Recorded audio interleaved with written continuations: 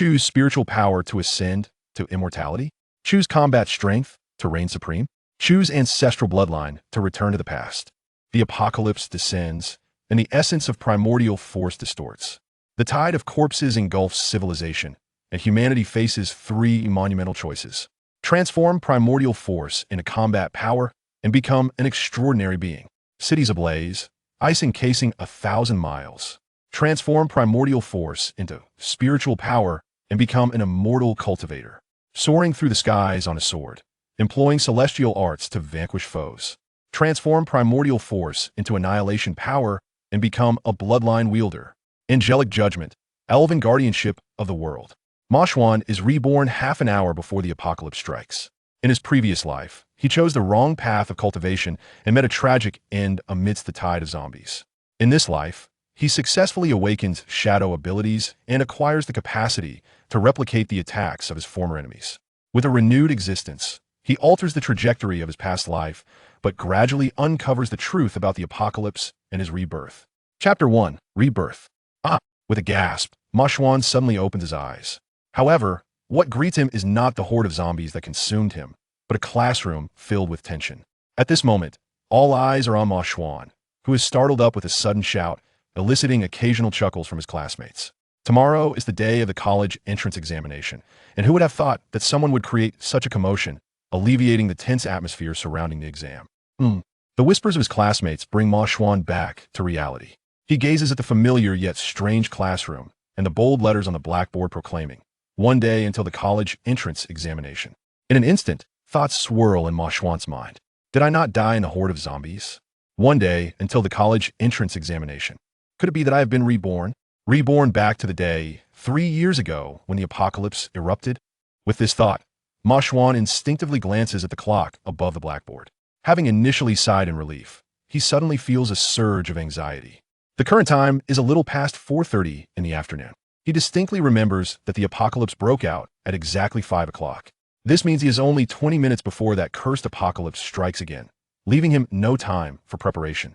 Xuan, are you daydreaming? Sit down quickly. A teasing voice interrupts from beside him, prompting Xuan to glance over. It is a boy who appears bright and cheerful. Though some time has passed, Xuan recognizes him immediately. Long Yu is Xuan's good friend throughout high school. When the apocalypse broke out in his previous life, primordial force manifested within every human being. Simultaneously, a panel appeared before everyone, initiating a 10-minute countdown to guide them in choosing the direction of their primordial force transformation. There are 3 directions for the transformation of primordial force. The first is to convert primordial force into spiritual power, awakening a spiritual root to become an immortal cultivator.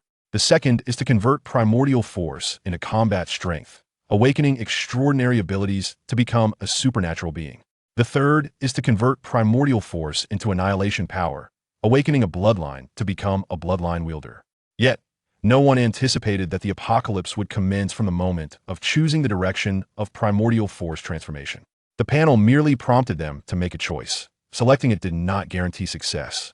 After the 10-minute countdown, when 5 o'clock arrived, class did not dismiss, meaning nearly all students remained in the classroom. Most of the students in Xuan's classroom did not become immortal cultivators, supernatural beings, or bloodline wielders. Instead, they grotesquely transformed into terrifying zombies.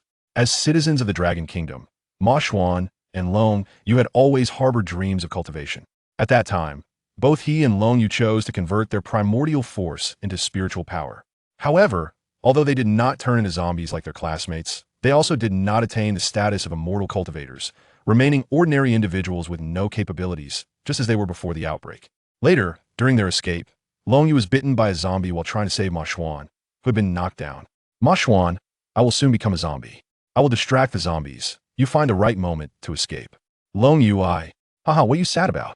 In this cursed apocalypse, dying early is better than enduring so much suffering. I just hope you can escape, carry on my part, and survive. What the heck? Seeing that Xuan not only failed to sit down, but was also staring at him intently, Long Yu felt a chill run down his spine. Seriously, buddy, if you're going to embarrass yourself, don't drag me down with you. Noticing that the attention of their classmates began shifting towards him, Long Yu quickly turned his head away, adopting an expression of "I don't know this fool." Long. Upon seeing Long Yu once more, Xuan cannot help but feel a surge of excitement.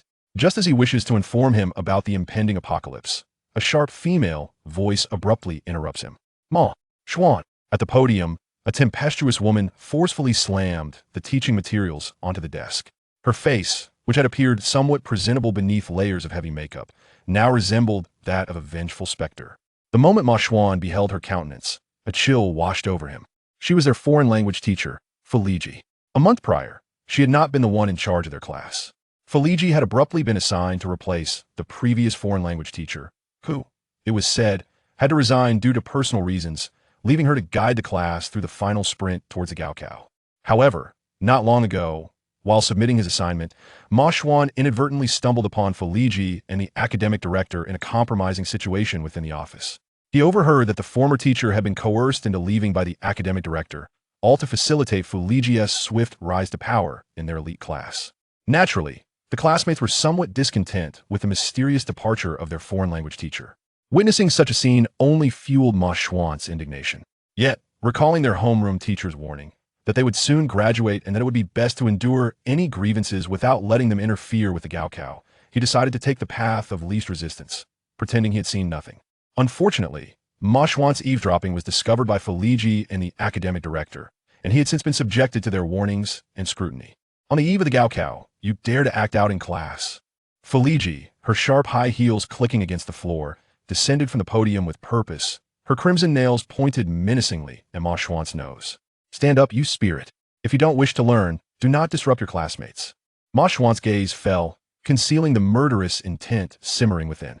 If he were merely being targeted in this high school, as their homeroom teacher had suggested, he could endure it until after the Gaokao, when it would all be behind him.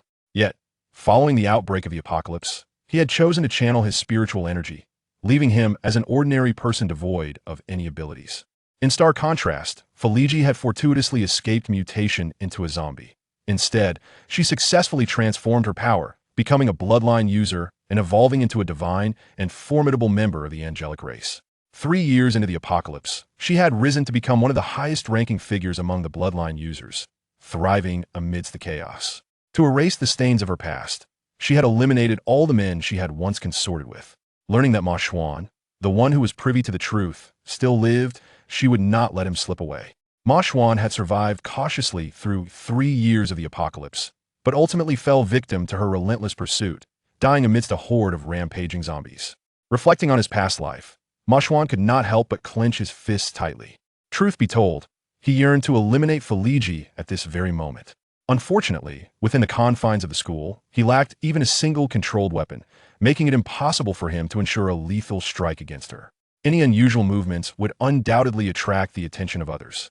At this juncture, being restrained as the apocalypse descended placed him at a severe disadvantage. He could only gamble on whether he would successfully transform his combat prowess or destructive power, rather than devolving into a zombie or remaining an ordinary person. Damn it. Chapter 2. Does he still dare to lay hands on himself? Upon witnessing Mo Xian's silence, Feligi seized his school uniform collar with increasing fervor. "My necklace, which I left in the office last Friday, has vanished. The surveillance footage captured you loitering at my office door during that time. Speak. Did you steal my necklace? Tomorrow is the college entrance examination. I shall not hold it against you. Yet, you remain unrepentant, disrupting the class and affecting your peers. Do you realize that I could alert the authorities and have you arrested at this very moment?" Her words incited a flurry of whispers among the surrounding students. It was no wonder that Feligi had not been seen wearing that necklace lately. It had indeed gone missing. Last Friday, I recall Mo Xian was on his way to submit his foreign language assignment. Could it truly be that he was the thief? Who knows? Feligi's necklace appeared to be quite valuable. It is rumored that Mo Xian's parents passed away early. Perhaps his family is impoverished, leading him to entertain nefarious thoughts. As Feligi's face contorted with disappointment, Mo Xian felt a wave of revulsion wash over him. Such unfounded accusations. The reason Feligi was not wearing that necklace was that it had been broken during a physical education session with the headmaster. Now, she attempted to use this matter to slander and threaten him. They say that rumors spread easily, but dispelling them requires great effort. One must understand that Feligi's current role as a teacher imbues her words with significant weight in the minds of students. Even if Mo Xian later clarifies that he did not steal any necklace, the question remains, why does she accuse him and not others? In the subconscious of others, There may linger the notion of why the teacher would misjudge him rather than someone else, perhaps due to an impression of his unclean hands. After all, which girl would jest with her own innocence, and which teacher would deliberately defame a student? Seeing everything unfold according to her design, Fu Liji felt a sense of secret satisfaction, albeit tinged with regret. Had she known things would transpire this way, she would have placed the broken necklace on Mo Xian's desk beforehand. Now, if she were to uncover it, it would completely ensnare him. Is that so? Yet, I distinctly saw from the window that it was the headmaster who broke your necklace. Mo Xian scoffed, forcefully freeing himself from her grip. I wonder what you and the headmaster were engaged in at that time. You both seemed rather fervent. Fu Liji's pupils dilated. Disbelief etched across her face as she regarded Mo Xian. Ordinarily, he should have been defending himself against the accusation of theft, yet here he was daring to confront her. She understood that if this matter escalated, Mo Xian might not even be able to sit for the college entrance examination. She had relied on the expectation that he would endure, as he had before, which emboldened her to issue such a brazen warning. You speak nonsense. Fu Liji shrieked, akin to a cat whose tail had been stepped on. At that moment, the school bell rang. Fu Liji gradually calmed herself, deciding against exposing her conflict with Mo Xian in front of so many witnesses. Come with me to the office, she commanded. Very well, Mo Xian replied calmly, not refusing her invitation. His choice to confront her directly and intentionally provoke her was a tactic to ensure he would be taken to the office, not for the private resolution Fu Liji imagined. After all, the apocalypse was only minutes away, rendering concerns about examinations irrelevant. His true motive lay in the full-length mirror within her office.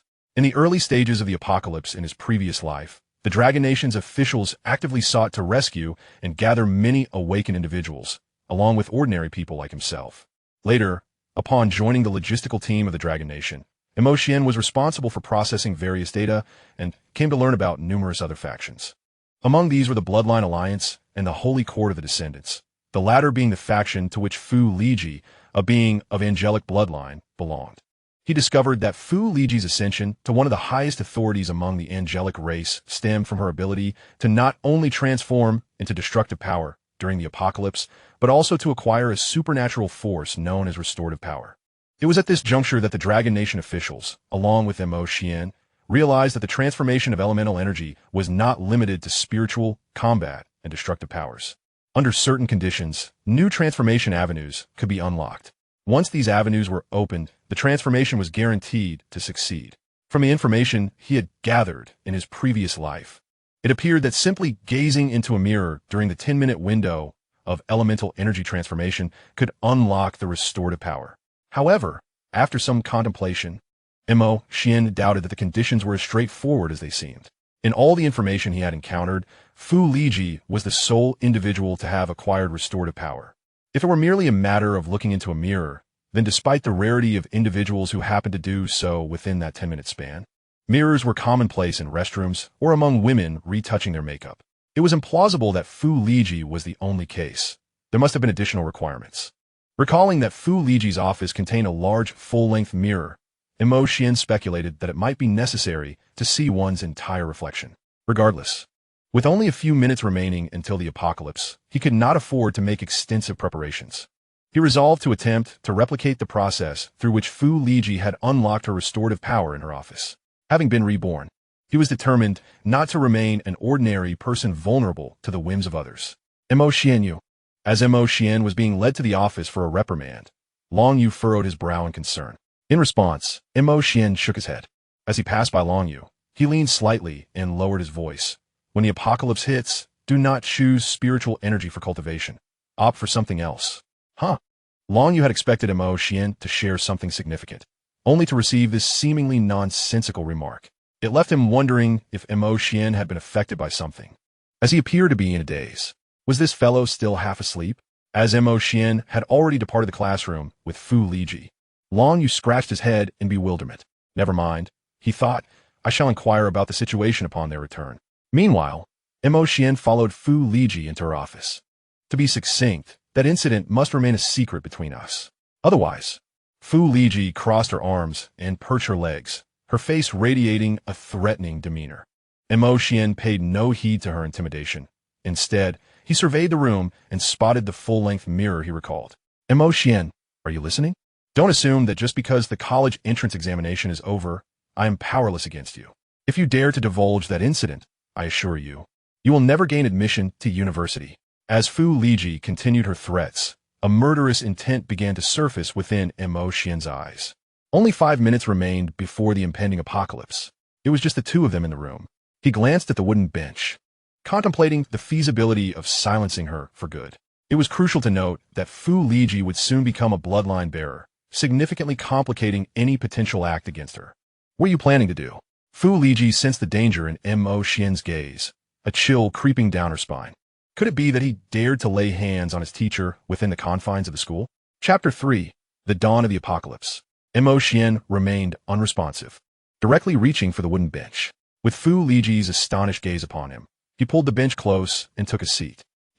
Fu Liji, for reasons unbeknownst to her, felt a wave of relief wash over her. Yet, as she realized she had just been intimidated by Xian, her face flushed crimson. Did I invite you to sit?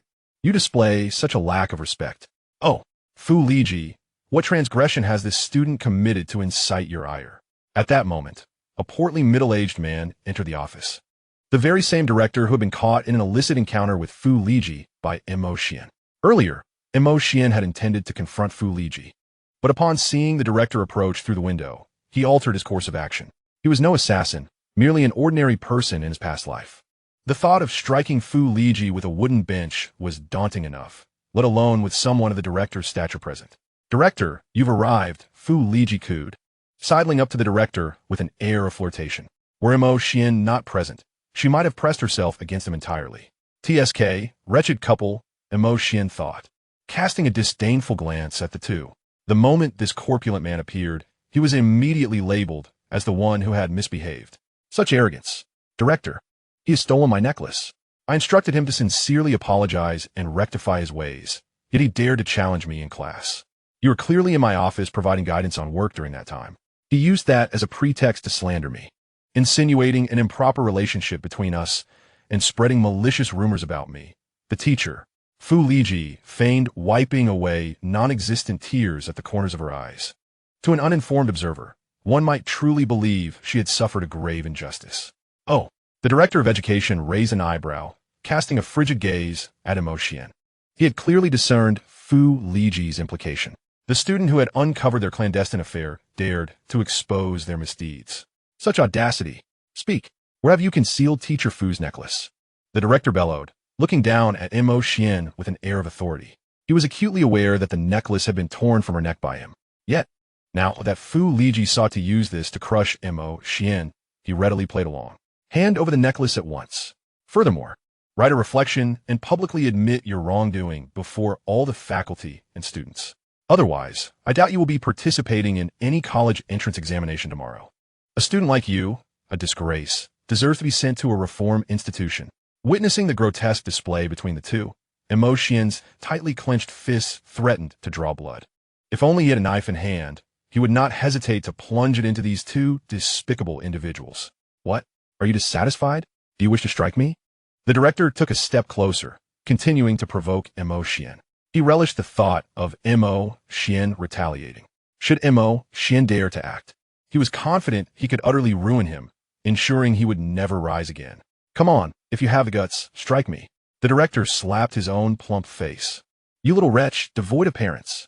A buzzing filled Xian's mind, and he let out a primal roar like a beast. You shall pay for this. As the director had hoped, Xian seized the wooden stool beneath him and struck out in fury. Bang! Ah! The director screamed, feeling the warmth trickle from his forehead. A mix of pleasure and anger surging within him. This brat truly dared to strike, and with such force that blood was drawn. If he failed to imprison Xian now, then his role as the director would be in vain.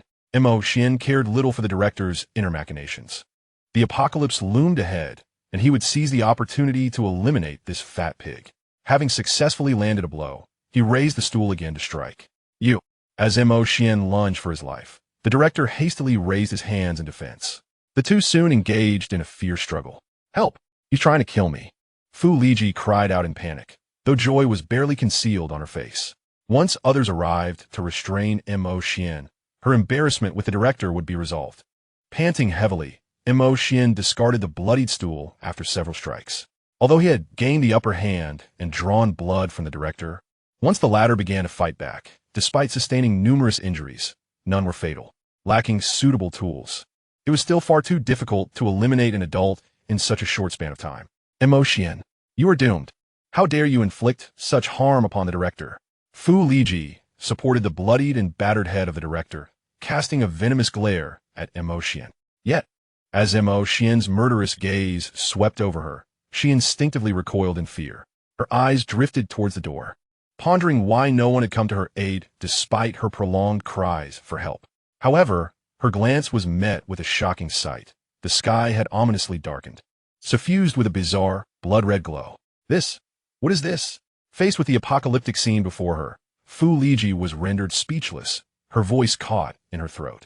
Xuan paid no heed to the two of them and strode directly towards the full-length mirror. The eerie spectacle outside heralded the arrival of doom. The reason he had refrained from further action was to avoid interfering with the subsequent awakening of his power, ensuring that the mirror captured his entire being at the earliest opportunity. 3, 2, 1. The countdown in Xuan's mind reached its conclusion. A surge akin to an adrenaline rush coursed through him, enveloping his body in warmth, instilling him with an overwhelming sense of strength. It has arrived. His eyes sparkled with intensity. This is the primordial energy that surged within them following the onset of the apocalypse. Simultaneously, he once again beheld the virtual panel that only they could perceive. Race, human, name, Xuan, gender, male, energy index, 4000. Please select your energy conversion direction. Spiritual power, awaken spiritual roots to become an immortal cultivator. Combat power, awaken supernatural abilities to become an ability user. Destruction power, awaken bloodlines to become a bloodline bearer. The virtual panel was succinct, devoid of any superfluous details. The options for the 3 conversion directions provided explanations regarding spiritual power, combat power, and destruction power, along with specific examples of spiritual roots, supernatural abilities, and bloodlines.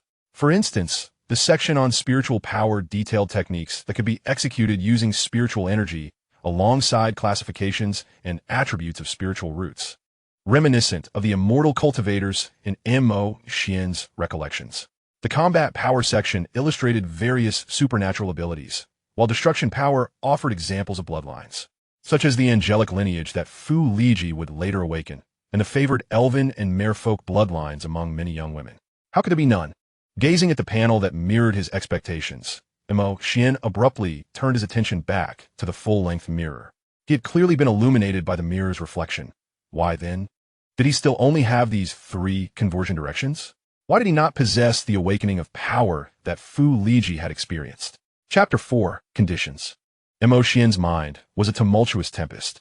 The relentless countdown on the virtual panel struck heavily upon his heart. According to the official statistics from the Dragon Kingdom in his previous life, approximately 70% of humanity had grotesquely transformed into zombies, while 20% remained ordinary humans. Fewer than 10% of individuals can successfully transform their innate energy and acquire extraordinary powers. In his previous life, he opted for spiritual energy, leading to a predetermined fate of mediocrity. This time, he contemplates choosing combat power or annihilation power. While there exists a possibility of achieving the extraordinary, a greater likelihood looms that he may fail to even attain the status of an ordinary person, potentially devolving into a mindless zombie. Nonetheless, he resolutely decides against selecting spiritual energy again. Ordinary individuals possess an insufferable weakness in a post-apocalyptic world, which is precisely why he urged Long Yu to discard spiritual energy and take a chance. He too could gamble, yet he feels a profound dissatisfaction. It is clear that unlocking the hidden recovery power would guarantee a 100% success in achieving the extraordinary. Why, despite substituting for Fu Liji, does he still lack recovery power? Could it be that Fu Liji's ability to transform recovery power was not due to the mirror, but rather an intrinsic aspect of her character? What is truly at play here? As he sensed the innate energy coursing through him and the sudden emergence of a virtual panel before him, Fu Liji could not help but exclaim in astonishment. Casting a glance at the contents of the virtual panel, her expression was rife with confusion. Is there also a panel appearing before you, requiring you to choose one direction from 4 options for transformation? Xuan appeared as if he had just discovered the virtual panel feigning ignorance as he inquired.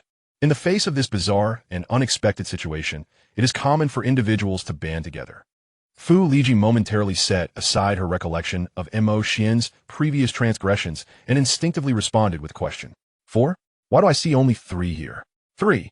Mo Xian swiftly deduced the current situation of Fu Liji's panel. In her past life, she had 4 options, including recovery power, whereas now there were only 3. The distinction lay in the fact that the full-length mirror was now under his influence. This indicated that the key to unlocking recovery power resided with the mirror. Where then did the issue lie? Were the names of those 3 transformation directions? Fu Liji suddenly realized, are you trying to manipulate my words? Although she was uncertain of Mo Xian's intentions, she instinctively felt it could not bode well for her. As she recalled the hints on the panel, a realization struck her. If the contents of the virtual panel were indeed genuine, it would imply that they could all transform into transcendent beings akin to cultivators. If that were the case, the entire world would undergo a transformation. Could it be that Mo Xian had learned something significant, prompting his unusually defiant behavior today? Perhaps his intent to harm the instructor stemmed from a belief that the existing social order would no longer restrain him afterward. Mo Xian claimed to have 4 directional choices, while she possessed only 3. She had intended to inquire about the specific 3 she had, suspecting he might seek to uncover the special option that he possessed. Much like a hidden class in an online game, that special option might far surpass her 3. No, given their relationship, she could not allow him to succeed. With a fleeting thought, Fu Liji ceased to regard Mo Xian and began to peruse the detailed introduction of the 3 major transformation directions alongside the head of the instructional department. After a brief conspiratorial exchange, Fu Liji, reminiscent of her past life, opted for the path of annihilation. Cursed be it, Mo Xian, feeling an acute sense of urgency, realized he was unable to extract any substantial information from Fu Liji. Upon her choice of annihilation, a divine aura began to emanate from her, signaling her imminent transformation into an angelic being, much like in their previous existence.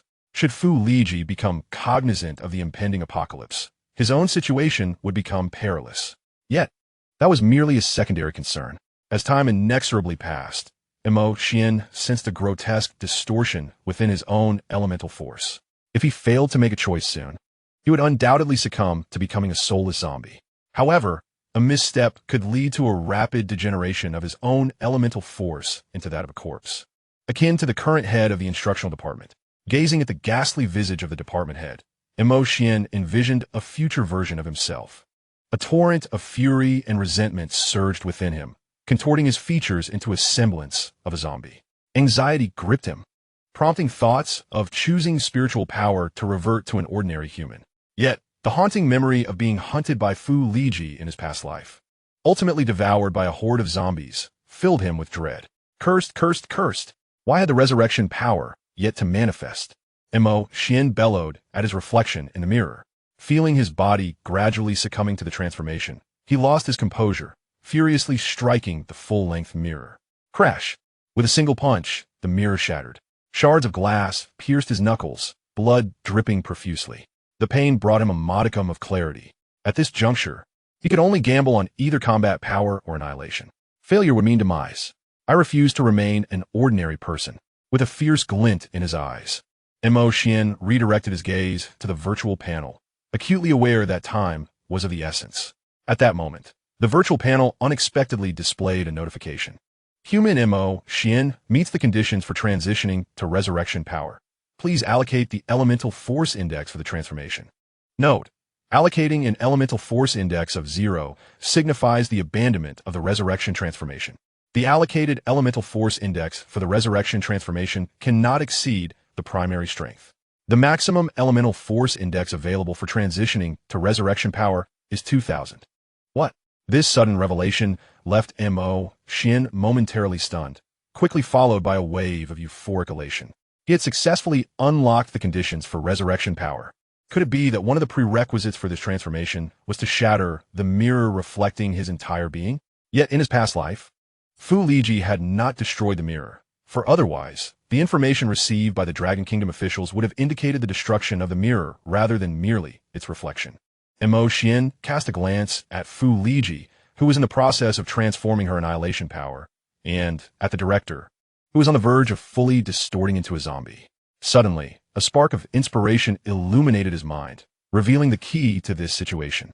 Previously, he had witnessed their secret affair, where the director had yanked Fu Liji's necklace and pressed it against the mirror in a confrontation. It seemed to involve a certain letter's play, intended to make Fu Liji see her expression at that moment. It was through the mirror's reflection that Xuan discovered their indiscretion. At this juncture, the director happened to be passing by Fu Liji's office. Following the trajectory of events from his past life, it was likely that this pair of illicit lovers was once again engaging in their clandestine activities within that very office. The method, too, should mirror the scene of their previous affair. During the explosive surge of elemental power, Fu Liji was similarly pressed against a full-length mirror. The reason Fu Liji could convert her recovery power was that the specific condition for unlocking it did not involve shattering the mirror, but rather touching her complete self reflected within. Chapter 5, Awakening. I should have realized this sooner. Looking at the prompt before him, Xuan exhaled a sigh of relief, a smile blossoming on his face. Now, with the ability to unlock his recovery power, he no longer had to fear becoming a zombie. He would no longer be just an ordinary person at the mercy of others. Was a maximum conversion limited to 2,000? This meant he would have to select one of the 3 powers to convert the other half of his elemental energy. Time was of the essence, and Xuan did not linger in indecision. Converting the 3 major powers could result in failures, wasting his elemental energy. Hence, he allocated the maximum 2,000 points directly to the conversion of his recovery power. Subsequently, among the 3 powers, he bypassed the conversion of spiritual power, as he was still an ordinary person. Faced with the choice between combat power and annihilation power, Xuan ultimately opted for the conversion of combat power. His reasoning was simple. He was unaware of the outcomes for either and chose based on his personal preference. In his past life, Fu Liji was one of the highest-ranking representatives of the Bloodline Alliance's Holy Court, and she had mobilized the Bloodline practitioners to hunt Xuan numerous times, leading him to instinctively harbor some aversion towards the Holy Court and the Bloodline practitioners. Thus, following his instincts, Xuan decisively chose to convert his combat power. In the next moment, the signs of him distorting into a zombie receded. 2 streams of power intertwined, their burgeoning essence amplifying continuously. I have actually succeeded in converting my combat power. Feeling the 2 forces within him growing stronger, Xuan was momentarily taken aback. With less than a 10% probability, he honestly had not harbored much hope for successfully converting his combat power. To his astonishment, fate bestowed upon him an immense surprise. As his elemental energy simultaneously transformed into combat and recovery power, Xuan surpassed Fu Liji, completing his elemental transformation ahead of her, and his aura surged dramatically. Combat Power Index, 2000. Recovery Power Index, 2000. This is, at the moment of successfully converting his elemental energy, Xuan sensed something within him, a latent power still concealed. Like an innate ability, Xuan instinctively summoned that power. In an instant, the light around him dimmed abruptly, and the shadows behind him grew exceptionally dense, seemingly possessing life as they shifted irregularly. Xuan slightly raised his hand, and a sphere of shadow coalesced in his palm. The shadow sphere pulsated like a burning flame, its latent power concealed yet palpable. Had I awakened my extraordinary abilities prematurely, becoming a practitioner among the gifted? Gazing at the shadow sphere in his hand, Xuan felt as though he had won a grand lottery, his expression one of disbelief, as if he were caught in a dream. Though successfully converting battle power could lead to the awakening of extraordinary abilities, it was still a matter of probability. Merely converting battle power did not guarantee the emergence of such abilities. Typically, individuals would awaken their powers only after their battle index surpassed 10,000. However, this too was a probabilistic event. At the threshold of 10,000, the likelihood of awakening extraordinary abilities significantly increased. This meant that possessing battle power did not automatically designate one as an extraordinary being. Only after their battle index rose and they successfully awakened their powers could they be considered true practitioners. Xuan, with only a battle index of 2,000, awakening extraordinary abilities was truly remarkable. Alas, the pursuit of immortality has led me astray. After a brief moment of astonishment, Xuan felt a hint of moisture at the corners of his eyes. Had he known such talent resided within him, he might have chosen the path of battle power in his previous life, sparing himself much suffering and securing a place for himself even in the apocalypse. It is noteworthy that with his newly awakened shadow powers, he would stand out among the myriad of extraordinary beings, earning the esteemed title of a practitioner. Practitioners specifically refer to those who awaken the ability to manipulate elements for their own use. For instance, someone who awakens the power to control flames is called a fire practitioner, while those who can manipulate ice are known as ice practitioners. Similarly, one who commands thunder is a thunder practitioner, and a wielder of light is a light practitioner, and so forth. Those who awaken the ability to control elements can unleash formidable elemental powers, their strength vastly superior to that of other extraordinary beings. Thus, in this apocalypse, where strength reigns supreme, they're distinctly recognized among extraordinary beings and revered as practitioners, with Xuan awakening the ability to manipulate shadow elements. He too could be regarded as a shadow practitioner, belonging to the elite echelon of extraordinary beings. Master, Director, what has happened to you? The sharp, trembling voice of Fu Liji snapped Xuan from his ecstatic reverie. At this moment, Fu Liji had also completed her conversion, ethereal wings faintly appearing behind her, a hallmark of becoming a bloodline bearer of the angelic race. The director beside her had likewise finished his transformation. However, it was not a successful transformation of primordial energy into annihilation force, but rather a complete distortion of primordial energy into a state of decay, ultimately devolving into a mere zombie. What manner of transformation has the director undergone? It seems to diverge entirely from the races described in the details. Could it be that he has metamorphosed into a hidden race not mentioned in the descriptions? Fu Liji murmured to herself, her expression contemplative. Previously, the director had been battered by Xuan, sustaining grave injuries. Thus, despite the director's body now twitching in an eerie manner, she presumed it to be part of a transformation process belonging to certain races and did not give it further thought. Director, are you all right?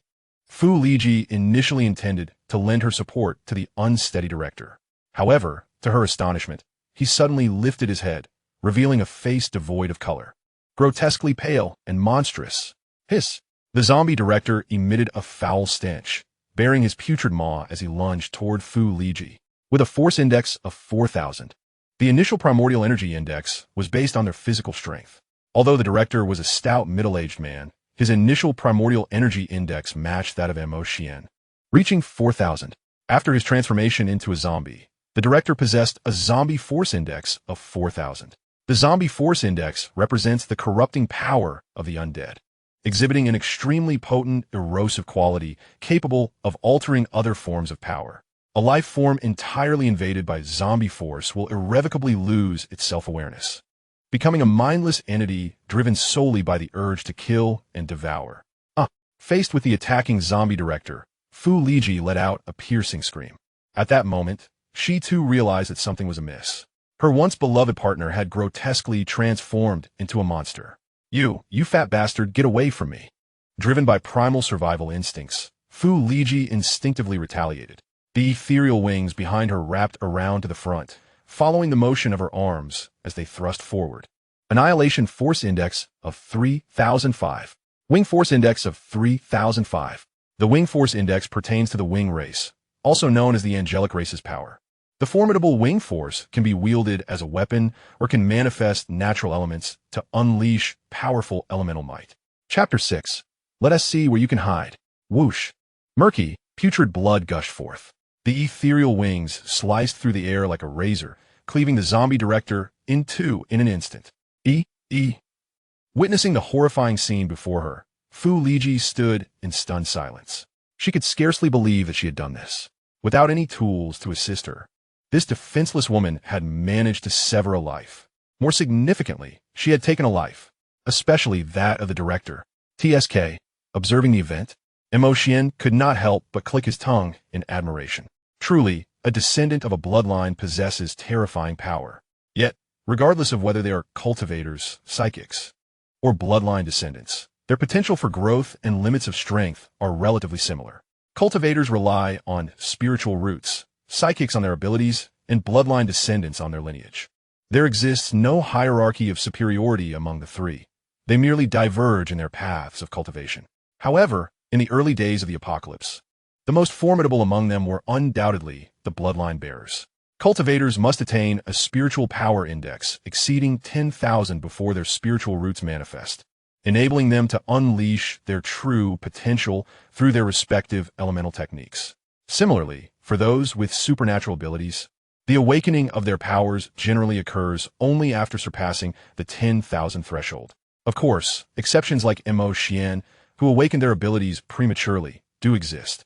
Thus, whether one is a cultivator or a supernatural being, their true period of prowess commences only upon exceeding the 10,000 mark in power index.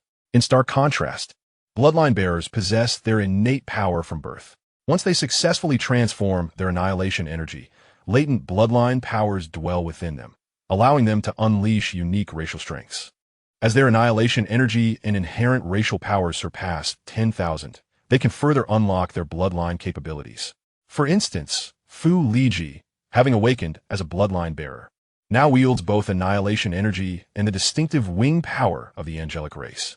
When her annihilation energy and wing power exceed 10,000, she may uncover additional abilities of her wings, such as transforming wings into weapons or manifesting elemental energy bursts.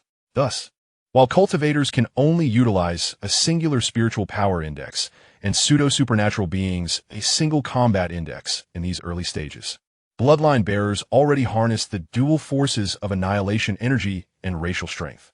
They are indeed in a league of their own, the most powerful presence in the initial phase. Xian's soft click of the tongue jolted Fu Liji from her astonishment at her own murderous intentions, and she cast a fierce glance in his direction. She remained unaware that in the wake of the apocalypse, 70% of humanity had already devolved into grotesque creatures akin to the director.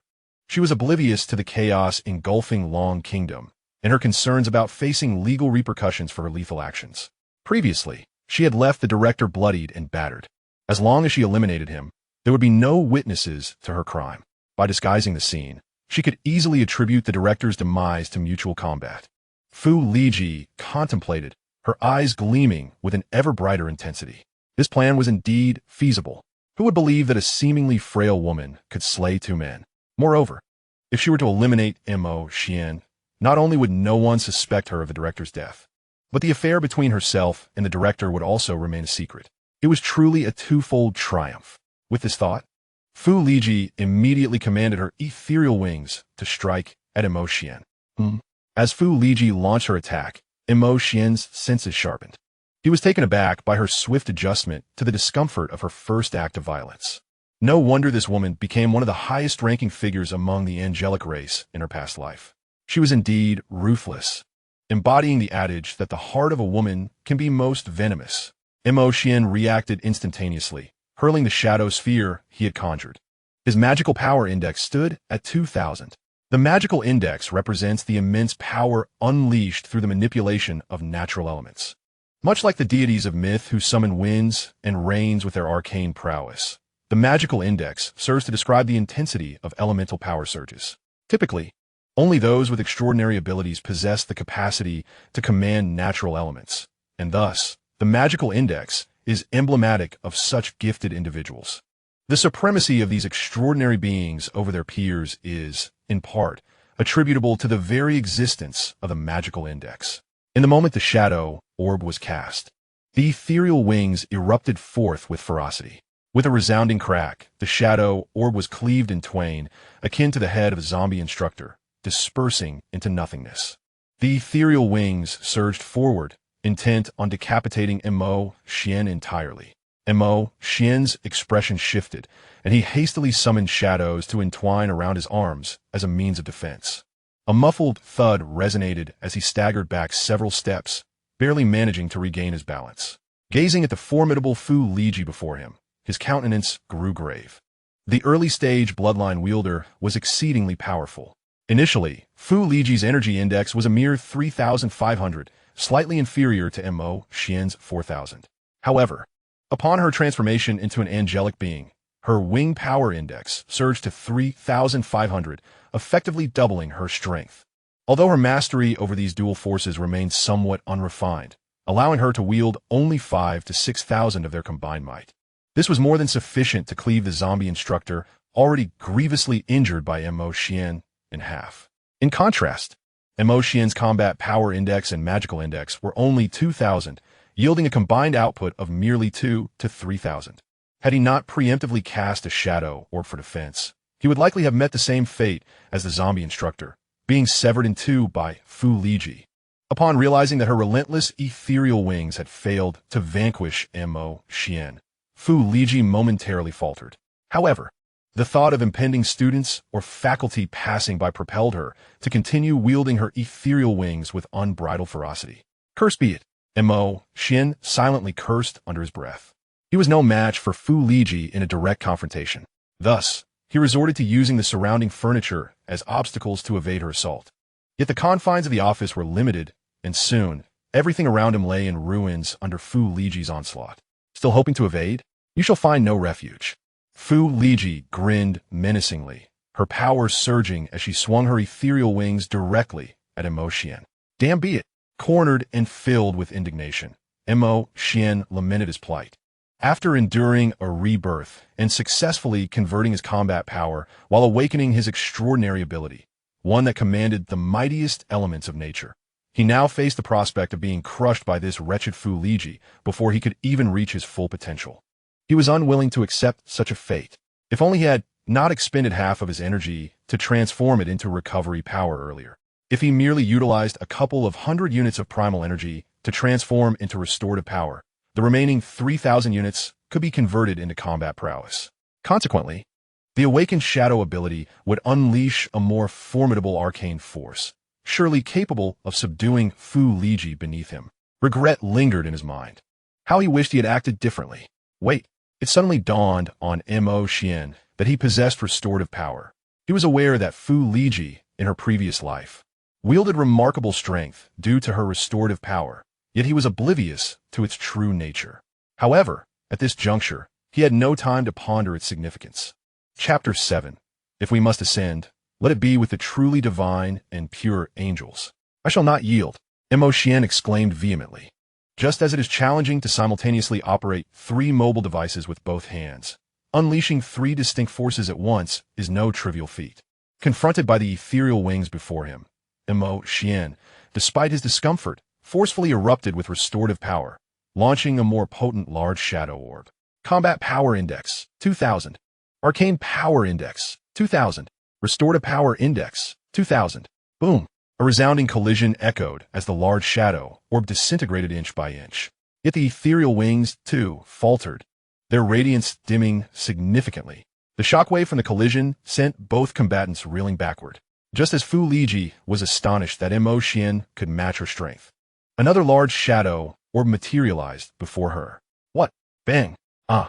The newly appeared shadow orb connected seamlessly, leaving Fu Liji no time to react. In an instant, she was struck to the ground by the large shadow orb, collapsing into a pool of blood, wailing in agony. The ethereal wings behind her vanished completely, her vitality fading to a mere whisper. Huff huff! Xuan, previously gasping for breath, was momentarily taken aback. The large shadow orb he had just launched had already exhausted his strength. He couldn't possibly unleash his shadow ability again in such a short span, let alone follow it up with another large shadow orb. What was happening? Confused, he meticulously recalled the prior events. That additional large shadow orb seemed to have split from the one he had previously launched. Could it be that his shadow ability possessed a splitting characteristic? No. Xuan quickly dismissed this notion. If that were the case, the earlier shadow orb should have split as well. The distinction between the two shadow orbs lay in the fact that the latter had combined with restorative power. So the crafty frog has been toying with you all along. Restorative power can replicate his attacks like a mirror. Incredible. This restorative power is truly astonishing. Realizing the implications, Xuan's face was a mask of disbelief. With restorative power augmenting him, his overall strength could be said to have doubled. No wonder Fu Liji was so formidable in her past life. Even if bestowed upon a mere dog, this restorative power would enable it to strike twice. Anyone could soar to greatness. After a considerable time, Xuan finally tempered his excitement. He and Fu Liji have created quite a commotion here, which may attract the zombies lurking outside. It is imperative to vacate this place of trouble swiftly. With this thought in mind, Xuan hastened towards Fu Liji, who lay on the ground like a lifeless dog. Noticing that she still clung to a breath of life, he summoned the shadow orb once more. Xuan, I am your teacher. Longhua is a society governed by law. You cannot kill me. Fu Liji sputtered blood, her eyes full of terror as she gazed at him. Huh, Xuan sneered, his hands continuing to mold the shadow orb. We are in the apocalypse now. Outside, the streets are teeming with zombies like this dead fatso. Are you still preaching law to me? What? Zombies? Fu Liji exclaimed in disbelief. She had assumed that the director had awakened some problematic bloodline and that she had mistakenly killed him in a moment of panic. Yet, she never imagined he had transformed into a creature that only existed in science fiction. Moreover, knowing it is a society of laws, you still wish to see me dead? You have oppressed me for so long, yet you expect me to spare you? Your optimism is truly amusing. I have oppressed you for a long time. Fu Liji paused, taken aback. She had only been at Dongsu Experimental School for less than a month, and it had barely been days since her affair was discovered by Xuan. How could it seem as though she had targeted him for 3 years? Never mind. Why bother saying so much to a corpse? Initially, Xuan had intended to vent the frustrations of his past life, but he ultimately shook his head. The shadow orb in his hand was fully formed, destined to send her to meet the self he had lost to the tide of zombies in his previous life. Xuan, wait. As the metaphorical guillotine hovered above her, Fu Liji quickly implored, you said the apocalypse has come, and the outside world is filled with zombies. In truth, we have no profound enmity between us. We are both human, and we should support each other to survive in this world. I have awakened as a member of the angel race, capable of defeating this fat zombie in an instant. With my power, I would not be a burden to you. I could assist you. As she spoke, Fu Liji parted her legs slightly, revealing glimpses of her form beneath her skirt. Furthermore, I am a woman. In this apocalypse, I can help you with your physiological needs. I will unquestionably obey your commands from now on. Please, spare me this once. Desperately, Fu Liji endeavored to entice the young man with her physicality. However, Xuan remained unfazed, his grip tightening on the shadow orb as he brought it crashing down. Xuan, you splat. Blood splattered, painting Xuan's face with crimson streaks. A venomous woman like you would help me? He remarked coldly, surveying the pool of blood beneath him. The very moment you gained power, the first person you sought to eliminate was me. He certainly has not forgotten that in her previous life, Fu Liji, after becoming one of the highest authorities of the Angel Clan, ruthlessly eliminated everyone who had any connection with her, keeping such a malevolent woman close at hand. Xuan found impossible to rest soundly. As for your physique, it is true that as a member of the Angel Clan, you possess certain advantages. However, Xuan disdainfully wiped the blood from his face, his eyes filled with contempt. I find it repulsive. Even the greasy director, who has been involved with such unsavory individuals, has now turned into a zombie. Just the thought of it made him feel nauseous. Moreover, he was now an adept in shadow abilities, capable of replicating attacks with enhanced strength. With his prowess, he could have his pick of any woman he desired. Why would he settle for someone as unsavory as Fu Liji? If he desired companionship, it should be with a truly sacred and pure angel. Ugh, how distasteful.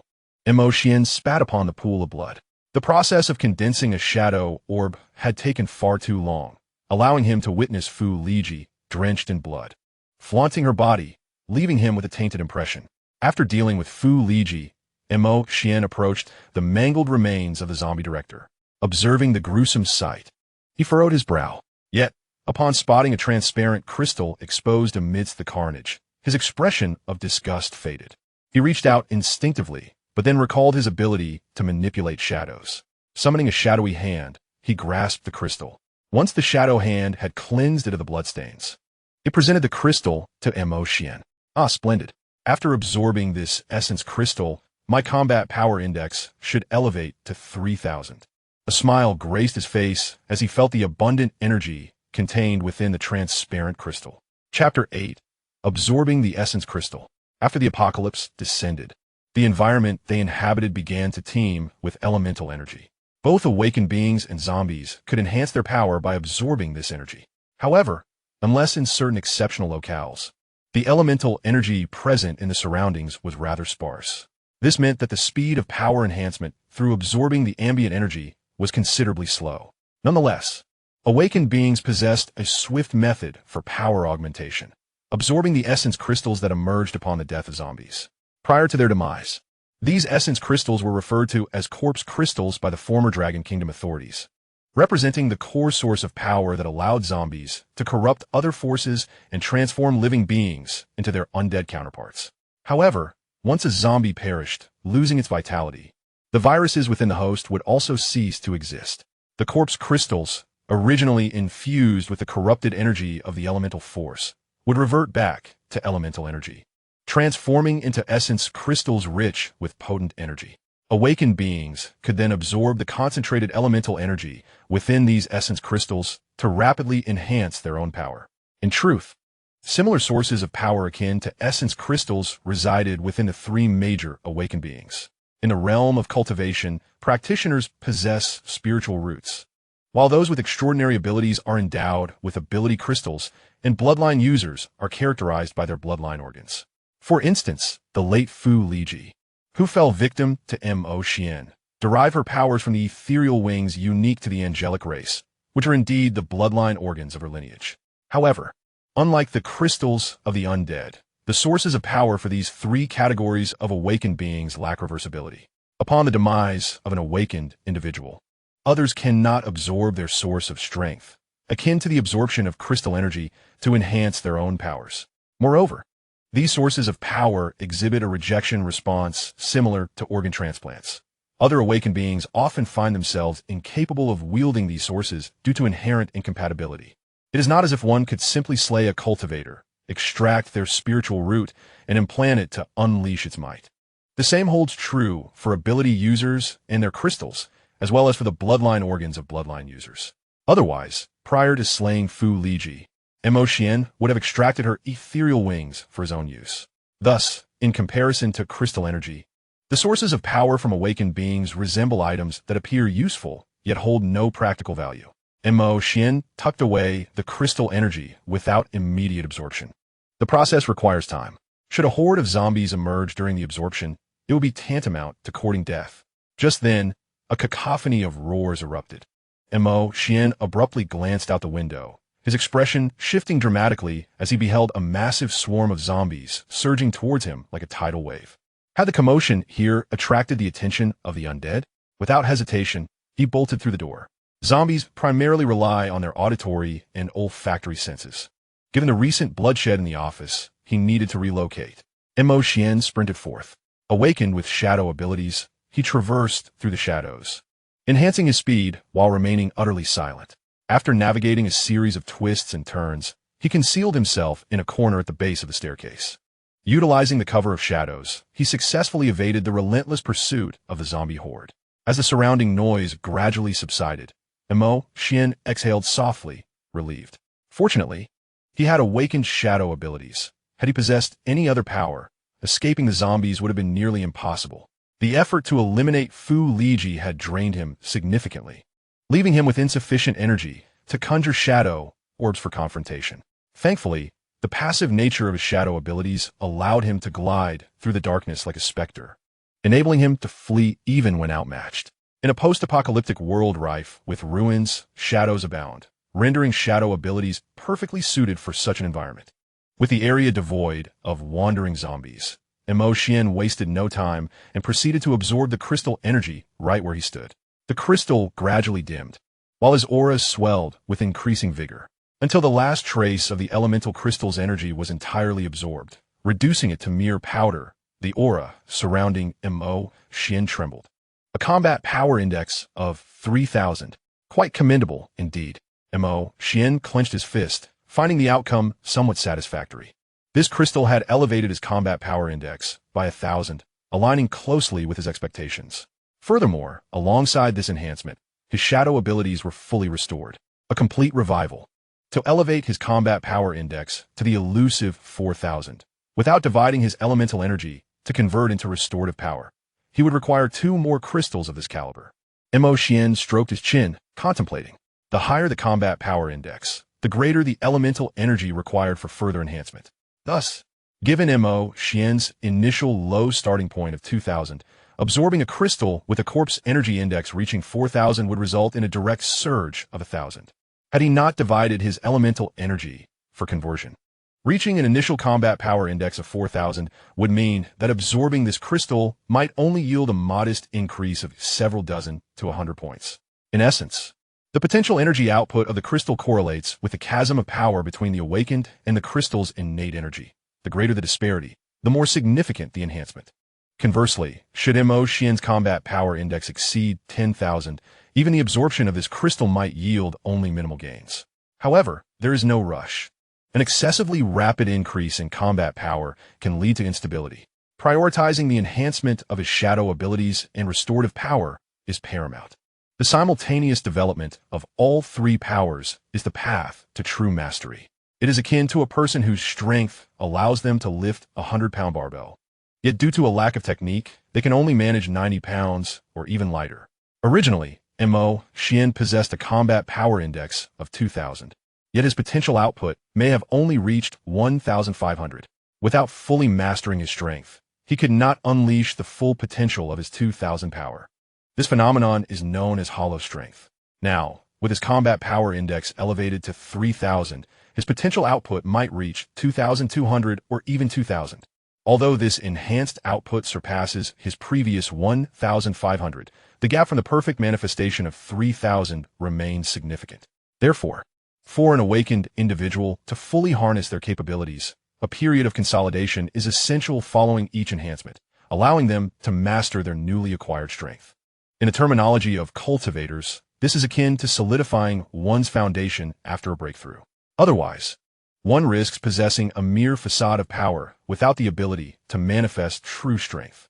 Naturally, if the numerical value is sufficiently high, even hollow strength can be overwhelming. For instance, a power index of 10,000, despite only being able to exert half its strength, would still easily overpower a being with a full capacity of 2,000. Chapter 9. Burden. Thus, some awakened individuals may choose to temper their strength, striving for invincibility within their tier. Some awakened individuals opt for a rapid enhancement of their powers, exerting pressure through their realms. Among their ranks, the former boasts formidable strength, but at the expense of significant time and resources, while the latter, though weaker, excels in swift, economical advancement. Each approach has its merits and drawbacks. However, in the grand scheme of things, the former is destined for greater heights.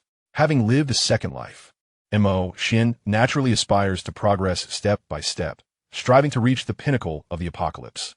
He wishes to stand atop the world in its direst moments, resolutely rejecting any method of hasty cultivation. He wonders how Long Yu is faring. Sensing the abundant shadow powers within him, Xuan's gaze sharpens. He decides to return and, in the process, eliminate some zombies to gather essence crystals. Meanwhile, on the rooftop of the teaching building, Long Yu and 3 male classmates brace themselves against the door. Fortunately, the apocalypse has only recently begun, and the zombies lack substantial physical strength. Coupled with their mindlessness, after several fruitless attempts to breach the door, they begin to wander aimlessly, resembling wild beasts that have lost their target. As the commotion outside subsides, Long Yu and the others quietly exhale in relief, collapsing onto the ground in exhaustion. Gasping for breath, the 3 female classmates remain silent. After a lengthy period of stillness, the group gradually regains their composure from the harrowing ordeal. However, one girl, unable to withstand the pressure, succumbs to tears. Her sobs echo painfully across the desolate rooftop, startling Long Yu and the boys, who fear that the noise might attract the zombies back to their door. Thankfully, the girl's weeping is soft, or perhaps the zombies have all wandered off, as the iron door remains undisturbed. Stop crying. What if you attract the zombies? Admonishes one of the strong boys who had been bracing the door alongside Long Yu. His name is Wu Kai, the class's physical education representative, possessing exceptional physical prowess. When the apocalypse struck, his initial power index soared to an impressive 6,000. Unlike others who sought transcendent cultivation, he desired a more robust physique. Ultimately, he, like Xuan, chose to focus on combat power over destructive power. He was fortunate. Unlike most classmates who grotesquely transformed into zombies, he successfully converted his power. Though he did not awaken his abilities as early as Xuan, he still possesses an astonishing combat power index of 6,000.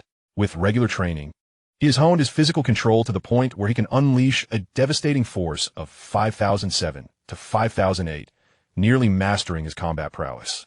He does not require the racial augmentations that others do. A single punch from him can obliterate zombies with power indices of merely 3 or 4,000. Such is the overwhelming advantage of superior combat power. At Wu Kai's harsh reprimand, the sobbing girl momentarily falters. However, she soon began to sob again, her cries growing more distressed and louder. Damn it! Wu Kai, with his volatile temper, seemed ready to lash out. Hey, Wu Kai, don't be impulsive. Another boy, Tiango, quickly stepped in front of Wu Kai. Zhao Min is a girl. It's entirely normal for her to be overwhelmed right now. Just try to understand her. I couldn't care less whether she is a girl or not. Wu Kai fumed, feeling utterly helpless, yet frustrated by her presence, complicating matters. Was it not enough that her indecisiveness had already led to the death of their class leader? Now, was she trying to attract the zombies and endanger them all? Initially, there were more than just these 7 classmates who had not turned into zombies. Aside from Mo Xian, who had been called to the office, out of 49 students, 14 had not succumbed to the transformation. Unfortunately, they had lost half of their group while fleeing to the rooftop, which included their class leader. Their class leader was also an awakened, among the few fighters among them. Given the opposing strength, he should have survived. However, he had perished while trying to save Zhao Min, who had suddenly collapsed, unable to escape in time and falling victim to the approaching zombies. Sacrificing oneself to save someone who was not even an awakened and merely a burden was truly disheartening for Wu Kai. Whenever he recalled this, he felt a profound sense of injustice for his class leader. Hearing Wu Kai's words, Zhao Min cried even louder. You! Wu Kai's veins bulged as he glared at Tiango, declaring, "Step aside, or I'll toss you down to feed the zombies as well." As the situation escalated, Long Yu, who had been taking a moment to compose himself, intervened and grasped Wu Kai's arm. Calm down, Wu Kai. Although Long Yu also lamented the loss of their class leader, he did not wish to witness further discord among the remaining survivors. But Long Yu's restraint did not provoke Wu Kai's ire as it had with Tiango. Instead, his tone softened considerably. The reason was simple. Long Yu was also an awakened and possessed greater strength than Wu Kai. At that moment, Long Yu appeared somewhat different from Mo Xian's recollection. No longer the black-haired youth, he now had crimson hair and blood-red eyes. He exuded less sunlight and more of an otherworldly allure. Previously, he had found Mo Xian's warnings puzzling, but once the apocalypse struck, he understood their significance. Although he did not comprehend Mo Xian's caution against choosing spiritual energy cultivation, he trusted that Mo Xian had no intentions of harming him. Consequently, he did not repeat the choice of spiritual energy that had resulted in his becoming an ordinary person in his past life. However, when faced with the choice between combat power and annihilation, Long Yu did not follow Mo Xian's path of choosing combat power. Instead, he opted for annihilation and successfully became a member of the Bloodline as a vampire. His physical attributes were similar to Mo Xian's, with an initial energy index of 4,000. After transforming into a vampire, Long Yu, like Fu Liji, gained the unique racial powers bestowed upon bloodlines, allowing him to unleash a formidable force of 6,000 to 7,000 when at full capacity. Meanwhile, Long Yu had initially activated the bloodline of the vampire clan, acquiring a rudimentary ability to manipulate blood, making him extraordinarily powerful. Zhao Min was exceedingly anxious, and I intended to soothe her emotions. A quirky young girl took over from Wu Kai. After wearily rubbing her head, she brought her fingers together, unleashing an ethereal force. Once that force enveloped Zhao Min, she instantly felt a wave of comfort wash over her. Her sobs gradually diminished, and her overwhelming despair finally stabilized. Wu Kai cast a slightly displeased glance at Zhao Min, muttering to himself, "Qi Linger, expending your spiritual energy on such a burden. Don't end up like the class leader, sacrificing your life for these worthless individuals. We should have acted with just the 3 of us." The trio he referred to comprised himself, Long Yu, and Qi Linger. Among the 7 survivors, only these 3 were awakened ones. After this period of escape, he had come to deeply disdain the 4 ordinary individuals, viewing them as utterly useless and merely a source of trouble. Chapter 10, Divergence. Upon hearing Wu Kai's intention to abandon them alongside Long Yu and Qi Ling, Tiango and another boy, Lu Hao, felt a surge of panic. Without the guidance of these 3 awakened ones, their fate as ordinary individuals would inevitably lead them to become fodder for the zombies. "Wu Kai, you can't do this. We stand no chance against the zombies. If you leave us behind, it would be tantamount to sending us to our deaths." Indeed, we are classmates. You cannot just turn a blind eye. At their words, Wu Kai could hardly contain his laughter, exasperated. Classmates? They were merely useless nuisances. Their survival was of no concern to him. Did they truly think they could morally coerce him? Ridiculous. Enough. Let us cease this bickering. Qi Linger interjected gently as tensions began to rise. It is difficult for everyone. We should conserve our energy to contemplate our next steps. At that moment, an unexpected rumble echoed from someone's stomach.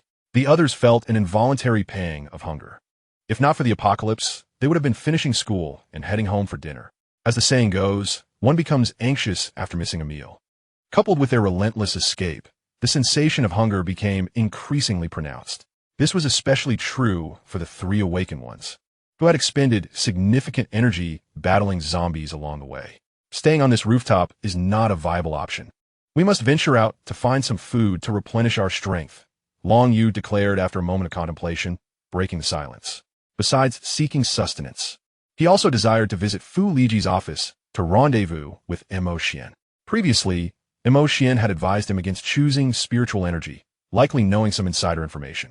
He firmly believed that the latter was still alive and well. However, there's still so many zombies outside. Recalling the horrific scenes of classmates meeting their tragic end at the hands of the undead, Tiango's face was filled with trepidation. Perhaps we should wait a little longer? The government of Longhua might soon dispatch troops to rescue us. Wait, Wu Kai scoffed. Who knows what the situation outside is like now? If you're afraid, you can stay here. The three of us will venture out to find food. A glimmer of determination flashed in Wu Kai's eyes. This was a splendid opportunity to rid themselves of these burdens. Yet, Tiango and the others were not foolish. They immediately considered the possibility of the trio not returning. That's out of the question. What if you don't come back? We still have two girls here. However, this time it was not Wu Kai who spoke up, but Long Yu, who interjected first. Tiango, it seems a bit excessive for you to expect us all to remain here. As for our venture to procure food, if we were to risk our lives outside, and you stay here without contributing anything, do you expect us to bring food back for you? Don't you find that notion rather ludicrous? We're not your caretakers. But we are classmates. Tiango protested. You possess such formidable strength. Isn't it only right that you assist us? Long Yu gently shook his head, weary of continuing the conversation. He generally maintained a good rapport with his classmates, and would certainly help if he could do so effortlessly. However, he found Tiango's near moral coercion utterly unacceptable. Had all those years spent secretly reading cultivation novels with Mo Xian in class been in vain? In chaotic times, one must first eliminate the self-righteous. Sycophants are never rewarded. He had already shown great restraint by not resorting to violence against them, as Wu Kai had. Attempting to morally bind him? Ridiculous. Long Yu, when shall we set off? Seeing that Long Yu no longer defended Tiango and the others, Wu Kai transformed his ire into delight. He had been concerned that Long Yu, out of nostalgia for their past camaraderie, might return after gathering food to play the role of caretaker. Thankfully, Long Yu was not the kind of self-righteous person he had feared. We've exhausted ourselves. Let us rest and recover our strength before heading out. Agreed. Long Yu then turned his gaze toward Qi Ling. Will you accompany Wu Kai and me to search for food, or will you remain here? Qi Ling, and Long Yu were both extroverted individuals, and their relationship was relatively close. Long Yu's call was more intimate compared to Wu Kai's. Hearing this, Wu Kai also looked toward Qi Ling. She was different from him and Long Yu. She was the only successful cultivator in the class who had transformed her spiritual energy. Early-stage cultivators instinctively unleash corresponding attribute spiritual energy based on the properties of the spiritual roots within them. The most common spiritual root attributes are the 5 elemental elements: metal, wood, water, fire, and earth, while rarer attributes include wind, thunder, ice, light, and darkness. For instance, a cultivator with a spiritual power index of 3,000, possessing a fire attribute root, would unleash a formidable fire-based spiritual energy, commonly referred to as fire spiritual power. This principle extends to other elemental attributes as well. Generally speaking, early-stage cultivators can be likened to weakened versions of ability users, primarily converting their spiritual energy into corresponding elemental forces for combat. However, Qi Ling, in her manifestation of spiritual energy, does not conform to any of the aforementioned elemental attributes. Rather, her power is of a more unique mental attribute. This allows her to bypass physical defenses, inflicting direct harm on an adversary's mental state.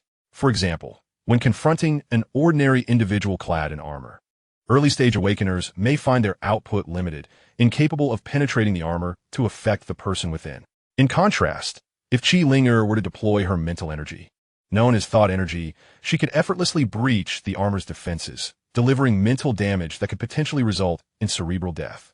Their ability to escape the encirclement of zombies and reach the rooftop is largely attributable to Qi Linger's mental attacks, which can traverse walls to strike at the undead. Earlier, Qi Linger employed her thought energy to soothe Zhao Min's mental state, thereby stabilizing her emotions. At that moment, Qi Linger appeared momentarily stunned. Her intention was to venture out in search of sustenance. The absence of official personnel from the Dragon Nation for such an extended period, coupled with her previous attempts to contact help via her phone, only to receive no response and eventually lose signal, led her to an unsettling conclusion. The grim reality likely indicated that an outbreak of a zombie crisis had engulfed the entire Dragon Nation. The officials were possibly overwhelmed, and the notion of waiting for rescue felt exceedingly distant. However, confronted with the pleading gazes of Tiango and the others, Qi Linger displayed a conflicted expression. Linger, if they do not change their mindset, they will inevitably be eliminated in this apocalyptic world. By staying, you will not only be unable to assist them, but also jeopardize your own safety. Consider what happened to our former class leader, Long Yu. Enough, Tiango interjected sharply.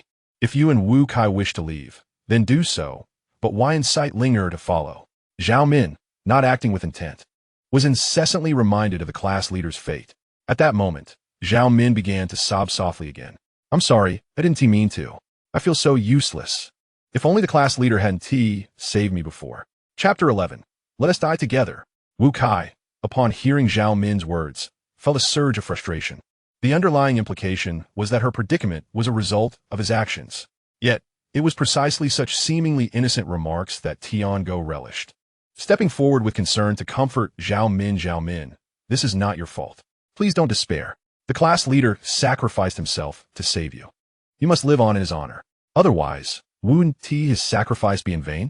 Tiango continued to utter comforting words until he finally succeeded in reassuring the delicate princess, Zhao Min. As Tiango was about to engage Zhao Min in further conversation to enhance their rapport, the inconspicuous Lu Hao suddenly interjected. Zhu Hui, are you feeling unwell? At Lu Hao's words, the collective gaze of the group shifted towards the last female member. Since her arrival on the rooftop, she had remained curled up on the ground, seemingly indifferent to the ongoing commotion. Her head hung low, as if she were desperately enduring some internal struggle. Upon hearing Lu Hao call her out, Zhu Hui's slightly trembling form came to an abrupt halt. I'm not. Oh. Suddenly, a loud crack resounded, and Zhu Hui's body jerked unnaturally. The group paused in confusion, a sense of foreboding creeping into their minds. In the next moment, as if set off by a chain reaction, Zhu Hui's entire body began to emit a series of ominous cracks. With each sound, a part of her body twisted and convulsed. Finally, she lifted her head abruptly, revealing a ghastly visage marred by dark blood. A zombie. Zhu Hui has transformed into a zombie. The group gasped in alarm. It was evident she had been infected by a zombie during her flight. Despite knowing the consequences of such an infection, she had feigned normalcy while joining them on the rooftop. Now, she could no longer resist the insidious grip of death, fully morphing into a soulless creature. Hiss! The zombie Zhu Hui let out a terrifying roar, lunging towards Tiango and Zhao Min, her claws outstretched. The power of the undead surged at 3,000. Don't come any closer. Zhao Min swiftly pushed Tiango aside, scrambling to distance herself from the advancing zombie Zhu Hui. Zhao Min, Tiango exclaimed in horror, unable to fathom that Zhao Min would push him down to evade the creature. The instinct to survive propelled him to rise and flee. Yet, a shadow lunged at him, and an agonizing pain suddenly coursed through his neck. Tiango screamed, desperately grasping the pale, bloodied hands of the zombie Zhu Hui, attempting to escape. But as blood gushed from his neck, he felt his strength waning. In his final moments, he stared wide-eyed, blood pooling in his mouth, pleading towards Long Yu and the others, save me. The scene unfolded too swiftly for Long Yu and the others to react. Before they knew it, Tiango had been overpowered by the zombie Zhu Hui.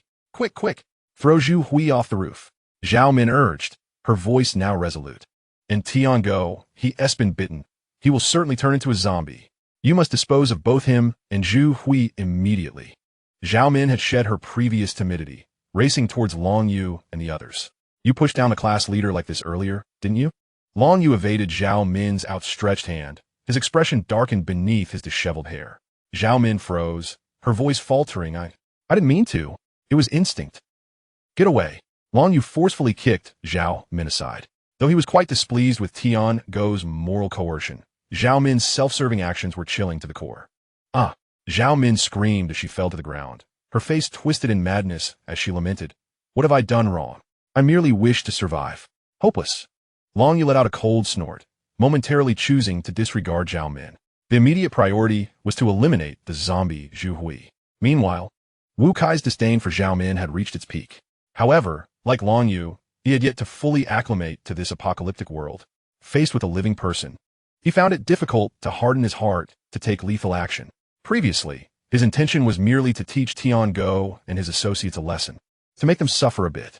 Without further delay, Wu Kai stepped forward to assist Long Yu. If they were in good condition, dealing with the zombie Zhu Hui alone would pose no challenge. Yet, both he and Long Yu had expended considerable energy, making their combined efforts the more prudent choice. Roar! As Long Yu and Wu Kai approached, the zombie Zhu Hui abandoned the lifeless Tian Go and lunged at them with a terrifying shriek. The zombie's power index soared to 4,000. Awakened beings could rapidly enhance their strength by absorbing the essence crystals released upon a zombie's death. Similarly, zombies could grow stronger by eroding other living beings with their necrotic force. After consuming Tian Go, Zhu Hui's power index surged from 3,000 to 4,000. Simultaneously, since Tian Go had been completely devoured by the zombie's force, unlike the previous encounter where Zhu Hui merely inflicted injury, he too transformed into a zombie as he was discarded. He jerked upright from the ground, twisting grotesquely, and joined Zhu Hui in a savage assault. His power index reached 3,500. Upon witnessing this, Long Yu and Wu Kai exchanged glances, their expressions shifting. Long Yu directly confronted the formidable zombie Zhu Hui, while Wu Kai faced the newly transformed zombie Tian Go. Although he had not been able to teach the other a lesson before, he finally had the opportunity to do so now. Wu Kai unleashed his aura, meeting the lunging zombie Tian Go with a powerful punch. Combat Power Index, 6,000. Bang! A muffled sound echoed as Wu Kai stumbled back a few steps. However, under the impact of his punch, the zombie Tian Go fared even worse. Its entire body was sent flying, swaying as if it might disintegrate at any moment. TSK. Wu Kai shook his fist, clicking his tongue in disappointment. Had it not been for his significant exhaustion, this lowly zombie would have been reduced to a pulp with a single blow. Nevertheless, it wasn't a major issue. He would simply need to land a few more punches. Taking advantage of the time it took for the zombie Tian Go to rise, Wu Kai continued to throw punches. Meanwhile, Long Yu was not to be outdone, unleashing a powerful strike infused with blood energy. Destruction Power Index, 4,000. Blood Power Index, 4,000. Under the assault of the blood energy, the zombie Zhu Hui's body splintered, black blood gushing forth. It is merely a matter of time before Long Yu completely reduces his opponent to a pool of black blood. Observing Long Yu and Wu Kai overpowering the two zombies, Zhao Min displayed no semblance of joy, recalling the harsh words Wu Kai had hurled at her earlier and the kick she had received from Long Yu. Her gaze towards the two was filled with malice. The thought that they would undoubtedly seek retribution after dispatching the zombies weighed heavily on her mind. At the very least, she feared they would abandon her to fend for herself. Noticing that Qi Ling'er and Lu Hao were entirely focused on the duo, Zhao Min's eyes were inevitably drawn to the iron gate of the rooftop. All I desire is to survive. What fault lies with me? If you leave me no path to life, then let us all perish together. Chapter 12. A windfall for you. A close call. Despite the considerable strain, Long Yu and Wu Kai succeeded in vanquishing the two zombies. Are you both all right? Qi Ling'er inquired, having exhausted her spiritual energy earlier to soothe Zhao Min's emotions. Otherwise, her psychic prowess would have alleviated the struggle in dealing with the zombies. We're fine. It's just that we need a longer rest before we can muster the strength to break through, Long Yu replied, his chest heaving as he waved his hand dismissively. Then I shall accompany you, Qi Ling'er resolved, casting a glance at the fallen zombies. May I join you? As long as you do not send me to my demise, I will comply with any task. I shall not hinder your progress. Lu Hao interjected eagerly. With Zhu Hui and Tiango transformed into zombies. If Qi Linger were to leave, only he and Zhao Min would remain on the rooftop. It was evident that both he and Zhao Min were mere ordinary individuals. Given Zhao Min's recent actions against Tiango, he would be at risk of meeting the same fate as Tiango and the class leader if he stayed behind. Very well. Long Yu acquiesced with a slight nod. He simply wished to avoid teaming up with those who sought to reap without labor, or with someone as malicious as Zhao Min. Although Lu Hao was an ordinary person unable to confront zombies head-on, he could assist in gathering supplies or keeping watch at night. His willingness to contribute as an ordinary individual in this apocalyptic world was a valuable asset. Thus, there was little reason for Long Yu to decline. However, he felt it necessary to issue a warning. Now, zombies are rampant everywhere, and I cannot be overly concerned for your safety. Should any unforeseen circumstances arise, do not blame me for my indifference. Understand. Thank you, Long Yu. Lu Hao expressed his gratitude without heeding the latter warning. Simply being able to remain in the company of 3 awakened individuals was a blessing compared to staying with Zhao Min on the rooftop. Wu Kai had no objections to Long Yu's decision to take in Lu Hao, the ordinary person.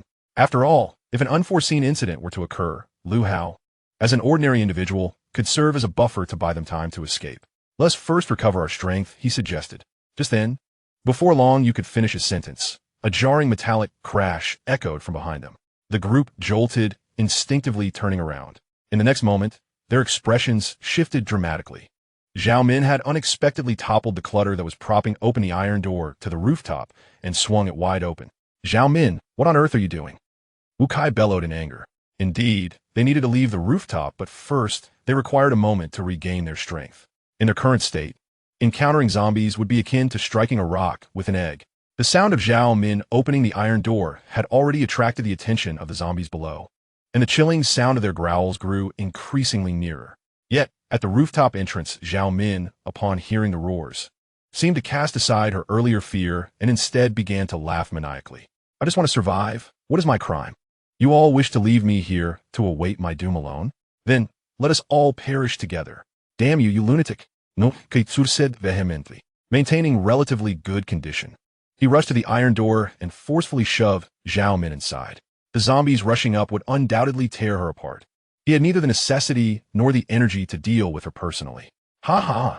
Zhao Min, having been pushed, laughed again, her eyes filled with derision. How is your current action any different from mine? What do you have to judge me? Wu Kai, unwilling to engage in further dialogue with her, frantically attempted to shut the iron door. Just then, a dark shadow surged up from below. Bang! A violent impact struck, sending Wu Kai and the door flying.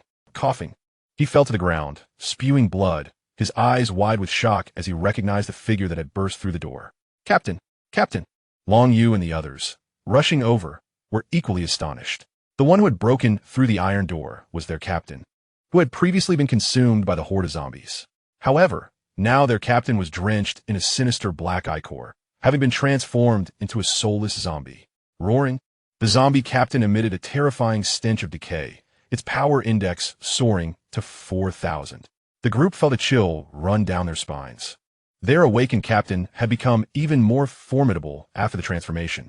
With such strength, even the fully powered Long Yu might not stand a chance. Wu Kai, get out of the way! Long Yu shouted, his eyes filled with dread, only because the zombie squad leader bypassed Zhao Min and lunged directly at Wu Kai. Wu Kai attempted to evade, but it was far too late. Exhausted from his recent battle with the undead, he was caught off guard by such a sudden assault.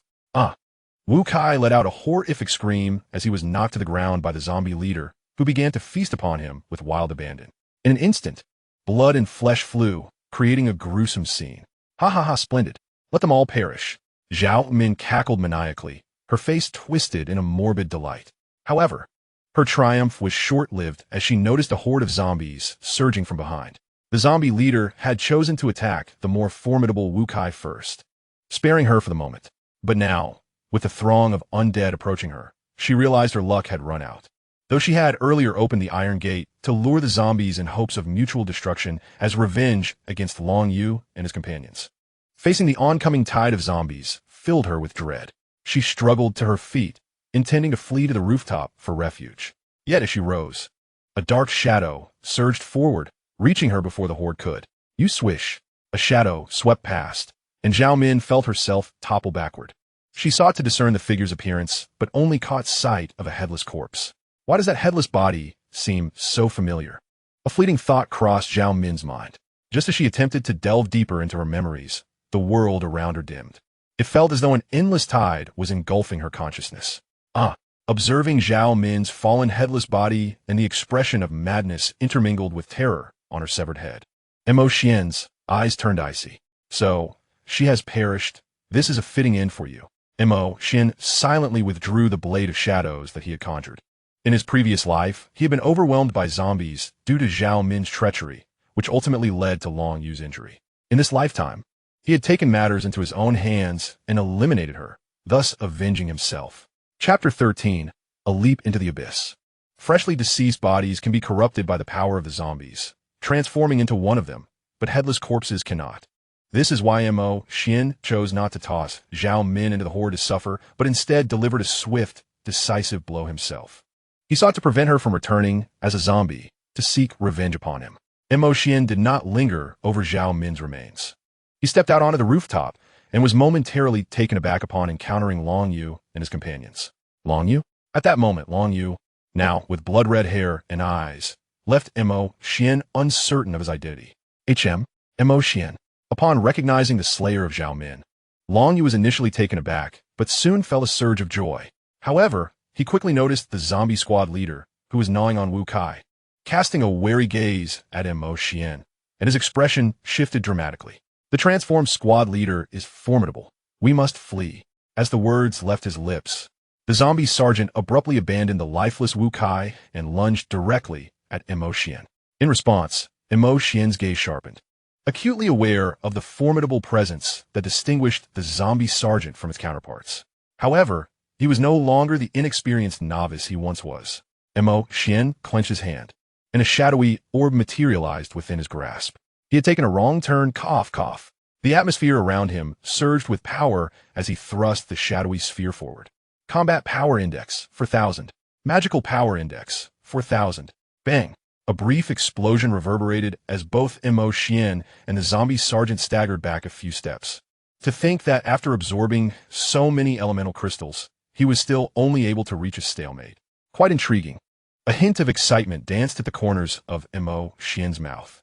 On his way back to the classroom, he did not encounter Long Yu, but had eliminated a few solitary zombies. Not only had he familiarized himself with his skyrocketing combat prowess, but he had also absorbed several elemental crystals, raising both his combat power and magical power indices to 4000. His strength had surged. Throughout his journey, the minor zombies posed no obstacle to his shadowy sphere. The zombie sergeant had ignited a spark of battle spirit within him. One shot was insufficient. Thus, he decided to bestow two. Xian concentrated the shadows anew and swiftly hurled another shadowy orb into the fray. Recovery Index, 2000. In an instant, the orb, akin to a mirrored reflection, split into two as it soared toward the zombie sergeant. Crack! Boom! The two shadowy orbs detonated with a resounding crash, engulfing the zombie sergeant in an overwhelming darkness. That decayed body could not withstand the force and disintegrated into a puddle of gore. Witnessing this scene, Long Yu stared in astonishment at Xian, whose shadows had yet to settle completely. It was worth noting that even in peak condition, he might not have been a match for the zombie sergeant. He would likely have needed to collaborate with Wu Kai. That was no longer an option, and perhaps even join forces with Qi Linger's mental attacks to subdue it. Yet this fellow Xian had reduced the sergeant to mere fragments in just 2 moves. Truly terrifying. Xian casually picked up the elemental crystal that the zombie sergeant had dropped and examined it before letting out a soft sigh. Although the zombie sergeant had been an awakened being in life, its strength as a zombie was significantly greater than that of other zombies. However, the elemental energy contained within this crystal bore no difference from that of the zombie instructor or other zombies with a combat power index of 4000. His own combat and magical power indices had reached 4000, yet for reasons unknown, his recovery index could not be enhanced through the absorption of elemental energy from the environment or from crystals. While this crystal was not entirely useless to him, its effectiveness in further elevating his combat or magical power indices had been considerably diminished. Xian had no time to dwell on this, for zombies were already surging onto the rooftop behind him. At this moment, Wu Kai, who had been bitten to death by the zombie class leader, began to twist and rise, emanating a power even greater than that of the zombie leader. Damn! Xuan felt a shiver run down his spine.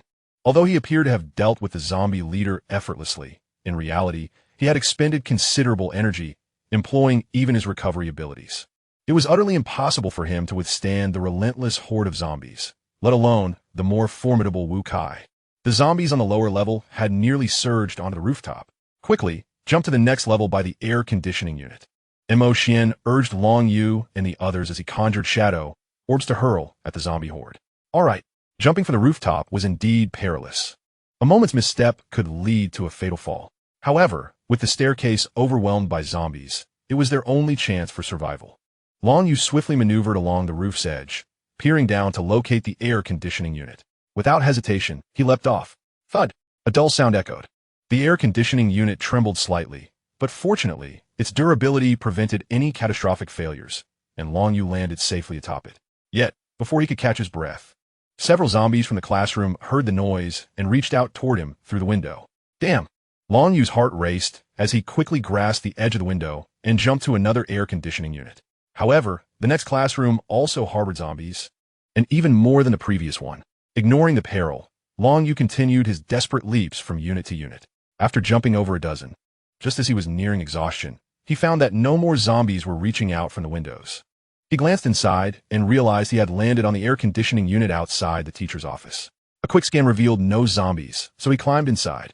After all, even if one or two zombies were hiding in the teacher's office, it was a safer situation than the previous classrooms. Come down, both of you. Long Yu called to Qi Linger and Lu Hao, who had followed him. Qi, you go first. Despite his urgency, Lu Hao understood his position as an ordinary person. He knew he had to ensure Qi Linger, the more significant cultivator, could escape safely. Qi Linger glanced down, her lips trembling. No, you go first. Huh? Lu Hao was momentarily taken aback. All right, I'll go down first. With no time to ponder, he accepted her decision and leapt. Splash. Fortunately, he landed safely on the air conditioning unit, successfully reuniting with Long Yu. Linger, hurry down. Long Yu beckoned from the window, but when Qi Linger looked down, dizziness overwhelmed her. Why haven't you jumped yet? Xuan forcefully repelled the zombie Wu Kai and hurried to Qi Linger's side, panting as he spoke. I can't do this. I have a slight fear of heights. Qi Linger, feeling dizzy, pressed her forward. In her current state, she might lose her footing if she jumped. There's no time. Close your eyes and hold on to me. As the zombie Wu Kai and others charged towards them, Xuan swiftly pulled Qi Linger into his embrace. She did not resist, obediently gripping him tightly and shutting her eyes. With a powerful leap, Xuan took off, landing securely on the air conditioning unit without any mishaps despite Qi Linger's presence. However, at that moment, the zombie Wu Kai unexpectedly leaped over the rooftop railing. Chapter 14. My Kirin child possesses the aura of an emperor. With a terrifying roar, the zombie Wu Kai unleashed a putrid aura that descended from above. The corpse's power index was 6,000. The battle power index was also 6,000. Xuan's expression changed drastically as he hastily conjured a shadow sphere for defense. A thunderous explosion resonated, and the immense shockwave caused both the two individuals and the zombie to plummet from the sky. Montak Xuan, Long Yu cried out in alarm, his face etched with terror as he gazed out the window. However, he noticed that Xuan was not free-falling like the zombie Wu Kai. Instead, he held Qi Linger with one arm, while grasping the steel frame, supporting the air conditioning unit with the other, feeling a sense of relief. Just as he contemplated how to pull them back up, zombies began to leap off the rooftop like dumplings. Long Yu, there are elemental crystals within the zombies that can restore and enhance our powers. You and Lu Hao stay up top to regain your strength, and we will regroup downstairs. Xuan quickly instructed before releasing his grip to evade the oncoming zombies, entering a free fall with Qi Linger. As she felt the sensation of weightlessness, Qi Linger screamed, before losing consciousness. Goodness, you really are afraid of heights. Xuan sighed helplessly, tightening his hold on the limp Qi Ling. Were it anyone else, he might have let them go to avoid being dragged down. However, Qi Linger was one of the few girls he had a decent relationship with in class. They often engaged in playful banter and childish games, such as staring contests where the first to blink would lose and have to fetch water for the other. In her past life, Qi Linger was among the few awakened individuals in their class, and the only successful cultivator who transformed her spiritual energy. During their escape, she had repeatedly utilized her powers to shield ordinary classmates, like Xuan, who had not undergone the transformation. Yet, Qi was somewhat overestimating her abilities. She always believed that having power meant she should look after her peers. It is worth noting that there was no Long Yu, the bloodline bearer, in her previous life. During their escape from the classroom, she had overexerted herself, leading to a state of mental disarray. The ordinary classmates managed to escape with her assistance. However, it was in that fleeting moment of distraction that she found herself engulfed by the tide of zombies.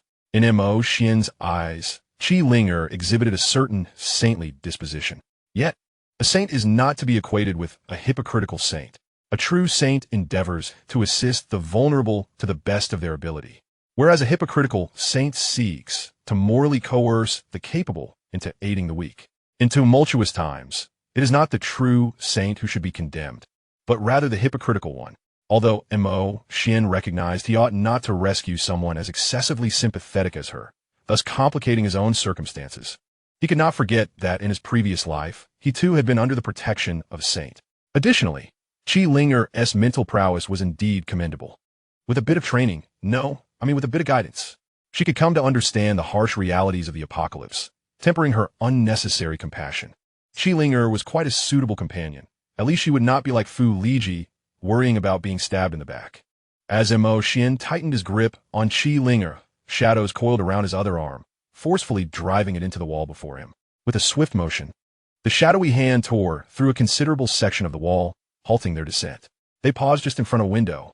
Without hesitation, Xian delivered a powerful kick, shattering the tightly sealed glass.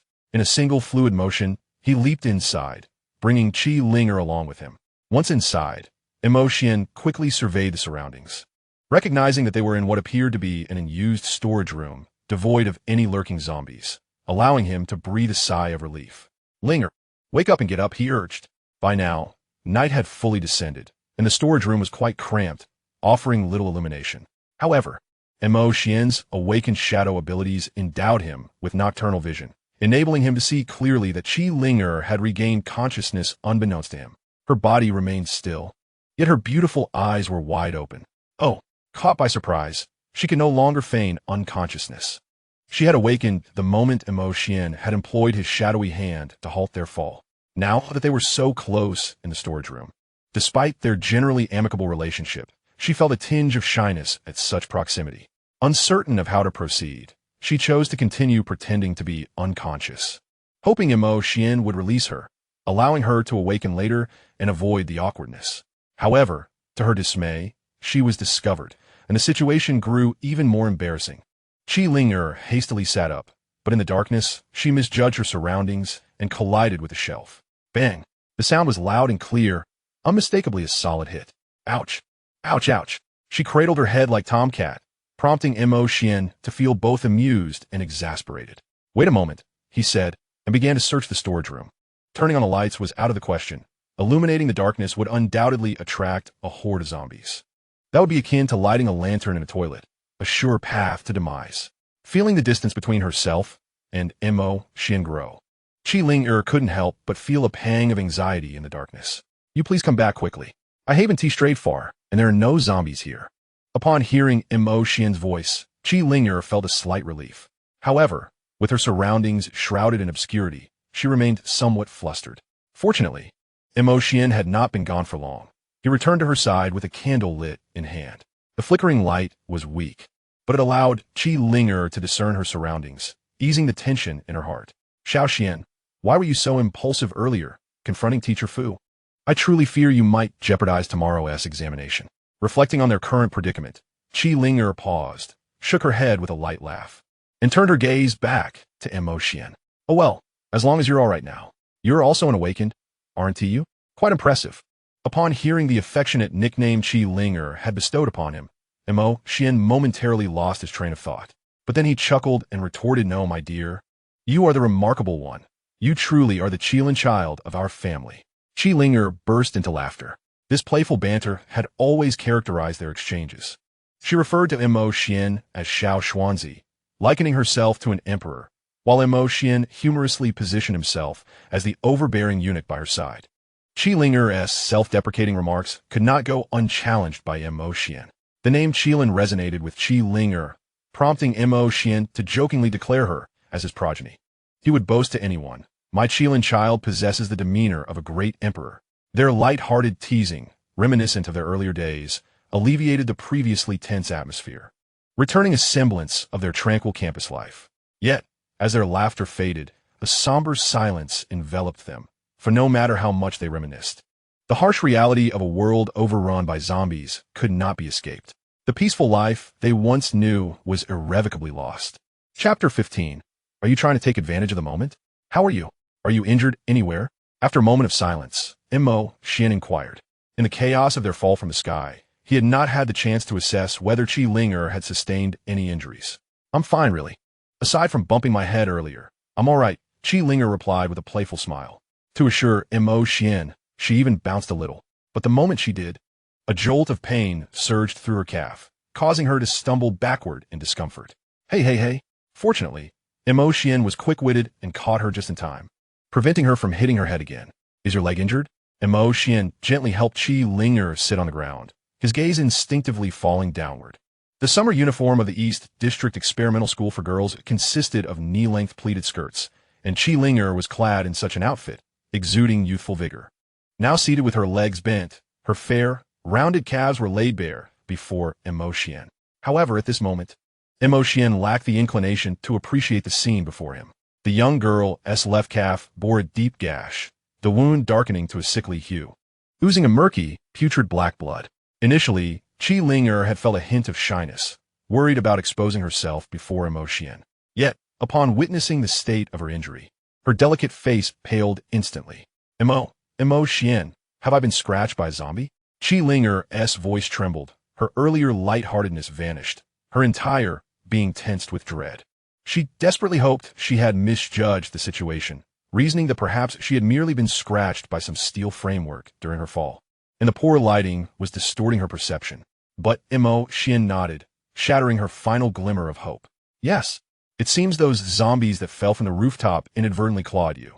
A wave of dismay washed over Qi Linger, her complexion growing even more ashen, her beautiful eyes clouded with despair.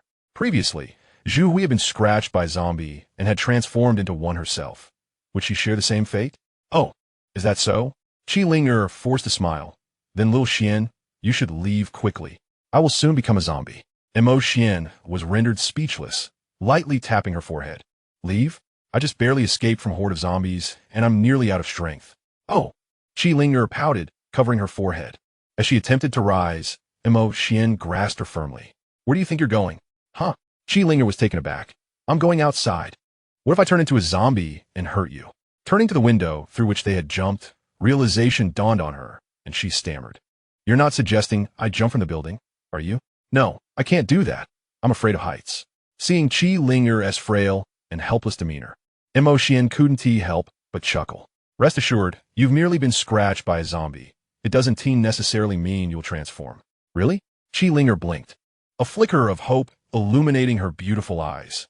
But then, she soon deflated again. "There's no need to comfort me. Zhu Hui was also scratched by a zombie. Although she didn't turn immediately, after a while, she succumbed and attacked us." At this point, Qi Linger glanced at Mo Xian, as if a thought struck her, and her eyes widened in alarm. "You don't intend to take advantage of the situation, do you?" Mo Xian was at a loss for words. What did this girl think of him? Did she perceive him as so desperate? Enough with the nonsense. Without a second thought, Mo Xian pressed her back down to the ground. "Wow, must it be so rough? If you're not afraid of me turning into a zombie midway, I wouldn't refuse you." Less chatter. Mo Xian seized her injured foot and pressed a crystal onto the infected wound. Hiss. Qi Linger inhaled sharply, the pain piercing deep into her bones, rendering her voiceless as she slumped against the wall, utterly drained. "Are you feeling better? I cannot spare many spirit crystals to halt the spread of the zombie energy. You must quickly absorb this crystal to restore your spiritual power." As he spoke, Mo Xian reluctantly produced another spirit crystal and handed it to her. Once the moment of excruciating pain passed, Qi Linger began to regain her composure. She could sense something crawling on her leg, spreading to other parts of her body. However, when Mo Xian pressed the spirit crystal against her wound, the creeping sensation subsided, halting its advance. Linger accepted the spirit crystal he offered, her beautiful eyes reflecting a hint of confusion. Will this crystal prevent me from turning into a zombie? Temporarily. Yes, but it cannot eradicate the infection entirely, Xuan replied, shaking his head. The spirit crystal is the core of the zombie energy within the undead. It can draw the invading energy towards it, preventing further spread within your body. However, as a detached core, the crystal cannot fully absorb the invading energy. In fact, due to the energy's corrosive nature, the crystal's inherent power may eventually deplete and shatter. Then am I still destined to become a zombie? Linger pondered. Her gaze towards Xuan filled with a peculiar expression, as if she had just realized the nature of the person before her. So, you intend to use the spirit crystal to prolong the inevitable, so I don't turn into a zombie midway, correct? Very well. I do not wish to perish without experiencing anything. Make haste if you intend to proceed. Consider it a favor, she said, closing her eyes, exuding an air of resignation. Xuan's expression darkened. Damn it, is this the standard to test one's resolve? What leader could withstand such trials? Remember, Xuan has survived 3 years in a post-apocalyptic world. In a time where life is precarious, what is paramount? To seize the moment. Were it not for the inopportune timing, he would have already taken this audacious girl. Noticing Xuan's prolonged silence, Linger opened one eye, casting a probing glance. Her face seemingly inscribed with impatience, questioning his inaction. Are you not capable? Enough. Xuan exhaled heavily. We are awakeners. We can harness our extraordinary power to suppress the invading energy, unlike ordinary people who face certain death upon a zombie's bite. The spirit crystal on your leg will not last long. Quickly absorb this crystal to restore your spiritual energy. Once restored, you can use that energy to suppress the invading force, thereby avoiding transformation into a zombie. Ah, so that's how it is, Linger exclaimed, her eyes sparkling with realization as she grasped the spirit crystal, breaking into a blissful smile. Oh yeah, I won't die, and I want to turn to a zombie. Wonderful. Thank you, little Xuan. How can this essence crystal be absorbed? Simply hold it in the palm of your hand, attentively sensing the inherent energy within, and draw it into your body. Chapter 16, you cannot possibly be one of those peculiar individuals with a foot fetish, can you? After a period of time, the essence crystal in Linger's hand transformed into powder and dissipated, releasing a surge of spiritual energy from her body. Spiritual Energy Index, 4,000. Corporeal Energy Index, 1,000. Xuan, it seems my spiritual energy has become even stronger. Feeling the abundant spiritual energy enveloping her, Linger smiled faintly. It turned out her previous spiritual energy index was merely 3,007. Now, not only had she restored her energy, but it had also risen to 4,000. However, at the moment she regained her spiritual energy, the essence crystal on her leg was also eroded and shattered by the corporeal energy. Subsequently, she could distinctly sense that the corporeal energy began to invade her body. Instinctively, Linger channeled her spiritual energy to circulate within her, attempting to extinguish or expel the corporeal energy. Yet, no matter how hard she tried, the corporeal energy could only be suppressed by her spiritual energy, unable to be completely eradicated.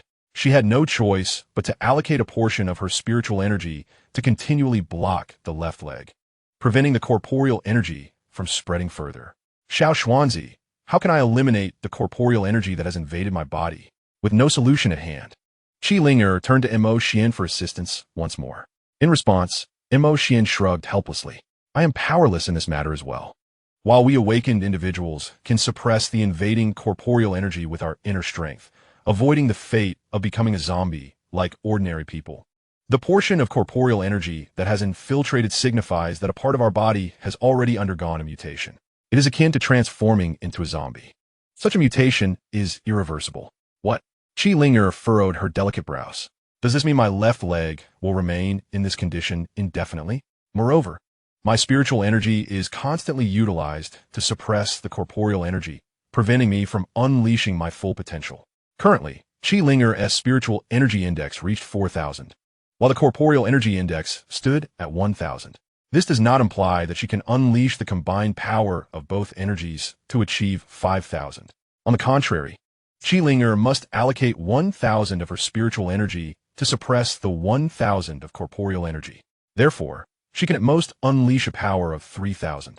If she were to use the 1,000 spiritual energy meant for suppression, the corporeal energy would further spread until it matched her spiritual energy, ultimately transforming Qi Linger into a zombie. The invasion of corporeal energy in your leg is not severe. I can assist in draining the excess blood without affecting your mobility. Xian lifted her delicate leg with one hand while conjuring a sharp shadow blade with the other, contemplating how to perform the bloodletting for Qi Linger. As for your restricted spiritual energy, that is also an unavoidable circumstance. You can either use essence crystals to temporarily suppress it, or wait until you find an awakened individual with healing or purifying abilities, which may offer a chance to completely eliminate the corporeal energy. Is there truly such an awakened being? Qi Linger felt rather uneasy as she was captured by Xian, observing the incessantly gesturing shadow blade. Her heart was plagued with doubt. Is this how you intend to draw my blood? This is surely going to hurt. I sent it? Recalling the sharp sting of the essence crystal pressed into her wound moments ago, Qi Linger shivered, instinctively retracting her calf. An operation without anesthesia? How intriguing, yet utterly absurd. In ancient times, there was Guan Gong who treated wounds by scraping the bones. Now, it seems Qi Linger is to undergo bloodletting without any numbing.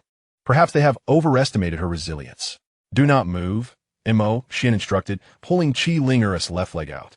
Your leg has already become distorted, feeling as numb as a zombie. The pain you felt earlier from the essence crystal was merely due to the corpse energy being attracted and swirling chaotically within your leg. This simple bloodletting won't be enough to kill you.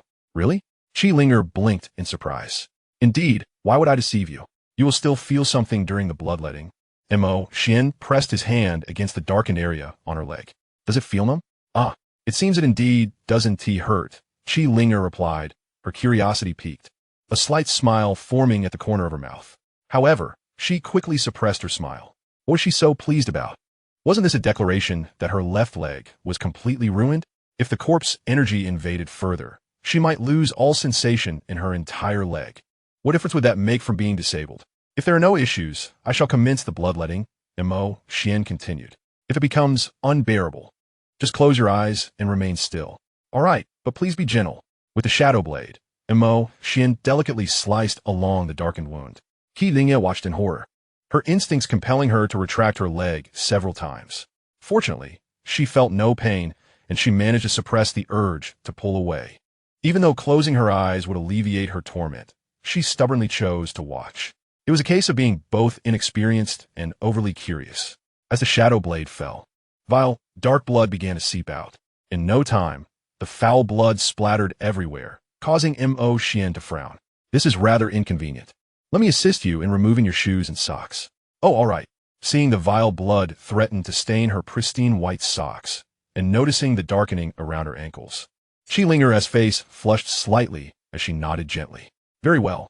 In a swift motion, Xian removed her shoes and socks, revealing her delicate, translucent foot.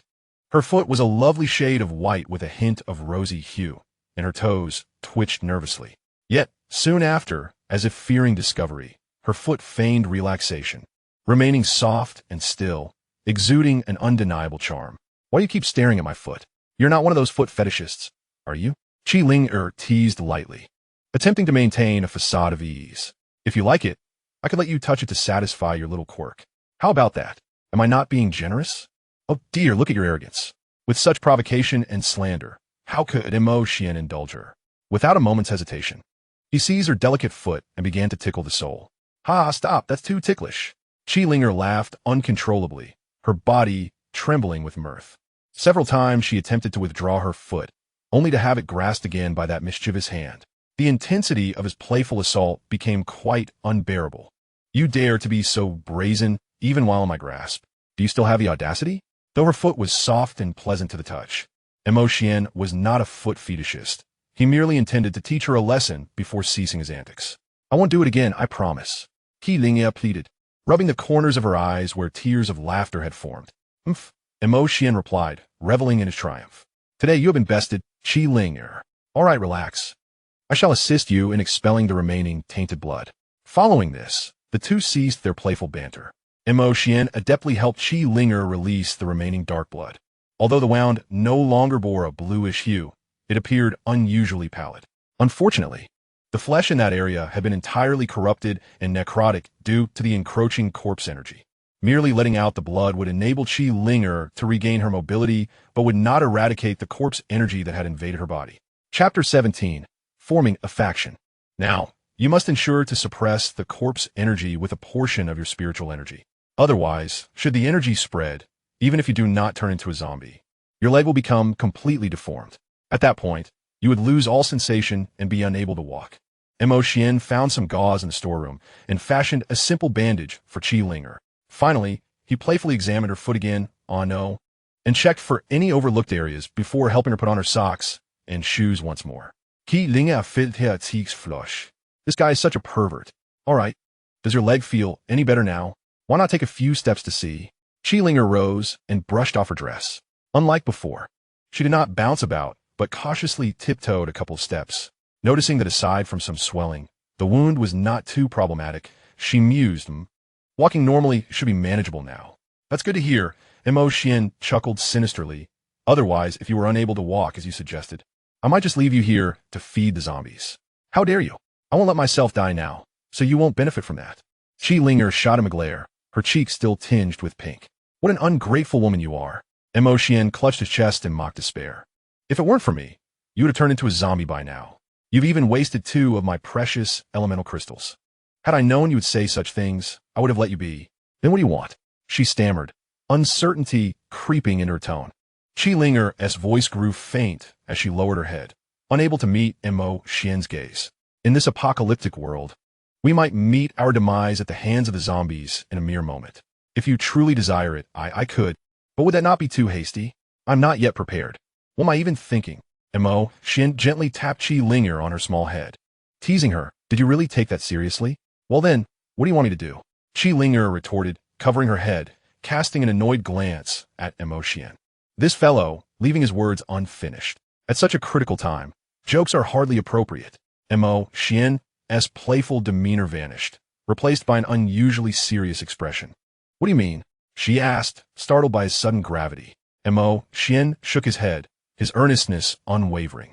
As you mentioned, in this apocalypse, we could be devoured by zombies at any moment. Yet, the threats extend beyond the undead. There are also awakened beings and other dangers lurking. I require trustworthy companions to survive in this harsh world. Would you be willing to join me? Their relationship was decent, but in such desperate times, human nature was unpredictable. Even blood brothers could turn on each other over a morsel of food, let alone 2 classmates with a merely cordial bond.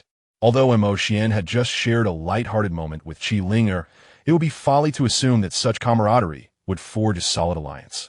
If he were to act on such impulses, Qi Linger might yield to pressure, but could later harbor resentment, potentially betraying him when it mattered most. He needed individuals he could genuinely trust, those with whom he could safely share his vulnerabilities. What else with this proposal? It feels like a marriage proposal, Qi Linger mumbled, her beautiful eyes glistening as she gazed at Xian. My leg is still injured, and zombies are everywhere. I have nowhere else to go but to follow you. Receiving no satisfactory answer, Xian gently shook his head. In approximately half a month, official personnel would arrive for rescue. With your identity as a cultivator, you would receive preferential treatment upon joining the authorities. I aim to invite you to establish our own faction in this world of chaos. Ultimately, an individual's strength is limited. In his previous life, Xian had survived 3 years in the apocalypse, a time when Dragon Country was overrun with zombies, giving rise to formidable zombie kings.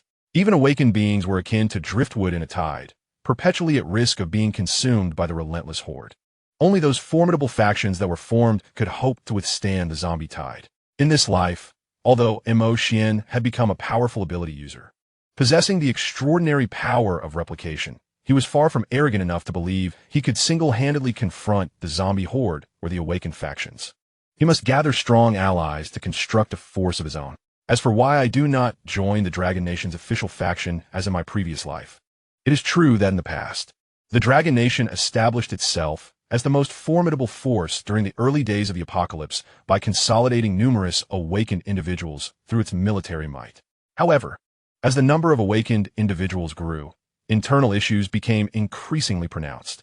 The primary conflict arose between those previously in high positions within the Dragon Nation and the awakened individuals. In this world of the apocalypse, strength reigned supreme. Many of those in elevated positions possessed no more abilities than ordinary people. Initially, this disparity was manageable. But as the awakened individuals grew stronger, they began to challenge the authority of those at the top. Why should they, who fought valiantly against the zombies and brought back resources, have to wait for those who contributed nothing to enjoy the spoils first? Such grievances accumulated, ultimately leading to the fragmentation of the Dragon Nation's official faction, with many awakened individuals opting to establish their own factions. After a series of alliances and separations, the awakened individuals ultimately formed three major powers: the ability users, represented by the faction known as Travelers, the cultivators, represented by the Xuan Bureau, and the Bloodline users, represented by the Holy Court of the Descendants. Nevertheless, the Dragon Nation's official faction did not perish after this division. Rather, it reformed as the Dragon Skeleton Unification Department, abbreviated as Dragon Skeleton. This name signifies the remnants of what was once a unified Dragon Nation, even if reduced to mere bones. They still embody the rightful heritage of the Dragon Nation.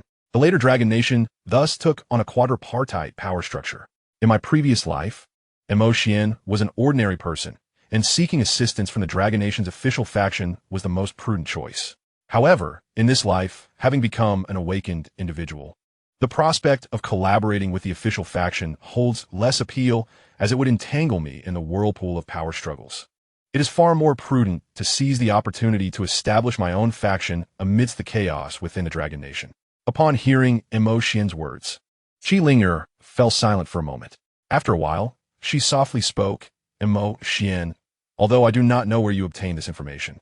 Since there are individuals from the Dragon Nation's official faction coming to aid us in half a month, why do you not wish to accompany them instead? Xuan did not continue, but the meaning in her eyes was abundantly clear. She evidently regarded Xuan as one of those youth who, upon acquiring great power, became consumed by ambition and ultimately strayed from the right path. The Dragon Nation's official faction may be able to send help, and perhaps I could even reunite with my family. Xuan glanced at her left leg, recently bandaged by Xuan, and her resolve faltered slightly. Moreover, with the official faction assisting so many people, there may very well be awakened individuals capable of helping me rid myself of the zombie influence, she added. Chapter 18. You can ask me to do anything. Upon hearing this, Xuan comprehended Xuan's perspective. Her choice was not unreasonable. After all, any sensible person would opt for stability when faced with the choice between venturing into the unknown alongside someone of limited means and securing a safe haven. Everyone has their own aspirations, and he would not impose his will upon her. In the dim candlelight, the two remained silent for quite some time. Eventually, Xuan approached the door and peered through the peephole to assess the situation outside. Xuan, watching his silhouette, couldn't help but bite her rosy lips. Her eyes filled with turmoil. Xuan had saved her life, preventing her from becoming a zombie, yet she had declined his invitation. Surely, he must be quite disappointed in her now. Oh, Xuan, you truly are an ungrateful wretch. As Xuan was lost in her thoughts, Xuan, through the peephole, discerned the circumstances outside. There were not many zombies present, and it was still night. With his shadow powers, descending to the first floor without alarming the zombies would not pose much difficulty. However, he wondered if Long Yu upstairs would be able to come down. Xuan gently shook his head, deciding to temporarily set aside thoughts of reuniting with Long Yu. Absorbing elemental crystals could hasten their recovery, but it would not replenish their energy. Without food, hunger would remain a constant. His foremost priority was to reach the first floor and seek sustenance, whether from a supermarket or a cafeteria. Linger, there are many zombies outside right now. Let's take this opportunity to head down to the first floor, he suggested. Xuan was momentarily taken aback by his summons. Did I not just refuse to go with you? Are you truly considering staying here alone? Xuan responded, astonished. Are you planning to wait here for half a month until the officials arrive? That is simply not feasible. How could I possibly go half a month without food or water? Then do you wish to act alone? Not join us? Xuan was uncertain and tentatively inquired. Can I still stay by your side? Why would you think you can't? Xuan replied. You turned me down, so why would I be angry? So that was the issue. What was there to be upset about? Xuan regarded Xuan with a patronizing gaze, as if she were a child. Your words suggest that my confession was rejected, and now we cannot even be friends. The officials from a dragon kingdom won't arrive for another half month. Even if you wish to leave, that would be a matter for half a month hence. Having an additional cultivator by my side during this time would make dealing with those zombies significantly easier. Or do you have other plans for these next few weeks? If that's the case, I want to press you. No, Qilinger exclaimed, her footsteps light as she approached Xuan, beaming with a smile. Then I will stick with you during this time. Very well, Xuan nodded, but he stipulated, however, I must make it clear beforehand. If you are to accompany me, you must heed my every command. We cannot allow sympathy to lead us into reckless rescues. Do you understand? Recalling how Qilinger had exhausted her spiritual energy to save others in her previous life, leading to her demise, Xuan added, Am I truly as saintly as you think? Qilinger touched her delicate chin and muttered, Am I that self-righteous? Just say whether you will listen or not, she said. I will listen. Until the official rescue arrives, I will heed your words. You can ask me to do anything, and that should suffice, right? As soon as Qilinger uttered those words, she couldn't help but want to slap herself. What was she saying? What did it mean to say she would do anything? If it meant engaging in intimacy, wouldn't that require her to acquiesce to every whim? That would be more acceptable. At least it wouldn't be a waste of the 2 crystal coins she had spent to save him. Seeing that Xuan did not entertain such thoughts, Qilinger breathed a secret sigh of relief and resumed her rebellious demeanor. Those crystal coins were merely dropped by the zombies. The way you speak makes them sound like rare treasures. At worst, I can hand over any crystal coins dropped by the zombies to you later. That should suffice, right? Oh, with your skills, can you even handle the zombies without me? Just don't get hurt by them again. Otherwise, I will not waste any more crystal coins to save you. Who saves whom is still uncertain. Qilinger hoffte, facing her team defiantly. Though she had just been rescued by Xuan, she could not afford to appear weak. A good man should not quarrel with a woman. I shall not argue with you. Xuan waved his hand, turning his gaze back to the door. If you have no issues, we will head out shortly. Let's see if we can find something to eat at the supermarket on the first floor. You must be hungry by now, right? Just as she finished speaking, Qilinger's stomach growled in agreement. I'm indeed a bit hungry, she admitted, scratching her head with an embarrassed smile. You really leave me no choice. Xuan smiled indulgently. For who could resist such a good daughter? Let us go. I shall take you out to hunt for food. I shall take you out for a meal. Little Xuanzi, you are becoming increasingly disrespectful. All right.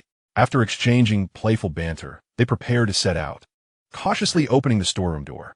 Little Xuanzi, it's so dark outside, we can't see anything.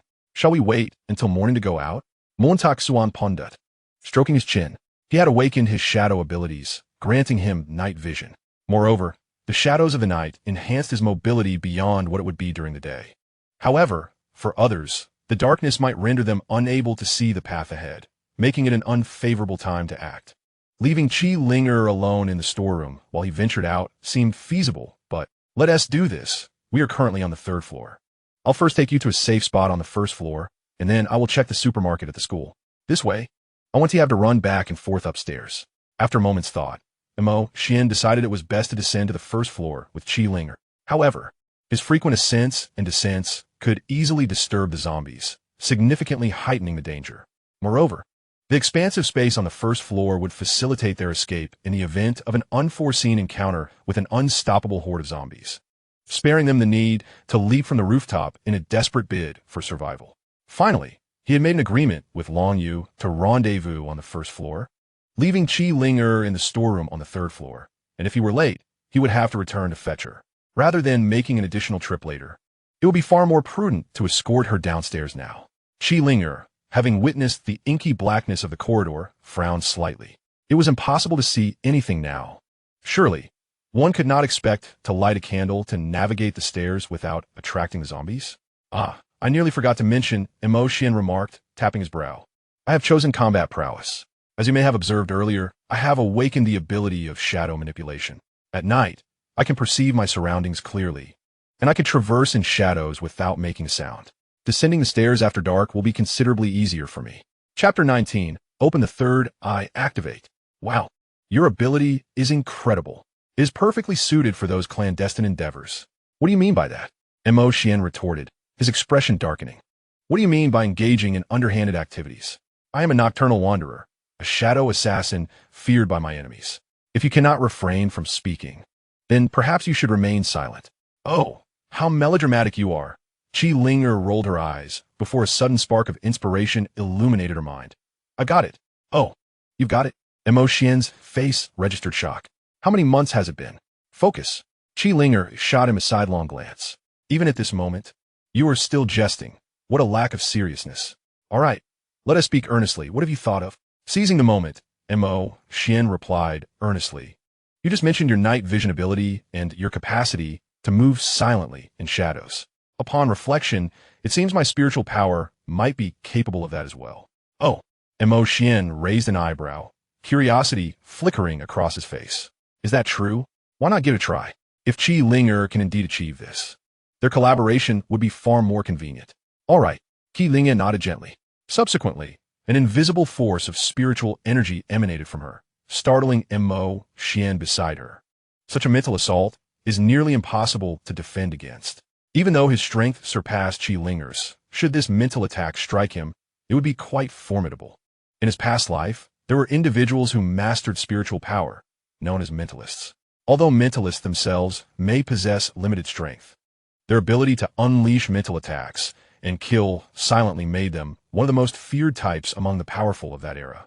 A moment of carelessness could lead one to fall victim to them, unaware of their demise. Truly sinister. Having met an untimely end in her previous life, Xian had not extensively explored Qi Linger's abilities. It now appeared that she possessed boundless potential and was indeed a formidable threat. Fortunately, she is her own teammate. Otherwise, you would have a path to demise. Qi Linger, unaware of Xian's thoughts, meticulously directed her spiritual energy to converge beneath her feet. After a brief moment, Qi Linger suddenly opened her beautiful eyes, filled with joy. It's done, she exclaimed as she began to wander around the storage room. Not content with merely walking, she also hopped with delight. Had she not feared aggravating the injury on her left leg, she might have leaped to the ceiling. Initially, Xian was oblivious to her actions, but soon noticed her silent prancing. She made not a sound. It would be inaccurate to declare there was absolute silence. Rather, there were no audible footsteps. When she leapt lightly, the rest of her body quivered slightly, producing faint sounds of fabric brushing against itself. How about it? Am I walking soundlessly now? Qi Linger beamed, her face brimming with pride. Ahem. Xian strategically coughed, discreetly averting her gaze. How did you manage that? Returning to the topic at hand, curiosity began to spark within Xian. He plead for me. Qi Linger mischievously grinned. If you call me Sister Linger, I might just tell you. TCH, whether you want to or not. Xian scoffed dismissively. This girl was 2 years younger than him, and expected him to call her sister? Why not just have him call her mother? Of course, he would never do that. He was not one to indulge in such trivialities. How tedious. Qi Linger pouted, but did not prolong the suspense. Actually, the principle is quite simple. My spiritual energy seems to be rather unique. It can penetrate walls and such. So, I've infused a layer of spiritual energy beneath the soles of my shoes, creating a slight distance from the ground. Essentially, I am being levitated by my spiritual energy, which is why I can walk without making a sound. Oh, so that is how it is. Xian raised an eyebrow in realization. Generally, other cultivators could also imbue their spiritual energy into their shoe soles, yet they could not walk soundlessly like Qi Ling. The reason lay in the differing properties of their spiritual energies. For instance, if one were to use water-type spiritual energy, footsteps would produce splashing sounds. Likewise, earth-type energy would make no discernible difference, still resulting in noise. As for metal and wood-type energies, they could be likened to wearing shoes made of those materials. Fire-type energy could theoretically achieve silence, but it would incinerate the shoes like flames, and its brilliance would be too conspicuous in the dark, rendering it impractical. Only Qi Linger's unique, thought-based spiritual energy, which operates through mental control, allows her to achieve such an effect. Can you see in the dark as well? Xian inquired with curiosity. To this, Qi Linger shook her little head vigorously, akin to a rattling drum. No, it's not possible. However, Qi Linger closed her eyes, and an invisible wave of mental energy immediately radiated outward. Xian felt a sudden chill in his mind and instinctively wanted to evade this mental wave. Fortunately, it merely brushed past him without causing any harm, allowing him to relax and quietly observe Qi Linger, curious about what new marvel she would unveil. After a brief moment, Qi Linger slowly opened her eyes. A hint of fatigue flickered within them, yet her face bore a trace of delight. Xuanzi, I have succeeded. There are no zombies in the corridor outside the storage room. Only 3 zombies are about 20 meters around the left corner, while the staircase on the right is clear. If we proceed with caution, we should be fine. Xuan was momentarily taken aback. He then recalled the abilities of cultivators from the immortal novels and, astonished, tentatively inquired, "Have you awakened your spiritual sense? Can you perceive the surroundings?" Spiritual sense? Well, you could say that. Qi Linger scratched her head. She had read some immortal novels, otherwise she wouldn't have chosen to cultivate spiritual power. She understood that spiritual sense meant to open the third eye, enabling one to see without using their physical eyes. It's as if I can perceive everything in a 360-degree radius, penetrating through walls and obstacles. I simply extend my spiritual power outward, and through the feedback it returns, I discern that there are zombies around that left corner. The principle is somewhat similar to radar scanning. With a sweep of my spiritual power, I can ascertain the situation around me. Wow, Xuan gasped in astonishment. When your spiritual power swept past me, did it reveal the color of my underwear? Huffed. Ha ha ha. Qi Linger couldn't help but chuckle. It's not as exaggerated as you think.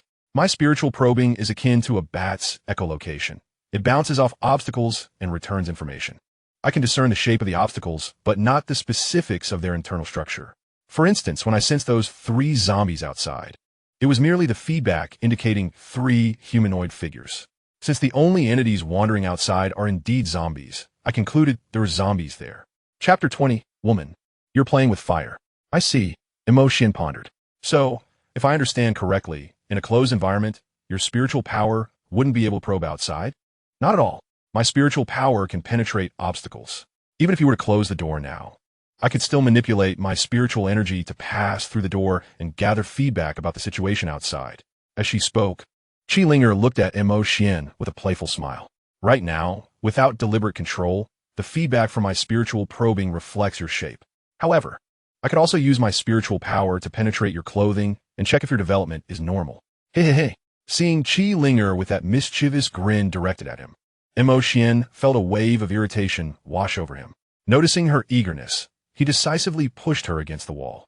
What are you trying to do? Qi Linger stammered, wrapping her arms around herself as she sensed Xuan's warm breath.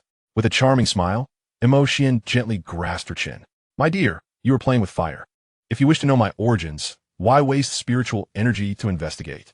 It seems a tad unfair that only you possess such knowledge. Allow me to delve into your depths as well. Only then can we truly understand each other, which seems equitable, does it not? Qi Linger awkwardly chuckled, slowly removing his hand from her chin. In a swift motion, she evaded Xuan's encirclement. I was just joking, little Xuan. No need to take it so seriously. Calm down. My temper is quite high at the moment.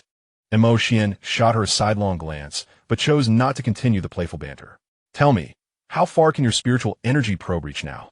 According to your claim, if your energy can penetrate barriers, can it not also reveal the circumstances above and below us? Noticing Xuan's restrained demeanor, Qi Linger secretly breathed a sigh of relief. Being alone in a room with him, she felt it was rather reckless to provoke him so openly. Had he truly become enraged, she would have been at a loss for how to diffuse the situation.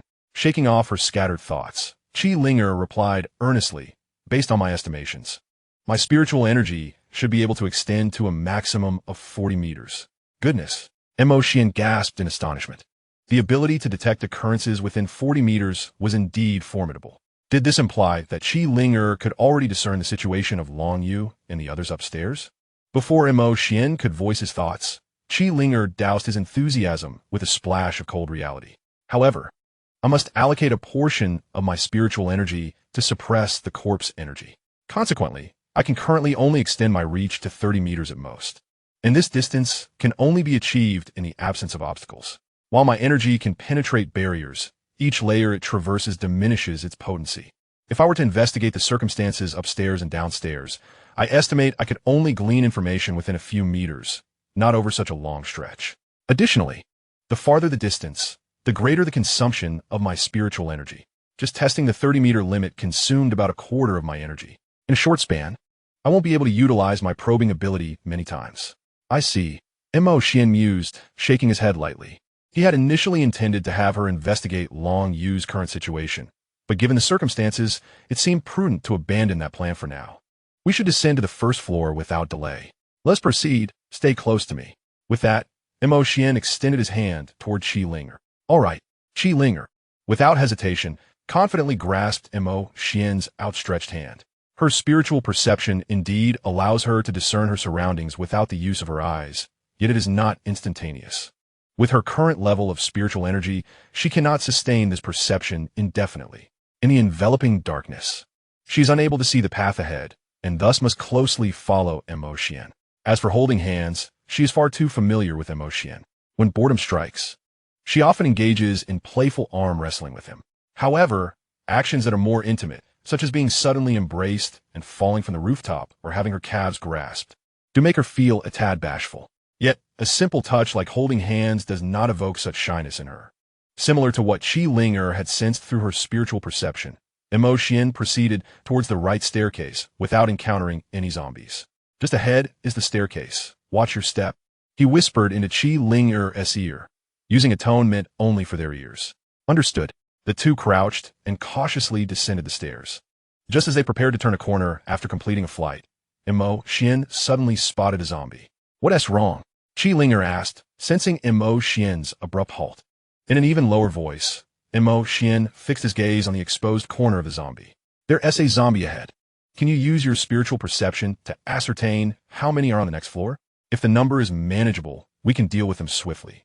However, if there are many, we shall need to devise another plan. Qilinga responded softly, closing her eyes to once again employ her spiritual perception. Before long, the information relayed by her spiritual energy materialized in her mind, causing her brow to furrow slightly. What's the matter? Xuan inquired, leaning closer as he noticed her change in demeanor. There aren't too many zombies on the staircase, just 2. However, in the corridor on the second floor, there are about 7 or 8 zombies on either side, roughly 10 meters apart. Do you think you can eliminate those 2 without alerting the others? Xuan's expression reflected a hint of conflict. While dispatching 2 zombies was not beyond his capabilities, doing so without rousing the others posed a challenge, especially if those 2 were stronger than average. Are the 2 zombies male or female? Did you gather any information about the first floor? He asked, aiming to gauge the zombie's strength. Generally, the power of initial stage zombies correlates with their physical prowess in life. Typically, males tend to possess greater strength, and thus their zombie forms are usually more formidable than those of females. 1 male and 1 female, Qilinga deduced based on her spiritual perception of their appearances, though she clarified that this was not an absolute certainty. It is also possible that someone might be disguising themselves as the opposite gender, or even that the zombies below are merely normal humans in disguise. However, the probability of such occurrences is exceedingly low. Generally, Qilinga's judgments are seldom erroneous. On the first floor, the range of visibility is limited. I only know that there are no zombies at the staircase, while the rest remains uncertain. After a moment of contemplation, Xuan noticed a zombie meandering towards them. Chapter 21. Rare Consideration. Seeing the zombie's movement, Xuan promptly resolved, I will handle that male zombie. Can you use your spiritual energy to influence the female zombie? Just a slight influence to keep it quiet. I think I can. Qilinga responded, her tone tinged with uncertainty. However, there was little time for them to hesitate, as the male zombie had already taken notice of their presence and was preparing to roar and charge at them. Xuan, without a moment to ponder, quickly conjured a shadow blade in his hand and thrust it towards the male zombie's neck. With a sickening squelch, there were no surprises. Those zombies, mutated from students, typically possessed a strength ranging from 3 to 4,000, unless they were like the athletic Wu Kai. Although zombies are more efficient at absorbing the elemental energy in the air than their awakened counterparts, their strength had seen an overall increase during this time. Nonetheless, Xuan's strike with the shadow blade unleashed a force of 6 to 7,000, swiftly beheading the male zombie. Even so, the sound of the blade piercing through decaying flesh and the thud of the zombie falling drew the attention of another female zombie. Before it could even utter a sound, Qilinga unleashed her mental power. The invisible mental attack resonated, causing the female zombie's movements to abruptly falter. Seizing the opportunity, Xuan struck again, dispatching the female zombie in an instant. With a sigh of relief, Xuan surveyed their surroundings and realized that their commotion had not attracted the attention of the nearby zombies. He quietly exhaled. Having successfully eliminated the 2 zombies, Xuan did not waste time and swiftly retrieved 2 elemental crystals with his shadow blade. Although the quality of these crystals was not particularly high and offered minimal enhancement to Xuan's current strength, they were still useful for replenishing his energy. With a slight smile, he stored the 2 crystals away, just as he intended to return to Qi Ling'er and commend her for her excellent cooperation. He noticed her suddenly stagger. With a loud thud, Qi Ling'er had bumped into a nearby protective handguard, creating quite a noise. Xuan quickly glanced around, anxious to see if the surrounding zombies had taken notice, and his heart sank. This time, they were not so fortunate. Zombies from both sides began to howl and rush towards them at the staircase. Without a moment to lose, Xuan swiftly scooped up Qi Ling, who was struggling to maintain her balance, and dashed down the stairs, leaping down to the first floor while cradling his sister in his arms. He found that the stairwell was devoid of any zombies, though scattered undead roamed nearby. At that moment, a commotion arose, and zombies from the second floor began to encircle them. Ling'er, are you all right? Can you still use your spiritual powers to scan the surrounding classrooms for any areas clear of zombies? Xuan urgently inquired, kicking a zombie away while glancing at the frowning Qi Ling'er in his embrace. I am sorry. I overexerted my spiritual energy earlier and haven't fully recovered, she replied. Hearing this, Xuan felt a twinge of guilt for his earlier annoyance at her predicament. Qi Ling'er had once again pushed herself too far, reminiscent of her past life, leading to her current disorientation. It was indeed his fault. Had he not been greedy for those 2 spirit crystals and returned to her side sooner, she would not have collapsed against the railing and attracted the zombies. It's all right. This is on me for not being aware of your condition, he said, shaking his head as he grasped the still cool hand of Qi Ling, holding the spirit crystals that had yet to warm in his palm. You should focus on regaining your energy. Okay, she acknowledged, recognizing the urgency of their situation and refraining from further debate over fault as she began to absorb the energy from the crystals. Meanwhile, Xuan continued to evade the zombies while holding her close. Although Qi Ling'er was not particularly heavy, the strain of carrying her, while occasionally using his shadow abilities to fend off the undead, was quite taxing. There's no zombie in the office ahead, Qi Ling'er whispered softly, just as Xuan felt his strength waning. Upon hearing her words, he was elated to spot the office she mentioned, but realized he needed to divert the zombies' attention before entering. If they all surged forward, the office door might not withstand the onslaught.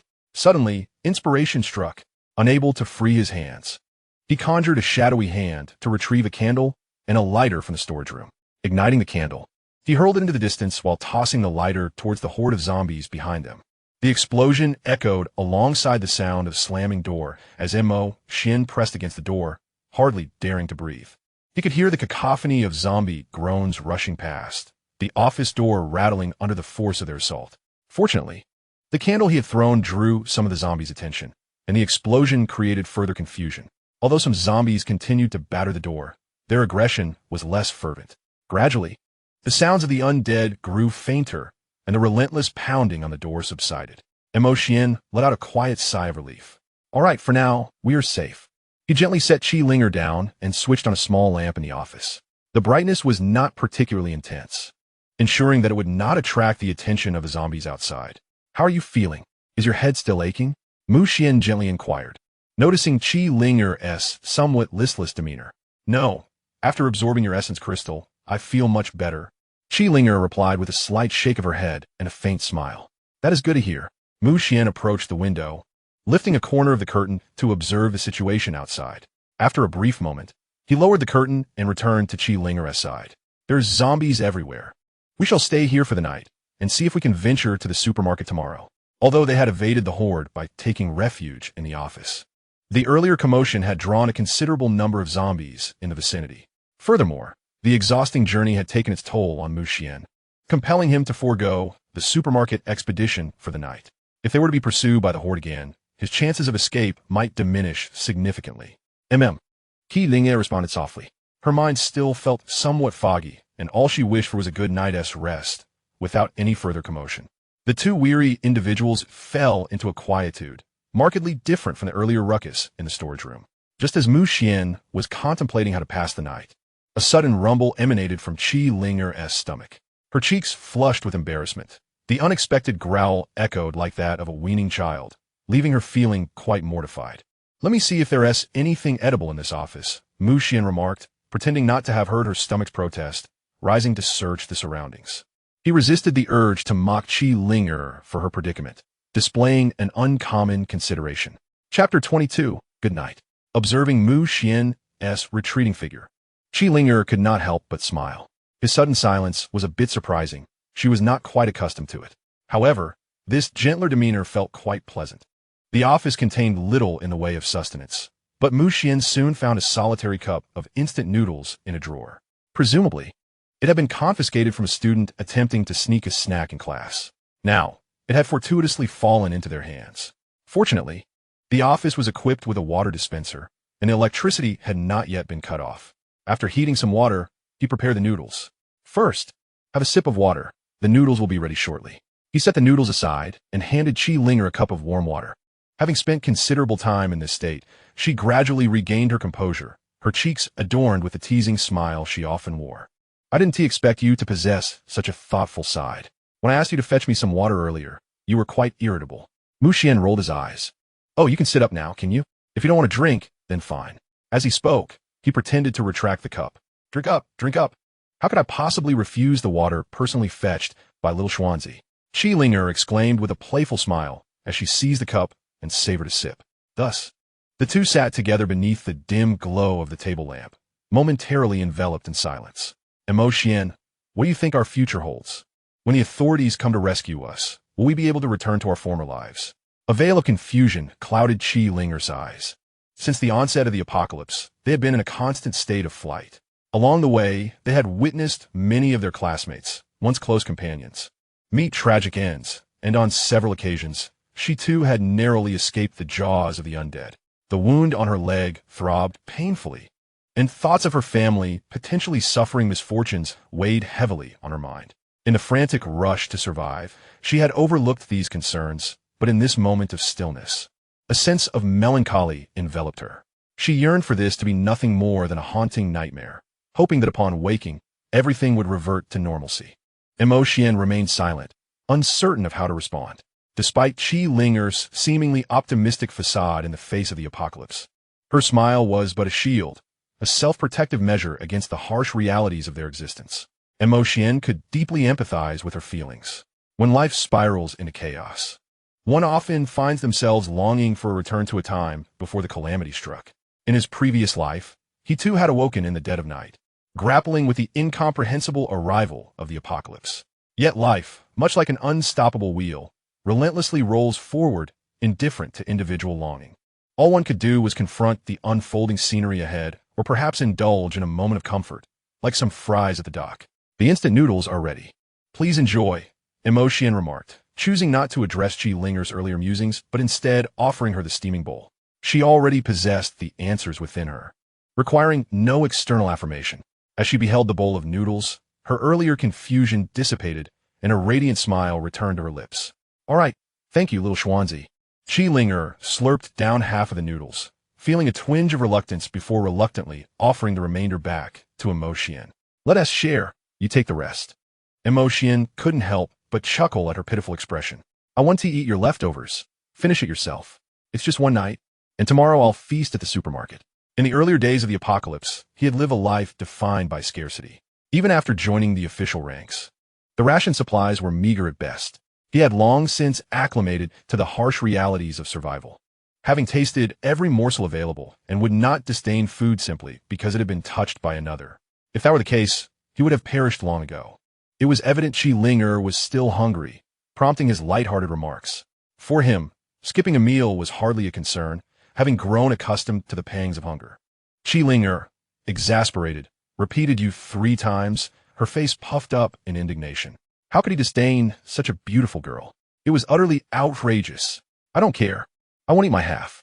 If you don't want it, let go to waste here." Qi, not lacking in wit, realized this was merely Xuan's excuse to let her have it, akin to a mother offering her child the best morsels when food was scarce. Such benevolent lies as you eat. I don't like it we're all too familiar. Having been rescued by Xuan twice already, she felt unworthy of finishing the bowl of instant noodles he had prepared for her. if you truly won't eat? How will you have the energy to go to the supermarket tomorrow? She queried. In the future, if we find ourselves in a similar situation, you eat first, and I will follow suit. That way, we can consider ourselves even, all right? Qi Linger was not particularly self-absorbed, acknowledging that Xian might genuinely be repulsed by her leftovers. She offered a few more persuasive words. Seeing her earnest expression, Xian couldn't help but chuckle. Are you full now? Yes, I'm full. Qi Linger replied with a serious nod, though her gaze lingered on the noodles, betraying her true feelings. Fine, since you've asked me so nicely. I'll take you out for a hearty meal tomorrow. Noticing her steadfast principles, Xian decided against being overly sentimental and quickly polished off the remaining half-bowl of noodles. Who asked you to do that? Eat if you want. I won't starve, Qi Linger retorted once Xian finished. You ate so deliciously and yet claimed to be disgusted by my saliva. How hypocritical. All right. Xian tapped her head lightly, his demeanor growing serious. You should now understand the limits of your spiritual energy. Don't overexert yourself. If you succumb to exhaustion and lose your wits again, you might not be so fortunate next time. Think of the zombies. They can be fatal, you know? I know, Qi Linger replied, rubbing her head with a slightly aggrieved expression. You know my mental state isn't great, yet you still hit my head. All right, my fault. Rest early. You'll need your strength for the supermarket tomorrow. How do I sleep? Qi Linger glanced around the office, noticing the lack of a suitable place to lie down. How else? Just like in class, you can lay your head on the desk and sleep, Xian suggested, nonchalantly moving to lean against the wall. That would leave me with a sore neck in the morning. Then sleep like me, leaning against the wall, he replied, unfazed. During the 3 years of the apocalypse, he had even managed to sleep standing up. It's not impossible. Qi Linger pondered for a moment before sitting beside Xian, mirroring his position. Without a hint of reservation, she rested her head against his shoulder. Ah, this is quite comforting, little Xuanzi. Xian chuckled softly, allowing her to do as she pleased. Qi Linger nestled her head for a while, finally finding the most comfortable position before pausing to glance at Xian. With a satisfied smile, she closed her beautiful eyes. Good night, little Xuanzi. Good night. Chapter 23. Betrayal in stark contrast to the peaceful slumber of Xian and Qi Linger. A scene of carnage unfolded on Long Yu's side. Why? Long Yu gazed incredulously at the gaping wound in his chest, directing a look of disbelief at Lu Hao. He could hardly fathom that Lu Hao had taken the very fruit knife he had entrusted to him and plunged it into his back while he was absorbed in harnessing the essence of the crystal. Clang! Lu Hao, panic-stricken, dropped the bloodied knife from his grasp. This was his first experience with taking a life, and he felt a wave of discomfort wash over him. Yet, hearing Long Yu's question, the queasiness associated with his inaugural act of murder was swiftly replaced by an overwhelming tide of resentment. How dare you ask me why? Lu Hao's previously unassuming face contorted into a grotesque mask of rage. You hoarded so much food and only shared this meager portion with me? Earlier, Long Yu and Lu Hao had leapt from the rooftop to the teacher's office on the next floor. They were fortunate. The teacher had prepared a plethora of snacks in anticipation of the students' upcoming college entrance examinations. Chocolates, bread, chips, and drinks were all laid out before them. With these high-calorie snacks, as long as they rationed wisely, they could survive for several days without issue. Being the sole awakened one among them, Long Yu naturally took on the responsibility of distributing their meager food supplies. Uncertain of the trials that lay ahead, he portioned out the food sparingly, just enough to stave off hunger. You would kill me over this? Long Yu asked, confusion etched across his face. I eat the same as you, merely trying to conserve. All the food is with you. Who knows if you've secretly gobbled it up? Lu Hao picked up the fallen knife once more, his eyes blazing with fury. Eating so little is one thing, but sending me out to attract the zombies is tantamount to signing my death warrant. After their meager meal, Long Yu sought not to squander their opportunity. Most of the zombies had congregated on the rooftop, leaving relatively few on their current floor. He aimed to slay the zombies and gather the essence of the crystals as instructed by Xian, thereby fueling his own strength. Due to his significant expenditure of energy, his capabilities were limited. Thus, he instructed Lu Hao to lure a couple of stray zombies. Once Lu Hao had drawn them to his ambush point, he would strike decisively. Given the sparse number of zombies on their floor, the risk involved in having Lu Hao attract one or two was minimal. In a precautionary measure, Long Yu entrusted the only weapon in the office, a fruit knife, to Lu Hao for self-defense. That night, they adeptly dispatched several zombies using this method. Long Yu was taken aback by Lu Hao's resentment towards him. It was hard to believe that just moments ago, on the rooftop, Lu Hao had fervently declared he would do anything. With the fruit knife in hand, Lu Hao could have easily taken down a zombie on his own. Instead, he was merely tasked with drawing the zombies away, effectively leading him to his demise. Was it truly fair for him to face death, only to discover he was still alive and able to stab himself? This was utterly absurd. Was he truly willing to kill me over such trivial matters, merely to hoard the food for himself? Long Yu coughed several times, blood oozing from his wounds. Yet, despite the loss of blood, he felt an unusual surge of energy within him. But what good would it do to hoard the food? If I were to perish, could you survive among the horde of zombies after consuming those provisions? As Long Yu pondered the sheer foolishness of Lu Hao, a sharp laugh pierced the air from behind him. Ha ha ha! Turning around, Long Yu's gaze sharpened. It was them. Two girls suddenly appeared behind him. The taller one was named Zhang Yan, while the other, Chun Xinyu, was one of the most admired girls at Dong District Experimental School, possessing a petite and sweet appearance. After the apocalypse struck, she, like Long Yu, had undergone a dramatic transformation. With cascading golden hair and striking golden eyes, she radiated a sanctified aura. The two girls were not only roommates, but also close friends. At the onset of the apocalypse, they had fortuitously been in the restroom, hiding in a stall to evade the zombies. However, two zombies had been roaming outside, and it was only after Lu Hao lured them away, allowing Long Yu to dispatch them, that they dared to emerge from their refuge. Before the apocalypse, Chun Xinyu's beauty had garnered the attention of many male classmates, and naturally, Zhang Yan, as her friend and roommate, had developed a sense of superiority. In her eyes, those boys were mere pawns at her disposal. Thus, upon their escape from the restroom, Zhang Yan demanded food from Long Yu and Lu Hao, leveraging Chun Xinyu's status as the school beauty. Lu Hao, eager to impress Zhang Yan, eagerly divulged the snacks Long Yu had been holding. It was needless to say that Zhang Yan, with her entitlement, unceremoniously instructed Long Yu to hand over his provisions. Aware of Long Yu's capabilities, she further insisted that he protect them. Essentially, she expected Long Yu to treat them like revered ancestors. However, Long Yu had no affinity for such spoiled girls and was distinctly displeased by Zhang Yan's haughty demeanor. Ignoring these two self-important princesses, he chose to walk away, leaving them in disarray. I had thought you had come to your senses. As a result, after you lingered outside for so long, you were scheming with these two vile women against me? Long Yu glanced at the two women who had appeared behind him, then turned his gaze to Lu Hao, who was now filled with a mix of anger and amusement. Who do you dare to call vile? Zhang Yan exclaimed, delivering a sharp kick to Long Yu. I heard from Lu Hao that you hoarded food and refused to share it with him, all while compelling him to attract zombies. With just a modicum of power, you act recklessly. Individuals like you ought to have been bitten by zombies from the very beginning. Zhang Yan picked up the crystal that Long Yu had dropped and turned to Lu Hao, asking, is this the crystal you mentioned, the one extracted from the zombies? Can awakened beings absorb these crystals to enhance their strength? Lu Hao nodded, his expression seething with anger as he looked at Long Yu, who lay in a pool of blood.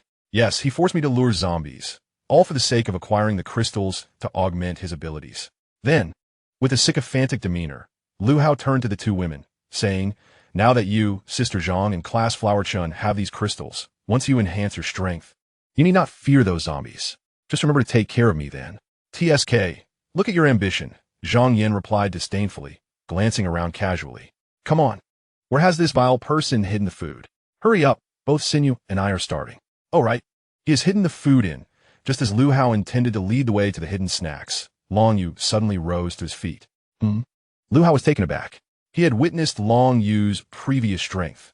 Had it not been for the latter's momentary weakness, he would not have dared to confront him even with 10 times the courage. Zhang Yan and Chun Xinyu were equally astonished. Long Yu had been stabbed in the chest, and yet he still found the strength to stand. With a slow lift of his head, a bloodthirsty smile gleamed in Long Yu's crimson eyes. Lu Hao, do you truly expect these two women, who are cornered by zombies, to slay them? Do you not find that laughable? You. Lu Hao stammered, rendered speechless by shock. Long Yu appeared terrifying, his body smeared with blood, resembling a deranged killer. Previously, we merely underestimated the zombies' weakness. You can kill them, and so can we, Zhang Yan sneered, a pair of illusory wings manifesting behind her. Both she and Chun Xinyu had chosen the path of annihilation and successfully transformed into angelic beings. Given your strength, We would have preferred not to let Lu Hao take action against you. However, your selfishness in hoarding food and denying us entry into this secure office, while zombies roam outside, is inexcusable. Should we remain trapped in the restroom for eternity? At a time like this, we ought to assist one another. Long Yu, do not blame me. Blame your own selfishness. Lu Hao, having found an outlet for his frustrations, echoed her sentiment. Beside them, Chun Xinyu, though silent, displayed her dissatisfaction with Long Yu through her slightly furrowed brows. Previously, she had directly expressed that if Long Yu shared the food with them, he could remain by their side as their protector. Yet, to her dismay, he completely disregarded their pleas. Later, both girls approached the door, offering to let Long Yu stay with them, only to be met with his audacious command to leave. What audacity! Throughout her life, she had always been cherished and held in high regard. This individual was utterly incomprehensible. How intriguing, how remarkably amusing. Faced with such shamelessness, Long Yu suddenly burst into laughter, his face alight with madness. He was uncertain of the cause of this exhilaration. Despite feeling furious and resentful, an overwhelming sense of excitement surged within him. The blood coursing through his veins acted as a tantalizing catalyst, igniting every nerve in his body, especially when he tasted the metallic sweetness at the corner of his mouth. His blood-red eyes radiated a horrifying gleam. He felt euphoric beyond measure. Zhang Yin was momentarily taken aback by Long Yu's blood-soaked laughter, but soon her expression morphed into one of anger, startled by his terrifying demeanor. They were on the brink of death, yet he persisted in this charade. Chun Xinyu, observing Long Yu's dreadful appearance and the pool of blood surrounding him, furrowed her brow and said, Yin, let us finish this and dispose of him. We cannot allow him to bleed excessively. We still need to stay here. All right, Zhang Yin nodded, her face contorted in distaste at the sight of the blood Long Yu was shedding. Cleaning up such a mess would be quite troublesome. If not handled properly, it could even attract zombies. Fortunately, with Lu Hao, the good-for-nothing, around, they wouldn't have to dirty their hands. Once Lu Hao cleaned up the blood, they would kick him out. After all, they were girls. How could they possibly allow Lu Hao to live with them? Who could know what vile thoughts lurked in his mind? Just thinking about it was nauseating. Lu Hao kill him? Long Yu's current state was somewhat terrifying. Although it was highly likely a mere flash of brilliance before demise, Zhang Yin decided to proceed cautiously and let Lu Hao take action first. If Lu Hao could handle it, all the better, for she wished to avoid staining her hands with the blood of such a loathsome man. Should Long Yu muster a desperate counterattack, she could then step in to finish him off. Gulp! Lu Hao swallowed hard, his hand clutching the knife, trembling uncontrollably. Yet, under Zhang Yan's reprimand, he steeled himself. Okay, Yinjia. With a firm resolve, Lu Hao shouted and lunged toward Long Yu's neck. This time, he was determined to. Thud! Blood splattered, dripping incessantly. Lu Hao's eyes widened in shock as he stared blankly at his chest. At that moment, a gaping wound had been torn into his torso, and a bloodied hand reached deep within. He could feel his heart still beating, struggling desperately against the pressure of that bloodied hand. With great difficulty, Lu Hao raised his gaze to behold the owner of that hand. It was Long Yu, with blood-red hair and eyes, his entire being drenched in blood, his face bearing a ghastly, sickly expression. He had never anticipated that Long Yu would possess the strength to retaliate, let alone pierce through his chest. Long Yu chuckled wickedly, greedily licking his lips. After successfully transforming into a Blood Clan member, an inexplicable hunger had awakened within him. The sight of students being devoured by zombies, the blood splattering forth, ignited a primal urge within him. He yearned to taste blood. Yet, reason cautioned him that such a desire was wrong. If he were to indulge in bloodlust, he would be no different from those zombies. Fortunately, he did not resemble the vampires depicted in films, who instinctively sought to bite into flesh. As long as there was no bloodshed, that impulse would remain dormant, except for the black blood of zombies. That substance seemed utterly repugnant to him rather than enticing. Earlier, when witnessing his classmates injured or bleeding from zombie attacks, he had felt an urge but managed to restrain himself. However, now, with blood flowing from his own wound, he lost all semblance of rationality. He craved blood. With a swift motion, Long Yu withdrew his bloodied hand, clutching a still-beating heart within it. Lu Hao, having suffered a grievous blow, wished to utter something, but no words escaped his lips. His eyes widened in terror as he collapsed heavily to the ground. Long Yu paid him no heed. while Lu Hao's blood flowed more abundantly than the heart in Long Yu's grasp. The blood from the heart was the most exquisite. Long Yu inhaled deeply, savoring the aroma of blood emanating from the heart, his expression one of rapture. Ah, sweet sustenance. Just as he intended to draw forth the crimson nectar, Zhang Yan, finally shaken from the horrifying scene, regained her composure. Though she harbored malicious thoughts, before Long Yu, she felt genuine fear. You devil, perish! Zhang Yan shouted, transforming her fear into strength. Her ethereal wings surged with power behind her as she charged towards Long Yu. With a destruction index of 3,800 and a wing power index of 3,800, her formidable wings sliced through the air, producing a faint sound of displacement. Despite having previously been cornered by zombies in the restroom, she, as a bloodline bearer, possessed immense strength. With this powerful wing strike, dispatching two relatively weaker zombies was hardly a challenge. It was merely her psychological fear, or perhaps the uncanny valley effect, that had prevented her from retaliating against the zombies earlier. Despite being merely a single individual, Long Yu was undeterred when faced with conflict. Perhaps it is true that one may cower before the undead, but strike fiercely against their own kind. Chapter 25, Bloodshed.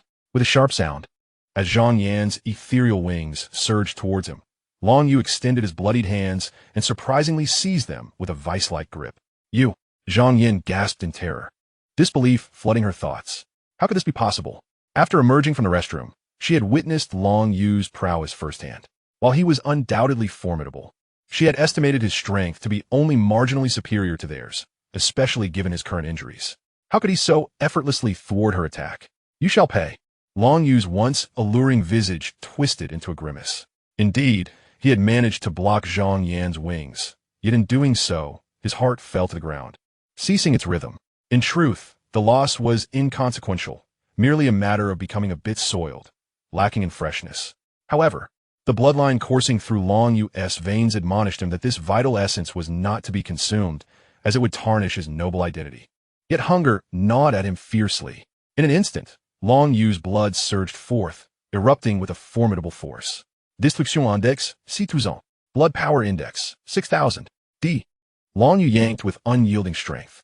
With a horrid shriek, Zhang Yan cried out as her ethereal wings were violently wrenched from her. No! Don't kill me! As her celestial lineage was forcibly extracted, Zhang Yan's essence waned, her body collapsing to the ground in desperate resistance. Long Yu, discarding the useless spectral wings, allowed them to dissipate into nothingness. These wings, still in their nascent form, represented the core of angelic power and would disintegrate upon severance. Those who dare to destroy my possessions shall pay with their own. Long Yu extended his bloodied hands once more, aiming them towards Zhang Yan, who resembled a defeated beast. In mere moments, from Long Yu seizing Zhang Yan's ethereal wings to the tearing apart, only a few breaths had elapsed. Chun Sinew, accustomed to a life of luxury, finally comprehended Long Yu's intent to extract Zhang Yan's heart. In an instant, her holy wings unfurled behind her, radiating with a divine brilliance. Destruction index, 3,000. Wing power index, 3,000. Wing power illumination. Magic index, 3,000. Unlike other bearers of angelic bloodlines, the newly transformed Chun Sinew awakened her celestial abilities, channeling formidable elemental power through her wings. The sacred light surged forth, intent on purifying the bloodthirsty demon before her. An annoyance. Long Yu remained steadfast, tearing through the sacred angelic radiance with a single claw. What? Chun Sinew was taken aback, but before she could fully process the shock, Long Yu unleashed a sweeping kick, infused with his overwhelming blood energy. With a resounding impact, Chun Sinew was sent hurtling backward, her form arced like a bow, crashing into a pile of desks and various objects before finally coming to a halt. Huh, Long Yu sneered coldly. In the depths of his blood-red eyes, there was no trace of compassion for the beautiful maiden, only an endless air of arrogance and disdain. How dare such a mere blood vessel resist? For the moment, Long Yu chose to disregard Chun Sinew, instead seizing the fallen Zhang Yan. However, to his astonishment, Zhang Yan, stripped of her ethereal wings, succumbed to the backlash of her bloodline and had already breathed her last. Useless. Long Yu grimaced in disgust, casually discarding Zhang Yan's lifeless body as one would cast aside refuse. As he had often reiterated, the noble blood coursing through his veins would not allow him to indulge in such stale blood. Cough, cough. Meanwhile, Sinew had managed to regain some composure. Lying on the ground, gasping for breath, she felt as though her entire body was on the verge of collapse. As she lifted her head to assess the situation, she was met with an alarming sight. Long Yu loomed before her, the heavy scent of blood assaulting her senses. You. But before she could utter a word, Long Yu's hand tightened around her neck, lifting her effortlessly. Sinew struggled desperately, yet his iron grip rendered her nearly breathless, forcing her to emit faint whimpers. Your blood is quite sweet. Long Yu licked the fresh blood that trickled from the corner of Sinew's mouth, his face alight with ecstatic delight, perhaps due to the varying concentrations of their bloodlines. While both Sinew and Zhang Yan belonged to the angel race, Long Yu sensed that Sinew's blood was far more delectable. Initially, Sinew felt a rush of indignation at Long Yu's impending kiss, but upon hearing his words, her face drained of color in sheer terror. Was he intending to kill her and drain her blood? In an instant, fear surged to its zenith in her heart. The figure before her was no longer human, but a vampire more terrifying than any zombie. Please, I beg you. Sinew yearned to plead for her life, to express that she would do anything if he would spare her. Compared to dying at the hands of such a vampire, she would rather endure violation. Yet, her pitiful pleas bore no fruit. Long Yu continued to hold her, his crimson lips curling in a wicked smile, revealing his monstrous allure. Having savored the quality of his praised blood, it was now time for the true feast to commence. Under Sinew's gaze, filled with dread and despair, Long Yu slowly raised his other bloodstained hand. Just as he was about to speak heartfelt words to Sinew, an overwhelming sense of weakness washed over him like a tidal wave. It felt as if he had bled out excessively, leaving his body feeble and drained. Was the backlash of his bloodline abilities upon him so soon? Long Yu's consciousness sharpened slightly. After the earlier outburst, he had gleaned some understanding of his circumstances. In simpler terms, this was one of the bloodline abilities inherent to his vampiric nature, bloodburst. As he teetered on the brink of death, more accurately, in a state of severe blood loss, he succumbed to a frenzied state of bloodlust. The more blood flowed, the greater his power surged. The indices of destruction and vitality momentarily soared from 4,000 to 6,000 due to this blood frenzy. However, once the state of bloodlust subsided, he would be left in a state of weakness and unconsciousness. No, he could not kill her yet. Dragon Yu fought against the overwhelming urge to extract and consume Sinew's heart. Instead, he violently tore apart her clothing, exposing her flawless neck. Just as Sinew believed that Dragon Yu was about to change his mind and unleash violence upon her, a sudden pain shot through her neck. In an instant, her beautiful eyes widened in despair. Ultimately, he was still intent on drinking her blood. Dragon Yu greedily absorbed the exquisite blood, feeling his weakness diminish significantly. Yet, he did not allow himself to become enraptured by it. As he drank, he began to wield the bloodline abilities awakened by his blood frenzy. Gradually, their bloodlines intertwined, seemingly establishing a connection. Sinew grimaced in pain, her complexion paling to an ashen hue. Just as she thought she would be drained to a lifeless husk by Dragon Yu, he suddenly released her. Thud! Leaning against the wall, Dragon Yu collapsed into Sinew's embrace, his boiling blood finally settling as he lost consciousness. Chapter 26, A Blood Mark. Cough cough. The liberated Sinew clutched her neck, gasping for the surrounding air. Had it continued like that, she feared she would not only succumb to blood loss, but also suffocate. Fortunately, she had been saved. With lingering trepidation, Sinew patted her modest, yet generous bosom, regaining her strength after a considerable time.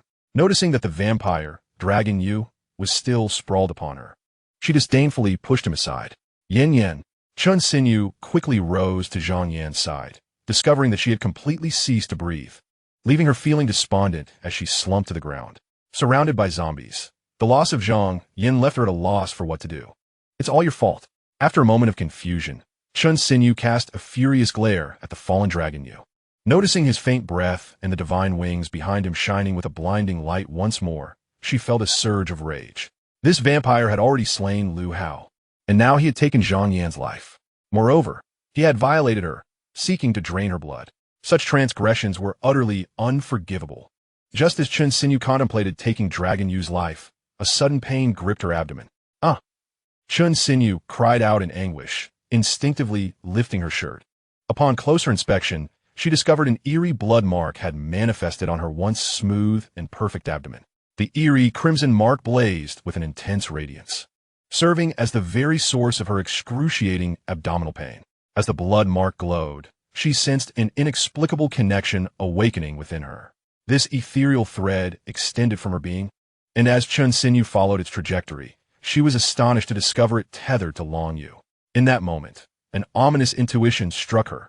Should Long Yu perish, so too would she. How despicably cunning this vampire was. Xuan sinew clenched her teeth, her heart brimming with resentment. Yet, it was this very discontent that reignited the glow of the blood mark on her abdomen, amplifying her agony. She realized that if she attempted to kill Long Yu, the violent pulsation of the blood mark would surely lead to her own demise before she could even strike him down. With a heavy exhale, Xuan sinew forced herself to regain her composure, resolving to abandon any murderous intent towards Long Yu. As she steadied herself, the blood mark on her abdomen subsided, sparing her from further unbearable pain. Perhaps it was for the best. Given his formidable strength, being bound to him might not be a disadvantage after all. Casting a conflicted glance at Long Yu, she sighed softly. Life, akin to a dire predicament, often necessitates acceptance in the face of insurmountable odds. She certainly could not choose mutual destruction with Long Yu. Such an outcome was utterly unnecessary. After all, it was merely a matter of avenging a betrayal. Being entwined with Long Yu in this shared fate might not be entirely adverse. His strength could offer her an additional layer of protection amidst the zombie-infested apocalypse. Just as she contemplated how to navigate this chaotic situation, a chorus of zombie growls began to echo from a distance. Alarmed, Xuan sinew's expression shifted. She needed to vacate the area swiftly. She was not foolish. Although many zombies on this floor had been lured to the rooftop and a few dealt with by Long Yu, the ruckus they had just created, coupled with the bloodshed everywhere, would undoubtedly attract the remaining zombies. She could not hope to fend them off alone. Hastily, Xuan sinew collected the fallen crystal cores and located a substantial bag of snacks that Long Yu had stashed away. Glancing at Long Yu, who lay bloodied on the ground, she gritted her teeth and resolved to carry him to safety. There was no alternative. If Long Yu were to die, her own survival would be in jeopardy. It seemed that Long Yu had spared her earlier to compel her towards self-preservation. How infuriating! Yet, as she surveyed his blood-soaked form, she frowned. If she took Long Yu with her, his scent would inevitably attract the zombies. Assessing his condition, she intended to administer basic first aid to staunch his bleeding and mitigate the stench of blood. However, when she lifted his shirt, she was astonished to find that the wound from Lu Hao's earlier assault had mysteriously healed completely. Had it not been for the blood-soaked garments adorning Long Yu, she would have doubted whether Lu Hao had truly penetrated him. Was it due to the consumption of my blood? Xuan sinew murmured, her eyes reflecting a blend of perplexity and curiosity. Nevertheless, she was acutely aware of the urgency of their situation and chose not to dwell on it further. The restoration of Long Yu's injuries spared her considerable trouble. Swiftly shedding the blood-stained clothing, Xuan sinew hoisted Long Yu upon her shoulder. Her petite frame rendered the sight of her carrying someone larger than herself somewhat comical. Had the apocalypse not descended, she would certainly have been unable to bear Long Yu's weight, but since her transformation into an angelic being, such burdens were no longer a challenge. She was capable of lifting Long Yu with one hand while the other held onto a bag of provisions. The floor they occupied was elevated, and with the aid of moonlight, she could barely discern the path ahead. Xuan sinew surveyed her surroundings, noting the scattered zombies in the distance advancing toward them. Without hesitation, she began to steer Long Yu towards an area devoid of the undead. As they navigated through several classrooms, a few solitary zombies lingered within. Just as Xuan sinew felt her strength waning, they reached the storage room on their floor. At that moment, she cast aside any lingering reservations and thrust herself and Long Yu inside, hastily shutting the door behind them. Gasping heavily, Xuan sinew swept her gaze across the storage room, relieved to find it vacant of zombies. The cacophony of the undead surged past, failing to notice their refuge. Presumably, these creatures were preoccupied with Lu Hao and Zhang Yan's meal, oblivious to the minor ruckus Xuan sinew had inadvertently caused. Soon, the external clamor subsided entirely, allowing her to exhale in relief. This fellow sleeps quite soundly. Xuan sinew unceremoniously set Long Yu aside, her expression one of displeasure. How could she, a campus belle, be tasked with carrying a grown man? Never before had she endured such indignity. Just as a flicker of malice towards Long Yu crossed her mind, the blood mark on her abdomen began to glow once more. Realizing this, Chen Xinyu hastily averted her gaze from Long Yu, striving to regain her composure. With a heavy sigh, she expelled a breath laden with anxiety. At that moment, she resolved to cease her grievances. Instead, she rummaged through the snacks she had brought. Since the onset of the apocalypse, she had not consumed any food, leaving her fatigued, drowsy, and famished. Surely, nothing could go awry now. After consuming a few morsels, she regarded Long Yu with a peculiar gaze, feeling that something about the blood mark was amiss. However, fatigue soon enveloped her, and she dismissed her thoughts, closing her eyes and swiftly drifting into a deep slumber. Chapter 27. Blood Curse. The following day, dawn broke. On the second day of the apocalypse, the familiar morning light returned, dispelling the eerie crimson night that had enveloped the previous afternoon. Yet, the haunting cries of the undead served as a grim reminder to the survivors that the events of yesterday were no mere dream, and they must continue to struggle in this desolate world. Chen Xinyu stirred, groaning softly as she rubbed her eyes, just rousing from slumber. However, upon opening her eyes, she was met with the cold gaze of a man with crimson hair and eyes, his bare torso exposed before her.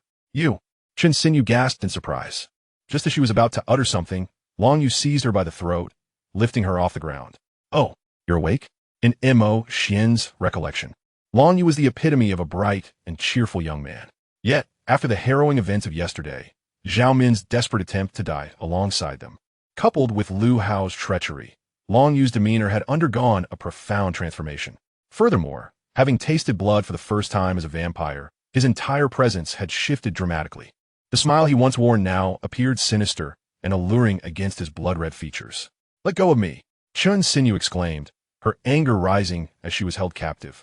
Behind her, radiant, holy wings unfurled, emanating a blinding light. Buzz! The brilliance surged, and the overwhelming force instantly pushed Long Yu back. Surprised at her unexpected liberation, Chen Xinyu was taken aback. Just last night, she had been utterly powerless against Long Yu. Was he perhaps weakened now? Was it due to his injuries? Coughing, Long Yu staggered back, regaining his composure only as the light faded. At that moment, he regarded Chen Xinyu with a newfound seriousness. He had forgotten that he was no longer in a state of heightened bloodlust. His strength was now merely on par with hers, rendering him incapable of overpowering her. "Do you still wish to fight?" Chen Xinyu, noticing the blood markings had not flared up, found her courage bolstered against Long Yu.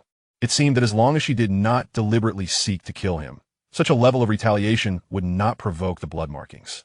However, before Chen Xinyu could savor her small victory, Long Yu suddenly scoffed, and the blood markings on her abdomen flared violently.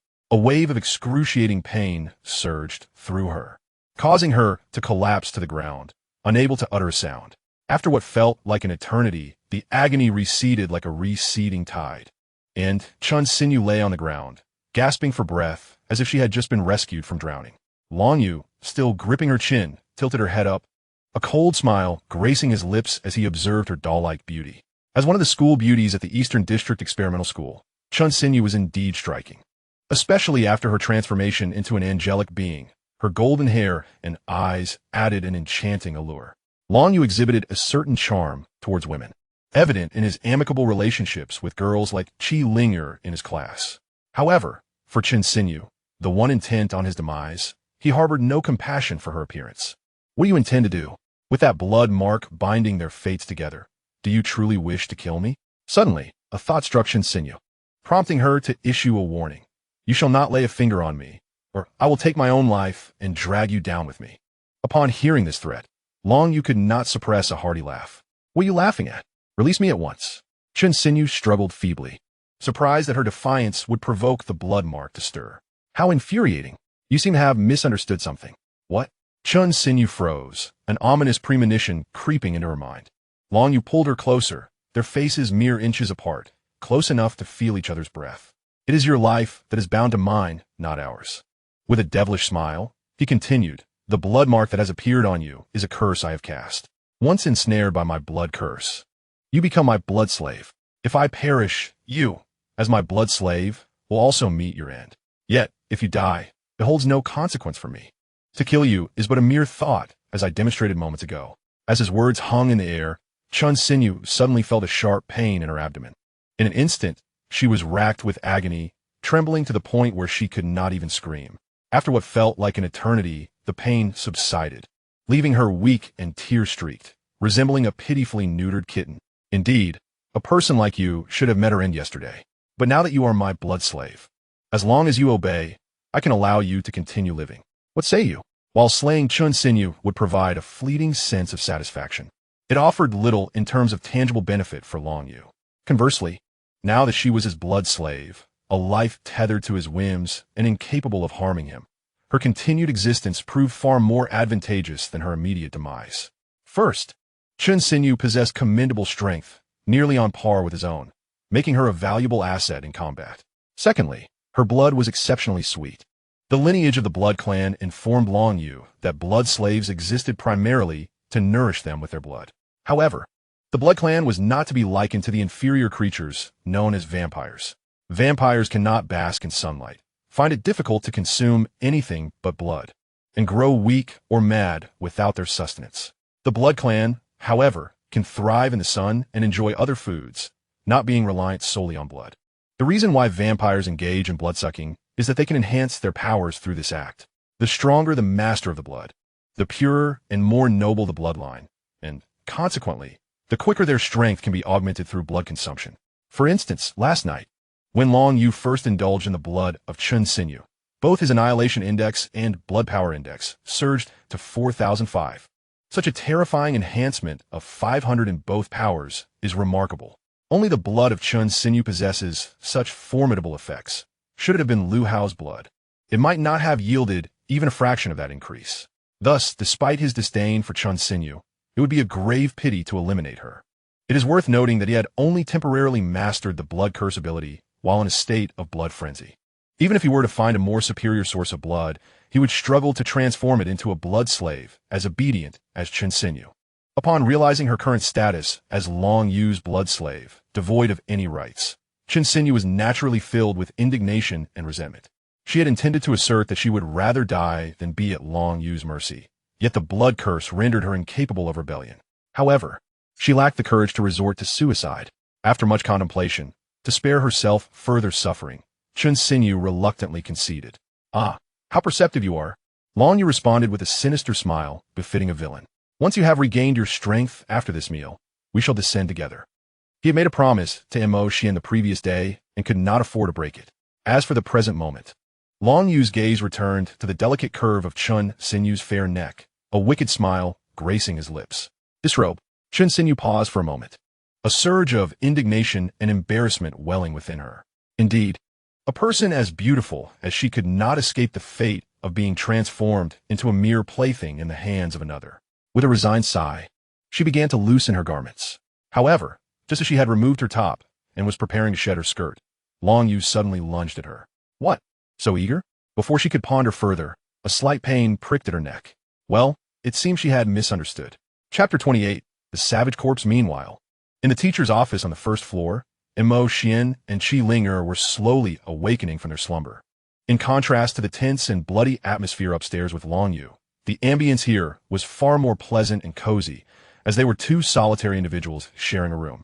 "How did you sleep?" Mo Xian inquired, smiling with a charming grin as he looked at Qi Linger, who had just stirred from her slumber on his shoulder. With a yawn, Qi Linger rubbed her eyes and stretched luxuriously. The sunlight streaming through the window instantly brightened her mood. It would have been even better if the occasional distant groans of zombies were absent. "Quite nice." Qi Linger appetit a pillow, which she had slept on for the entire night, and broke into a playful smile. "You rascal," Mo Xian chuckled, shaking his head. He found great delight in Qi Linger's carefree laughter. In their previous life, amidst 3 years of apocalyptic existence, most individuals, particularly the ordinary folk, had been numbed and lost. The atmosphere was stifling, suffocating all who inhabited it. However, witnessing Qi Linger's radiant smile brought a refreshing sense of ease to his spirit. "How are you feeling now? Will you be able to accompany me to the supermarket later, or should I go alone?" After lightening the mood with Qi Linger, Mo Xian shifted to matters of importance. He was determined to visit the supermarket to resolve their food predicament. Subsequently, they needed to find a suitable place to reside, ensuring stability while exterminating zombies and absorbing crystal essence to enhance their strength. Full of energy, Qi Linger exclaimed, playfully tapping her well-endowed chest. With an expression that suggested she could see through everything, She gazed at Xian. Thinking of indulging alone without me? How delightful that sounds. In that case, let's not delay and set off promptly. All right. The East District Experimental School encompassed all 5 educational stages: kindergarten, elementary, middle school, high school, and university, sprawling over a vast area. The supermarket they intended to visit was merely a facility within their high school campus. Although the East District Experimental School was expansive, the distance from their classroom building to the supermarket was less than a kilometer. However, given the prevalence of zombies, their progress was hindered. Shall I use my spiritual energy to scout ahead and determine which direction has fewer zombies, so we can plan our route? Qi Linger whispered cautiously. Xian surveyed the surrounding zombies, frowning slightly. That could work, but your scouting range is only 30 meters. Do you think you can handle it? Oh, come on. I won't be using spiritual energy the entire time. It's not nighttime. We can see clearly. We only need to use it to map our route since there are so many zombies around. Besides, we won't be sprinting straight to the supermarket. We will inevitably encounter some zombies along the way, allowing us to strengthen ourselves through combat. We can recover our energy by collecting the crystals from those zombies. You wouldn't be so stingy as to deny me even one crystal, would you? Xian chose to overlook Qi Linger's teasing remark. After pondering for a moment, he nodded gently. All right, just be cautious. If it becomes too much, remember to tell me. We cannot afford to exhaust your spiritual energy and leave you weakened. Understand? Got it. Qi Linger replied without hesitation, immediately utilizing her spiritual energy to survey their surroundings in a comprehensive manner. Hiss! Moments later. Qi Linger opened her eyes, gasping in surprise. What has happened? Surely we haven't reached a dead end. We must fight our way out. Xian's expression was somewhat grave. Not at all. Qi Linger shook her head. We can circumvent the flower bed by taking the left restroom route. There are only 3 zombies along this path, and they are not closely positioned. You should be able to dispose of them silently. Why are you so shocked then? Xuan replied, somewhat exasperated. Even in such dire circumstances, you still seek to lighten the mood? However, Qi Linger did not exhibit the mischievous smile Xian expected. Instead, her small face was etched with seriousness. I believe I just detected Wu Kai, approximately 20 meters to our right behind us. Xian was taken aback, also feeling a sense of disbelief. Last night, zombie Wu Kai had fallen from such a height off the rooftop, yet he had survived. One cannot deny the resilience of a zombie's vitality. It is remarkably tenacious. Are there many zombies surrounding Wu Kai? In an instant, Xian's thoughts began to race. It is worth noting that the zombie Wu Kai possesses an impressive strength of 6,000, and the essence crystal within him could undoubtedly enhance his own power. Even if the zombie Wu Kai had survived the fall from the rooftop, he would likely be in a severely weakened state, barely holding on to 1/10 of his strength. Such an opportunity should not be overlooked. Qi Linger immediately discerned the intent on Xian's face and hastily advised, Xian, perhaps we should reconsider? Linger, Wu Kai is already transformed into a zombie. Xian initially thought that Qi Linger was reluctant to harm a former classmate. Just as he was about to engage her in a moral discourse, Qi Linger abruptly interrupted him, rolling her eyes dramatically. I am well aware that Wu Kai has become a zombie and is no longer the classmate we once knew.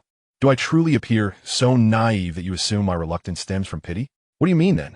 Though the wall was behind her, preventing her from seeing anything, Qi Linger still glanced in the direction of zombie Wu Kai and exhaled heavily. As you know, my spiritual probing is not particularly precise. Based on the feedback from my spiritual energy, the face of that zombie does indeed resemble Wu Kai. However, it stands over 2 meters tall, with muscles even more formidable than Wu Kai's. It is evidently not to be trifled with, unlike the other zombies. Xian, I know you possess great strength, but I fear that attempting to slay that zombie might be exceedingly perilous. Upon hearing Qi Linger's words, Xian took a deep breath, his face reflecting uncertainty.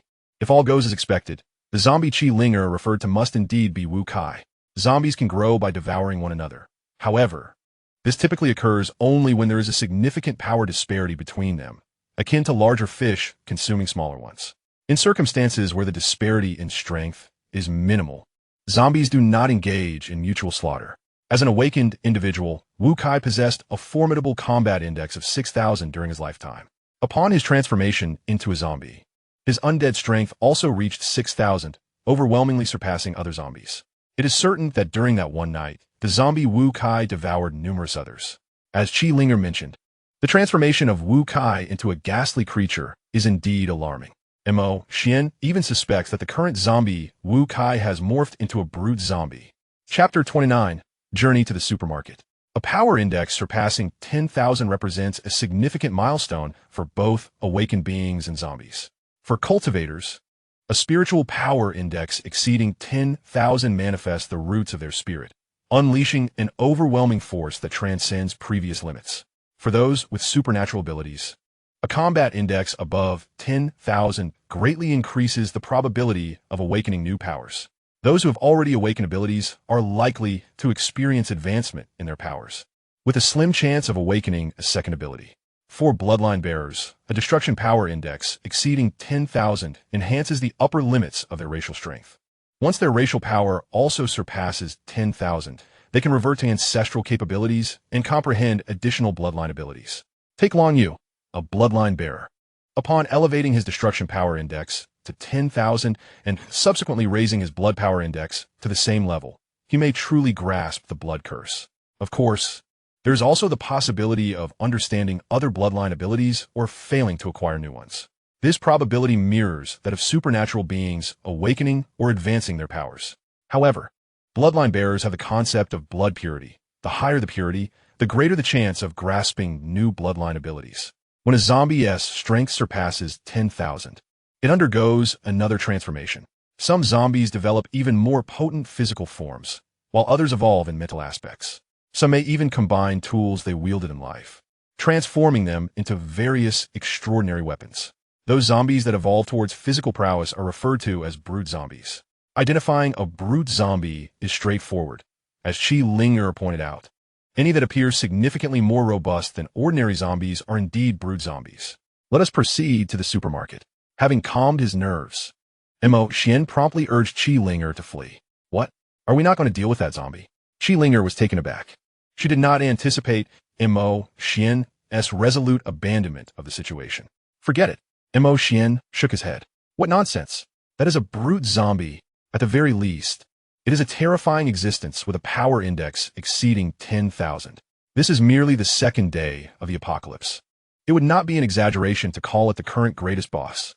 With our frail physiques, a single strike from that brute zombie could reduce us to mere pulp. He would be courting death to entertain thoughts of confronting a brute zombie. And this is merely the case for an ordinary brute zombie. If that zombie were truly Wu Kai, the terror would be unimaginable. Before his demise, Wu Kaisheng was an awakened being. Even after transforming into a grotesque corpse, he retained his extraordinary powers. Not only was he endowed with a formidable combat index, but upon surpassing the threshold of 10,000, this monstrous entity could potentially awaken unique abilities. It is utterly unfathomable for Xuan to provoke such a terrifying existence. He would not even comprehend the manner of his demise. Xuan would prefer to be pursued by a horde of zombies than to be targeted by such a formidable creature. Very well, let us proceed. Noticing the deep-seated apprehension on Xuan's face, Chi Linger refrained from further inquiries. The duo followed the route previously outlined through their spiritual probing, and, as anticipated, encountered 3 zombies in succession. As the night progressed, these zombies absorbed energy from the surroundings, enhancing their strength marginally. However, this proved inconsequential, with a couple of shadow spheres. Xuan dispatched them effortlessly. Working in unison to eliminate the zombies felt somewhat exhausting, prompting them to pause and absorb some energy crystals to restore their vitality, gradually enhancing their prowess. They then continued, with Chi Linger utilizing her spiritual energy to scout the path, while Xuan swiftly dealt with isolated zombies. Aside from the initially detected formidable corpse, their journey was largely uneventful as they steadily approached the supermarket. Simultaneously, as the two departed from the teaching building, Long Yu and Chun Sinyu began their descent. Following his early morning blood extraction from Chun Sinyu, Long Yu experienced a diminished increase in power, elevating only by a few hundred. After consuming some energy crystals he had painstakingly acquired from the previous day's zombie slaying, he successfully raised both his Annihilation Index and Combat Index to 5,000. Although this was not as formidable as his previous surge in power, it was still commendable. However, despite their combined strength, Long Yu and Chun Sinyu found themselves overwhelmed after descending 2 or 3 floors. While a single zombie posed no threat, the sheer number of them was daunting. Lacking Qi Linger's foresight, their actions had inadvertently incited a zombie frenzy. With no other option, they resorted to jumping from the building. Much like Mo Xian's earlier escapade, Long Yu also utilized the air conditioning units as cushioning, landing in the storage room on the third floor where Mo Xian and Qi Linger had previously halted. "What is that?" Xuan Xinyu inquired, her expression a mixture of astonishment and uncertainty as she gazed at the colossal figure below. It was none other than the grotesque corpse Qi Linger had previously detected. Had Long Yu not halted on the third floor, they would have been crushed into a pulp by the monstrous entity. Roaring in frustration, the zombie Wu Kai bellowed, seemingly enraged at the missed opportunity of a sudden feast. Long Yu, upon recognizing the familiar yet strange visage of Wu Kai, felt a wave of dread wash over him. He had never anticipated that Wu Kai would transform into such a terrifying being. A strong premonition gripped him. Had he and Xuan Xinyu directly encountered Wu Kai upon reaching the first floor, he would undoubtedly have been no match for him. Even with his enhanced powers and in a state of frenzy, the outcome would remain unchanged. Previously, when Mo Xian had summoned him to gather on the first floor, he could only wonder about the current situation. Could it be that Wu Kai had met with a tragic fate? With a heavy sigh, Long Yu exhaled deeply, dismissing the thought. They were not equipped to provoke such danger. Xuan Xinyu nodded gently in agreement. Under Long Yu's guidance, she had gradually adjusted her perspective, no longer viewing herself as the once revered school belle, the object of countless admirers. Instead, she had resigned herself to being a mere blood servant, ready to offer her essence to Long Yu without hesitation. She dared not challenge his authority, becoming exceedingly obedient. Fortunately, despite his seemingly sinister demeanor, Long Yu proved to be a reasonably normal individual, refraining from unwarranted violence or insults, treating her with a semblance of dignity. In fact, during the zombie siege, he had even prioritized her safety, urging her to jump from the building alongside him. For a moment, Xuan Xinyu felt that life was somewhat bearable. "Here." Long Yu casually tossed a crystal to Xuan Xinyu, urging her to recover quickly. "We are currently on the third floor. Descending to the first may lead us into a fierce battle." As she caught the crystal, a ripple of emotion stirred within her. Yet, she soon realized the absurdity of her feelings. Long Yu regarded her as a blood servant, and here she was, feeling a flicker of joy from his meager generosity. No, no. She shook her head vigorously, striving to rid herself of such foolish thoughts. It was one thing for her body to submit. She could not allow her mind to do the same. She resolved to find a way to break the blood curse and liberate herself from Long Yu's grasp. "Is there something troubling you?" Long Yu's voice grew colder upon seeing her shake her head. "No," Xuan Xinyu hastily denied, diverting the topic. "I was merely pondering what our purpose is on the first floor. There is still that zombie below." Long Yu softened his tone, assuring her, "It's not a matter of principle. I wouldn't intentionally complicate things for you. I intend to search for others." He added, contemplating the possibility of not encountering Mo Xian. "If we cannot find them, we will head to the supermarket. We must eventually make our way to the first floor. We simply need to evade that zombie." "Understood." Xuan Xinyu felt her cheeks flush as Long Yu continued to gaze at her. Taking the initiative, she pulled down her shirt, revealing her porcelain-like neck. Long Yu, unreserved, seized the opportunity. The act of drawing blood would expedite his recovery, and he lunged forward once more. Chapter 30. Ling Qianxue at the supermarket within the high school district of the East District Experimental School. A girl with snow-white hair and silver eyes was hiding among the shelves. Ling Qianxue felt utterly exhausted, both physically and mentally, hungering and yearning for rest. On a nearby shelf, an array of bread, cakes, and other edibles lay in abundance, yet she dared not make a single movement.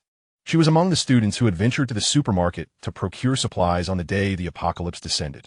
Unlike the other surviving students outside, who sought refuge in the supermarket, her utmost desire was to escape this terrifying locale. Indeed, while the supermarket offered a plethora of food, the zombies here were far more formidable than those encountered elsewhere.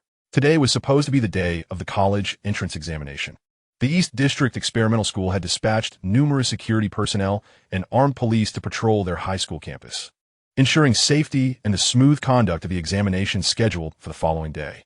Amidst the sweltering heat, a contingent of armed police had coincidentally arrived at the supermarket to procure drinking water and other refreshments to combat the heat. The outcome was predictable.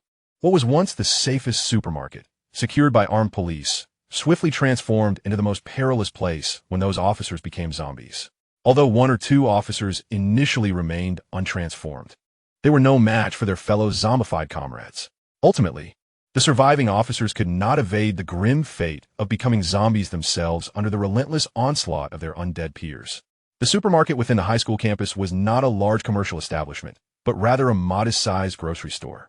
At that time, a considerable number of students, approximately 40 to 50, reminiscent of a single class, were present. Among them, some students had successfully harnessed their latent energy to awaken their powers, with Ling Qinxue being one of them. As the surrounding individuals abruptly transformed into zombies, both ordinary students and awakened ones instinctively sought to flee the supermarket. Although there were many zombies within, their initial strength was not overwhelmingly high. United in their efforts, they believed they could escape. However, the zombified armed police blocked their exit.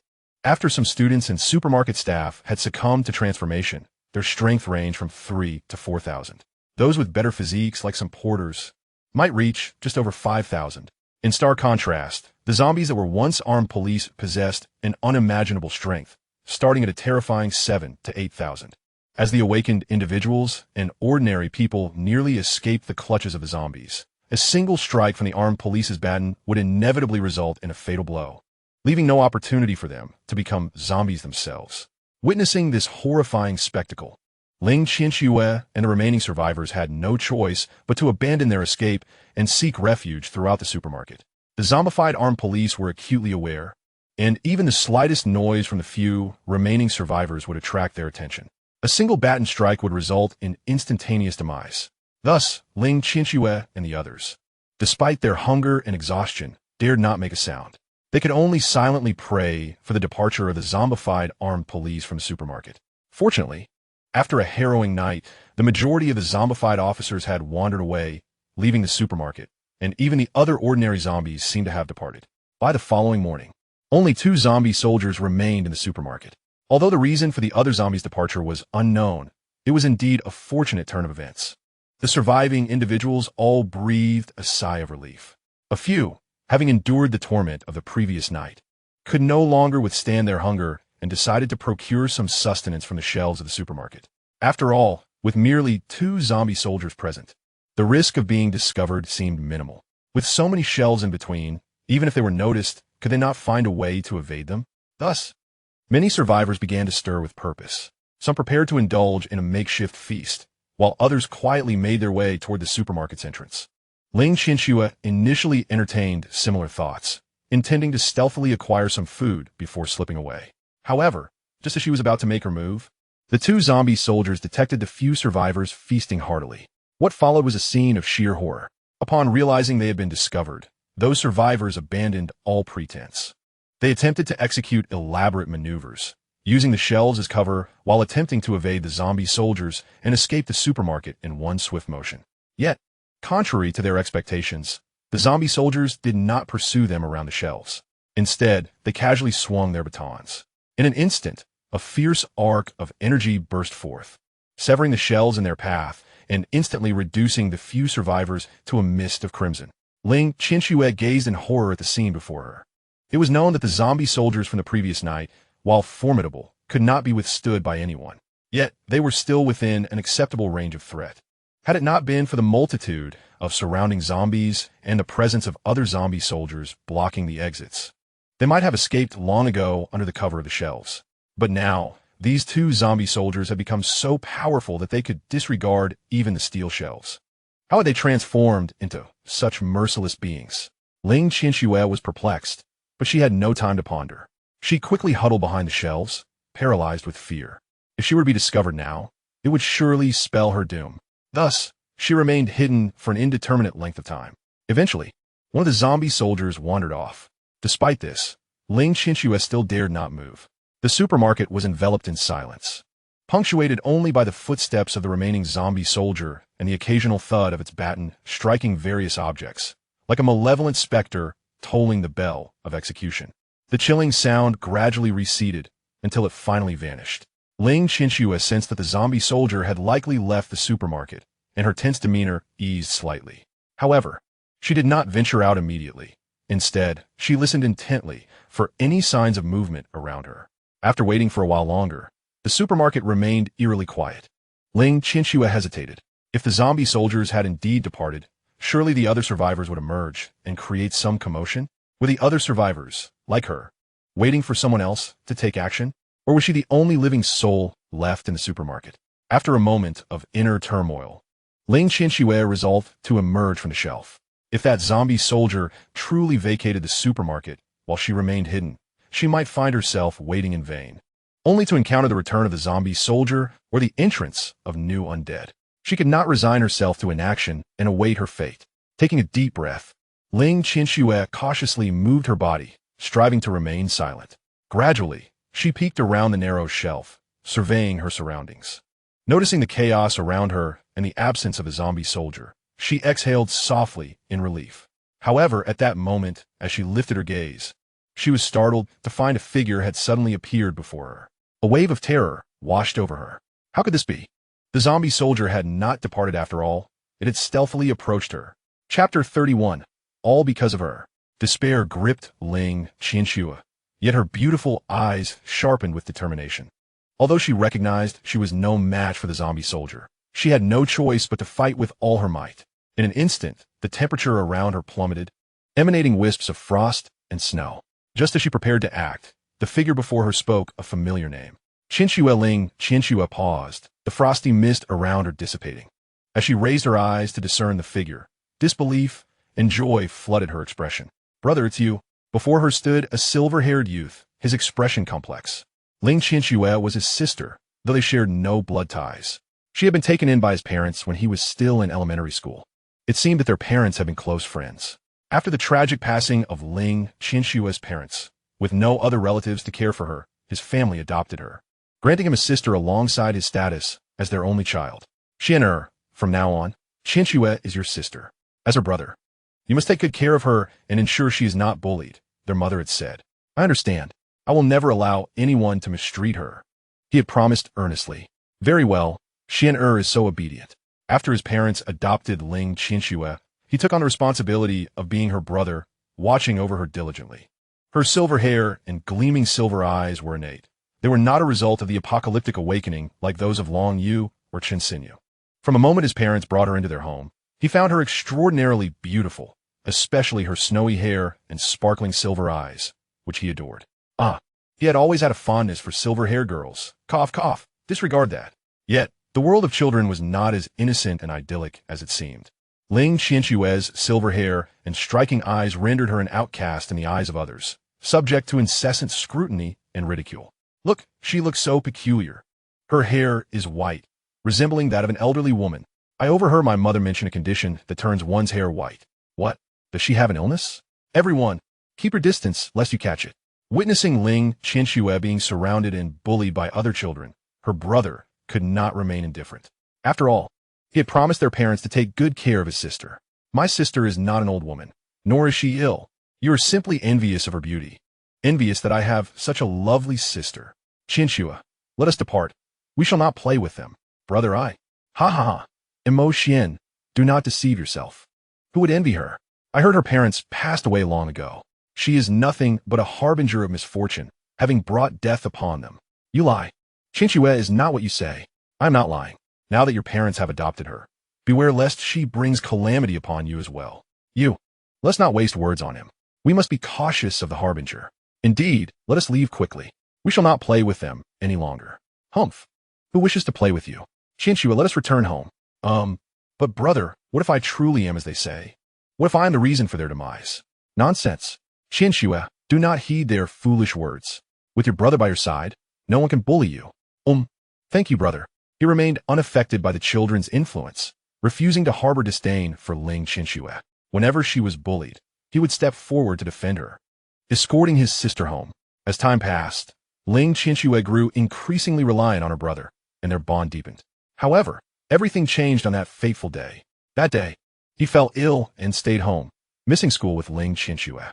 Their parents, as usual, went to pick her up from school, but tragically, they met with a fatal accident on their return. In the end, both of his parents perished, while Ling Qianxue survived. It was after this incident that he transformed. No longer did he hold affection for his sister. Instead, he viewed her as a harbinger of disaster. It was his sister who had caused their parents' demise. Although, as he matured, he came to understand that their death was a tragic accident, The coldness he showed Ling Qianxue at that time severed their bond irreparably. Later, he attended Dong District Experimental School as a boarder. While he knew Ling Qianxue also attended the same school, he made no effort to reach out to her. Seemingly aware of his disdain for her, Ling Qianxue likewise refrained from seeking him out. Even though Xian had encountered Ling Qianxue a few times by chance on the road, her striking white hair made her stand out in the crowd, prompting him to avoid any further encounters. Thus, the two remained close yet utterly unreachable. Xian initially believed they would continue to lead lives as strangers. But fate had other plans as the apocalypse descended upon them. Unlike Xian's previous life as an ordinary individual, Ling Qianxue successfully transformed her combat abilities and awakened her snow-related powers, becoming a supernatural practitioner akin to Xian in this life. As a snow-powered practitioner, her strength was unparalleled. In her past life, Ling Qianxue not only survived, but also emerged as one of the most formidable practitioners amidst the power struggles of the Dragon Kingdom.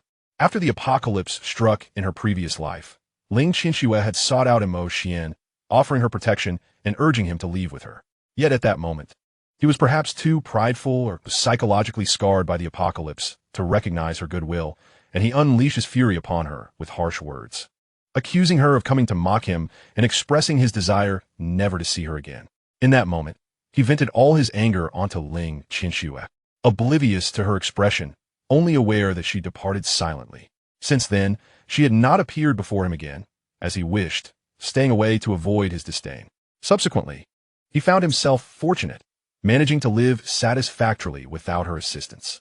He successfully joined the Dragon's Bone, where he, as an ordinary person, earned the respect of the higher-ups and became a logistics staff member.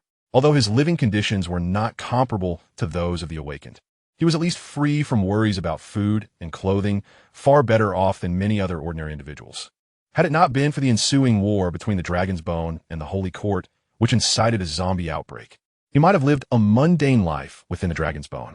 Throughout those 3 years, he believed that his ability to thrive in the apocalypse was solely due to his hard work. However, in the final moment, when he was overwhelmed by the tide of zombies, snowflakes danced in the air, and he faintly saw a snow-white figure battling through the horde. Drawing closer to him, it was then that he realized she had always been by his side. His ability to escape the relentless pursuit of Fu Liqui and survive 3 years within the Dragon's Bone was entirely because of her. Chapter 32. She is my sister. Gazing at the astonished Ling Qianxue before him, Xian pursed his lips. He had countless questions for her, yet despite the myriad thoughts swirling in his mind, he could only utter a single sentence. Now that we are safe, please come out. As he extended his hand toward her, Ling Qianxue appeared momentarily dazed. Initially, she had prepared herself for the moment when Xian would discover her identity, intending to leave with a frigid demeanor. At best, she would choose to ignore him, as if she had never encountered him. The current scenario, where her brother comforts her just as he did in the days when their parents were still alive, wishing to hold her hand, was something she believed she would only witness in her dreams. Was she still dreaming? What was amiss? Was she injured? Noticing that Ling Qianxue remained unresponsive, Xian furrowed his brow. Could it be that in her past life, Ling Qianxue was hurt at this moment? That seemed unlikely. If she were indeed injured, how could she have survived amidst the multitude of zombies outside? Or was it possible that the butterfly effect caused by his rebirth had swiftly impacted Ling Qianxue? No, that couldn't be. Ling Qianxue snapped back to reality and hastily grasped Xian's hand, fearing he might vanish at any moment. After remaining almost motionless on the shelf for an entire night, her body felt somewhat numb. In a moment of carelessness, as she attempted to rise, she stumbled and fell into Xian's embrace. "Brother, I'm sorry," she stammered, her heart racing, anxious that her sudden movement might displease him. Despite her lingering desire to bask in the warmth of his embrace as she once did, she withdrew immediately.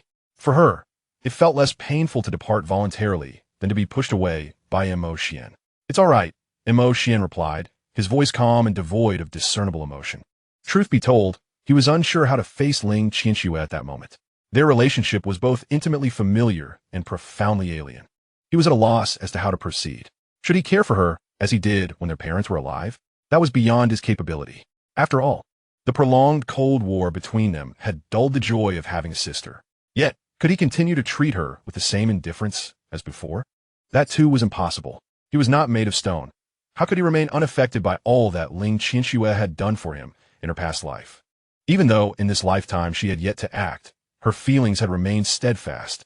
Upon hearing Mo Xian's response, a ripple of emotion stirred within Ling Qianxue. She sensed a change in him, as though he no longer harbored the same aversion towards her.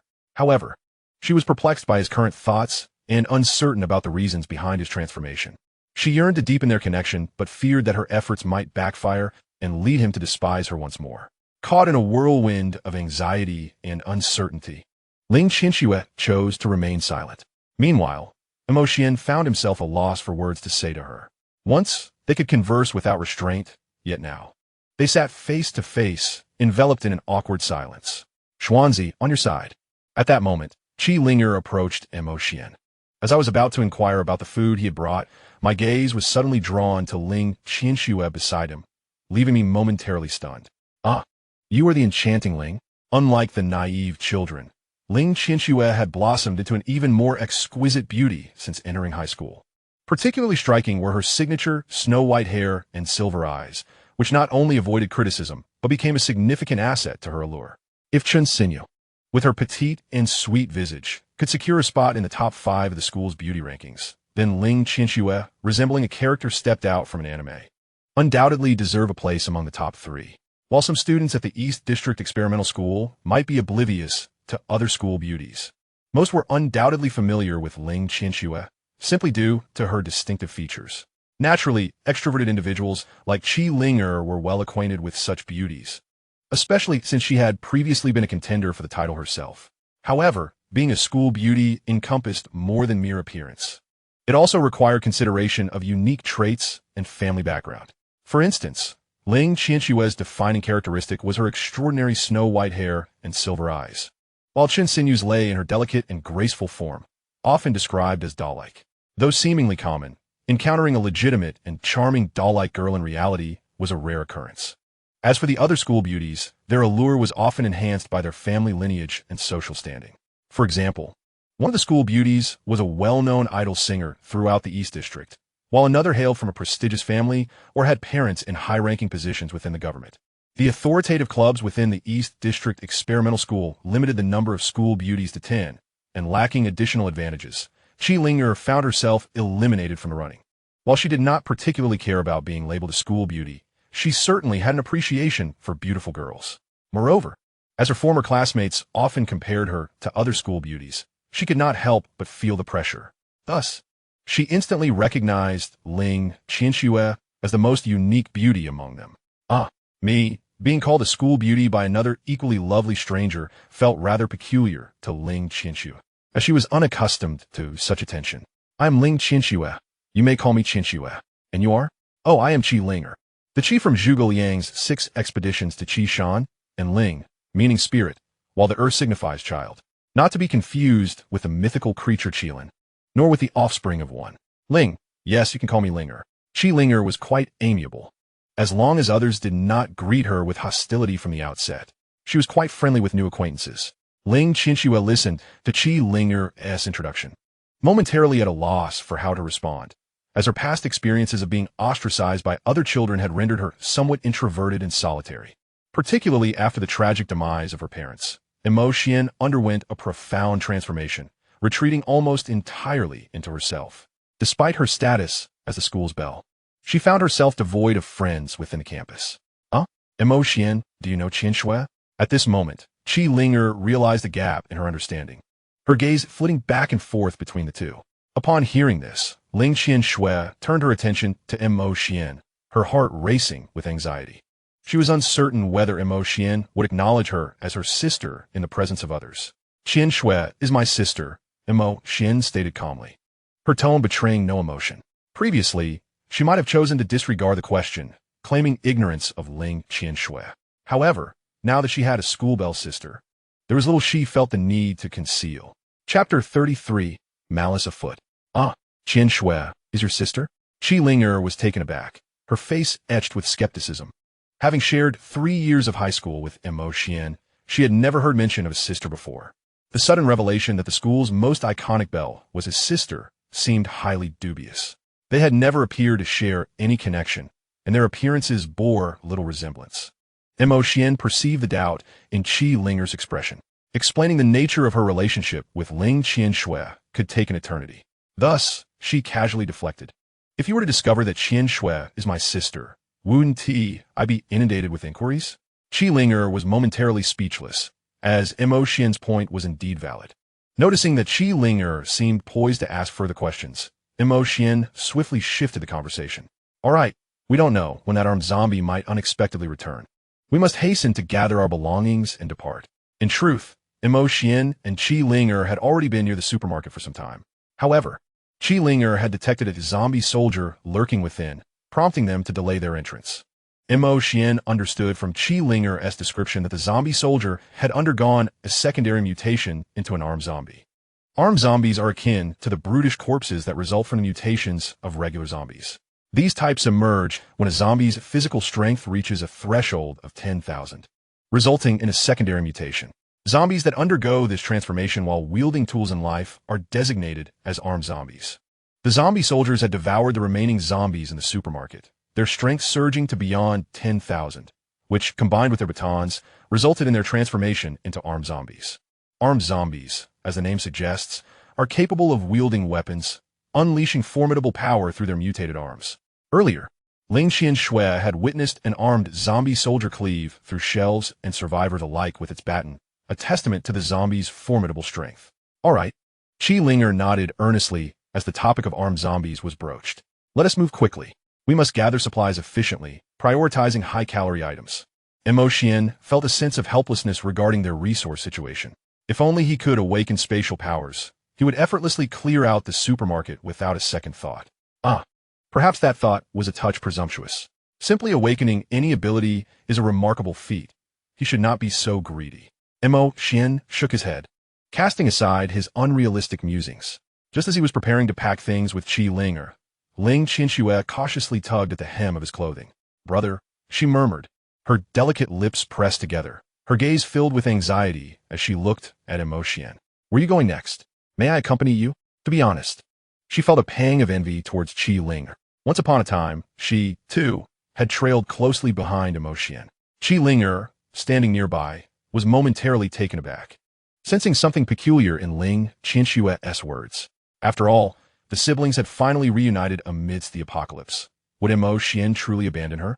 Feeling Qi Linger's scrutinizing gaze, Xian felt a twitch at the corner of his mouth. It seemed as if he habitually bullied Ling Qianshui, leading her to become so timid. He exhaled softly, stroking his chin in contemplation. I haven't decided yet. If you have no other plans, then let us go together. It is far too dangerous with the wandering undead around. We cannot remain in the supermarket. Heading back to the classroom would be even more perilous with the feral corpses there. And to be honest, I don't wish to return. The best option would be to find a place with fewer zombies, like the dormitory building. When the apocalypse struck, school had not yet been dismissed. Students were gathered in classrooms. The dormitory area has hardly any zombies, making it a relatively safe abode. If we reach there, I will be able to rest more soundly. Unlike last night, when Qi Linger slept comfortably, I was worried about unforeseen circumstances and ended up sleeping very lightly. This arrangement may work for a short period, but prolonged vigilance is mentally taxing. Yet, he wondered how long he was faring at the classroom. They had agreed to meet there, and leaving without him felt somewhat amiss, causing him considerable inner conflict. As for Ling Qianshui, in his previous life, she had emerged as one of the strongest among the survivors. He harbored no doubts about her ability to handle herself, unlike Qi Linger. However, now that Ling Qianshui had expressed her desire to accompany him, he saw no reason to refuse. All right, thank you, brother. Upon hearing Xian's acquiescence, Ling Qianshui smiled brightly. Although he believed she could take care of herself and eventually become a formidable force in this harsh world, she was still merely a helpless girl who had recently witnessed horrific scenes of bloodshed. Being able to rely on her brother, who had always protected her, brought her immense comfort. Why do you two siblings seem so formal with each other? Qi Linger couldn't help but murmur, observing Ling Qianshui's cautious demeanor toward Xian. Upon hearing those words, Xian delivered a swift chop to Qi Linger's small head, his expression one of exasperation. If you cannot use idioms correctly, then refrain from employing them. Respecting each other like guest pertains to couples, you fool. Qi Linger clutched her head, her face adorned with a look of grievance. Do not strike my head. It merely feels as though you both are rather peculiar. Have you ever witnessed siblings who are so excessively polite with one another? I have only encountered discordant siblings, never those so unfamiliar as you two. You are overly talkative. Swiftly assist me in packing. I know. I can walk by myself. Why must you be so rude? You possess no sense of delicacy. Ah, and you speak of delicacy. What inflated ego you have. Observing Xian and Qi Linger bantering amicably, their rapport seemingly seamless, Ling Qianxue felt a twinge of envy. In contrast to the awkward standoff she shared with Xian, they appeared more akin to a true brother and sister. How she wished she and her brother could share such a bond. Yet, Ling Qianxue did not dwell on her melancholy for long. She quietly followed behind them, assisting in the procurement of necessary supplies. At that moment, a sharp voice echoed from the supermarket's rear warehouse. Stop right there. At the sound, the trio froze in their actions, their gazes converging on the source of the voice. A middle-aged man emerged through the back door, his face contorted with anger as he glared at Xian and the others. Additionally, four individuals followed closely behind him, all clad in identical uniforms, presumably supermarket staff. Zhou Qiang's eyes widened at the sight of Ling Qianxue and Qi Linger, a flicker of astonishment crossing his features. What stunning schoolgirls, he mused. After years of laboring as a porter, devoid of wealth and charm, he remained single. In times past, he might have surreptitiously captured a few photos of such girls to satisfy his desires later. However, the world had changed dramatically. Zombies now roamed freely. Having perused numerous apocalyptic novels, he comprehended the collapse of social order and the law's impotence. Now, endowed with formidable power, he commanded the obedience of many. A surge of malevolence coursed through Zhou Qiang's heart as he gazed at the two girls, his eyes brimming with avarice. Chapter 34. When did you assume authority? Hey, Xiao Xuanzi, his gaze towards us is utterly disgusting. Qi Linger furrowed her brow, inching closer to Xian. As a young woman, she understood all too well the implications of such a look. Previously, men like Zhou Qiang would at least conceal their glances, but now, there was no attempt at subtlety whatsoever. It was only the second day of the apocalypse. How was it that these individuals had become so depraved so quickly? Xian, however, was not surprised. Human nature was as such. Even before the apocalypse, in the peaceful era of Longhua, heinous acts could occur in remote areas. He recalled a news story he had seen not long ago, a stark reminder of the darkness that lurked within humanity. A family of 5 was brutally murdered by their neighbor, the motive stemming solely from a dispute over land boundaries, as their homestead adjoined the assailant's farmland. The conflict escalated over the years, with the murderer encroaching upon the public pathway while the family sought to renovate their property based on its size. After repeated attempts to thwart their plans, the assailant, under the cover of night, wielded a knife and committed the heinous act. In another region, a sudden flood prompted residents to brazenly loot a supermarket in broad daylight. Such occurrences are not isolated. During a time of peace in Longhua, extreme malevolence can manifest, let alone in the current apocalyptic era. Long constrained by the law, once liberated, humanity reveals its darkest nature.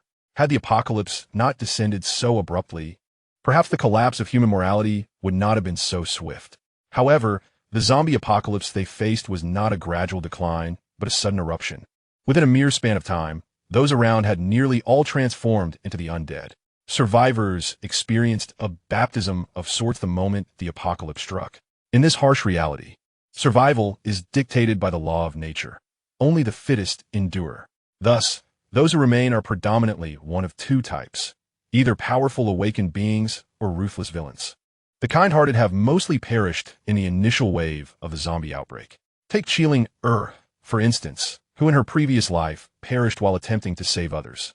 Similarly, their class leader, an awakened one, could not survive like ordinary individuals such as Zhao Min, simply due to the disparity in their origins. Consider Long Yu. Had he not transformed into a vampire in this life, possessing sufficient strength, he too would have fallen victim to Lu Hao's betrayal on the very first night. The outbreak of zombies in Longhua was shockingly sudden, and in the absence of official reassurance, human nature rapidly disintegrated. Even on the second day of the apocalypse, setting luck aside, those who survived were far from benevolent. They were either exceptionally strong or possessed a cruel disposition. Meanwhile, Zhou Qiang recognized that his gaze had been too overt. He cleared his throat and adopted a demeanor befitting an elder's authority. All items here are private property of the supermarket. You cannot touch them.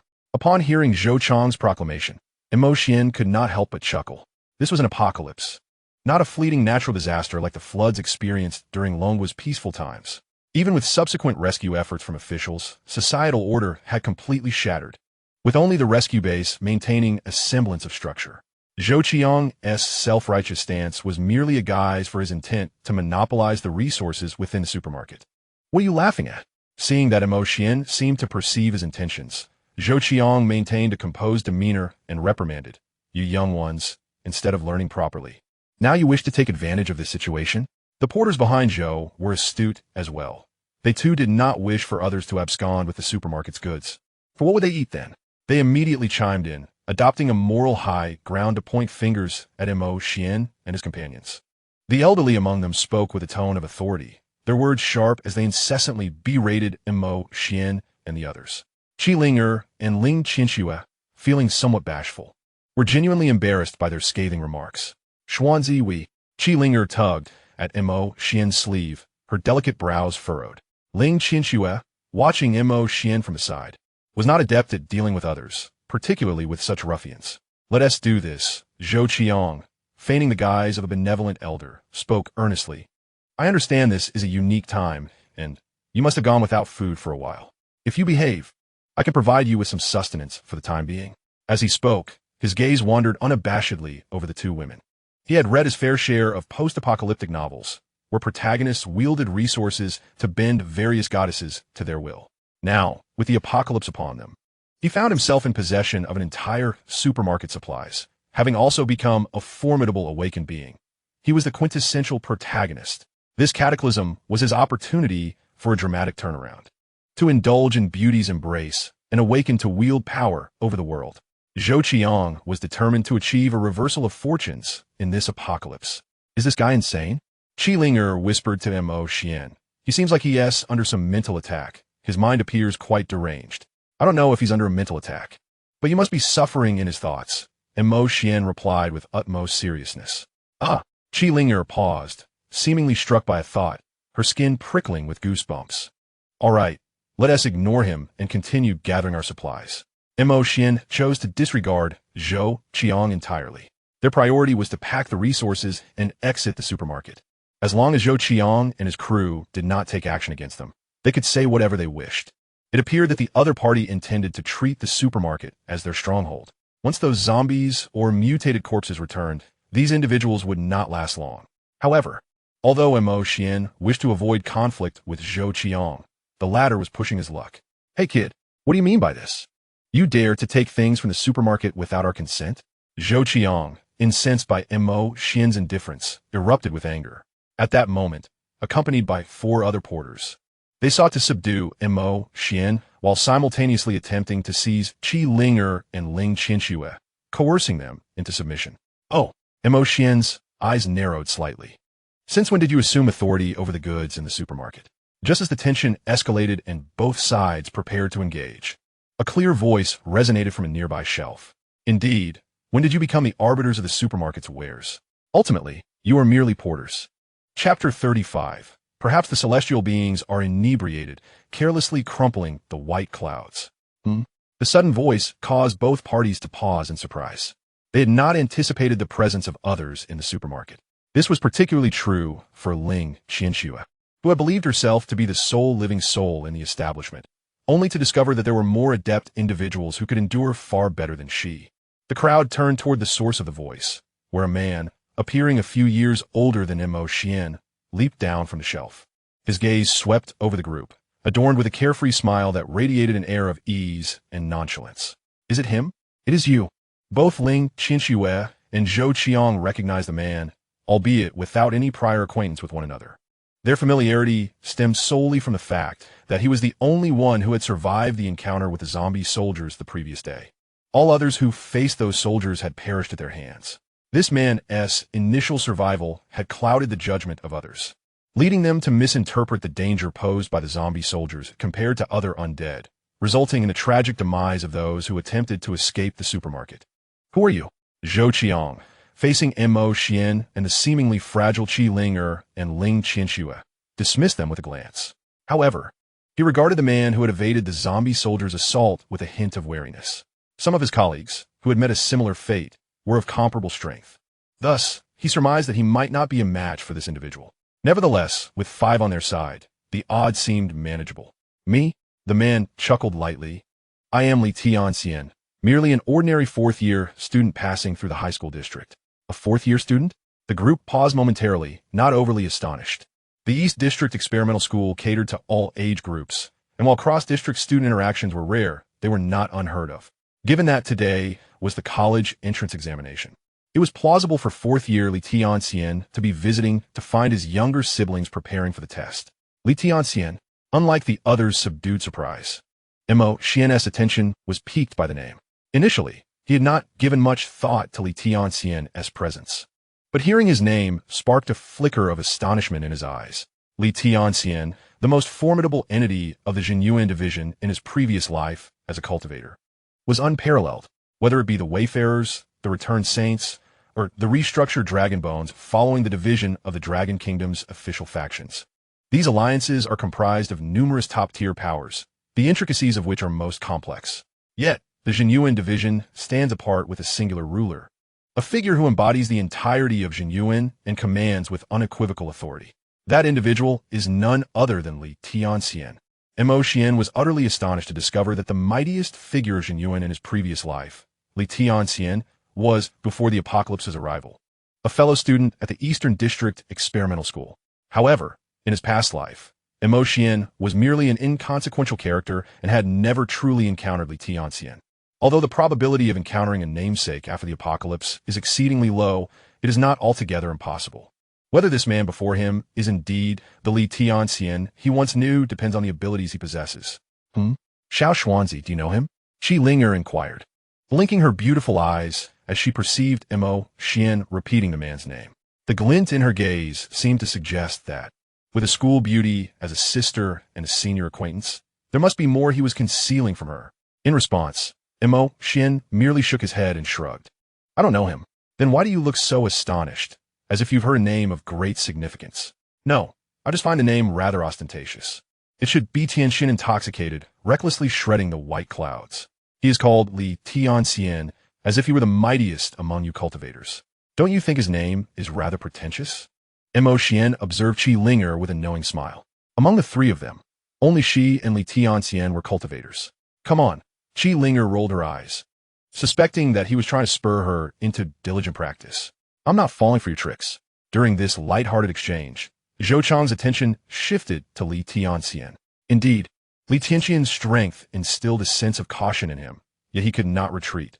Doing so would mean relinquishing control over the supermarket. We are the staff of this supermarket, and given the extraordinary circumstances, we shall manage the items within, Zhou Qiang declared with utmost authority. Oh! Xuan chuckled lightly, choosing not to engage in a dispute with Zhou Qiang. Instead, he produced his wallet from his pocket and withdrew a thick wad of cash. By your logic, surely I can purchase whatever I desire? With a flourish, Xuan tossed the money into the air, exuding an air of grandeur and nonchalance as he regarded Xian and the others. Feel free to take whatever you wish. Today, all expenses are on me. Young Masterly. As his words fell, a gentle breeze swept around Xuan, stirring the bills in midair, which ultimately descended in a perfectly arranged stack before Zhou Qiang. How intriguing. It is no wonder he was the strongest in Yuan in my past life. Observing this scene, a subtle smile graced the corners of Xian's lips. Though one might perceive Tianxian's actions as mere ostentation, indeed, there is an element of showmanship involved. There are deeper considerations at play. First and foremost, it is only natural for Xuan to spend money when making purchases. This strategy serves to silence the incessant chatter of individuals like Zhou Qiang, allowing one to reclaim a position of moral superiority. Additionally, while Xuan ostentatiously displays his wealth, he deftly manipulates the winds to place the money firmly before Zhou Qiang. This act not only showcases his prowess, but also serves as a warning to Zhou Qiang and his associates to consider their own strength before attempting any confrontation. Through this display of wind manipulation, Xian confirms that Xuan embodies the strongest figure from his previous life, the guardian of the realm. He is not merely a wielder of wind abilities. Rather, he employs his wind spiritual energy for this purpose. Furthermore, Li Tianxian anticipates that Zhou Qiang and his cohort may resort to aggression. He suggests to Mo Xian and his companions that they should freely take what they desire, assuring them that he will cover all expenses. This gesture is a strategic maneuver to win Mo Xian's favor, safeguarding against a potential assault from Zhou Qiang's group. Having survived for 3 years in the apocalyptic world, Mo Xian understands the underlying implications of Li Tianxian's offer. Thank you, young Master Li. Mo Xian replies with a slight smile, acknowledging the collaborative gesture. Li Tianxian responds with a smile of his own, and the two resume their shopping, undeterred by Zhou Qiang and his companions. After all, with young Master Li footing the bill, there is no reason for hesitation. You, stop right there. Zhou Qiang's voice booms, his imposing presence signaling his lackeys to prepare for action. In these dire times, he is acutely aware that currency has lost its value. Does Li Tianxian truly believe he can seize goods from his supermarket with mere scraps of paper? Chapter 36, Rooting Out the Problem. Oh, Li Tianxian, leisurely nibbling on a piece of bread, observes Zhou Qiang and his group with keen interest. As the staff of the supermarket, I have already settled the payment. Is there anything else you require? Zhou Qiang, his face flushed with anger, stammers, aye. His gaze is fierce, as if he were ready to devour his adversary. This is a special period. The goods in the supermarket are not for sale. Not for sale? Li Tianxian's smile fades, his expression turning icy. He had no intention of escalating the situation with Zhou Qiang, especially considering the 5 individuals before him. A poorly handled confrontation could attract nearby zombies, yielding no advantage. However, if they refuse to respect his boundaries, he cannot be held accountable for the ensuing chaos. I have already paid, Li Tianxian reiterates coldly, continuing to eat and pack his items without regard for Zhou Qiang. Mo Xian remains unfazed, urging the 2 women to expedite their packing. You little brats, do you not comprehend that we said it is not for sale? Zhou Qiang, incensed by their disregard, ignores the implicit warning in Li Tianxian's words and signals the movers to take action. In an instant, 3 movers charge towards Mo Xian and his companions, while Zhou Qiang and the remaining mover converge on Li Tianxian. He refuses to believe that Li Tianxian possesses the strength to face 2 opponents simultaneously. You brat, prepare to die. Zhou Qiang unleashed his full strength, launching a powerful punch towards Li Tianxian. His battle power index soared to 6,000. Another laborer followed closely behind, joining Zhou Qiang to create a formidable pincer attack. His battle power index stood at 5,500. How audacious! Li Tianxian's expression turned icy, though he felt an inner sigh of relief. Fortunately, Mo Xian and his companions had alleviated some of the pressure. Facing 2 adversaries was manageable. He could only hope that Mo Xian and the others would lend their strength. Otherwise, if they were subdued, he would have no choice but to abandon the goods in the supermarket and flee swiftly in the face of 5 burly men. Li Tianxian's aura surged, and a tempest enveloped the surroundings. His spiritual power index reached 5,000. In the next moment, he brought his hands together, conjuring a small tornado. This was the spiritual technique, Wind Spirit Tornado. The technique coefficient was 2 kill. Spiritual techniques are spells wielded by cultivators using their spiritual power, enabling them to unleash a mightier force. The technique coefficient indicates the degree of amplification of the spiritual power. The term kill denotes an offensive spiritual technique, with 2 kill signifying a doubling of the original power's amplification. In simpler terms, with a spiritual power index of 5,000, Li Tianxian could initially unleash a perfect force of 5,000. However, by employing the 2 kill coefficient technique, Wind Spirit Tornado, he could amplify his power to a perfect output of 10,000. While other cultivators like Qi Linger were still pondering how to harness their spiritual power, Li Tianxian had already mastered the foundational wind spiritual technique, placing him leagues ahead. Whoosh! The wind spirit tornado howled forth, repelling both Zhou Qiang and his companion. This young man, Zhou Qiang's expression hardened, his gaze towards Li Tianxian filled with apprehension. Had he faced that small tornado alone, rather than alongside the other laborer, he would likely be gravely injured, if not dead. So, this was the prowess of one who had survived the terrifying assaults of those zombie-like armed police. Contemplating this, Zhou Qiang's eyes hardened with determination. As a fellow awakener, how could the opponent be so powerful? A genius? Then he would slay this genius. Zhou Qiang exchanged a glance with the laborer, and the 2 charged forward once more. This was troublesome. Li Tianxian clicked his tongue in annoyance. Facing 2 opponents was indeed a bit overwhelming. Yet, he had no alternative but to continue unleashing his Wind spiritual power to defend himself. For a time, the two sides engaged in a fierce battle, neither yielding an inch. Meanwhile, Xuan and his companions swiftly resolved their own confrontation. Zhou Qiang perceived Li Tianxian as a significant threat and thus directed his efforts alongside the other laborer, whose strength was only slightly inferior to his own, against him. The remaining 3 laborers facing Xuan included only 2 awakeners. The third was merely an ordinary person with slightly greater strength. Xuan casually cast a shadow ball, swiftly dispatching one of the awakened ones. Resolving the remaining 2 would have been a mere matter of casting 2 additional shadow balls. However, he refrained from further action, calmly observing Qi Ling'er and Ling Qinxue. The remaining 2 are in your hands, he declared. Hearing this, Qi Ling'er bit her lip, fully grasping Xuan's intent. In this apocalyptic world, one must not show mercy to enemies. While she bore no psychological burden in exterminating zombies, the thought of taking human lives instinctively unsettled her. Please, we realize our mistakes. The 2 remaining individuals, witnessing the sudden demise of one of their own at Xuan's hands, were utterly terrified and pleaded for mercy. Xuanzi, they no longer dare to act. Perhaps we should. Noticing the 2 abandon their aggression and attempt to flee, Qi Ling tentatively glanced at Xuan, while Ling Qinxue hesitated as well. In response, Xuan remained composed, not engaging in his usual banter with Qi Ling'er. In this harsh reality, one must eradicate threats entirely. Leaving weeds unpooled would lead to endless troubles.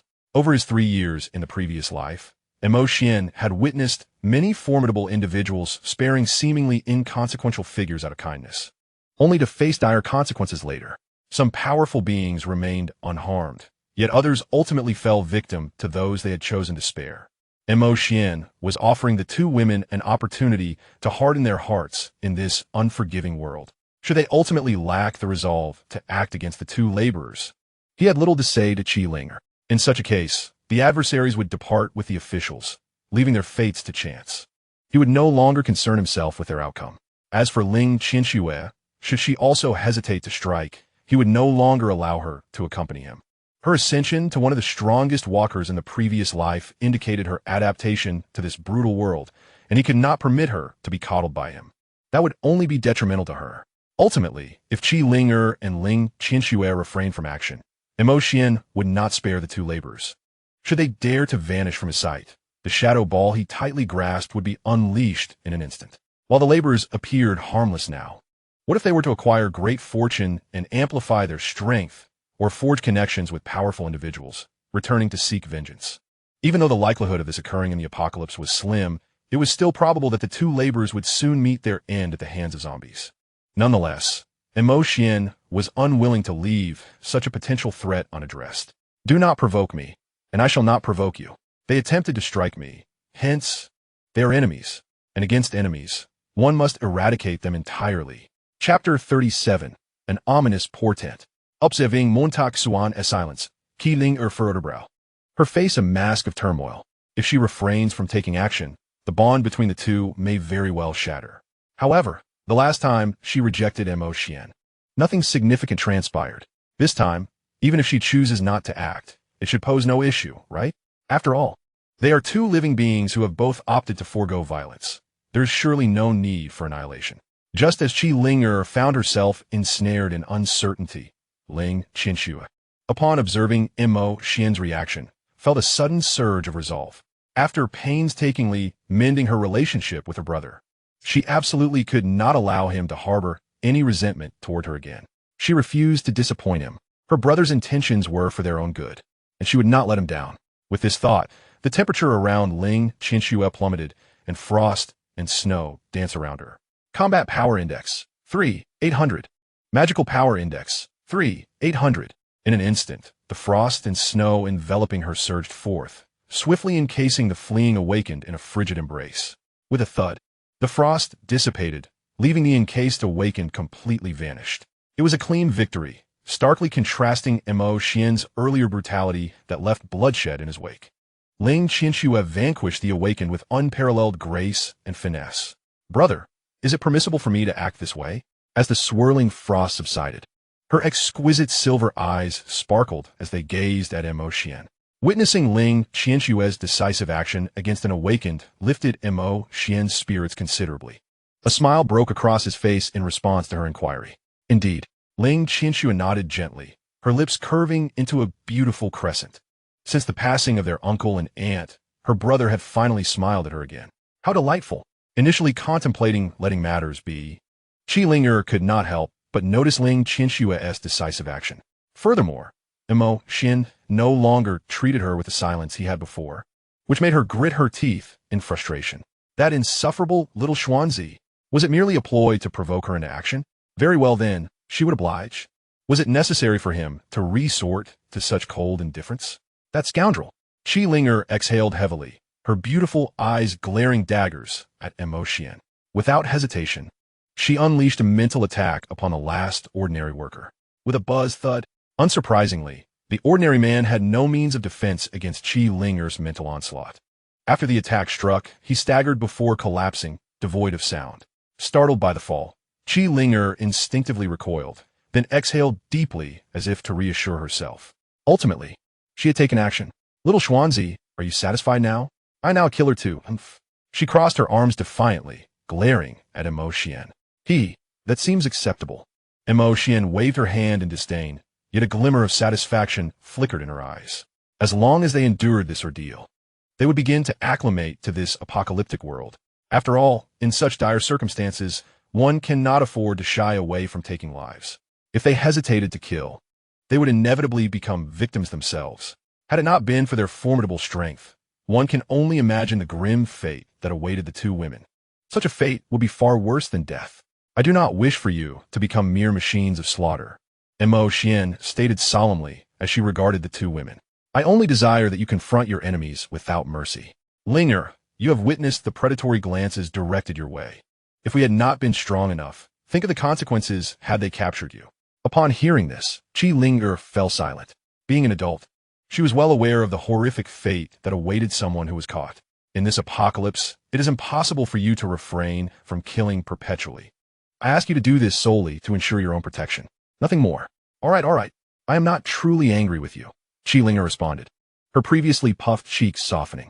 Her voice became playful, almost like a gentle pout. She was not the fool Mo Xian described. She understood that the latter's intentions were for her benefit. The words spoken by Mo Xian also alleviated much of the discomfort she felt from her first kill, allowing her to feel a sense of relief. Ling Qianshue quietly nodded in agreement, remaining obediently by Mo Xian's side. Mo Xian then turned her gaze towards the fierce battle between Li Tianxian and Zhou Qiang. Despite Li Tianxian's considerable strength, he found himself needing to utilize his spiritual techniques to fend off the relentless assault from the two adversaries. It was akin to Li Tianxian continuously casting spells, while Zhou Qiang and his companion relied on straightforward physical attacks. The exhaustion on both sides was evident. After a prolonged struggle, it became clear that two fists could not contend against four hands, and Li Tianxian gradually found himself at a disadvantage. You little brat, die!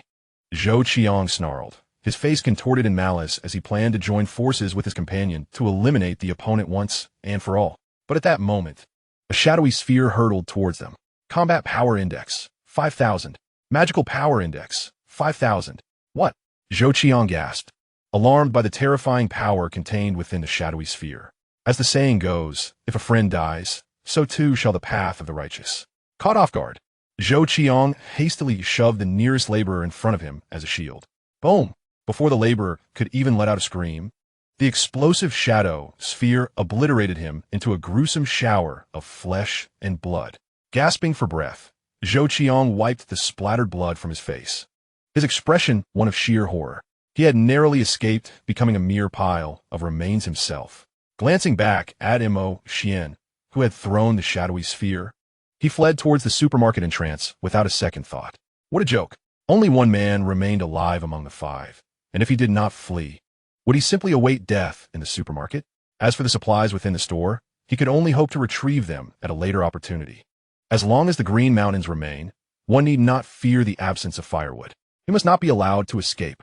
Both Mo Xian and Li Tianxian spoke in unison. Their thoughts regarding the enemy were identical. Never leave behind any potential threat. However, having just endured an assault from two adversaries, Li Tianxian felt somewhat drained, and Xian had also expended great effort to unleash a shadow ball. Faced with Zhou Qiang, who was intent on fleeing, they found themselves momentarily unable to intercept him. Fortunately, there were still Ling Qianxue and Qi Ling present. After their initial experience with killing, they no longer instinctively recoiled from the act. Upon hearing the calls from their comrades, Ling Qianxue swiftly unleashed her snow-based abilities, while Qi Ling immediately summoned her spiritual power. Yet, just as the two women prepared to act, an unexpected phenomenon occurred. Zhou Qiang, who was on the verge of escaping the supermarket, abruptly halted, and his body was suddenly torn asunder, exploding into a cloud of blood mist. What? Chapter 38, The Martial Corpse. This sudden turn of events left the four present momentarily stunned, their faces etched with shock. In the next instant, as the blood mist dissipated, a middle-aged man clad in police uniform slowly emerged, wielding a chilling baton. A martial corpse, a zombie police officer.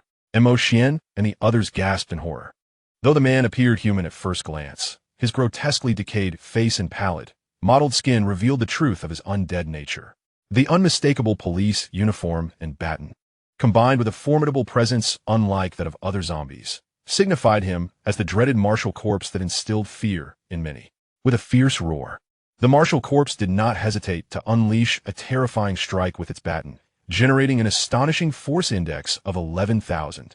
In this apocalyptic world, the entire realm was infused with elemental energy. Awakened beings could enhance their strength by absorbing this energy. Certain unique materials, when tainted by elemental energy, would, like elemental crystals, contain such energy and transform into potent forces of their own. By forging these materials into weapons, awakened beings could unleash tremendous power, referred to as the Force Index. Although the baton held by the martial corpse was not composed of any extraordinary material, it had undergone a grotesque transformation alongside the corpse, becoming an alternative extraordinary weapon. A corpse soldier. The existence of corpse soldiers birthed the martial corpse, and their symbiotic relationship forged this terrifying entity. The perfect amalgamation of corpse and martial prowess allowed the martial corpse to unleash a staggering force of 22,000 with a single swing of its baton. Be cautious. Xian had no time for contemplation. He immediately poured all his energy into launching a massive shadow ball. Battle Power Index, 5,000. Magic Power Index, 5,000. Recovery Power Index, 2,000. Bang! The chilling staff aura surged forth with unstoppable momentum, instantaneously severing the colossal shadow sphere at its midpoint. However, almost immediately, another large shadow sphere split forth. With a crack and a thud, the staff aura and the newly emerged shadow sphere remained locked in a stalemate for a brief moment. Yet ultimately, it was again extinguished inch by inch. At this juncture, Xian's formidable dual shadow spheres could not intercept the staff aura of the martial corpse. Had Xian fully mastered the three forces at his disposal, he could have confronted the martial corpse head-on. After all, despite the martial corpse's strength, its perfect eruption merely reached a power of 22,000. If Xian's combat, magical, and restorative forces could be harmoniously fused, the large shadow sphere could unleash a force of 12,000. Furthermore, with the replication effect of the restorative power index, an additional large shadow sphere could be conjured, also possessing a power of 12,000. The combined might of these two perfectly synchronized large shadow spheres could undoubtedly counter the martial corpse's strike. However, having recently awakened and absorbed elemental crystals on his way to the supermarket, Xian had only elevated his combat and magical indices to 5,000, lacking complete control over these forces. Consequently, with indices around 5,000, each could only manifest a power slightly above 4,000. This was akin to dining, where one hand could adeptly wield chopsticks or a spoon separately, but attempting to use both simultaneously inevitably introduces some difficulty. The same principle applies to the combined use of multiple forces. When employing either the combat or magical index alone, Xian might achieve a power of 4,005. Yet, should both be unleashed together, the complexity escalates, likely resulting in a cumulative effect yielding just over 8,000, falling short of 9,000. When Xian attempted to merge the restorative force index with the other two, the difficulty increased exponentially. The large shadow sphere might barely achieve a power of around 9,000. Thus, even if he were to replicate another large shadow sphere through the restorative force index, it would still be inadequate to intercept the martial corpse's staff aura. This delineates the crucial difference between a power that has reached its zenith and one that has not. It resembles the adage found in certain cultivation novels, which cautions against rapid enhancement of strength, as it leads to an unstable foundation that requires time to solidify. In the aftermath of the cataclysm, both Xuan and the other awakened individuals find themselves in similarly fragile positions, unable to perfectly master their inherent powers, resulting in limited potential and superficial combat strength. The martial corpse, symbiotic with its undead minions, possesses an unparalleled advantage in controlling its power, far surpassing that of the awakened. Even after just one night, they swiftly grasped their abilities, capable of unleashing their full might. Brother, as the staff aura breached the dual shadow spheres and surged toward Xuan, Ling Qinxue, who had long been poised to deal with Zhou Qiang, swiftly redirected her efforts to unleash a frost attack. Combat Index 3008. Magical Index 3008. As the frost and snow encroached, they finally extinguished the diminished power of the cane's radiance. With a heavy exhalation, Xuan released a breath of relief. The continuous eruptions had taken a toll on his stamina, yet he had managed to hold his ground.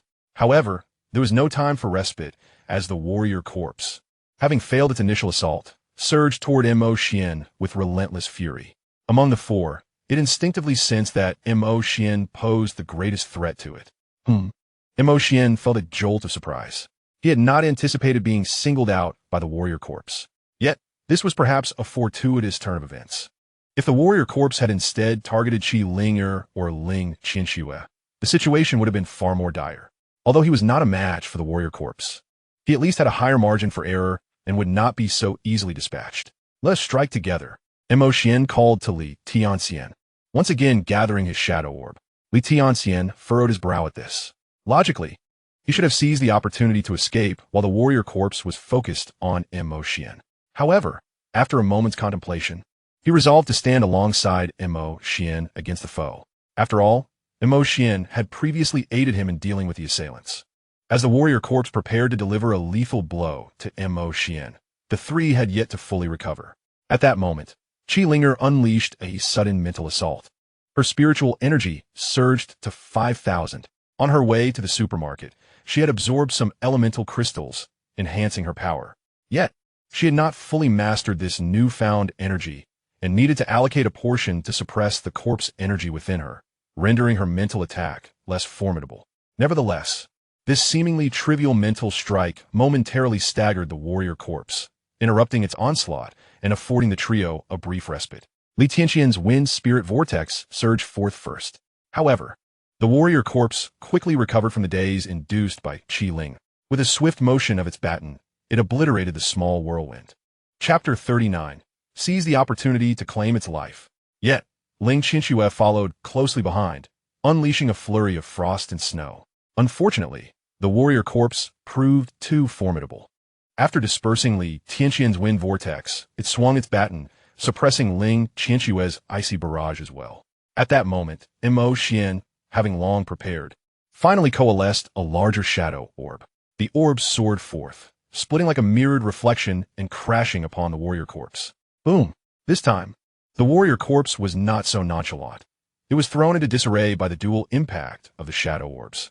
However, it did not succumb easily, attempting to grasp its baton and lurch toward Xuan with its decayed form. Yet, Xuan and his companions did not afford it a moment's reprieve. Seizing the opportunity, they aimed to bring it down for good. As the martial corpse struggled to rise, it was ruthlessly bombarded again and again. Whoosh, buzz, swoosh, bang. Ultimately, through the relentless efforts of the four, they reduced the martial corpse to a state of disarray, utterly lifeless. Upon witnessing the demise of the martial corpse, Xuan and his companions could not help but breathe a sigh of relief. Fortunately, their combined strength proved formidable. Otherwise, they would have found it exceedingly difficult to subdue this martial corpse. The zombie, having undergone 2 phases of mutation, was indeed too powerful. Previously, dealing with ordinary zombies had been a matter of a single strike, and Xuan felt little apprehension. However, after enduring a grueling battle with the martial corpse, he came to realize his shortcomings. Before enhancing his strength further, he needed to dedicate time to master the surge of newfound power. I shall assess the condition of the martial corpse, Xuan announced to the three, who had expended considerable energy. His words were primarily directed at Li Tianxian, intended to convey that he was merely confirming the state of the zombie. In reality, however, Xuan sought to locate the elemental crystal within the martial corpse. Although Li Tianxian was a comrade, the bond he shared with Qi Linger and the others was far stronger. He had no intention of sharing such a high-grade elemental crystal with her. Xuan searched through the remnants of the corpse and ultimately succeeded in finding the coveted elemental crystal. He discreetly used his shadow hand to collect the crystal, ensuring that Li Tianxian remained oblivious to any irregularities. How is it? The zombie is in pieces and should be immobile, correct? Seeing Xuan lingering without incident, Li Tianxian approached him slowly to inquire. It should be fine now. This martial corpse was indeed unique, possessing a tenacious vitality. However, in its current state, it should be utterly deceased.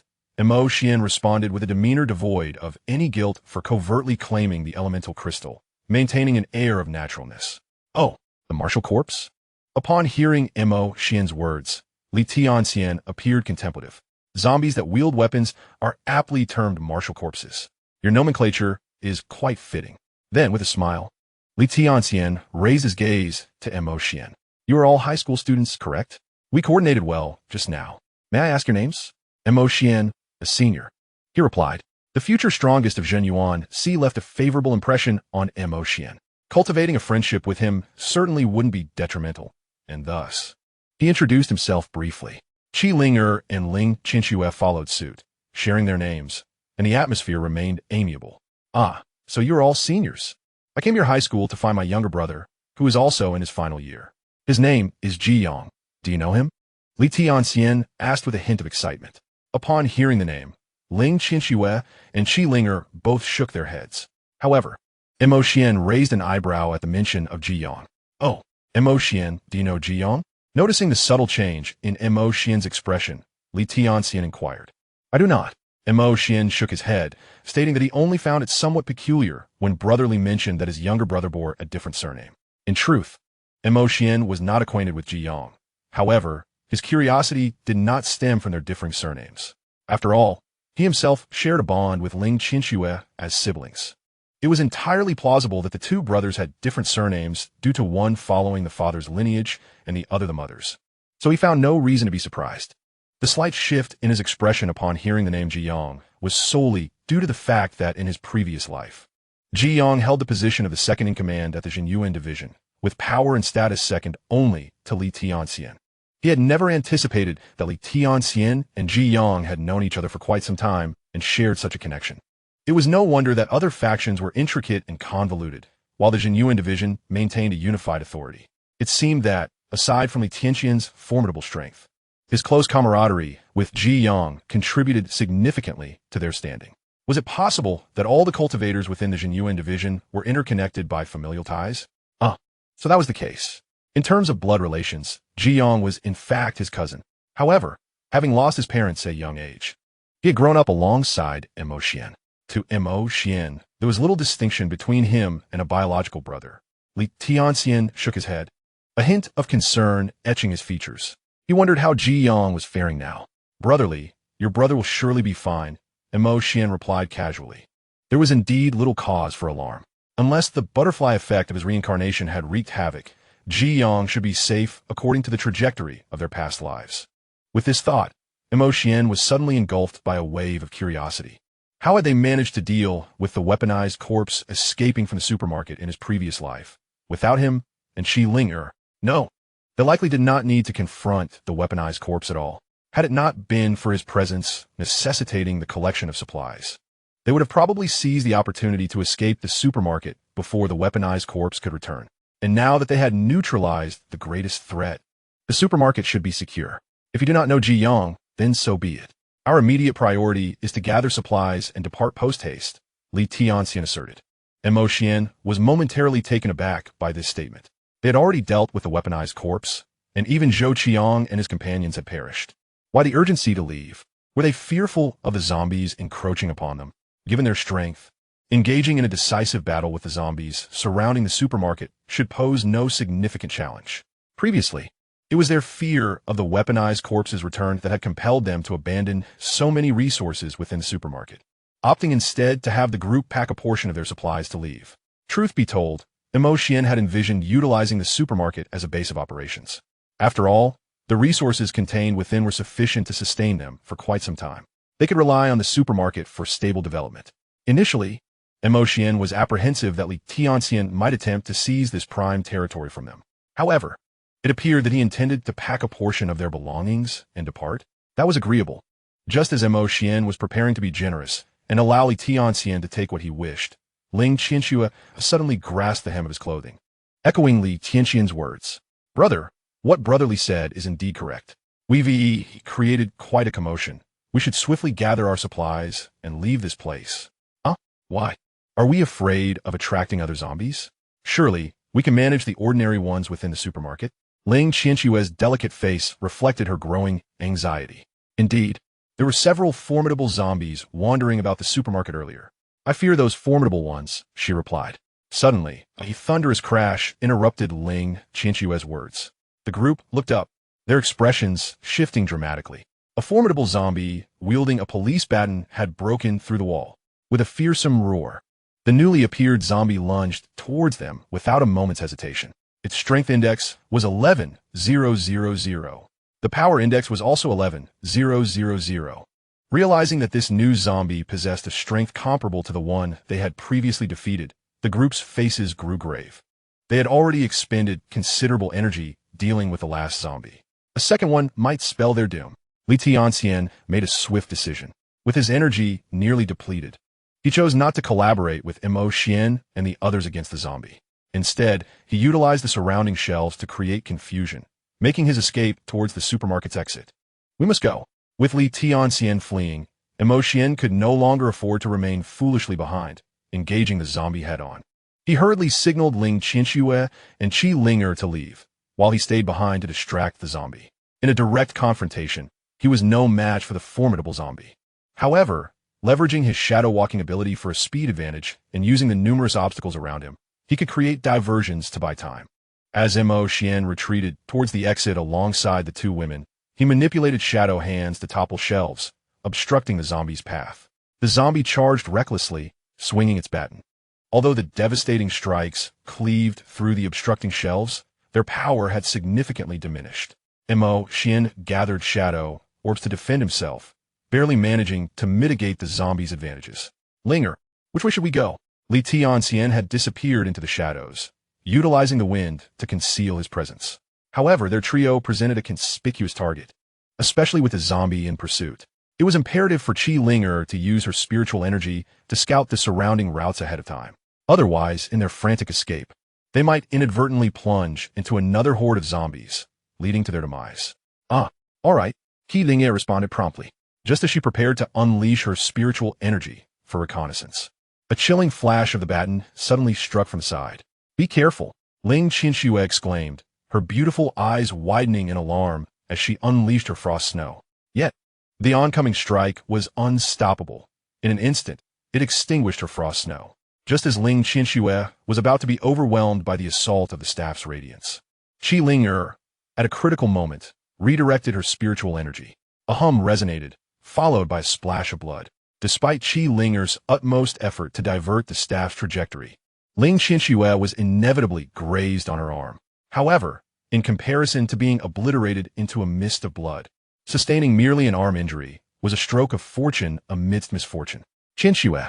This sudden turn of events caused a significant change in the countenance of Xuan, who had just been fending off a pursuing martial corpse behind him. Gazing towards the direction from which the staff's radiance had come, he was filled with sheer horror. The source of the attack was, astonishingly, another martial corpse. Moreover, the attire of this assailant was darker and of superior quality than that of the previous two corpses. It was evident that this martial corpse had once been the leader of the others. In other words, the leader of the martial corpses let out a fierce roar, seemingly venting its fury for failing to slay its prey. With a corpse power index of 13,000 and a combat power index of 13,000, the overwhelming presence of the leader sent a wave of despair through Xuan. They were already outmatched by the martial corpse behind them, and now they found themselves confronted by an even stronger leader. How could they possibly contend with this? Brother, you should leave. Don't worry about me, Ling Qianxue said weakly, clutching her injured right arm. She had already exhausted her snow-based abilities to block the leader's attack, and now, with her arm wounded and continuously succumbing to the corrosion of corpse energy, her strength was nearly depleted. Alone, Xuan would struggle to escape the pursuit of two martial corpses, let alone carry her with him. Qian before Xuan could utter another word. Qi Linger, swaying unsteadily, appeared on the verge of collapse. Linger, Yuqi Linger pressed her hand to her forehead, her face pale as she managed a faint smile. Xuanzi, I feel a bit dizzy, I can't go on. Having already shielded Qi Linger from the staff's attack, she could not bear to watch her companion perish beneath its onslaught. However, to redirect the attack, she had drained all her spiritual power, including the energy that had been suppressing the corpse energy in her left leg. Now, she was not only disoriented, but her left leg was also succumbing to the relentless encroachment of corpse energy, rendering her condition even worse than Ling Qianxue's. Faced with such dire circumstances, Xuan found himself momentarily at a loss, uncertain of how to proceed. Rationality urged him to abandon the notion of remaining and facing death alongside them. Yet, disregarding Qi Linger, the unforeseen misfortune befalling Ling Qianxue was not supposed to occur in his previous life.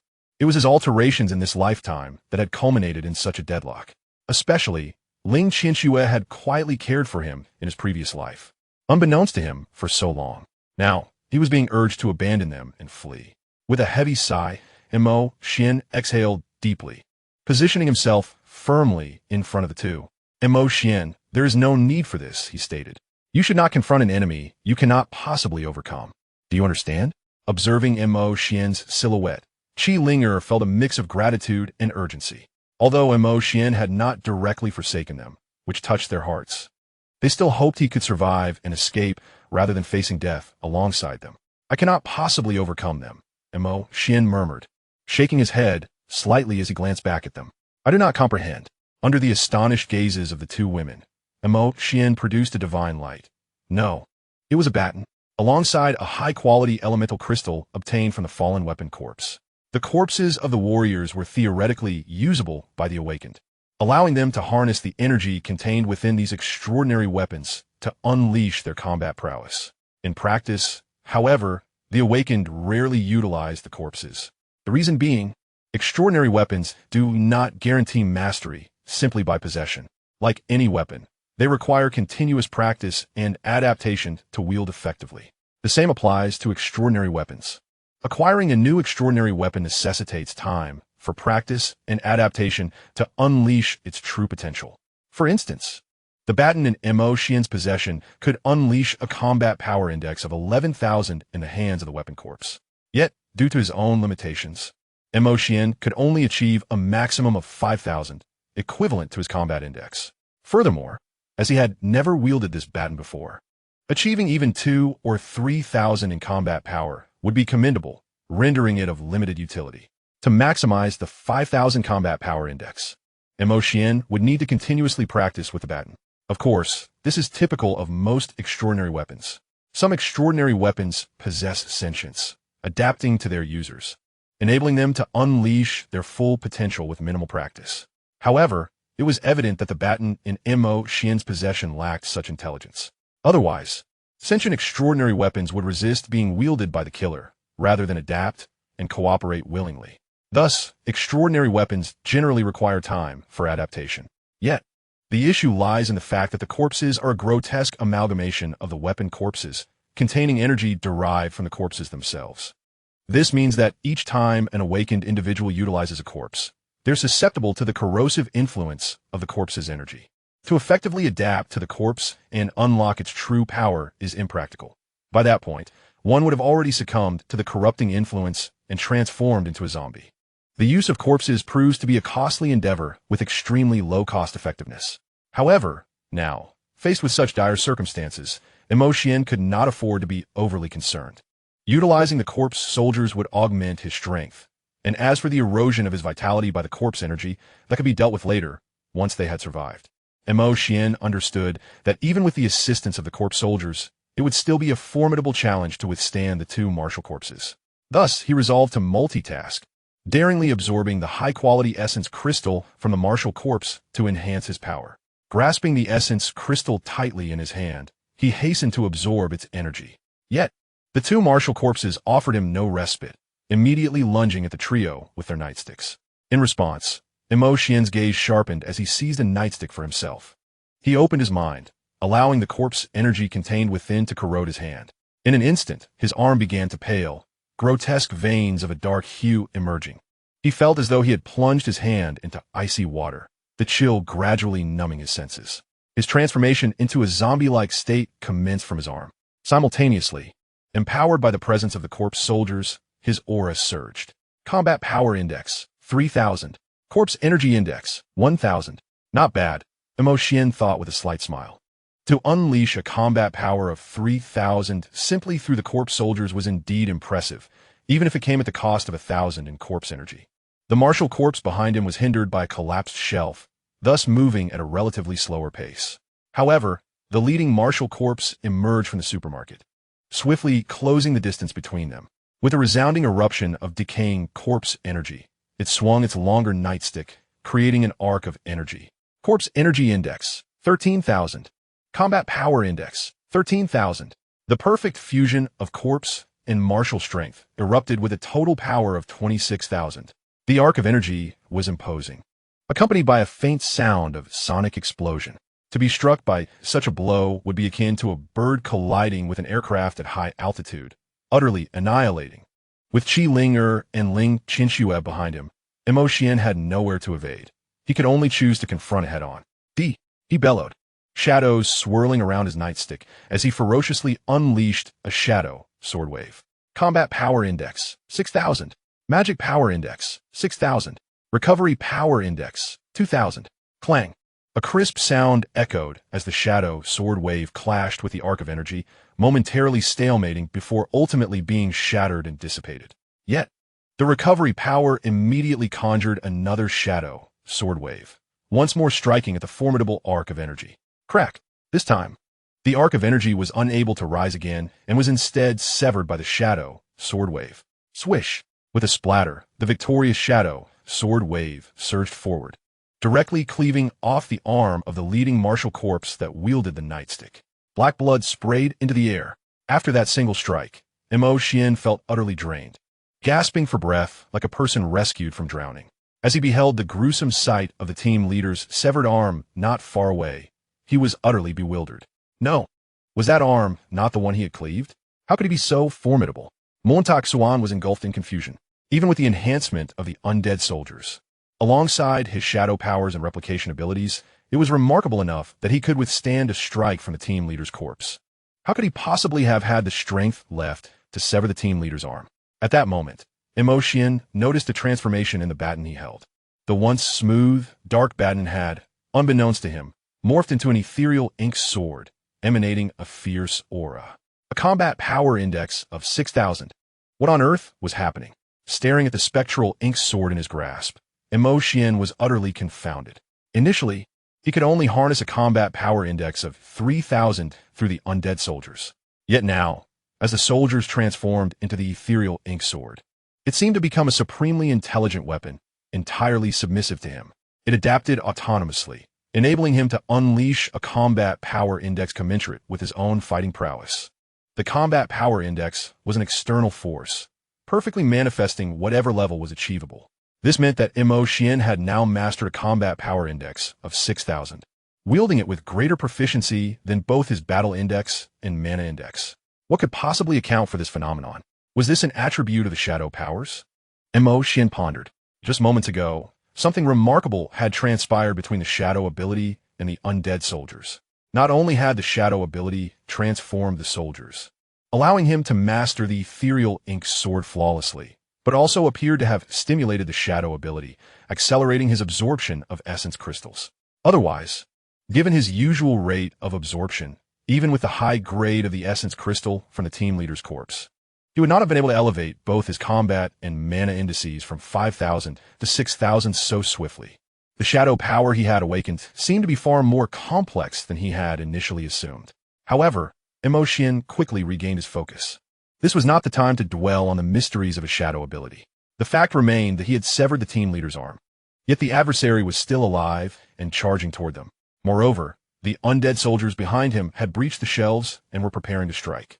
If he failed to resolve the immediate peril, the secrets of the shadow ability would be of no consequence.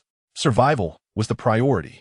With a terrifying snarl, the team leader's corpse lunged at Xuan, its severed arm gushing black blood, creating a particularly gruesome sight. Xuan had no time to contemplate. He could only brace himself with the sword. The previous strike had drained him significantly, but fortunately, the team leader's strength had diminished without the support of the undead soldiers. Even without the replication attack's reinforcement, he managed to withstand the assault of the approaching undead leader with his sword in hand. Seizing the opportunity, Xuan unleashed a decisive strike, successfully beheading the team leader's corpse. "Brother, be careful. Xuan behind you." But before Xuan could breathe a sigh of relief, the two women cried out in terror. The formidable undead warrior had ruthlessly approached behind Xuan. Its deathly might stood at an astonishing 11,000, as did its martial prowess. The perfect amalgamation of death and martial power unleashed a staggering force of 22,000. Chapter 42, Reunion. Feeling the imminent threat looming over him, a chilling sensation coursed through Xuan's body. He turned to behold the undead warrior, witnessing the chilling arc of its staff. The movement appeared to slow down to an excruciating degree, rendering it particularly vivid in Xuan's eyes. Yet, at that moment, he lacked the strength to respond, instinctively closing his eyes as he awaited the arrival of death. Bang! Splat! A violent collision echoed, accompanied by the sound of flesh splattering. Xuan felt a warmth on his face. Startled, he opened his eyes wide, realizing that it was not his blood. Someone had shielded him from the undead warrior's strike. Was it Qi Linger or Ling Qinxue? In the next moment, Xuan discerned that the figure before him remained intact, rather than a cloud of blood mist, offering him a measure of relief.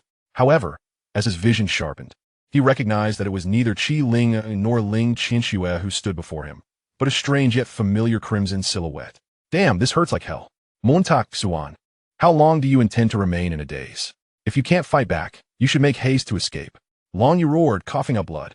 His chest felt as though it might burst open, blood spilling profusely. The undead warrior's strike was not something anyone could withstand. Indeed, even Yu could not endure it. This was the result of him and Chun Xinyu working together to intercept the blow. Had it not been for Chun Xinyu's support, Yu would have been cleaved in two rather than merely suffering from split chest. Yu Xuan was momentarily taken aback. He had thought Yu was trapped in the classroom by a horde of zombies, awaiting his rescue. Instead, Yu had charged down from the building and arrived just in time to save his life at the supermarket. "You must leave with him first. I will hold it off alongside Chun Xinyu, then follow." As soon as the words left his lips, the heavily injured Yu's breath did not wane. Instead, his aura surged dramatically. Destruction Power Index, 9,000. Blood Power Index, 9,000. Clearly, the blow from the undead warrior had not claimed Yu's life, but had instead unleashed his latent blood power. This time, Yu's outburst of blood power was even more ferocious than before. Initially, after absorbing Chun Xinyu's blood and the essence from the zombies he had dispatched, his destruction and blood power indices had only risen to 5,000. Now, his blood power surged from 5,000 to 9,000, a more dramatic increase than the previous leap from 4,000 to 6,000. This indicated that the residual force from the undead warrior's strike had indeed taken a toll on Yu. It remained uncertain how much more of Chun Xinyu's blood he would need to recover. Cough, all right. Initially, Xuan hesitated, concerned that Yu and Chun Xinyu might not stand a chance against the Wuxia. After all, Yu had nearly succumbed to the Wuxia's earlier assault. However, sensing the formidable aura radiating from Yu as he approached the Wuxia, Xuan nodded in agreement. "Qinxue, are you all right?" he inquired, helping Ling Qinxue to her feet before hoisting Qi Linger onto his back. This was not due to any favoritism towards Qi Linger. While Ling Qinxue had exerted considerable energy and sustained an injury from the Wuxia, she still retained some mobility, albeit at a reduced pace. In contrast, Qi Linger was experiencing mental disarray from excessive spiritual energy consumption, and her left leg was once again succumbing to the encroaching force of the Wuxia due to the depletion of her energy reserves. Xuan prioritized assisting Qi Linger. "Brother, I'm fine," Ling Qianxue said, her beautiful eyes reflecting a flicker of emotion as she noticed Xian carrying Qi Ling. A sense of heaviness settled in her chest. Yet she recognized that Qi Ling was in a more dire state, so she obediently shook her head, refraining from burdening Xian further. All right, he acknowledged, then turned to Long Yu, saying, let us head towards the dormitory building. The zombies there will be fewer. You two follow closely. With Long Yu now having actively joined him, there was no need for further deliberation as they made their way to the dormitory. Understood, Long Yu replied without looking back, engaging fiercely with the approaching Wuxia alongside Chen Xinyu.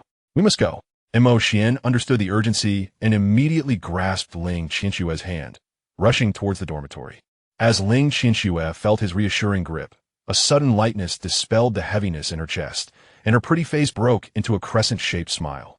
Was her brother truly worried about her? Xian, however, was too preoccupied to consider Ling Qianxue's thoughts as he remained vigilant, scanning their surroundings.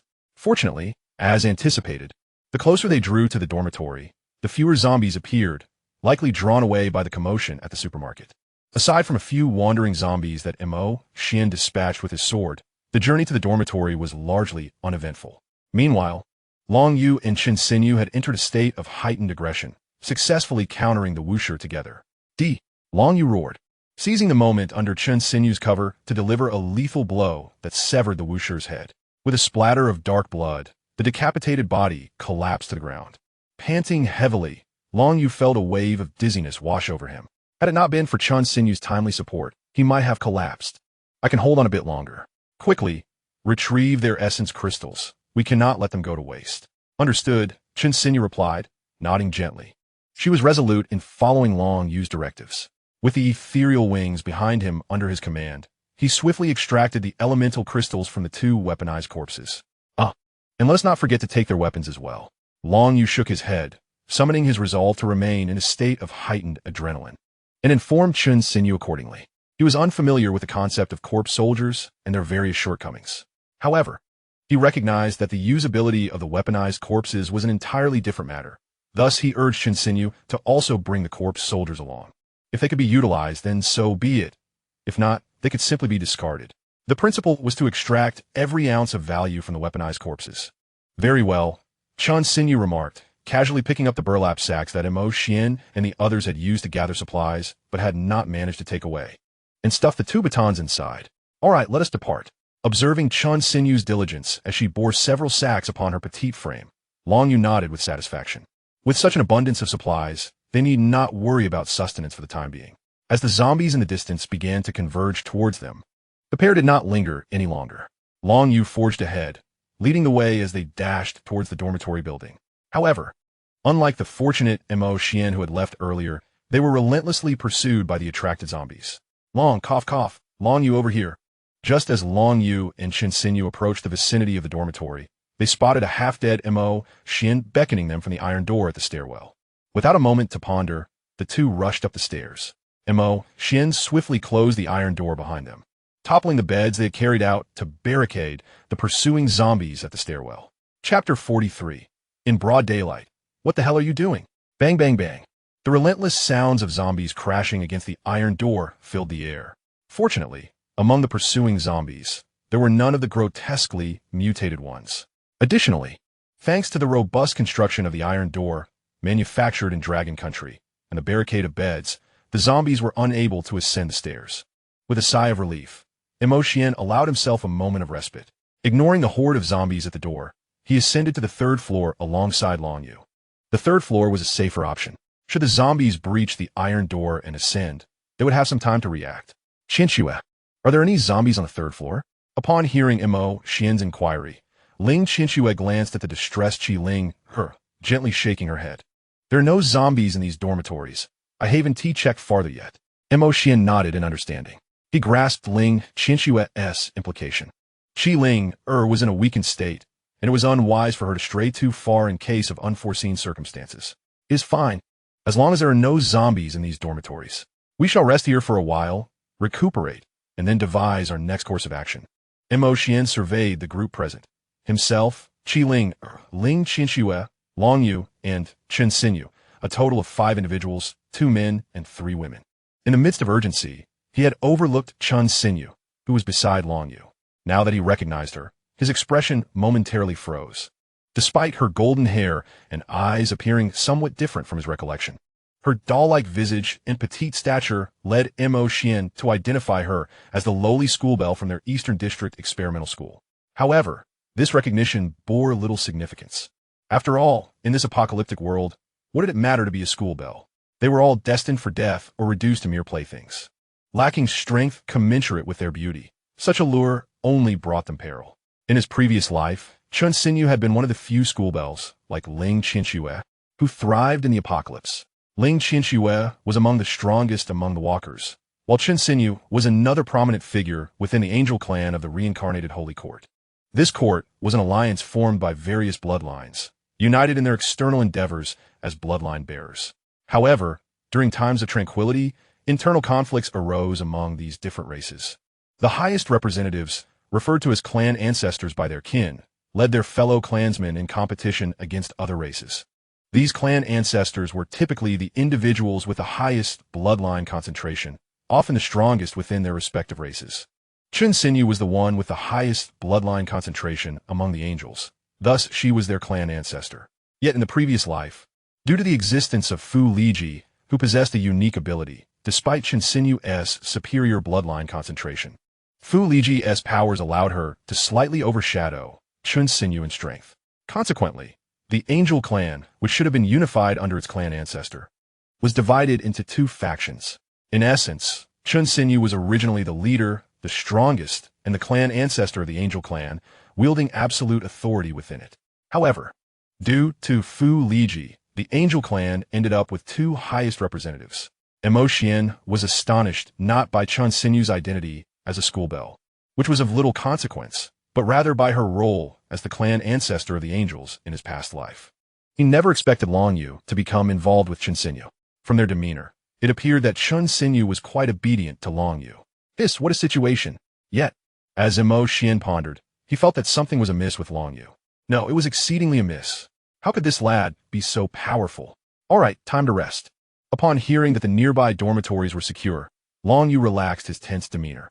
It was at that moment that the aftereffects of his blood explosion surged throughout his body. He could hardly hold on any longer. Elbow, come with me inside. With no time for nostalgic exchanges with Mo Xian, Long Yu directly pulled Chun Xinyu into a dormitory. Bang! The heavy sound of the door slamming echoed.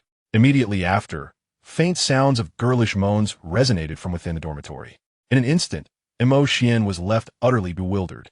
Wait, my friend. In broad daylight, what on earth are you doing? Originally, Mo Xian contemplated allowing the girls to share a dormitory while he and Long Yu occupied another. With so many individuals present, it would be rather inappropriate to mix the genders, wouldn't it? It isn't as if the situation were akin to his unique circumstance with Qi Ling. Such arrangements could potentially lead to undesirable repercussions. However, to his astonishment, Long Yu brazenly ushered someone into the room, producing unintelligible moans from within. He never anticipated that in the wake of the apocalypse, Long Yu would succumb to such rapid debauchery, swiftly ensnaring Chun Xinyu. Just as they had secured a semblance of safety, was it truly necessary to engage in such behavior? It seemed excessively hasty. Not only did he disregard Mo Xian, but Qi Ling and Ling Qinxue were also present. Did they not possess the decency to be discreet? Xuan was utterly astonished. It felt akin to discovering that a person who had always shunned romantic pursuits was secretly leading a life of indulgence. The facade had crumbled. If only Long Yu were aware of Mo Xian's inner turmoil, he would undoubtedly be infuriated. Long Yu had risked his life to save Mo Xian and was now in dire need of replenishing his strength. Yet this so-called friend questioned his character. He had brought Chun Xinyu into the room out of fear that his blood-sucking might frighten Mo Xian and the others. The opinions of others mattered little to him, but he did not wish for Mo Xian's perception of him to be tainted by his need to feed. Brother, right now, Ling Qinxue murmured softly, her gaze cast downwards. She had also noticed the commotion between Long Yu and Chun Xinyu, her cheeks tinged with crimson. Mo Xian found himself in an awkward position. However, he quickly shook off his embarrassment and redirected the conversation to the two young women. Let's not dwell on them for the moment. Let us check on your injuries. With that, Mo Xian guided the two into the adjacent dormitory occupied by Long Yu and Chun Xinyu. The soundproofing of the dormitory was satisfactory, and the previously indecipherable noises were no longer audible. Qianxue, take this essence crystal and absorb it. We must expedite your recovery and halt the spread of the necrotic energy. Xian observed the injury on Ling Qianxue's arm and handed her a crystal. Huh? All right. Ling Qianxue was filled with numerous questions. Yet she resolved to heed Xian's guidance. Upon receiving the essence crystal, she swiftly comprehended how to harness the energy contained within. She turned and settled onto a bed, methodically beginning her recovery process.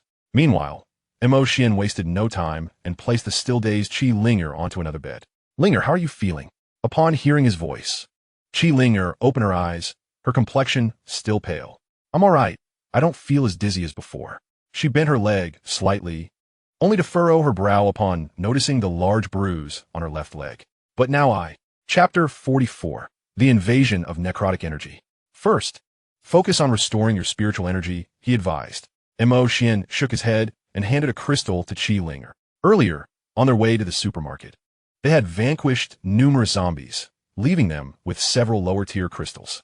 While these crystals could no longer enhance their strength, they remained invaluable for restoring their condition. Qi Linger nodded gently, suppressing her panic of turning into a zombie, and calmly began to absorb the crystal. Xian refrained from disturbing her, turning his attention to his own situation. He no longer needed to absorb crystals for recovery, as he had already consumed the crystal from the martial corpse on his way to the dormitory. Now, not only had he restored his state, but his combat power and magical power indices had also risen to 7,000. Aside from feeling somewhat fatigued from the relentless fighting and fleeing, he was largely unscathed. However, as Xian set down the skeletal soldier, which had reverted to a police baton after losing its shadow, he gazed at his own arm, now a deep shade of blue-black, and furrowed his brow. The necromantic force index stood at 2,000. Feeling the increasingly potent decay within him, his frown deepened. Yet, he quickly shook his head and let out a soft smile. Surviving this ordeal was already a stroke of fortune. Wallowing in self-pity was hardly warranted. He had long been aware that employing skeletal soldiers would lead to his own corruption by necromantic energy, and this outcome was a fortunate misfortune. For other awakened beings, even with the use of skeletal soldiers, they would not stand a chance against martial corpses. His ability to master these skeletal soldiers, albeit through a twist of fate, was something that others could only dream of, although the side effects of using skeletal soldiers were considerable, forcing him to allocate a portion of his hard-won strength to suppress the necromantic energy. The remarkable synergy between his shadow abilities and the skeletal soldiers served as a significant trump card. It was only fair to pay a price to unleash a power that far exceeded his inherent capabilities. Nevertheless, he would need to find an awakened individual with healing abilities to completely eliminate the threat of necromantic corruption. Xian clenched his now-numb fist, silently contemplating. Not only was he affected, but also Ling Qianxue, Qi Linger, and Long Yu, who had been severely injured by the martial corpse, were all enduring the encroachment of necromantic energy. If such emergencies occurred repeatedly, and the necromantic energy continued to spread unchecked within them, the limitation of their powers would be a minor concern. The real fear lay in the possibility of becoming completely corrupted and transformed into a zombie, which would spell utter doom. Brother Yu. At that moment, Ling Qianxue, having successfully absorbed her crystal, slowly approached Xian. Noticing the pallid, blue-black hue of his arm, her beautiful eyes were filled with concern. I'm fine, Xian replied, shaking his head and dismissing his afflicted arm. My strength is relatively high. This level of necromantic energy cannot stir up any significant trouble within me. But what about you, Qianxue? How are you faring now? Xian gazed at Ling Qianxue's injured right arm, noticing the dark bruise that was cloaked in a layer of white frost. As you advised, brother, I have utilized my powers to suppress the corpse energy after recovering. I have tended to the wound, and now my arm is in relatively good condition. Ling Qianxue gently shook her head, signaling to Xian that he need not worry excessively. However, Xian remained unconvinced. Ling Qianxue was the type to harbor her troubles within, and he felt compelled to confirm her condition. Let me take a look, he said, instinctively reaching for her with his right hand. Yet, recalling the ghastly state of his own right hand, he retracted it and extended his normal left hand instead. Although slightly blushing when Xian grasped her, Ling Qianxue obediently offered no resistance. Upon gently lifting her sleeve, Xuan sensed the restless corpse energy lurking beneath her skin. The energy index was alarming, 1,000. A sigh of relief escaped him. You must exercise caution when using your powers. Retain some energy to suppress the corpse energy. We will address the energy within us once we find an awakened being with healing abilities. Ling Qinxue responded softly, and they proceeded to discuss various matters concerning the apocalypse, such as origin crystals and the undead. Xuan clarified many of Ling Qinshue's lingering uncertainties regarding their abilities, including those of Qi Linger. After they concluded their serious conversation, a profound silence enveloped them, the atmosphere turning quite delicate. Fortunately, Qi Linger had completed absorbing the origin crystal, breaking the tension between the two. Linger, how are you feeling now? Xuan inquired. Qi Linger smiled softly, but with an added hint of strain. I have temporarily suppressed it. As someone familiar with Qi Linger, Xuan was acutely aware of the changes etched on her face. His expression shifted to one of gravity as he stepped forward to grasp her left leg. Initially, only her calf had been affected by the zombie transformation, but now had advanced her thigh. Ignoring all else, Xuan instinctively lifted Qi Linger's skirt, intending to see just how far the corpse energy had spread. Xuan, you rogue. Qi Linger's face flushed crimson, and in a flash, she pressed down her skirt. Previously, their banter had been light-hearted, but she had not anticipated Xuan's seriousness. He had crossed the line. If it were just the two of them, it might not have mattered. But Ling Qinxue was also present. Didn't he consider the implications? Clearing his throat awkwardly to mask his embarrassment, Xuan murmured under his breath, "Aren't you wearing safety shorts? It's not like anything can be seen." You. Qi Linger fumed, rendered speechless by his audacity. Is this something that can be overlooked? Lifting a girl's skirt is undeniably impolite, especially in the presence of others. How shameful. Enough. Xuan gestured to halt the conversation, his expression growing grave. The necrotic energy had already begun to encroach upon your thigh. The situation had become rather serious. A fleeting glance revealed that Qi Linger's left leg had turned a deep shade of blue-black, with the necrotic energy rapidly spreading towards the base of her thigh. Upon a slight probing, Xuan discovered that the necrotic energy within Qi Linger had surged to 3,000, a more severe state than his own, indicating a dire predicament. It is worth noting that although his necrotic energy index reached 2,000, his combat power had escalated to 7,000. Even if his necrotic energy doubled, he would still manage to suppress it. However, Qi Linger possessed a mere 5,000 in spiritual power, while her necrotic energy had alarmingly risen to 3,000. It is crucial to understand that the stronger the necrotic energy index, the more rapid the erosion. Should Qi Linger encounter another unexpected circumstance that loosens her spiritual power's control over the necrotic energy, she may be completely consumed and transformed into a zombie. Chapter 45. You fool. Upon witnessing Xuan's serious demeanor, Qi Linger's feelings of shame and indignation dissipated entirely. Her face was now marked by the terror of potentially becoming a zombie, rendering her complexion pale as a ghost. Xuan, do not worry. Xuan reassured her with a comforting gaze. As long as you maintain your grip on the suppression of the necrotic energy, you will not become a zombie. But Qi Linger's beautiful eyes remained clouded with concern, while he spoke with confidence. What would happen if she found herself in a similar predicament again? Inaction would lead to death. Yet action would result in transformation into a zombie. Both scenarios were paths to demise. Fear not, such circumstances will not arise again, Xuan assured her, gently patting her on the head. Should they encounter a similar situation in the future, he could always resort to using a corpse soldier. He could withstand the mere encroachment of necrotic energy. However, Qi Linger, observing Xuan's unwavering confidence, was reluctant to dampen his spirits. Yet, while ideals may be beautiful, reality is often harsh. After a moment's hesitation, she cautiously posed a question, but what if? Damn, does this girl not trust me? Xuan thought, feeling a wave of frustration wash over him. Casting a glance at Qi Linger's severely discolored left leg, he retorted, can you even walk in your current state? Qi Linger shook her head. With her relatively low spiritual power and the necrotic energy soaring to 3,000, her left leg, now completely consumed by the necrotic energy, had lost all sensation, rendering her unable to walk. Generally speaking, when the necrotic energy aligns with the primary power within the body, the awakened individual will entirely transform into a zombie. The primary power refers to a cultivator's spiritual energy, an ability user's combat strength, and a bloodline user's destructive power. The awakened possess a myriad of powers. However, typically, no other power may surpass the primary force within them. Otherwise, the distinction between primary and secondary forces becomes blurred, leading to a loss of control that may result in backlash or, in severe cases, catastrophic destruction of the body. For instance, Xuan possesses both a combat index and a magical index. He must first enhance his combat index before he can further elevate the magical index of his shadow abilities.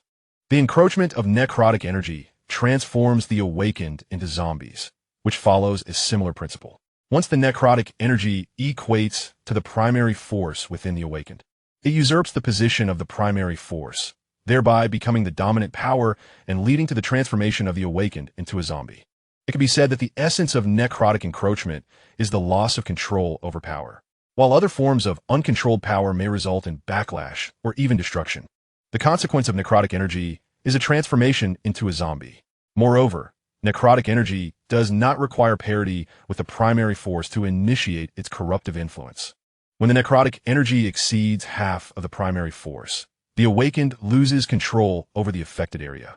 For example, Qi Linger possesses only 5,000 units of spiritual energy, while her necrotic energy reaches a staggering 3,000, resulting in her left leg losing all sensation, akin to paralysis.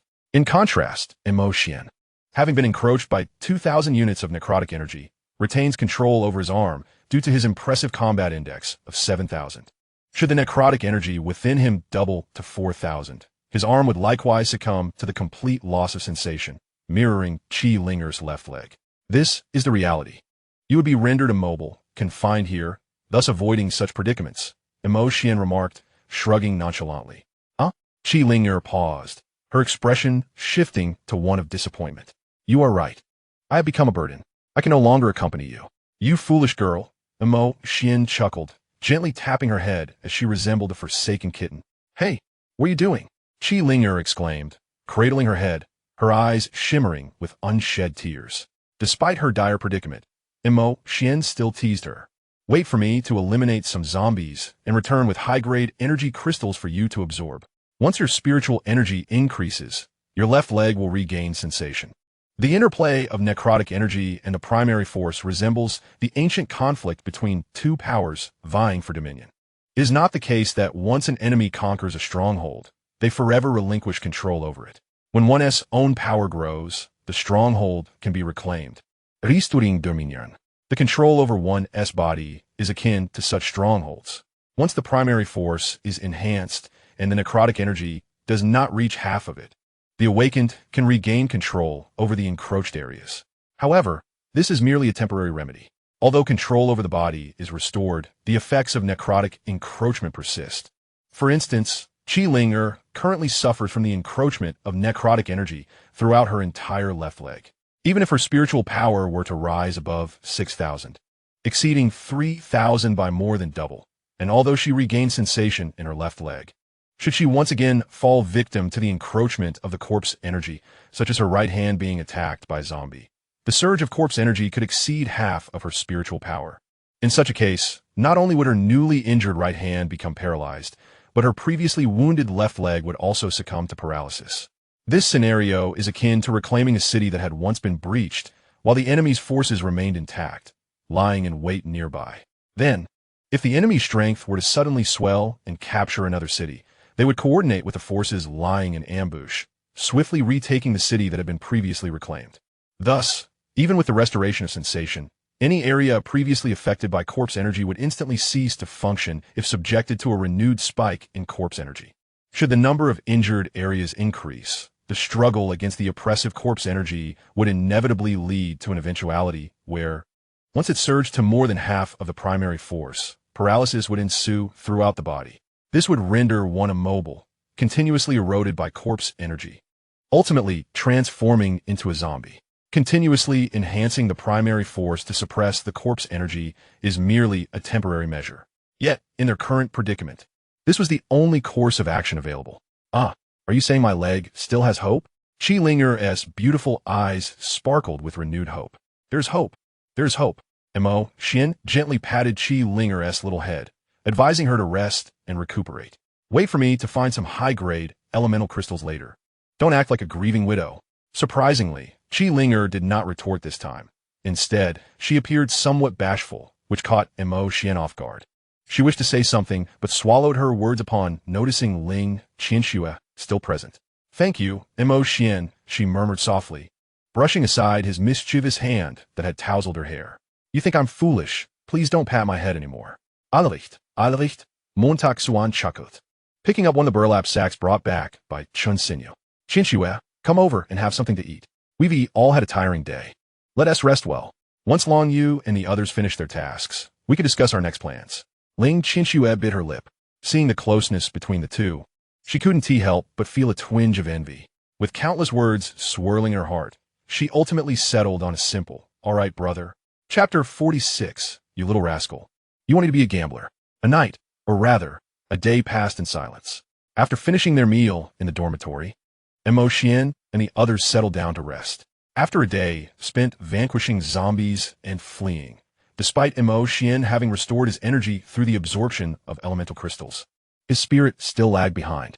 Ling Qianxue, even more so, had not dared to move since the onset of the apocalypse, enduring a day and night without a moment's rest, trapped by the siege of the martial zombies.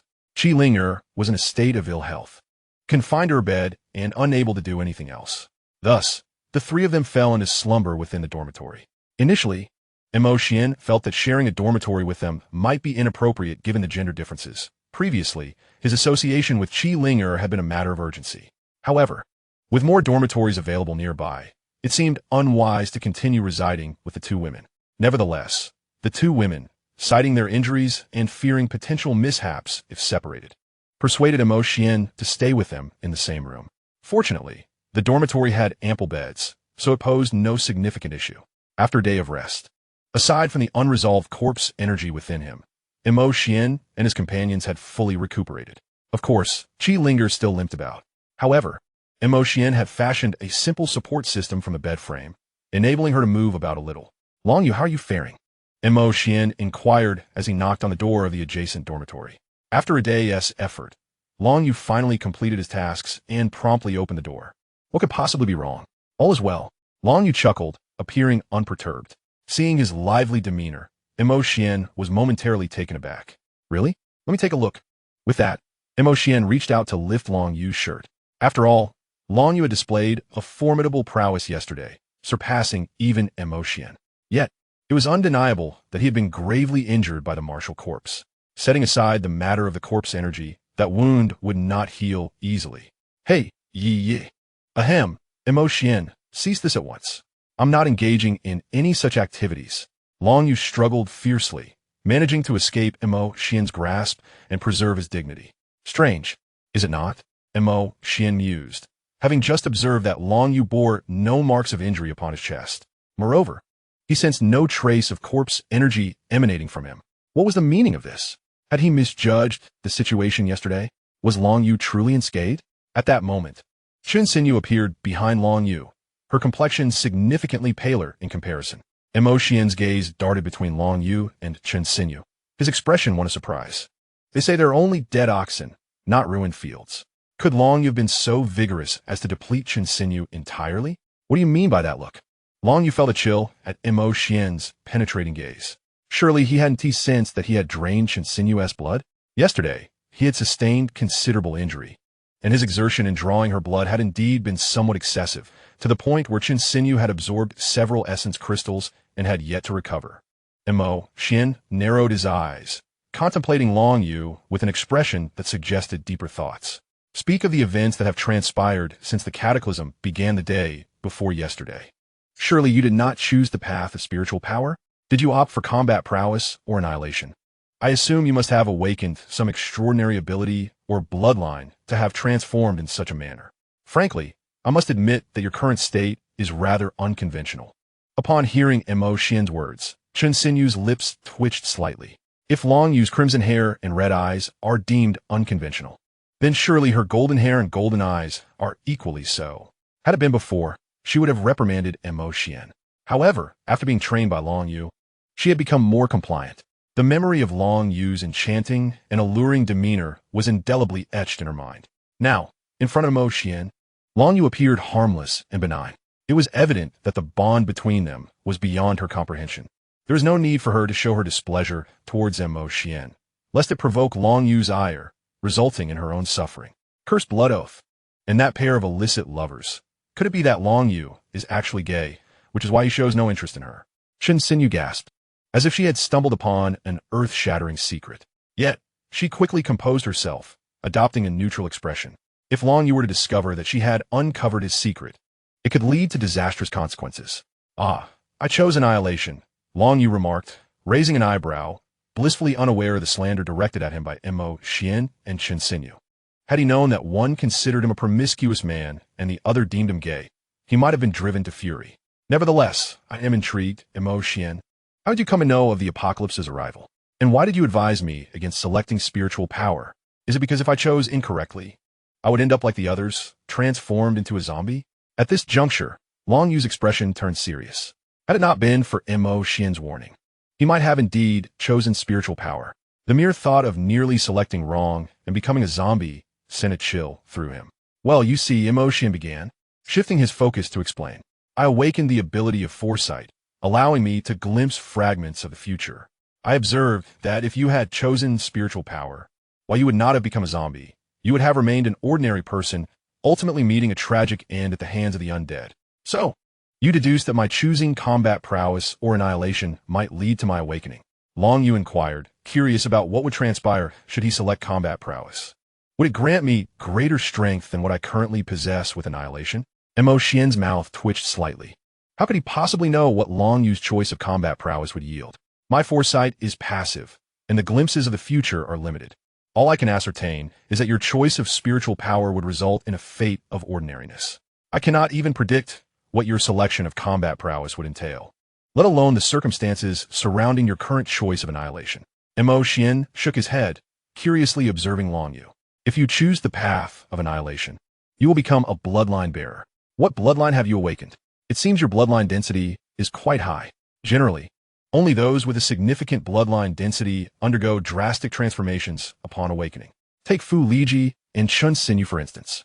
Although both belong to the angelic race, it is only Chen Xinyu, the future progenitor of the angelic clan, who is affected by a high-density bloodline, transforming into one with golden hair and eyes. Fu Liji, on the other hand, merely possesses the hallmark of her race, her ethereal wings. Now, Long Yu is transformed into one with crimson hair and red eyes due to his bloodline. His potential rivals that of Chen Xinyu, the future progenitor of the angelic clan. What? You're unaware? Long Yu looked astonished. Does that mean if I choose combat prowess or annihilation, I might not even qualify as an ordinary person and could directly become a zombie? You're making me a gambling dog. Chapter 47. I believe you're not that kind of person. Montag Xuan Schulget. Are you really considering the minimum option of selecting spiritual power to become an ordinary person? To be frank, that would lead to death sooner or later. I merely deduced that selecting spiritual power would result in becoming an ordinary person, ultimately wagering on the awakening of combat prowess and annihilation. Now, I have bet correctly on combat prowess, and you have also succeeded in your gamble on annihilation. Tell me, isn't this thrilling? Long Yu stroked his chin, pondering. He nearly lost his life upon becoming a bloodline bearer. One can only imagine the fate of an ordinary person. Mo Xian's assertion was indeed valid. I awakened an ability related to shadows through combat prowess. What race have you awakened? Mo Xian contemplated deeply. Although he had never witnessed Long Yu in action, he could discern certain aspects from Long Yu's demeanor. Much like Chen Xinyu, who radiated a divine aura with golden hair and eyes. Even without knowledge of Chen Xinyu's background in his previous life, he could surmise from her appearance that she belonged to the angelic race. And Long Yu, with his crimson hair and red eyes. Mo Xian compared various races in his mind.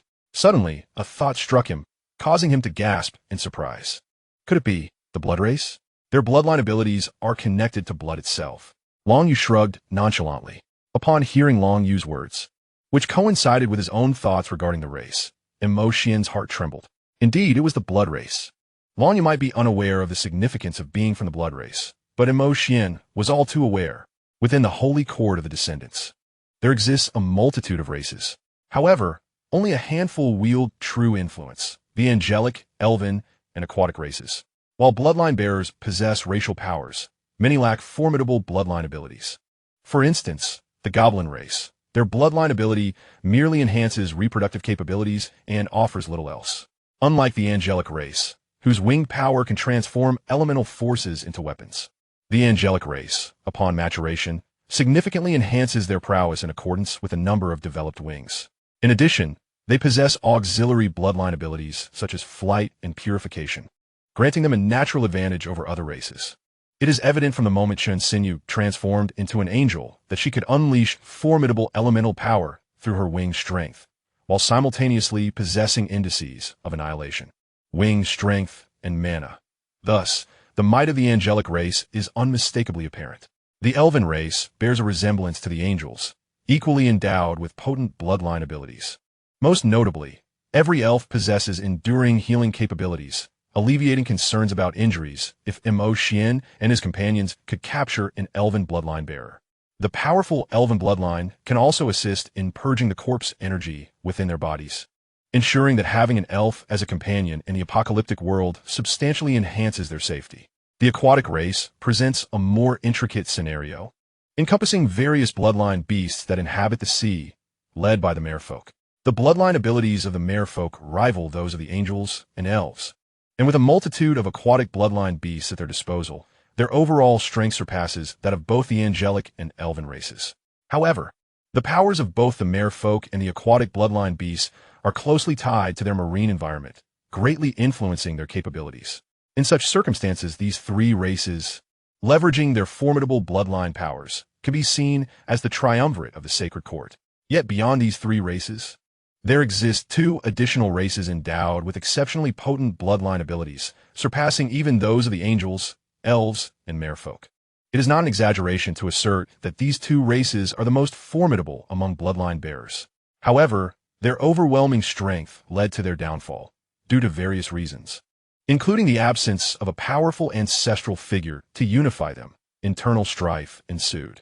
Ultimately, they became vulnerable, and other bloodline bearers, in alliance with cultivators and supernatural beings, seized the opportunity to annihilate these perilous races.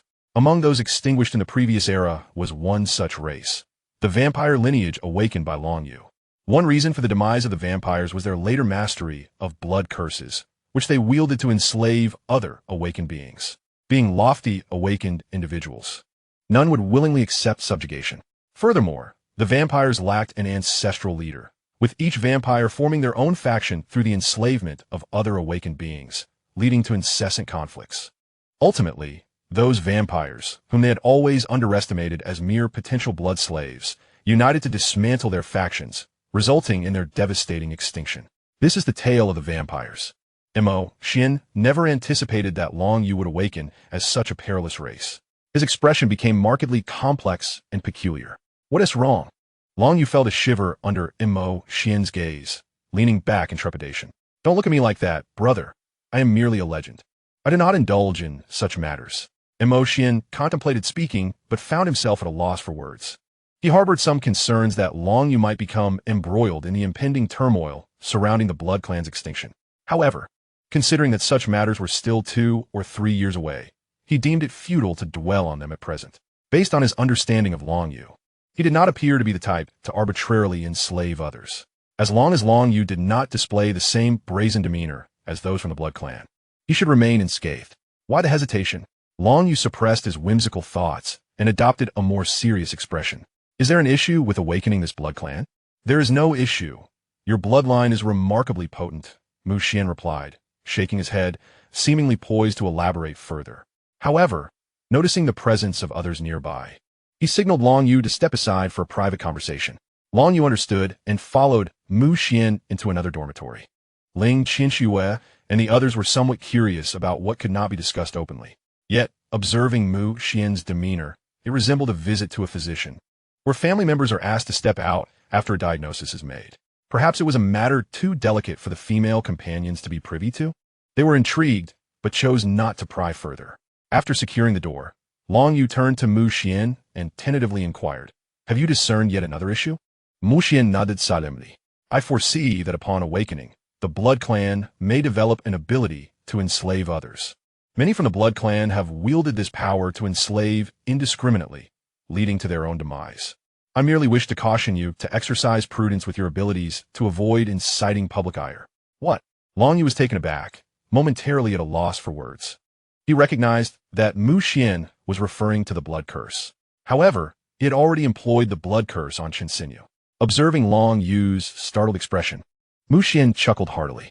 I trust you're not that sort of person. Even if you were to possess such an ability to enslave, you would not act recklessly.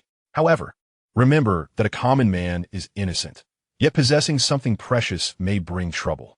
I called you in to discuss this matter privately, fearing that others may overhear.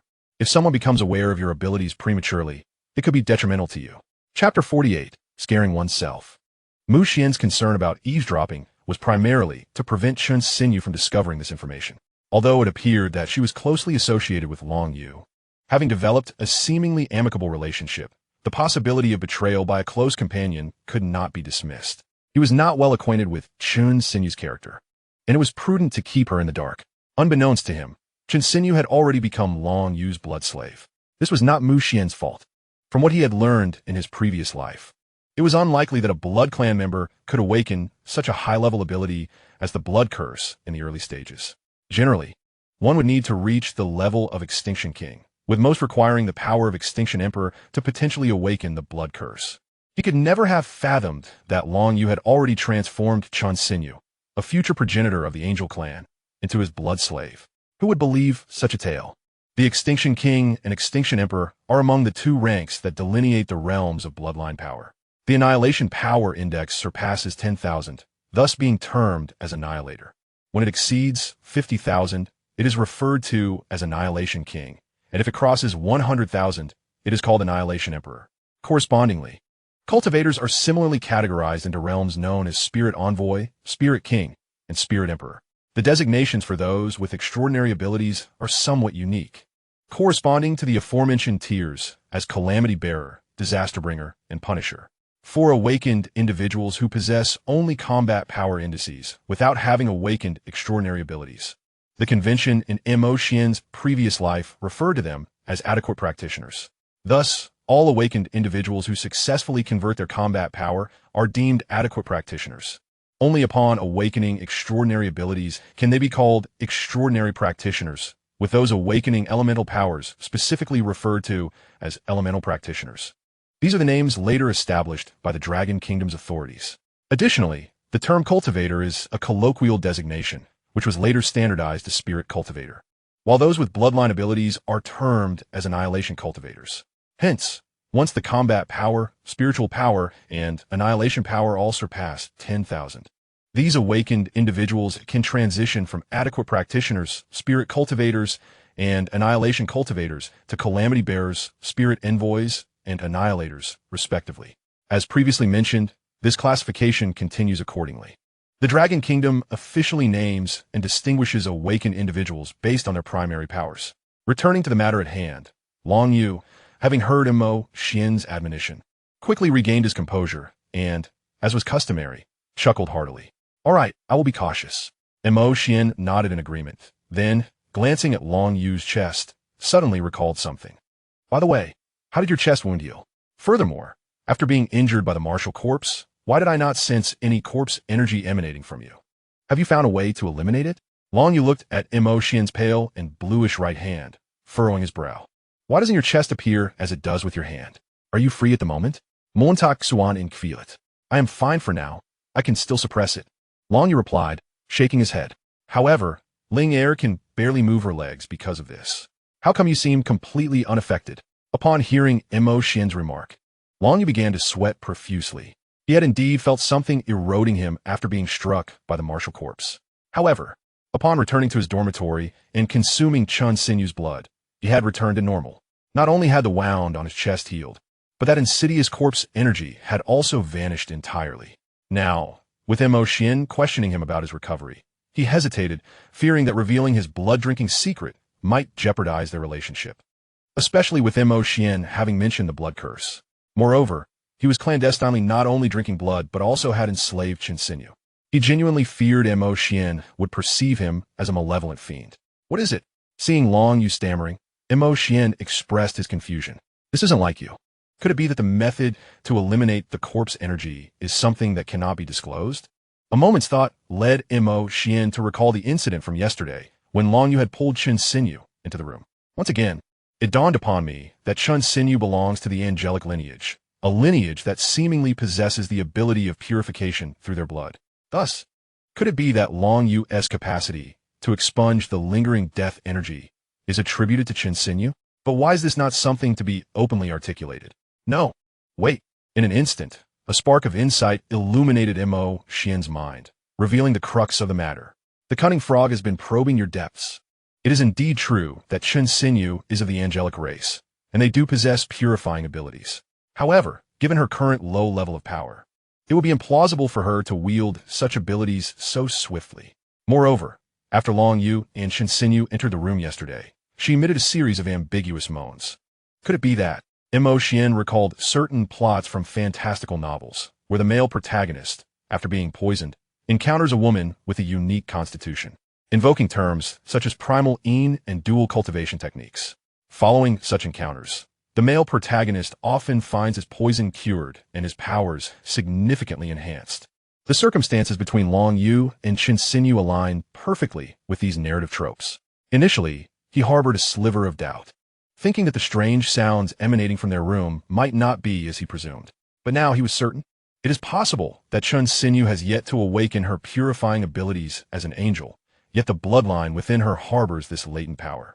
While she cannot consciously employ her dormant purification abilities through conventional means, she may be able to manifest them through more extraordinary methods. And that extraordinary method, indeed, it must be dual cultivation. This provides an explanation for Long Yu's reticence. Although he shares a strong bond with Long Yu, to eliminate the death energy in such a manner, as the saying goes, one must not betray a brother by courting his wife. He still maintains his principles. It must pertain to Chun's sinew, after all. Following this mental whirlwind, Xian exhaled deeply. He patted Long Yu on the shoulder, his expression gravely earnest. Rest assured, my death energy is not severe. I shall seek other means to resolve it. The method you and Chun's sinew employed is not suitable for us. Buzz. Upon hearing Xian's words, Long Yu's mind erupted in chaos. His blood-red eyes were filled with panic, and his voice trembled slightly. You know?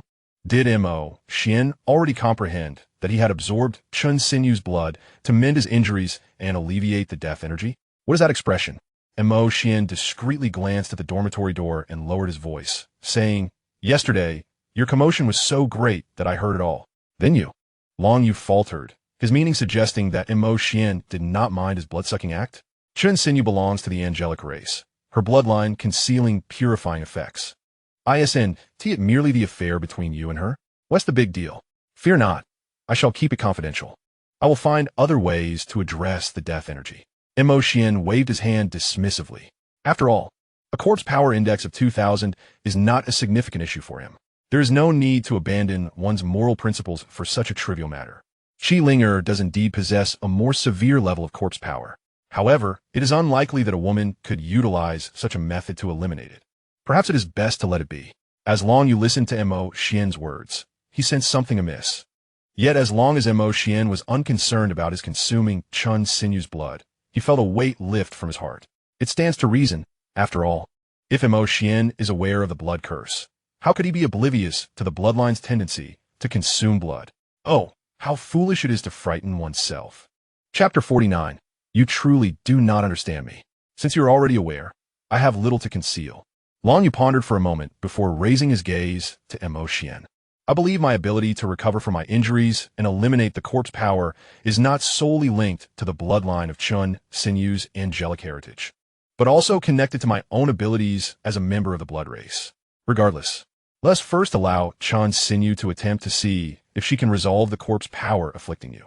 Xian mentioned that Chun's sinew belongs to the angelic lineage, which inherently possesses the ability to purify corpse power. It is highly probable that his bloodline capabilities as a member of the blood race can extract this purifying effect from Chun's sinew's blood. However, it is also conceivable that it has little to do with his bloodline's thirst for blood, as Chun's sinew's blood may possess purifying properties on its own.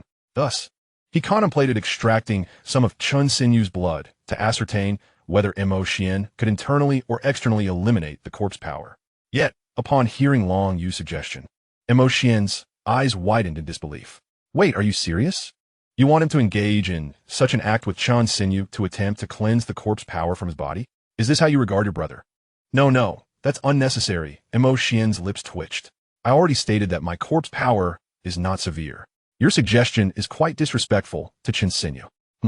Long Yu was momentarily taken aback. It's merely a bloodletting. How is that disrespectful to her? Perhaps it is indeed a bit inconsiderate, but for someone like Chun Sinyu, who initially desired his life, Long Yu felt that allowing her to draw a little blood was not a matter of great consequence. However, the risks associated with your condition are rather considerable. While it may not necessarily be effective, trying is not a significant issue. Do you not even wish to give it a chance? Rest assured, Chun Sinyu would likely have no objections. Xuan inhaled sharply. In just a few days, you have managed to change her so drastically? No, truly, it is unnecessary. Xian firmly refused. He was not one to act so indiscriminately. Observing Xian's vehement resistance, Long Yu found it somewhat perplexing. Very well, if you do not wish to try, then we shall not. However, you mentioned that Linger is unable to walk due to the encroaching corpse power. We should still allow Chun Sinyu to see if she can assist Linger in cleansing that power. Xian was left dumbfounded. How could the two girls even attempt such a thing? Would it truly be effective? Long Yu was momentarily taken aback, pondering the relevance of gender to the situation. For a brief moment, the two exchanged bewildered glances, both appearing utterly perplexed. Ultimately, it was Xian who regained his composure first, realizing he might have misunderstood something. How do you intend for Chun Sinyu to eliminate the corpse energy? By draining blood, Long Yu replied, his expression one of confusion as he looked at Xian. Did you not already know that I needed to consume Chun Sinyu's blood to dispel the corpse energy? Drain blood? Upon hearing Long Yu's words, Xian was momentarily taken aback. Are you saying that the commotion yesterday with Chun Sinyu was you drinking her blood? Long Yu felt a chill run down his spine at the implication. You didn't realize I was drinking blood? No, I did not. Xian shook his head. Then a thought crossed his mind, and he appeared contemplative. So, you were concerned that I would discover your blood drinking? Well, Xian shrugged. It's hardly a grave matter. The Blood Clan is not akin to vampires, indiscriminately seeking to bite necks. I can comprehend that consuming blood aids in recovering from injuries. I'm not as narrow-minded as you might think. Having survived for 3 years in a post-apocalyptic world, I have encountered far more malevolent awakeners. While the Blood Clan does drink blood, it is not their means of sustenance. Most importantly, the Blood Clan is quite selective with their blood sources and does not drain indiscriminately. Moreover, even if one were to consume another's blood, it would not result in any adverse effects. At worst, it might leave the donor feeling somewhat weakened, akin to having had too much blood drawn. It is not the case that being drained by the Blood Clan transforms one into a bloodkin, as one might expect from vampires or zombies. If being bitten by the Blood Clan guaranteed transformation, that would be an overly naive notion. The Blood Clan is immensely powerful. Becoming one of them grants not only formidable racial abilities, but also lacks the typical drawbacks of vampires, such as a fear of sunlight, making it a wholly advantageous situation. Others would envy the opportunity to become a member of the Blood Clan. Naturally, this is under the condition that the Blood Clan does not employ their bloodline abilities. Should they utilize their abilities while draining blood, such as a blood curse, the individual would become a blood slave, much like Chun Sinyu, whose life would rest precariously in the hands of the Blood Clan.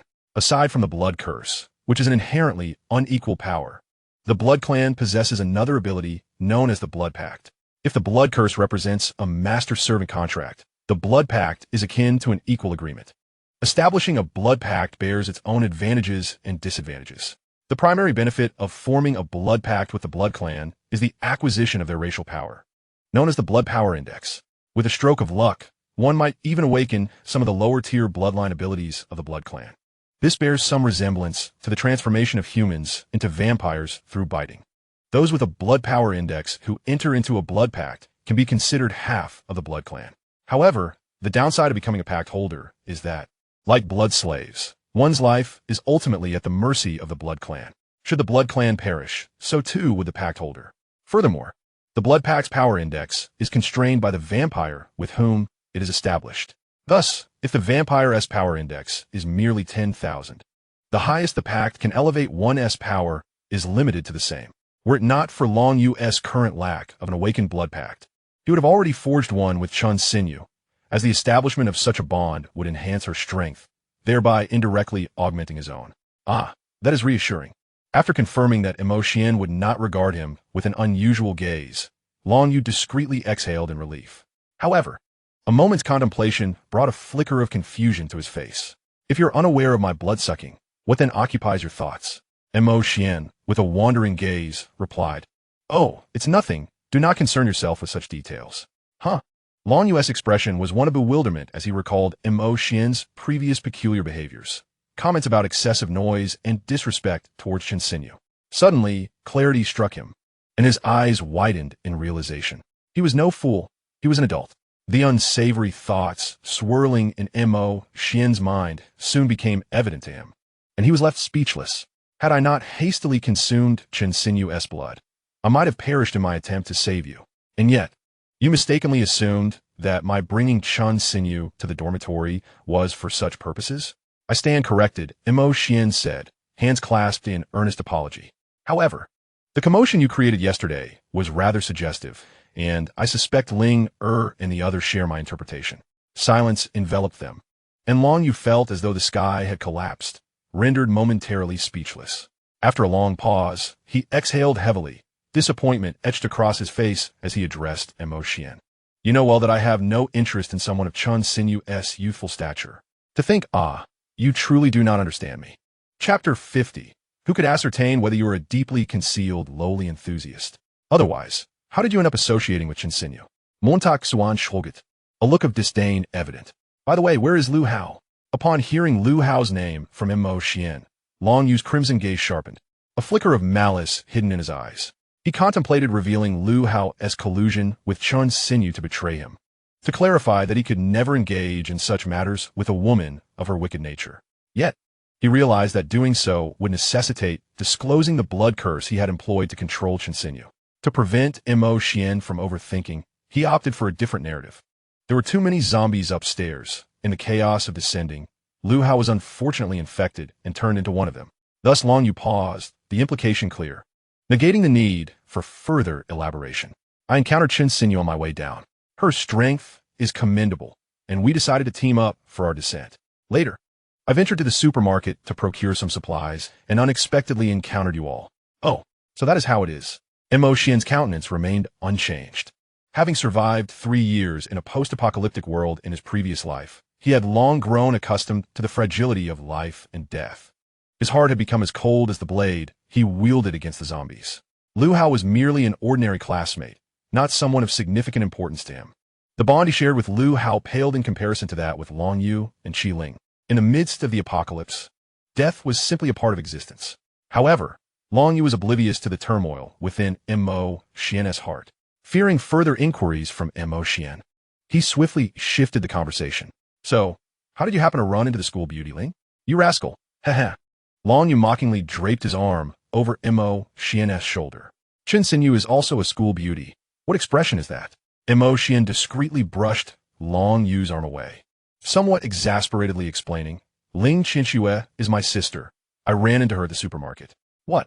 Much like his earlier reaction to Qi Ling, Long Yu was utterly shocked by this sensational revelation. It was akin to hearing his close friend suddenly declare that he was a wealthy heir. As Xian's longtime friend, he never imagined that Xian had a school beauty sister. You've really kept this from me for far too long. Long Yu feigned a heartbroken look, feeling as though Xian had stabbed him in the back. What? Do you have feelings for Qinxue? Xian raised an eyebrow, eyeing Long Yu as if he were a thief. Don't even think about it. Oh, look at you. Long Yu expressed disdain, saying, your sister is indeed beautiful, but she is still too young. If you had an older sister, I might consider becoming your brother-in-law, but as for your younger sister, that is a different story. You little rascal, is this your special preference? Xian was at a loss for words. You would understand. Long Yu clasped his hands behind his back, sighing contemplatively. In youth, one fails to appreciate the virtues of an older sister, mistaking a younger sister for a treasure. Once you reach my age, you'll realize just how wonderful it is to have an older sister who can take care of you. The corners of Xian's mouth twitched. Damn it. He was the same age as Long Yu. Why was he acting like an elder? I can't be bothered to argue with you any longer. Let us head out. Let us see if the blood of the Chun sinew you mentioned can cleanse the zombie energy. Didn't you say it wasn't necessary? Now that you know it's not a dual cultivation with Chun sinew, you're fine with it, right? Recalling how Chun sinew had previously harmed him, Long Yu's expression turned serious again. Nonetheless, even if you have a penchant for younger girls, it's best not to get involved with such women. Don't be deceived by our temporary alliance. You should remain cautious of her. Liu Hao's transformation into a zombie owes part of its blame to her. Although he had placed a blood curse on Chun sinew, rendering her incapable of harming him, she could still pose a threat to Mo Xian if she acted behind his back. To be on the safe side, he wove a benign falsehood, urging Mo Xian to stay vigilant around Chun sinew. Oh, Mo Xian raised an eyebrow and then nodded in agreement. It is essential to recognize that in her past life, Chun sinew successfully ascended to become the matriarch of the Angel clan, a feat that certainly could not be attributed to someone as naive as Qi Linger. It is prudent to exercise caution. All right, I understand. Although it seemed that the two had engaged in a lengthy conversation, in reality, it had not been long at all. Upon exiting, they found 3 young women still waiting outside. What were you discussing in there? The 3 girls inquired with curiosity. Ling Qianxue's relationship with Mo Xian was somewhat delicate, and she hesitated to ask, fearing she might annoy him. Chun sinew, being in a master-servant relationship with Long Yu, also refrained from probing into their conversation, wary of inciting Long Yu's displeasure. Only Qi Linger, unrestrained and filled with curiosity, boldly asked, "What was it about?" "Nothing much. Just some topics among us boys," came the reply. "Hee, you two seem a bit close," Qi Linger teased with a mischievous smile. "Close my foot," Mo Xian retorted, exasperated, as he playfully pushed Qi Linger's head away. He chose to ignore the little mischief maker and turned his attention to Long Yu. Glancing at Chun sinew, who appeared even more reserved than Ling Qianxue. "Long Yu, look," Mo Xian began. Since he was not well acquainted with Chun sinew, he suggested that if Long Yu deemed it appropriate, he could handle the matter of blood extraction. All right. Long Yu comprehended Mo Xian's intent and immediately addressed Chun sinew. "Chun sinew, it was your blood that helped me eliminate the corpse energy within me before. Now, if you could spare a bit more blood, perhaps it might aid Linger and the others in dealing with their own corpse energy." The 3 girls were taken aback by Long Yu's statement. The surprise for Ling Qianxue and Qi Linger stemmed from the revelation that Chun sinew's blood could cleanse corpse energy. They had never anticipated finding a solution so swiftly. However, the notion that this method required drawing blood from Chun sinew felt somewhat peculiar. Meanwhile, Chun sinew, upon realizing the implication, could hardly contain her dismay. It was not enough that Long Yu had already taken her blood. Now he wanted to use it for others as well. This made her feel utterly dehumanized.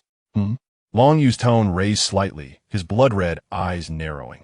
Were it not for the presence of Mo Xian and the others, he would have taken matters into his own hands and extracted the blood without hesitation. Now, he was attempting to negotiate respectfully, yet she was still being so obstinate. Truly, she was testing his patience. Upon hearing Long Yu's dismissive snort, Chun sinew, who had been on the verge of fury, felt deflated and could not help but pout her lips in grievance. To her, Long Yu was once again trampling upon her dignity. After all, no matter how playful their interactions might be in private, she still maintained her status as the esteemed campus belle in public. Yet now, it felt as though she was being reduced from a luxury car to a mere bus, which was undeniably disheartening. Sensing the tension in the atmosphere, Mo Xian interjected to diffuse the situation. "Chun sinew, the matter is as follows. I am aware that you assisted Long Yu in alleviating the depletion of corpse energy, resulting in a considerable loss of blood, leaving your body somewhat weakened. We merely wish to procure a sample of your blood for testing to ascertain whether it possesses a purifying effect on the corpse energy within us. After all, Long Yu belongs to the Blood clan, and there may be unique interactions between him and your blood. Your blood may be effective for him, yet that does not guarantee the same for us. Thus, we only intend to take a small sample for testing and will not extract your blood excessively." Chapter 51. Indifference. What if my blood proves beneficial to you? Chun sinew abruptly lifted her head, a hint of indignation etching her features. Does this mean that whenever you are wounded by those zombies and require the purification of corpse energy, you will resort to drawing my blood? Treating me as your blood supply machine. Upon hearing Chun sinew's fiery words, Long Yu's countenance darkened. Nevertheless, he restrained the impulse to enact a blood curse upon her.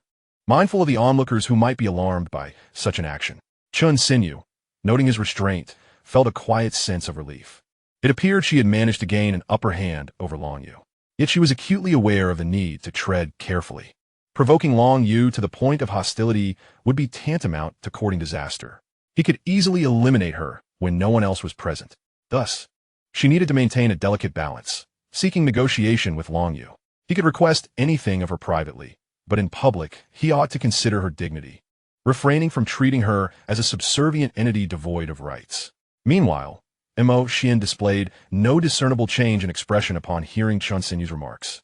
After all, he was unaware of the true nature of the relationship between her and Long Yu. To him, Xuan Xinyu, the campus belle, exhibiting a bit of temper was entirely normal. Ultimately, the distinction between allowing one person to draw blood and permitting several others to do so was substantial. It was entirely reasonable for Xuan Xinyu to react so strongly. Were he in her position, he too would refuse to be treated as a mere blood supply machine. Mo Xian shook his head, calmly stating, "If you, Xuan Xinyu, are unwilling, we cannot compel you."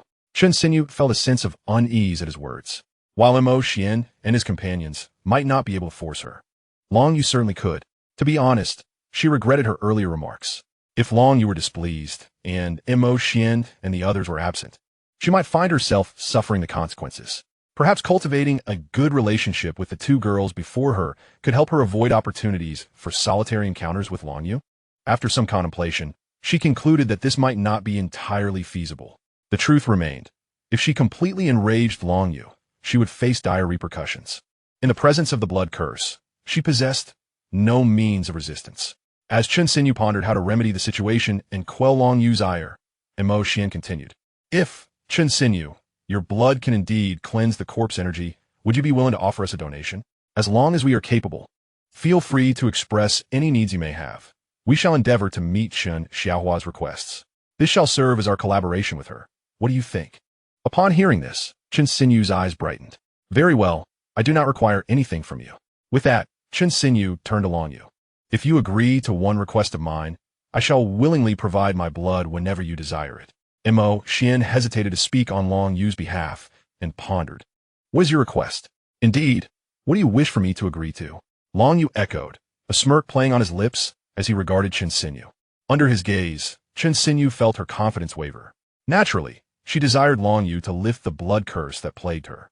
However, considering the situation, how could Long Yu possibly engage in such foolishness as to relinquish something so significant?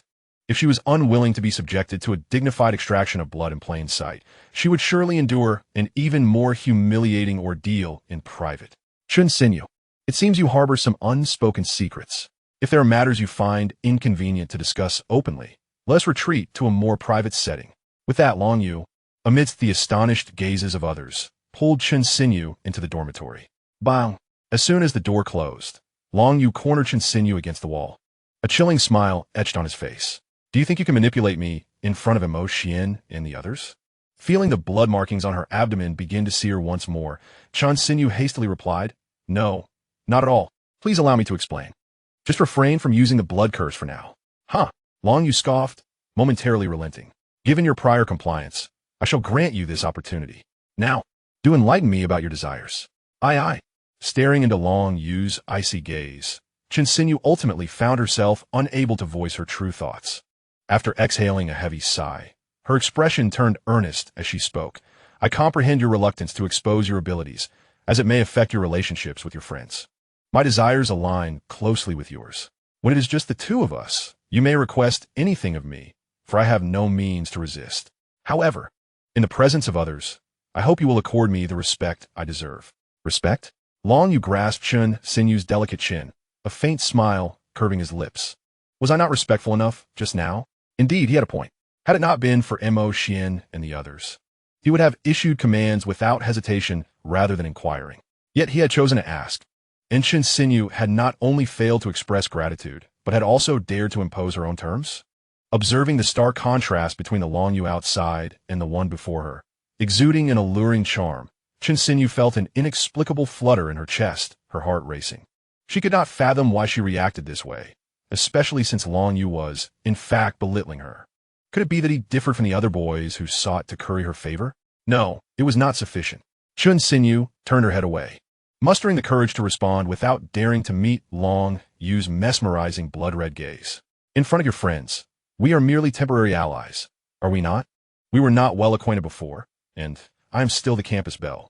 It would be rather peculiar for me to comply with everything you say, wouldn't it? Ah, so this is your rationale for contradicting me in front of Xian? Long Yu replied coldly with a hint of amusement. No, that's not it. Feeling the familiar warmth of blood surging in her abdomen, Xuan Xinyu panicked momentarily. I merely wish to negotiate a more reasonable relationship between us. Yes, precisely that. A relationship that allows me to heed your words in public. Oh, Long Yu raised an eyebrow, momentarily refraining from employing the blood curse. Although Xuan Xinyu's suggestion was born out of desperation to avoid suffering, her reasoning held merit. As the campus belle of the Eastern District Experimental School, her compliance with him would inevitably raise suspicions, particularly in front of Xian. The latter was aware that he and Xuan Xinyu had little prior interaction and was also knowledgeable about the blood clan's tendency to enslave others through blood curses. A few instances might pass unnoticed, but if Xuan Xinyu continually obeyed him, Xian might suspect the use of a blood curse. Should Xian discover the truth, it was uncertain how he would perceive him. In truth, even if Xian were to learn of Long Yu's use of a blood curse, it would not alter his opinion. However, Long Yu had already succumbed to the notion that his newfound powers rendered him a malevolent tyrant. After all, why would Xian theorize that the awakened ones could unite to vanquish the blood clan? Thus, he chose to conceal the truth. Yet, much like the knowledge of Long Yu's vampiric nature, Xian was indifferent to these matters. His concern was solely for Long Yu as an individual, nothing more. Chapter 52, is it possible that the blood droplets are insufficient? So, how do you propose to resolve this? Long Yu's arms crossed, his gaze icy. How will you justify your obedience in public? He would not afford Xuan Xinyu any rationale to defy him. This woman was too calculative. If her unrealistic notions were not curtailed promptly, she would only become more demanding in the future. Seeing that Long Yu had relented, Xuan Xinyu secretly exhaled in relief. She truly wished to avoid enduring the excruciating pain of the blood curse again. Fortunately, an idea struck her. When we are in public, you can simply say that I am your girlfriend.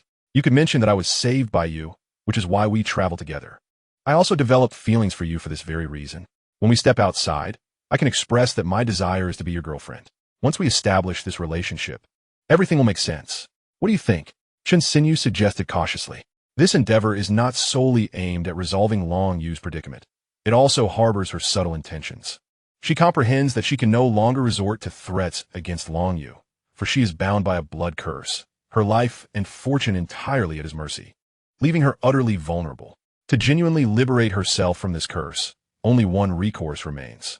It mirrors the ancient tale of King Gojin of Yu, who, after being captured, feigned absolute submission before King Fu of Wu, ultimately earning his freedom. Similarly, she resolves to present herself as Long Yu's girlfriend, creating an illusion of a loving couple before others. Subsequently, she hopes to turn this facade into reality, inducing Long Yu to fall deeply in love with her. In doing so, he may willingly lift the curse, much like King Fu of Wu did for King Gojin of Yu. After all, she is the campus belle, possessing remarkable beauty. She is convinced that, over time, Long Yu will not be able to resist her gentle advances. However, upon hearing her intentions, Long Yu instinctively scoffs in disdain. He is perplexed by his own reaction. Logically, given Xuan Xinyu's beauty, even if she does not align with his preferences, he should not feel this way. He has always been sunny and approachable, easily getting along with everyone. In the past, several girls had confessed their feelings to him. Although he declined, he never harbored any contempt for them. Yet now, he senses a shift within himself, a burgeoning arrogance. The notion of Xuan Xinyu desiring to be his girlfriend strikes him as if he were a noble scion of ancient lineage, and she merely a humble maidservant. No matter her beauty, the sentiment he feels is simply one of unworthiness. Nonetheless, he concedes, all right, let us proceed as you suggest. Suppressing that unwarranted pride, he responds with a tone devoid of emotion. Despite his instinctual aversion, he acknowledges the practicality of the situation. This approach would ensure Xuan Xinyu's compliance while avoiding suspicion from Xian and the others. Indeed, it is a clever solution. With Long Yu's response, Xuan Xinyu exhales deeply, marking the first successful step of her plan. The next phase hinges on time and her efforts to earn Long Yu's trust. Very well.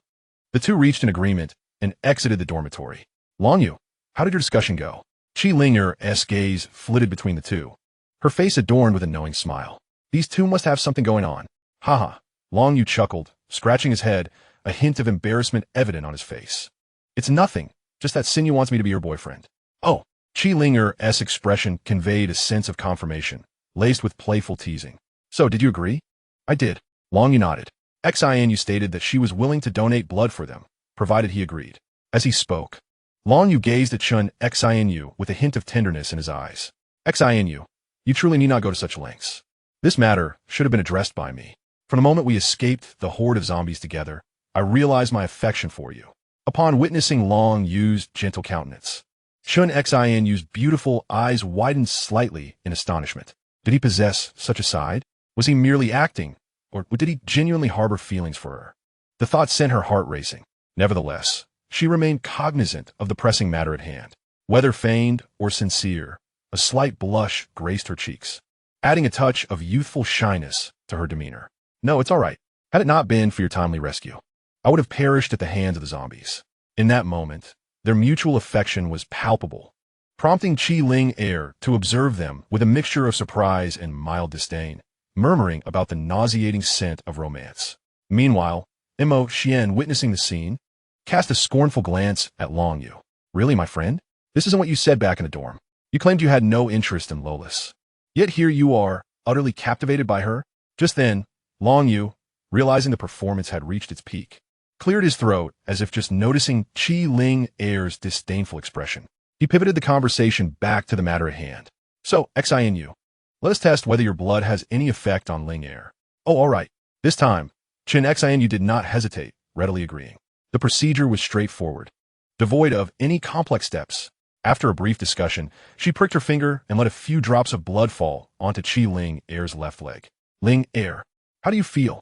After a moment of contemplation, Qi Ling blinked and replied, before, I could not feel my left leg at all. Now, after Xuan's blood, I have a slight sensation. Oh, Long Yu raised an eyebrow.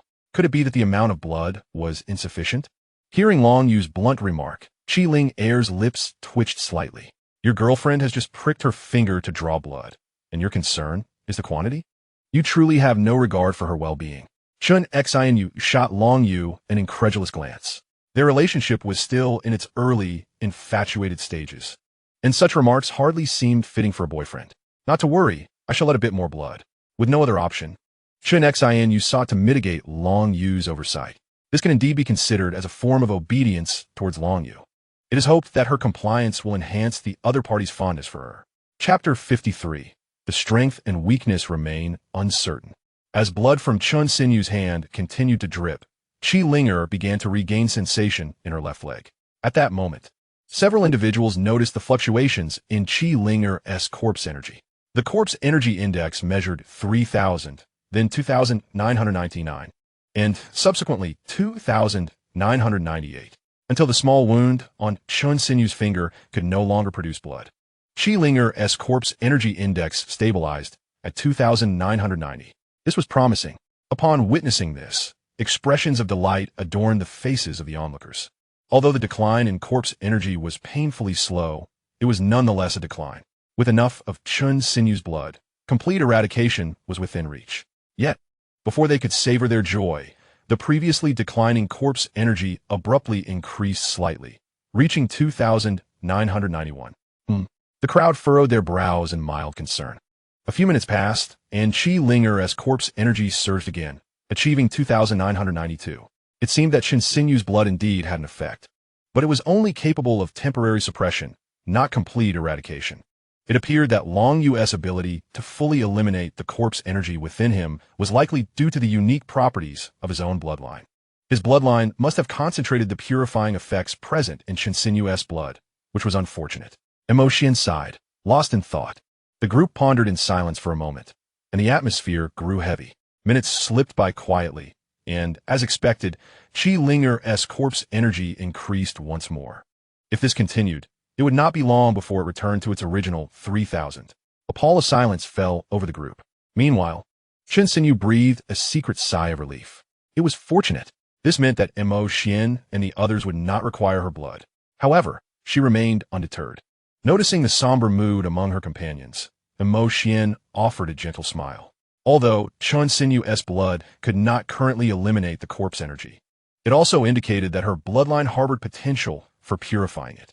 Once Xuan awakened this bloodline ability, everything would be different. In the meantime, they could seek out awakened individuals capable of dispelling corpse energy.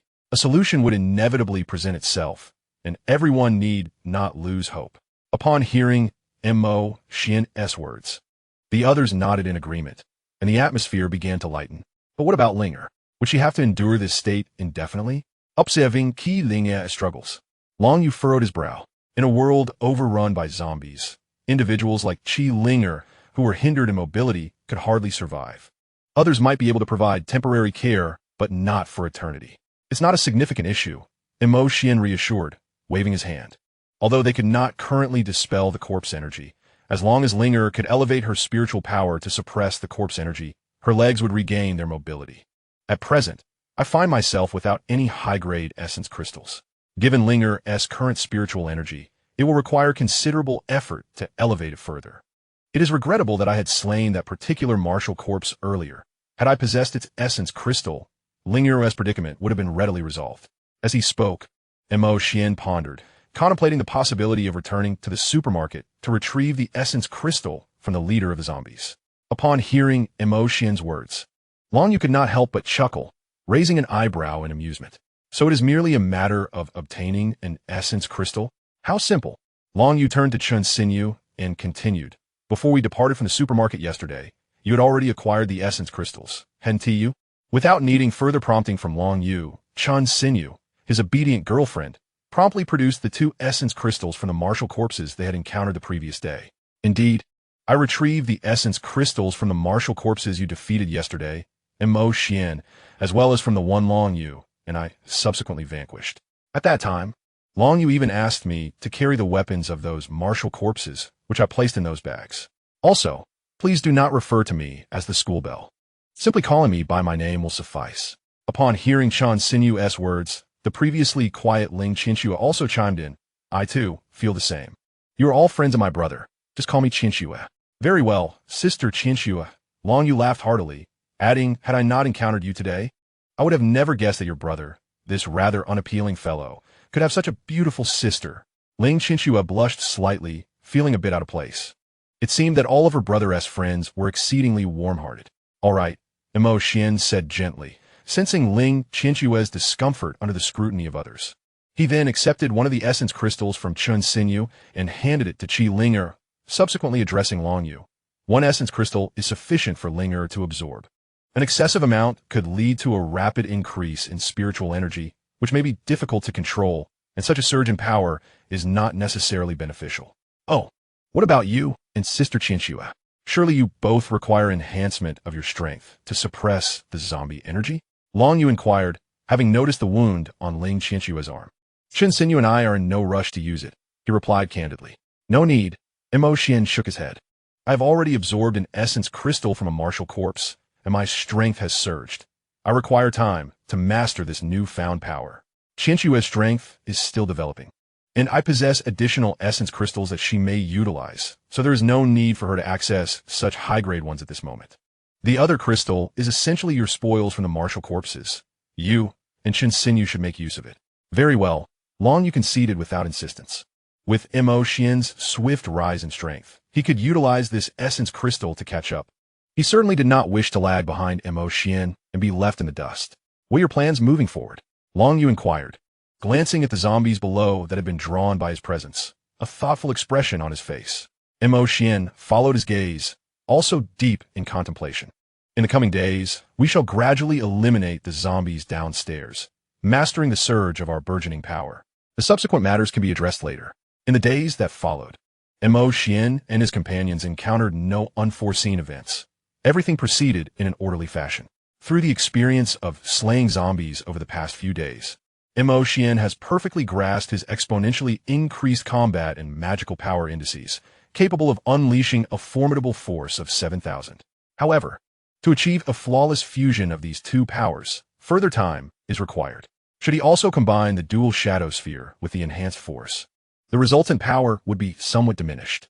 In summary, merging multiple energies for a simultaneous eruption remains a considerable challenge.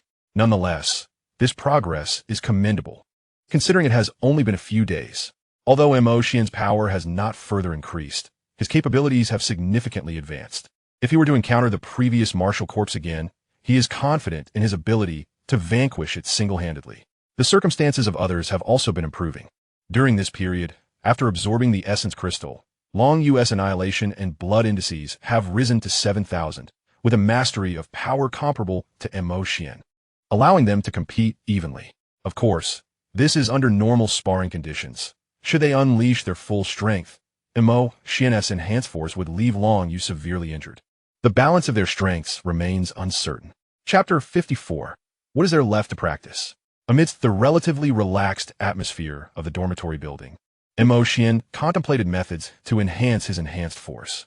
Initially, he intended to elevate all three forces simultaneously, progressing in unison. Yet, for reasons unknown, his enhanced force could not absorb the essence energy for improvement like his combat and magical powers could. Consequently, while his combat and magical indices have soared to 7,000, his enhanced force index languishes at a mere 2,000. If only his enhanced force index could also reach 7,000, though the apparent difference is merely 5,000. In conjunction with the enhanced force's ability to replicate an additional attack, it translates to a disparity of 10,000. Should he unleash his full potential, even before his combat index surpasses 10,000, he would already outmatch countless adversaries who have crossed that threshold. Even when facing the leading zombie, it would merely require a single casting of the dual shadow sphere. This is the overwhelming advantage of enhanced force and extraordinary abilities. Challenging foes beyond one's level becomes as effortless as eating or drinking. However, while the ideal is enchanting, reality is unforgiving. During these days, Xian has yet to discover a method to further enhance his force. He speculates that the key to advancing his enhanced force may be related to mirrors. Yet he has yet to decipher the specifics of his process. Fortunately, despite its low index, the enhanced force still effectively allows for the perfect replication of an attack. For now, without a method for improvement, Xian remains unperturbed. Meanwhile, Qi Ling'er, after absorbing the essence crystal, has seen her spiritual power index surge from 5,000 to 9,000, fully restoring her mobility. In response, both Xian and Long Yu were somewhat surprised. Yet it was within the realm of reason. Qi Ling'er had absorbed the essence crystal from the leading martial corpse, which was of a higher quality than the essence crystals they had absorbed. Moreover, unlike them, who needed to enhance two forms of power, Qi Ling'er devoted all her absorbed energy solely to augmenting her spiritual power. Thus, if her spiritual power did not surpass theirs, it would indeed be rather perplexing. However, despite her impressive spiritual index of 9,000, the actual strength she could wield was not significantly more potent than before. Of the 9,000, she required 3,000 to suppress the corpse energy. This meant that if she wished to prevent further erosion by the corpse energy, her maximum potential burst could only exhibit 6,000 in spiritual prowess. Furthermore, her spiritual power had surged from 5,000 to 9,000. Yet her mastery over it was still quite rudimentary compared to Xian and the others, indicating that she still had a considerable journey ahead to achieve perfect control.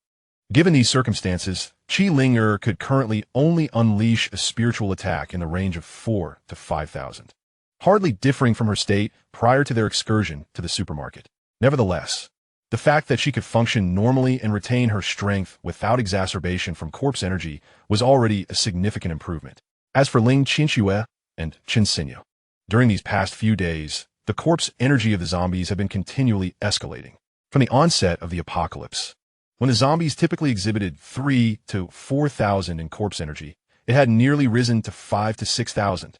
Although they had not absorbed high-grade essence crystals like Xian and Long Yu, the essence crystals they acquired from clearing the zombies downstairs had elevated their power to 6,000 as well. Similar to Xian and Long Yu, the two women ceased absorbing essence crystals once their strength reached approximately 6,000 and instead focused on consolidating their powers. Moreover, there were the 3 corpse soldiers that Xian and his companions had brought back. During their free time, Xian would instruct Long Yu and Ling Qinxue on how to wield the corpse soldiers. Admittedly, Utilizing the corpse soldiers would expose them to corpse energy. Yet they had Xuan Sinu's blood at their disposal.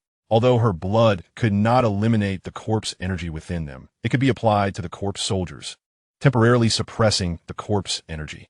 Thus, when Mo Xian and Ling Qianxue employed the corpse soldiers, they would not suffer from further erosion. As for Long Yu, he did not face the same complications. A mere bite on Xuan Sinu's neck sufficed after using the corpse soldiers. In essence, the situation resulted in only Xuan Sinu sustaining injuries. Fortunately, as an awakened individual, her recovery was remarkably swift. She was not significantly affected by the daily bloodletting, and moreover, they did not require her blood every day. Although they claimed to be practicing with the corpse soldiers, they had only attempted it twice. Firstly, to test whether Xuan Sinu's blood could mitigate the corpse energy's erosion, and secondly, to experiment with using the corpse soldiers as Mo Xian did. The likes of Long Yu and Ling Qianxue do not possess the same affinity for shadow abilities as Mo Xian, which would allow them to master the corpse soldiers with unparalleled finesse. Their capacity to unleash formidable power through these soldiers is remarkably limited. The primary reason for this is the insufficient cost-effectiveness of training with corpse soldiers. Even if they were to invest the time required to master these soldiers, the benefits would be short-lived. The corpse soldiers are an alternative extraordinary weapon that has undergone aberration alongside the martial corpses. Without the latter, the former cannot continue to evolve.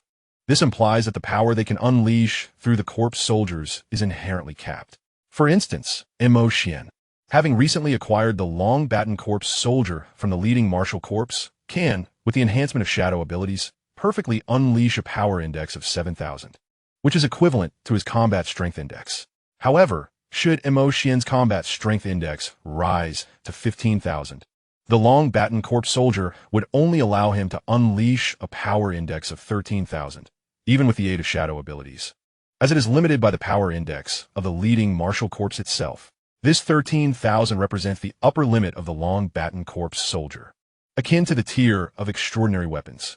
This concept parallels the classifications found in cultivation novels, which categorize weapons into mundane, spiritual, and celestial tiers. Much like protagonists in these stories needing to upgrade their weapons upon reaching new realms, the same limitation applies here, except for growth-type weapons, which do not require replacement. The corpse soldiers share a similar tier limit. Long Yu and Ling Qianxue's practice with such corpse soldiers will soon become obsolete, rendering further investment of time futile. After all, upon replacing their weapons, they would need to start anew in adapting and training, as proficiency with one type of weapon does not guarantee expertise with others. Moreover, even among similar weapons, differing types can significantly affect the output of their power if they are not the preferred tools of the wielder. Hence, if they invest their efforts into mastering the baton corpse soldiers only to later switch to new weapons, they would once again have to dedicate time to acclimate to these new tools to achieve a sufficiently powerful combat index. The cost-effectiveness is simply too low, making it impractical to waste time on such low-tier corpse soldiers.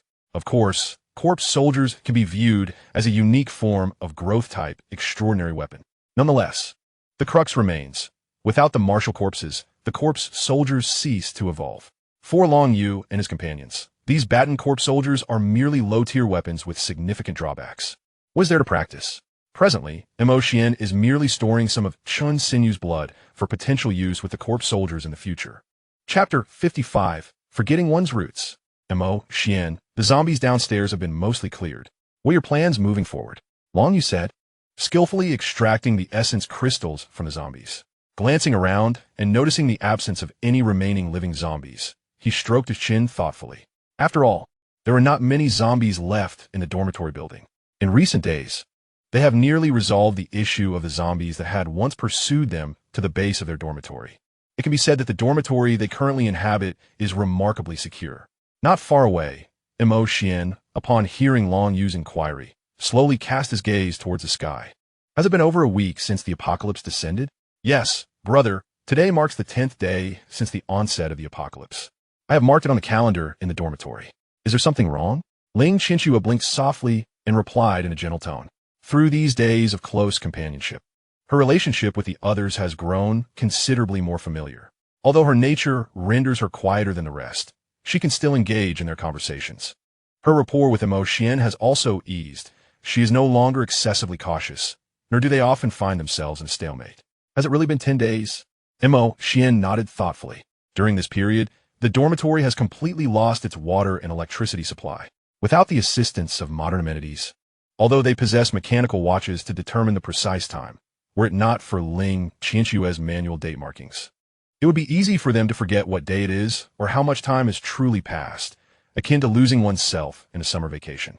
Before long, the others who had dealt with the zombies reassembled. Xuan glanced at Qi Linger and addressed the group. The apocalypse has now lasted 10 days. If my predictive abilities are not mistaken, the official personnel from the Dragon Kingdom should have managed their internal issues with the mutated zombies and will likely arrive at the school for rescue in a few days. What are your plans?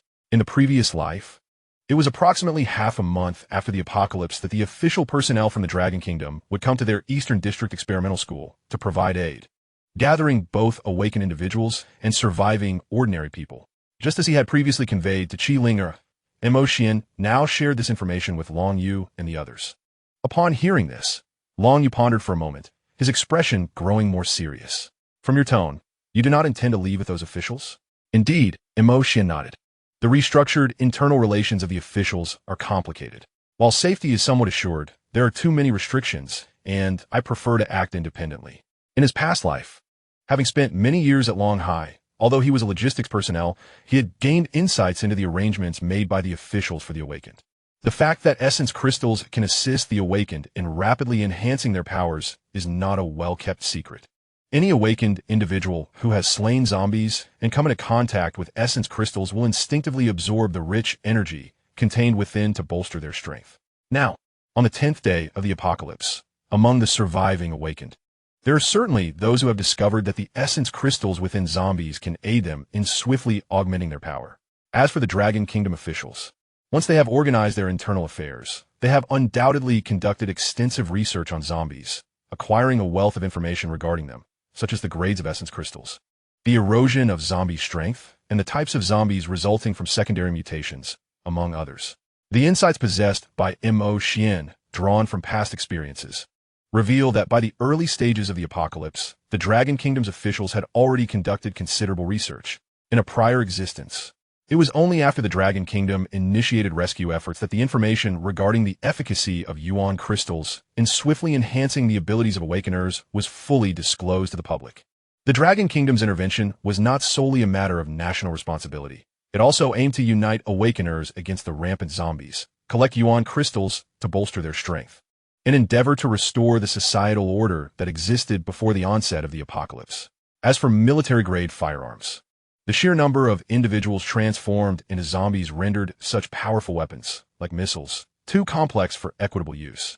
Coupled with the devastation wrought by the zombies and the myriad factors affecting survivors, these potent weapons were rendered ineffective. Only basic firearms and ammunition remain viable.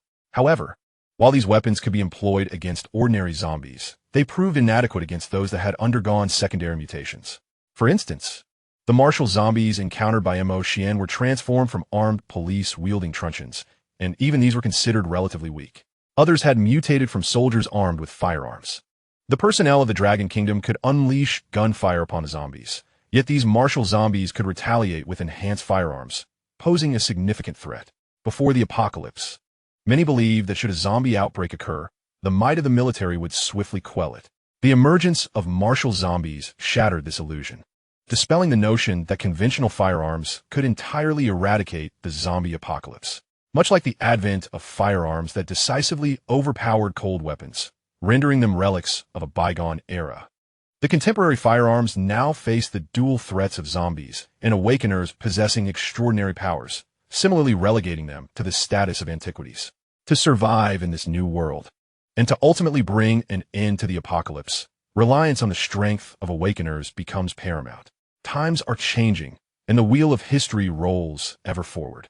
The remnants of the old era cannot bear the vessel of the new age. Returning to the main point, the consolidation of awakeners by the Dragon Kingdom to exterminate zombies and gather Yuan crystals brings forth issues of resource allocation. Aligning with the Dragon Kingdom's officials resembles the difference between working for someone else and embarking on one's own entrepreneurial journey. By serving under the Dragon Kingdom, these awakeners may partake in the benefits, but will find that the substantial rewards are claimed by the higher echelons of the government.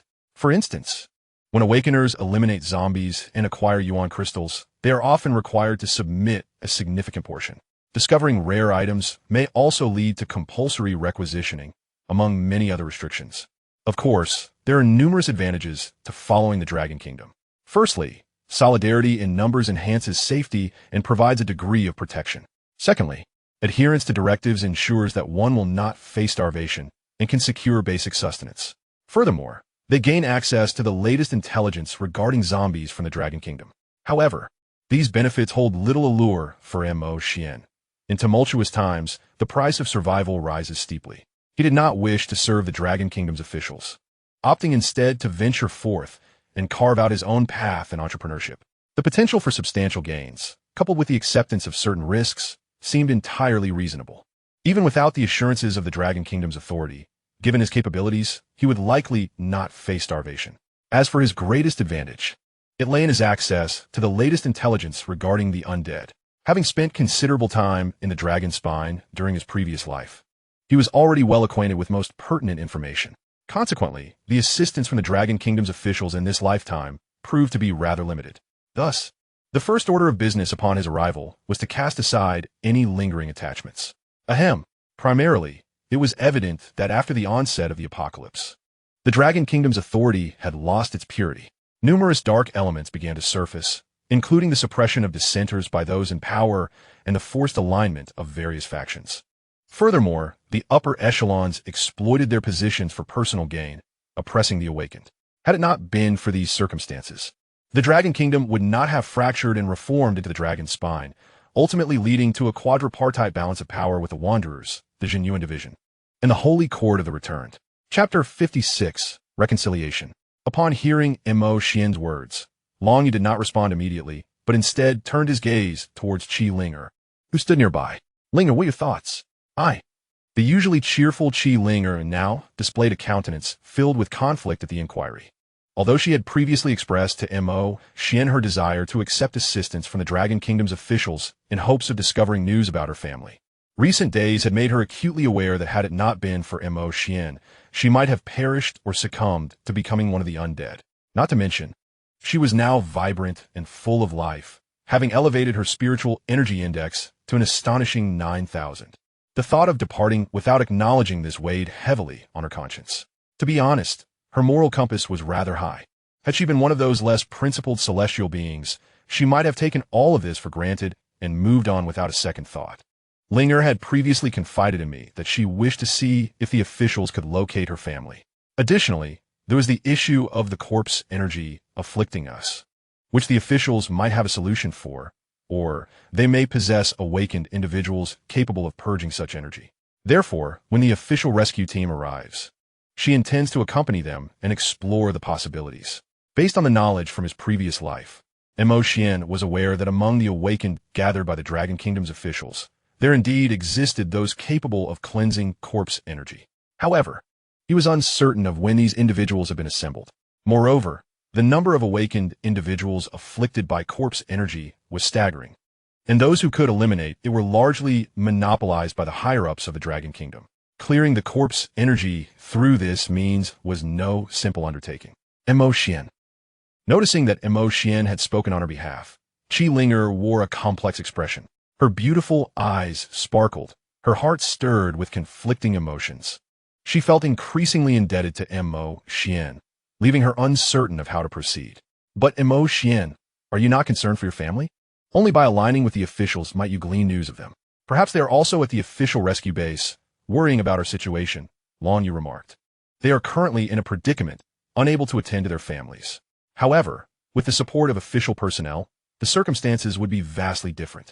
Long Yu's thoughts mirrored those of Qi Linger, both yearning to utilize official resources to seek news of their families. Yet, having fought side by side over the past few days, they were reluctant to part ways with Xuan. If they could journey together to the official rescue base, they could look out for one another. Upon hearing Long Yu's rhetorical question, Qi Linger's beautiful eyes sparkled with realization.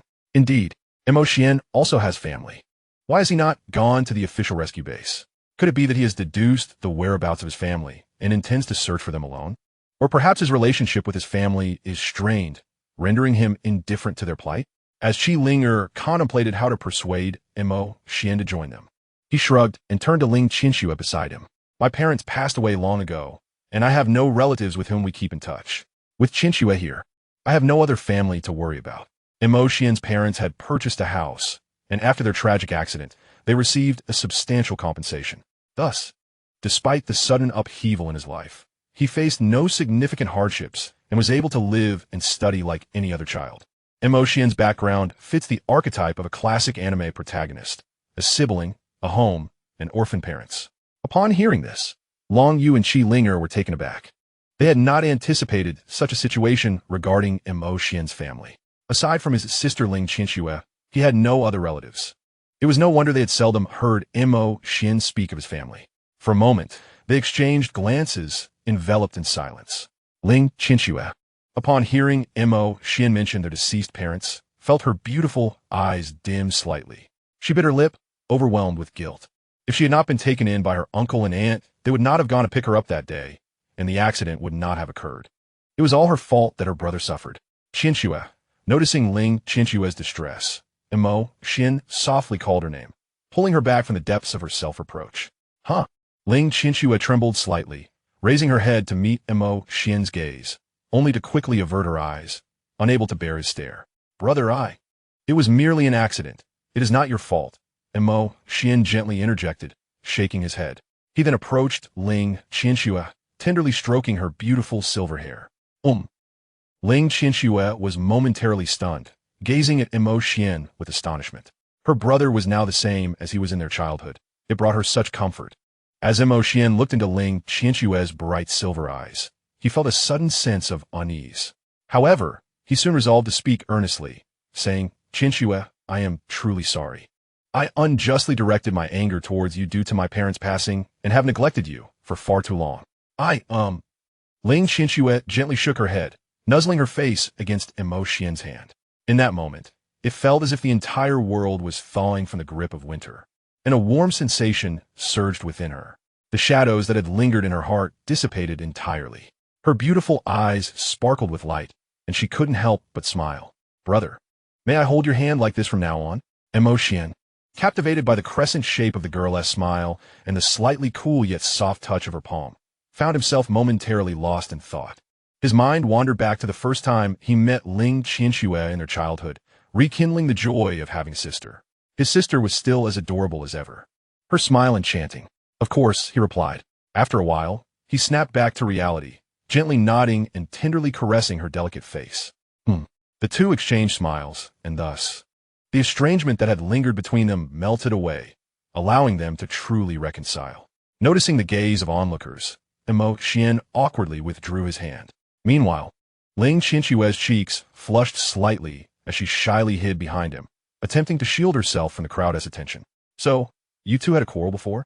Ling mused, stroking her chin thoughtfully. No one of the vibe felt peculiar. Ahem, it's nothing serious, just a minor misunderstanding. Everything is fine now, Xian coughed lightly, then turned to shift the conversation towards Long Yu. Long Yu, you will accompany the official personnel to the rescue base, correct? Something like that. Well, that's good. You and Linger will have each other to rely on. That is true, Long Yu replied uncertainly. But are you sure you want to venture out with Qinxue? Upon hearing this, Xian glanced back at Ling Qinxue. Qinxue Yu. Chapter 57. Open the door. I will bring it in. Brother, I want to go with you. Before Xian could finish his sentence, Ling Qinxue quickly responded. All right. With her affirmative reply, Xian chose not to say anything further. He had indeed intended to ask Ling Qinxue if she wished to accompany the official personnel to the rescue base. If she desired to go, he would not stand in her way, for in her past life, she had rapidly risen to prominence after joining the official forces of the Dragon Kingdom. This lifetime, if she accompanied Long Yu and the others with the officials, she could follow a similar trajectory and become one of the strongest practitioners. This would not be detrimental for Ling Qinxue. However, since she wished to stay with him now, he had no objections. Without the assistance of official forces, how could Ling Qinxue possibly thrive? The answer is quite simple. He will ascend to greatness. Cough, cough. Xian is confident that with his guidance, Ling Qinxue will achieve, if not surpass, the heights attained in his previous life. With that in mind, let us gather our belongings and prepare to venture to the Psychological Institute at the university campus. Everyone paused in surprise at these words. Why are we heading to the university campus? Qi Linger inquired curiously, particularly about the Psychological Institute. In response, Xian elucidated. I have deduced that the official personnel's initial rescue point is located at the Psychological Institute on the university campus. The Psychological Institute, Long Yu murmured, his expression tinged with confusion. What makes the Psychological Institute so special? Why would the officials prioritize it for rescue? Typically, rescue operations aim to save as many individuals as possible, often selecting institutions with larger populations. Alternatively, they might consider that the greater the number of individuals, the more distorted the zombies, thus increasing the rescue difficulty. They might choose the opposite approach, utilizing certain information to direct survivors toward less populated institutions for aid. Yet, the Psychological Institute has a population that is neither particularly large nor small, placing it in a middle tier. Does the Psychological Institute possess some geographical advantage that facilitates rescue? Long Yu and Qi Linger found themselves perplexed by the officials' rationale for selecting the Psychological Institute for their rescue efforts. To this, Xian shrugged. It appears that a high-ranking official's daughter is a student at the Psychological Institute. This initial rescue operation was primarily aimed at her, with the intention of rescuing others along the way. The group couldn't help but feel a sense of incredulity. This seems rather self-serving and strikingly pragmatic. Who is that girl? Qi Linger asked, her curiosity piqued. I did not deduce her identity, Xian replied, maintaining a serious demeanor. Well, while he claimed he had not deduced it, the truth was he had simply forgotten. In his previous life, he had been closely associated with the officials of the Dragon Kingdom in its early days, later aligning himself with the Dragon Corps. He had gathered some knowledge regarding the high-ranking officials, including the rescue process at the onset of the apocalypse, where the Psychological Institute was the first rescue point, and the hidden motive was to save the daughter of a high-ranking official. He indeed recalled hearing the name of that official's daughter, who was supposedly one of the campus beauties at the Eastern District Experimental School. However, the rescue personnel failed to save her, and she ultimately perished. 3 years is ample time to forget many details. For instance, after graduating from middle school, he could hardly recall the names of many elementary school classmates. He vaguely remembers there was someone, yet he could hardly recall their name. Now, with Xian's return to life, he has forgotten the names of many classmates from his own class. That high-ranking official's daughter was not someone of renown in the apocalypse, merely a forgotten beauty. It is only natural that he would forget the name of someone he did not know and who had long since faded from existence.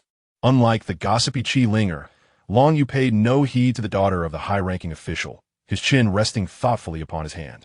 The omnipresence of zombies posed a significant challenge as we contemplated the journey from here to the psychological college in the university district. Surely, the official rescue teams would not neglect our high school campus? Indeed, Xian replied softly. Yet it would likely take about a month for the Dragon Kingdom's official rescuers to arrive at our high school campus. But are you certain you wish to wait that long? The East District Experimental School encompasses 5 stages of education: kindergarten, primary school, junior high, high school, and university, occupying a vast expanse.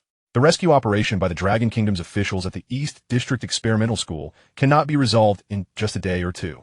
They commence their efforts in the University District, proceeding in descending order by grade level, conducting the rescue in batches. Given the apocalypse, the younger the individuals, the lower their survival rate. Time is of the essence. The Dragon Kingdom's officials must make such difficult choices. If they were to begin with the kindergarten, it's likely that few lives would be saved by the time they reach the older students. In his past life, Xian was merely an ordinary individual, lacking the ability to traverse the perilous encirclement of zombies from the high school campus to the university campus. He had survived for a month at the high school campus, nearly perishing from hunger and thirst before the arrival of the Dragon Kingdom's rescue personnel. After so many days spent here, the provisions we had scavenged from the supermarket were almost exhausted. Regardless of where we went, we would inevitably encounter zombies. It might be more prudent to take the initiative and rendezvous with the Dragon Kingdom's rescue team sooner rather than later. Wouldn't you agree? Your point is valid. Long Yu nodded, casting a glance at Xian and the ethereal Ling Qianxue behind him. What plans do you and Qianxue have after departing with the official personnel? There is no rush, Xian replied, tapping his temple with a finger. I will see if I can devise a suitable course of action when the time comes. We shall discuss the specifics then. Very well. Long Yu expressed a hint of regret, ultimately unable to persuade Xian to join them. The day was waning, and we began to gather our belongings in preparation for departure. All right then. In the East District Experimental School, within the activity room of a certain teaching building at the psychological college, a girl with pastel pink hair sat upright in her chair, her delicate face etched with fatigue. As she gazed out at the zombies shambling and shrieking beyond the window, her beautiful eyes reflected a growing sense of confusion and numbness. 10 days had passed since the onset of the apocalypse, yet she could not come to terms with this grim reality. She found it incomprehensible that her once idyllic university life had so suddenly descended into chaos. Knock, knock, knock. At that moment, a sudden knock at the door interrupted her tumultuous thoughts. Ling, you must be hungry, right? I just retrieved some food from the vending machine in the corridor. Open the door, and I shall bring it to you. Upon hearing the gentle male voice outside, Xia Lingyin furrowed her brows slightly. She felt quite irritable and was tempted to scold him for disturbing her. However, considering her current predicament, she restrained her emotions and softened her tone. Senior Zheng, you have worked hard to procure these provisions. You need not worry about me. I still have some supplies left. Chapter 58. Let's see how long she can endure. That's not acceptable. The voice outside conveyed a sense of urgency, imbued with concern. Lingyin, staying in there is not a solution. There will inevitably come a day when your supplies run out. Now that I have awakened and can confront the zombies, let us venture out together to seek food. His tone was exceedingly gentle and caring. Were it another girl in such a vulnerable situation, she might have acquiesced. Yet Xia Lingyin was acutely aware of his ulterior motives. If she were to open the door and let him in, she could not foresee what might transpire. Senior Zheng, you are an awakened one. While I am merely an ordinary person, I do not wish to hold you back. Please cease your concern for me. I will await the official rescue from Yuan's side. However, without granting him a chance to respond, Xia Lingyin interjected softly, Senior Zheng, if you truly have my best interests at heart, then do not continue to knock and speak to me, for that may attract the zombies. Upon hearing Xia Lingyin's increasingly impolite words, Zheng Huairan outside could not help but clench his fists. His once refined and handsome visage now bore a hint of ferocity. His father was a professor at the Eastern District Experimental School, a figure of considerable standing and reputation in Longwa. With such a father, he had thrived at the school, and coupled with his striking looks, he was a target of admiration for many female students embarking on their careers. Yet, with Xia Lingyin, he continually faced setbacks. Despite his qualifications, he was not lacking in female attention. Although Xia Lingyin was undeniably beautiful, renowned as the school S-flower, he had already encountered countless beauties. None had warranted such subservience from him. However, Xia Lingyin was different from those who relied solely on their looks. He valued her family background and status. Xia Lingyin's father, Xia Zhe, was one of the foremost academicians of the Eastern District Experimental School and indeed all of Longwa, holding a position of extraordinary prestige.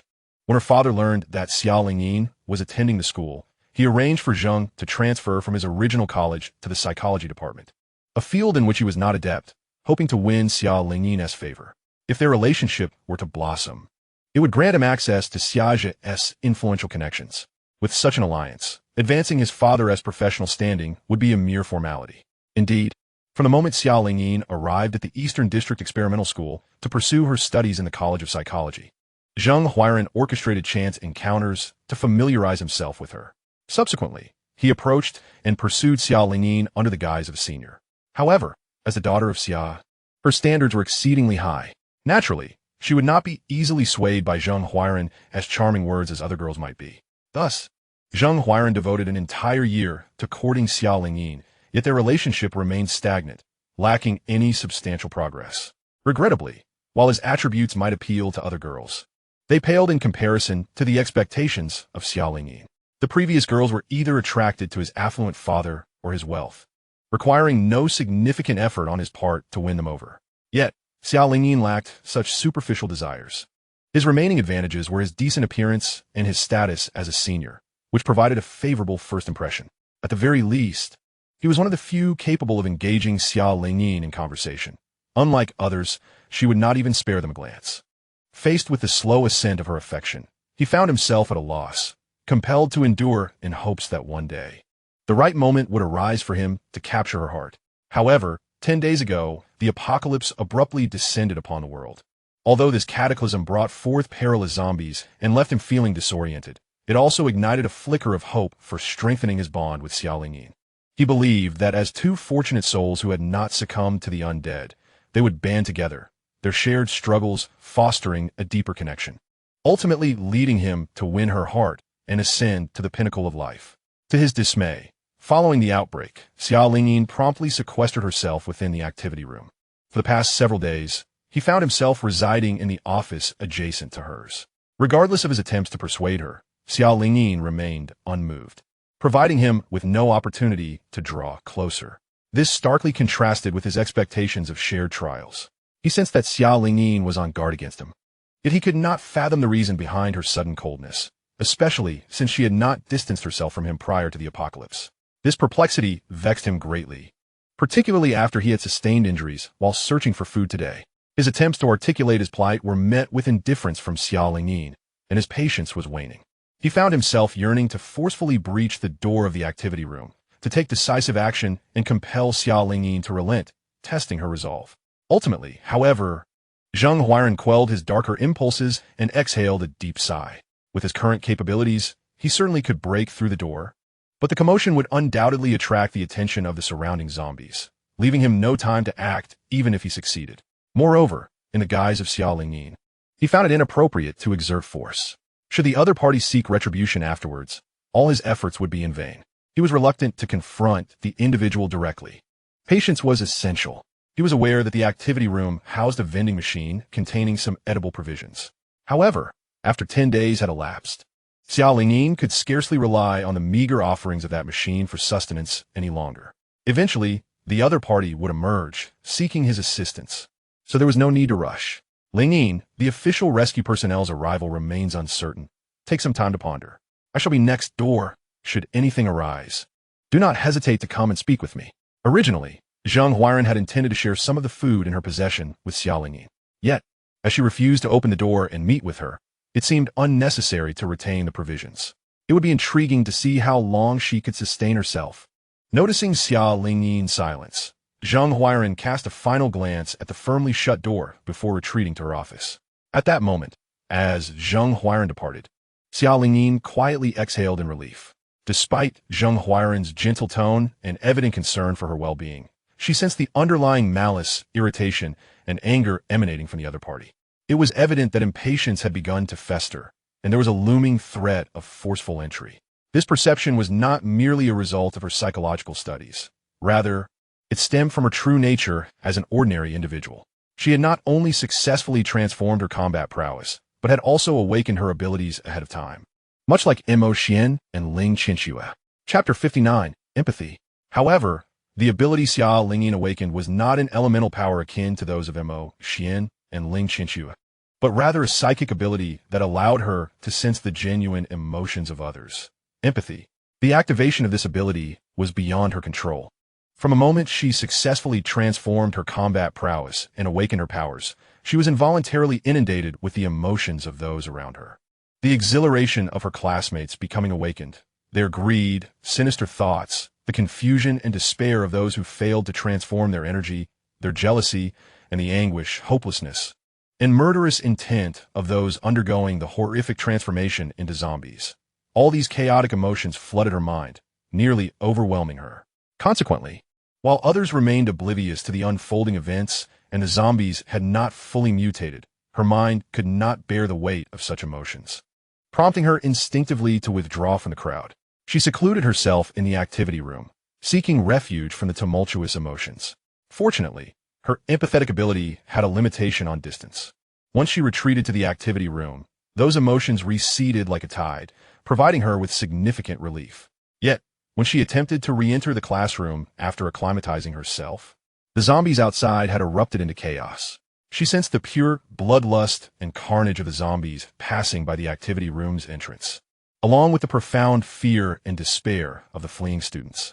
Realizing that the situation outside was amiss, she chose to remain hidden within the activity room, refraining from venturing out again. When she dashed out of the classroom, Huairan, like an insistent leech, managed to escape alongside her. At that moment, all she desired was solitude, so she did not permit Huairan to enter. However, as she began to regain her composure and contemplated opening the door for him, she became acutely aware of his genuine emotions towards her. Contrary to the genteel demeanor he exhibited, what she sensed was an undercurrent of greed, urgency, impatience, and even malevolence.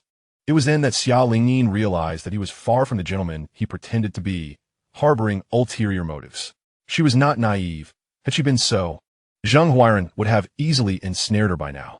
She understood that the world had undergone a cataclysmic change, and being a psychology major, she was well aware that extreme circumstances could amplify the desires lurking within the human heart. Normally, even if Zheng Huairan had nefarious intentions, he would not dare act on them. Yet, amidst the chaos of a world overrun by zombies, the rules could easily shift. Thus, she resolutely decided to keep him at bay, denying him any chance to approach her. As she had anticipated, 10 days had passed, and Zheng Huairan was nearing the brink of yielding to his darker impulses, contemplating a forceful advance upon her. No, she could not remain here any longer. Xiao Lingyin cast her gaze upon the now empty vending machine, a newfound determination flickering in her eyes. She had initially believed that in light of such a grave situation, the government would promptly dispatch aid. With the provisions available in the vending machine, she thought she could endure until help arrived. However, 10 days had elapsed, and there was still no sign from the authorities. Mere hunger was a trifling matter. What troubled her more was the predatory gaze of Zheng Huairan lurking next door. She could not afford to be passive. As for submitting to Zheng Huairan, that was a notion she dismissed outright. What nonsense! She had never held him in high regard even before the apocalypse, let alone now, having discerned his true nature through her empathic abilities. Initially, he might feign kindness towards her, but once he had his way, that pretense would likely vanish. Furthermore, with the unfortunate incident befalling her father, she had lost her family's influential standing. She sensed no genuine concern or care from Zheng Huairan. He was not sincere in his intentions toward her. If she were to capitulate to him, the outcome would assuredly be far from favorable. Therefore, she resolved that she would rather face death, plummeting from the activity room's window into the jaws of a zombie, than grant that false gentleman the satisfaction of exploiting her. No way. With this thought, Xiao Lingyin staggered to her feet. Unintentionally, she caught a whiff of a faint odor emanating from herself, prompting her brow to furrow slightly. She had always prided herself on cleanliness and meticulous grooming, having remained in the activity room for the past 10 days. The most she had done was wash her face with bottled water. She had not truly changed or refreshed herself, and it was indeed a bit of a trial for her. Yet she was acutely aware that this was not the moment to dwell on such matters. She prepared herself to attune to her surroundings. Although she could not consciously activate or deactivate her empathic abilities, she passively absorbed the emotions emanating from those around her. This passive reception allowed her to gauge the intensity of these emotions, enabling her to make rudimentary assessments of the individuals nearby, as well as the distribution of the undead, thereby serving a reconnaissance function. In a certain sense, Xiao Lingyin's involuntary empathic power rendered her a living radar. As soon as anyone approached her, she could sense their presence through the emotions that returned to her. From this perspective, her inability to turn off her empathic abilities was not entirely detrimental. Unlike Qi Ling or S spiritual probing, Xiao Lingyin's empathy, while capable of penetrating obstacles, experienced a significant reduction in effective range thereafter. In an open classroom, she could perceive up to 30 or 40 meters. However, in a confined space, that range diminished to merely 3 or 4 meters. This was also the reason she could find some respite after closing the activity room door. Otherwise, she might have spent the past few days in a state of unrest, driven to madness by the cacophony of chaotic emotions. Approaching the door, Xiao Lingyin endeavored to extend her perception as far as possible. After detecting no significant emotions, she cautiously opened the door and began to survey her surroundings with care. Unlike the high school campus, the university grounds featured vending machines at the base of nearly every building, providing convenience for students. Presently, Xiao Lingyin found herself on the first floor, where only there could students freely occupy the activity room. Another vending machine was situated not far from her current location. A mere 20 or 30 meters walk, followed by a turn, would lead her there. The presence of 2 vending machines on the first floor was quite reasonable, given their differing offerings. The vending machine within the activity room primarily stocked snacks such as chocolate and chips, while the one outside predominantly sold beverages. Xiao Lingyin's aim was to check the other vending machine to see if any items remained. Should it be completely depleted by Zheng Huairan and the other survivors, she would have no choice but to venture to another building nearby. If she found nothing there, she would have to risk a trip to the cafeteria or supermarket further afield. Uncertain of the current state of affairs outside, she resolved to proceed cautiously. Noticing the absence of zombies in the distance, Xiaolingyin stealthily made her way toward the other vending machine. Before departing, she made sure to close the door behind her, preventing any zombies from inadvertently entering, which would leave her stranded upon her return. Additionally, this created the illusion that she was still inside, thus avoiding detection by Zheng Huairen should he be monitoring her movements. Chapter 60. Love at the Corner. The 30 meters she usually traversed with ease now felt laborious and slow. Alas, the classrooms she passed were infested with the undead. She wore short, high-heeled shoes, which compelled her to tread carefully, moving at a slower pace to avoid making any noise that might alert the zombies. Fortunately, she encountered no mishaps along the way and finally reached the end of the corridor. Just one more turn, and she would arrive at the vending machine. However, as she cautiously peered around the corner to check for any zombies near the vending machine, an overwhelming chill surged through her body, causing her delicate face to pale. In her line of sight, there were no zombies near the vending machine. Yet, she sensed a wave of emotions emanating from just a few meters behind her: desire, bloodlust, madness, and ferocity. Earlier, as she had approached the corner, her sensitivity had been obstructed, but now, as she ventured forth, she became acutely aware of the danger lurking behind her. There were zombies in the direction from which she had just come. In an instant, Xiaolingyin reacted. Without a moment's thought to look back and assess the situation, she swiftly retreated behind the corner, praying that the zombies had not detected her presence. However, fate had other plans. The wandering zombies behind her happened to be gazing in the direction of the vending machine. The moment she had poked her head out, her conspicuous pink hair had captured the attention of the undead. Grr! The zombie let out a chilling roar and lunged toward the corner where Xiaolingyin had just withdrawn. Although she could no longer sense the emotions of the zombies from her sheltered position, the sound of their growls made it abundantly clear that she had indeed been discovered. Without time for contemplation, she instinctively turned to flee back to the activity room where she had previously been. However, upon turning, she was horrified to see two zombies emerging from the classroom behind her. The moment they stepped out, they also noticed Xiaolingyin, immediately advancing toward her with outstretched claws. With danger looming both in front and behind, Xiaolingyin abandoned her intention to return to the activity room and sprinted towards the vending machine, which she hoped was devoid of zombies. The sound of her high heels echoed loudly as she ran. Realizing that the number of pursuing zombies was rapidly increasing, she discarded her short heels, continuing barefoot. Utilizing her empathic abilities, she received emotional feedback that helped her navigate, and aside from a few close encounters, she managed to shake off some of the zombies trailing behind. Just as she was attuned to the emotions surrounding her, contemplating where to hide, she suddenly felt a sharp pain in her foot. Xiaolingyin cried out in agony as she collapsed heavily onto the ground. Instinctively glancing back, she saw that her once fair and delicate foot was now marred with dirt and a small wound, blood flowing profusely. Beside her lay several shards of glass, remnants of a window that had been shattered at some point. She had unwittingly stepped on the scattered glass. Grimacing in pain, Xiaolingyin staggered to her feet once more.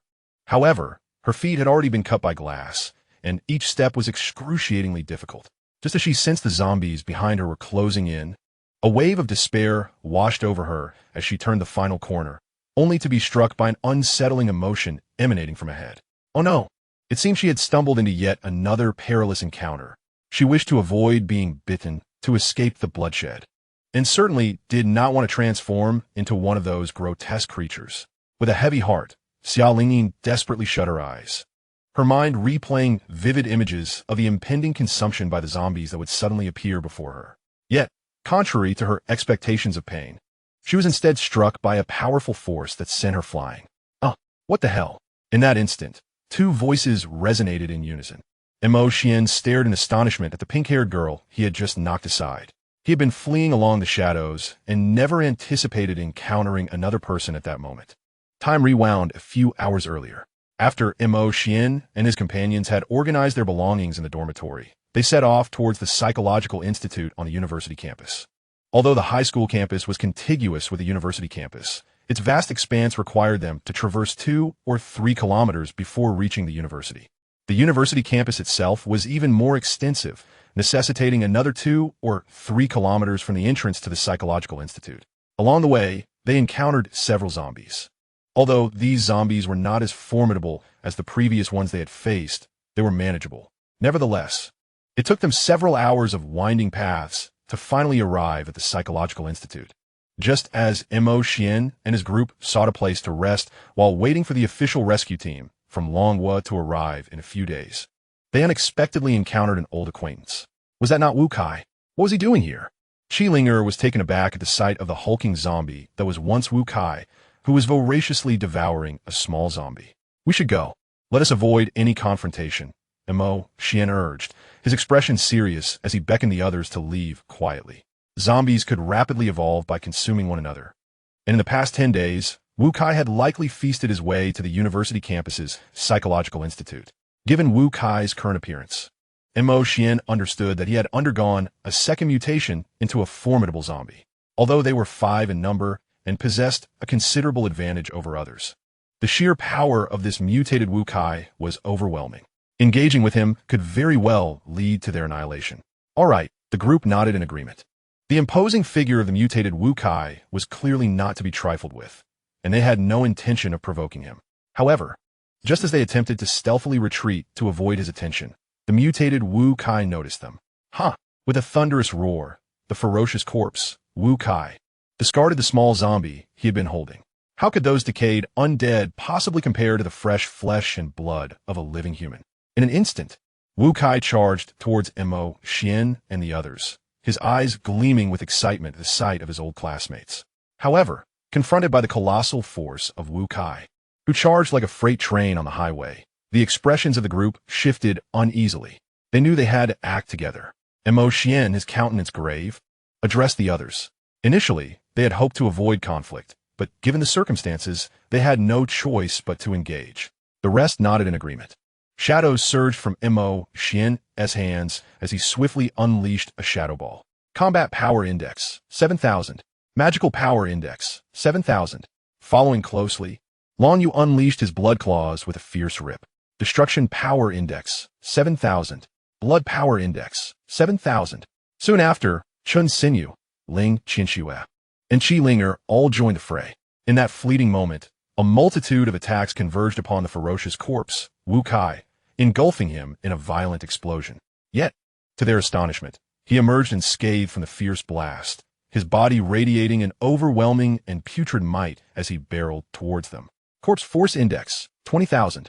Combat Power Index, 20,000. Brutal Power Index, 20,000. Basic Defense Index, 20,000. The formidable physique of Wu Kai unleashed an unparalleled physical strength, bolstered by a basic defense index of 20,000. Indeed, the combined efforts of Xuan and his companions exceeded 20,000. However, the basic defense index pertained to the corporeal protection of Wu Kai, not the sheer force he could unleash. This meant that while Xuan's shadow ball struck his chest, the defense in that area stood at 20,000. Similarly, Long Yu's blood claw attack met the same formidable defense at Wu Kai's neck.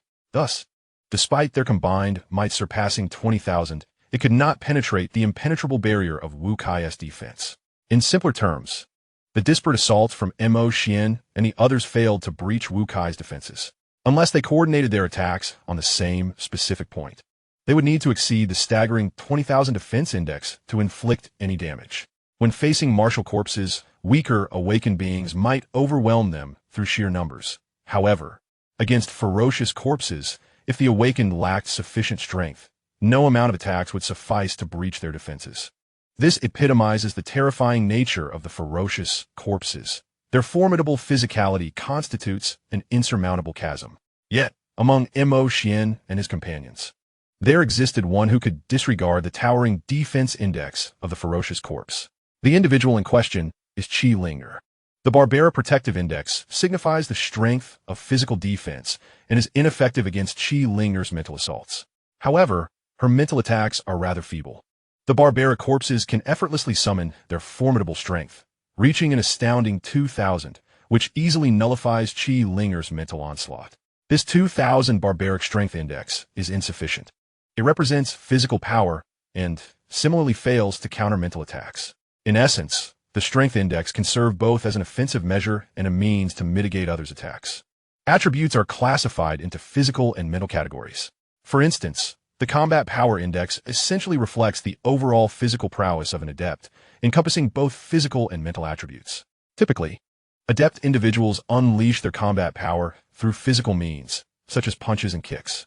Such explosive attacks are grounded in the physical realm, thereby demonstrating the physical attributes of the combat power index, resulting in physical assaults, without the manifestation of the mental attributes of the combat power index.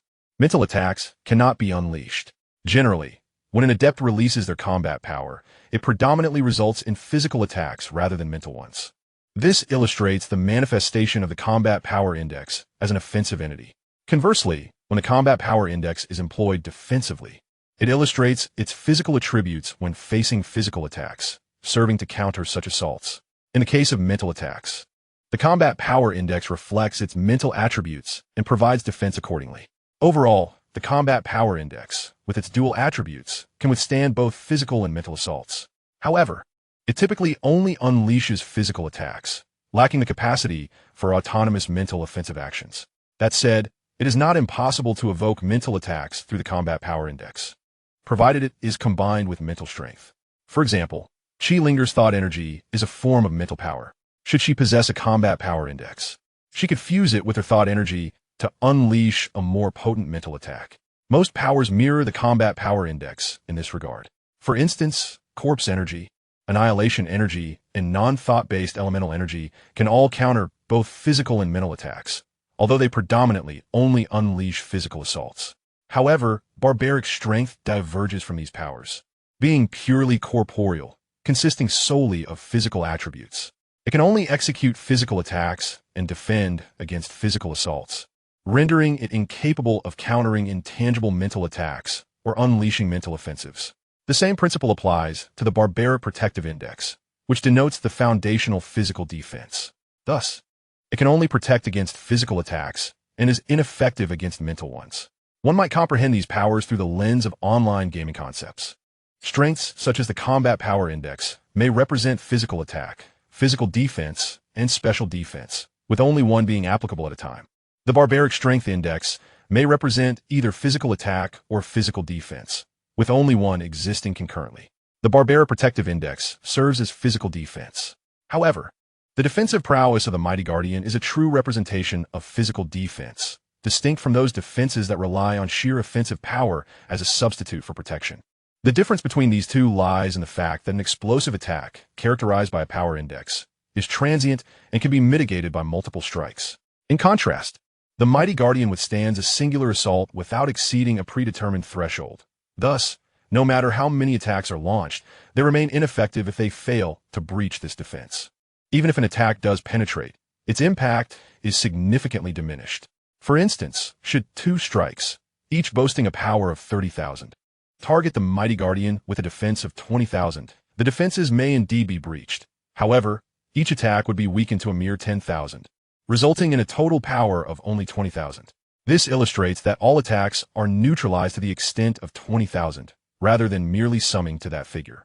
This concept can also elucidate why certain physically formidable characters in fantasy novels possess such immense strength. It is precisely due to their extraordinary corporeal power, allowing them to maximize both offense and defense. With a fierce roar, the mighty guardian Wu Kai observed that Xuan and his companions were not as compliant as the typical undead. He swiftly unleashed a powerful strike. "Be careful." Xuan's expression shifted dramatically. He immediately summoned all his strength to launch a double shadow sphere as a countermeasure. The ensuing explosions echoed in rapid succession, successfully interrupting Luke's assault. Yet, Xuan's demeanor remained grave, and he urgently warned his companions, "We are no match for it. I will hold it off. You must flee." Do not be deceived by the fact that Wu Kai was momentarily disrupted by my double shadow sphere. He was merely toying with us. He craves fresh blood and flesh. If he unleashed his full power, he would reduce us to mere mist. What would he have left to consume? That previous strike was merely a demonstration of his 2,000 corpse power. Despite this, Xuan had exerted nearly all his abilities to achieve that minor interruption, which did not even graze Wu Kai's hide. With such formidable physicality, the mighty guardian seems nearly invincible. He could see no possibility of countering the foe. If this continued, they would face inevitable annihilation. "Quickly depart." Xuan interjected firmly. I possess the speed enhancement of my shadow abilities and can keep it occupied. If we linger, none of us will escape. Chapter 62. Love at First Sight? No sooner had he spoken than Wu Kai let out another roar. This one even louder than the last. Clearly, he had been provoked by Xian's shadow sphere. Although unscathed, how dare this mere food repeatedly obstruct him? In an instant, the dark brown muscles of Wu Kai swelled, and he unleashed a devastating punch toward Xian, the force-generating explosive sonic booms. With a corpse power index of 20,000 and a brute strength index also at 20,000, the situation was dire.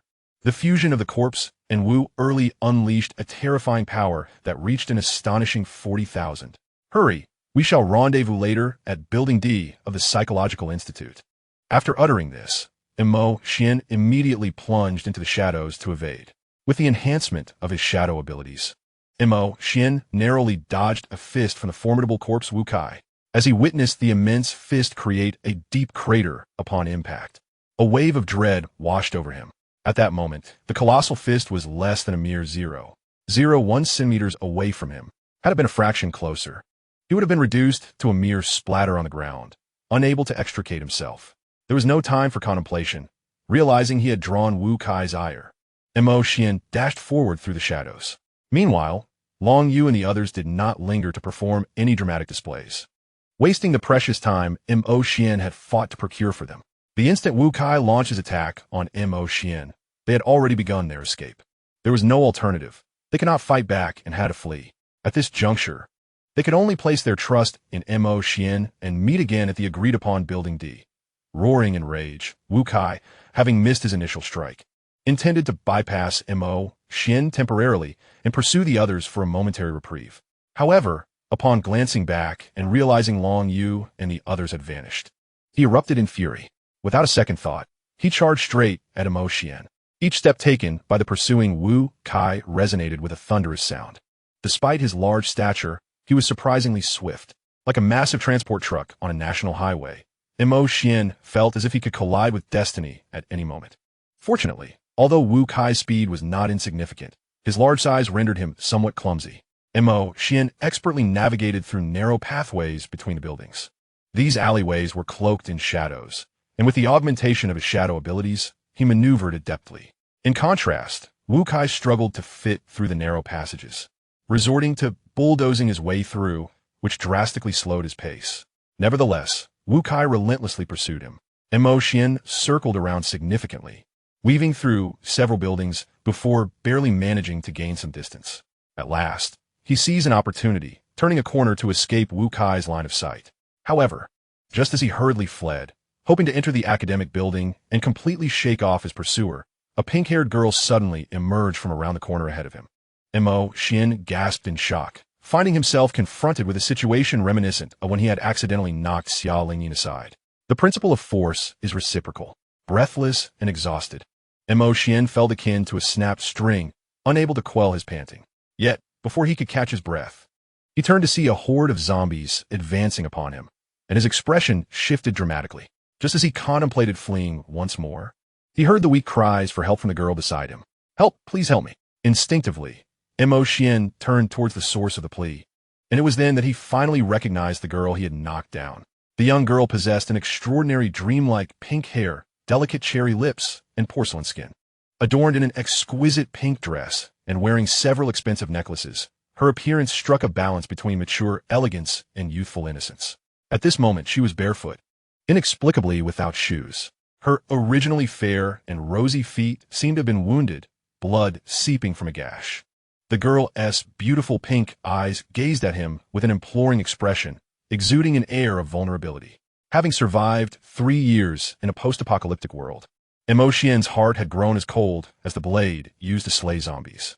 However, the instant he locked eyes with Xia Lingyin's enchanting gaze, his heart skipped a beat.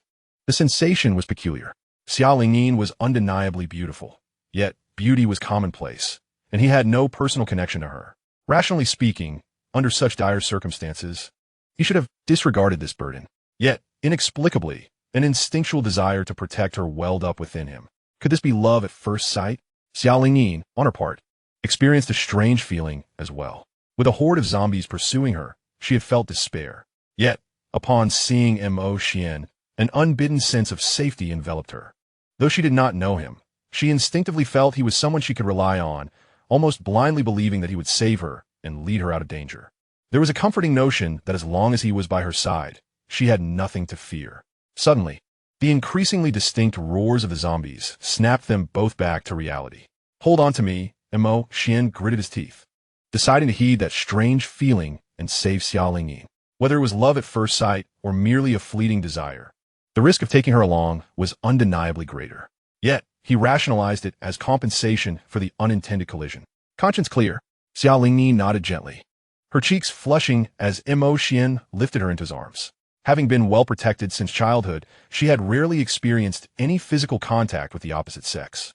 Being held so closely by a stranger felt somewhat unfamiliar. Xuan, however, had no time to ponder her thoughts. Aside from the horde of zombies stirred by Xia Lingyin, he could also hear the heavy footsteps of the brute zombie, Wu Kai. Taking a deep breath, he continued to move stealthily. As they wandered, they failed to find a suitable refuge. Feeling his strength waning, Xuan reluctantly led Xia Lingyin into a narrow, triangular space beneath the staircase after turning a corner. Utilizing his shadow manipulation abilities to blend with the darkness, they temporarily evaded the pursuit of the zombie horde and the relentless Wu Kai. After taking refuge beneath the staircase, Xia Lingyin felt a large hand grasping her small foot.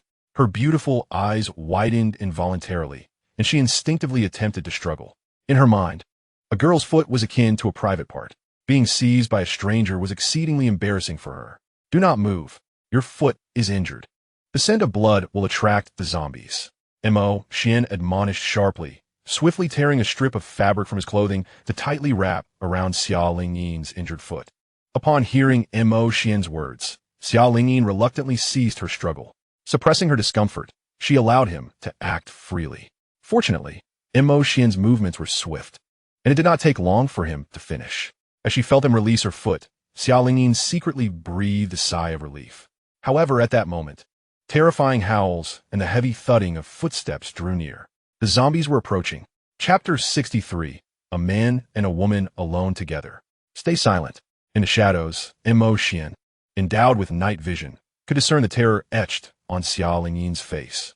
Fearing that she might cry out in fright at the sight of the zombies, he swiftly covered her mouth. Simultaneously, he tightened his embrace around her. This was not an act of taking advantage of her, but rather an effort to extend his shadow ability over her, thereby diminishing their presence. Xia Lingyin did not resist. Faced with the choice between being taken advantage of and being devoured by zombies, she naturally chose the former. Moreover, she sensed no delight or ill intent from Xuan, only the tension, fatigue, and horror that were fitting responses to the looming threat of zombies. Realizing this, Xia Lingyin felt less resistant. She obediently remained at his hold, not daring to move. Yet, their proximity was such that she could hear the rhythm of his heartbeat. Amidst her anxiety and fear, an inappropriate sense of shyness crept into her heart. The horde of zombies surged past them, with the brutish Wu Kai crashing through walls of numerous classrooms. If they were to be discovered at that moment, their fate would surely be sealed. Death loomed perilously close. Fortunately, they managed to escape unscathed. Xuan had swiftly staunched the bleeding from Xia Lingyin's wound, preventing the scent of blood from wafting into the air. Coupled with the efficacy of his shadow ability, they nearly melded into the darkness, significantly reducing their visibility. The cacophony gradually subsided, and they successfully evaded the horde of zombies and the rampaging Wu Kai. Once they felt temporarily secure, Xuan released Xia Lingyin from his embrace and exhaled heavily. While they were safe for the moment, it was prudent to maintain a low profile. "Let me regain my composure first. We shall seek a safer location afterward." Upon concluding his words, Xuan paid no further heed to Xia Lingyin and directly began to absorb a Yuan crystal. While Xuan was engrossed in this process, Xia Lingyin understood his preoccupation and refrained from interrupting him. Her beautiful eyes sparkled with curiosity as she observed the luminous crystal in his hand. Like Xuan, she too was an adept who had successfully transformed her combat power.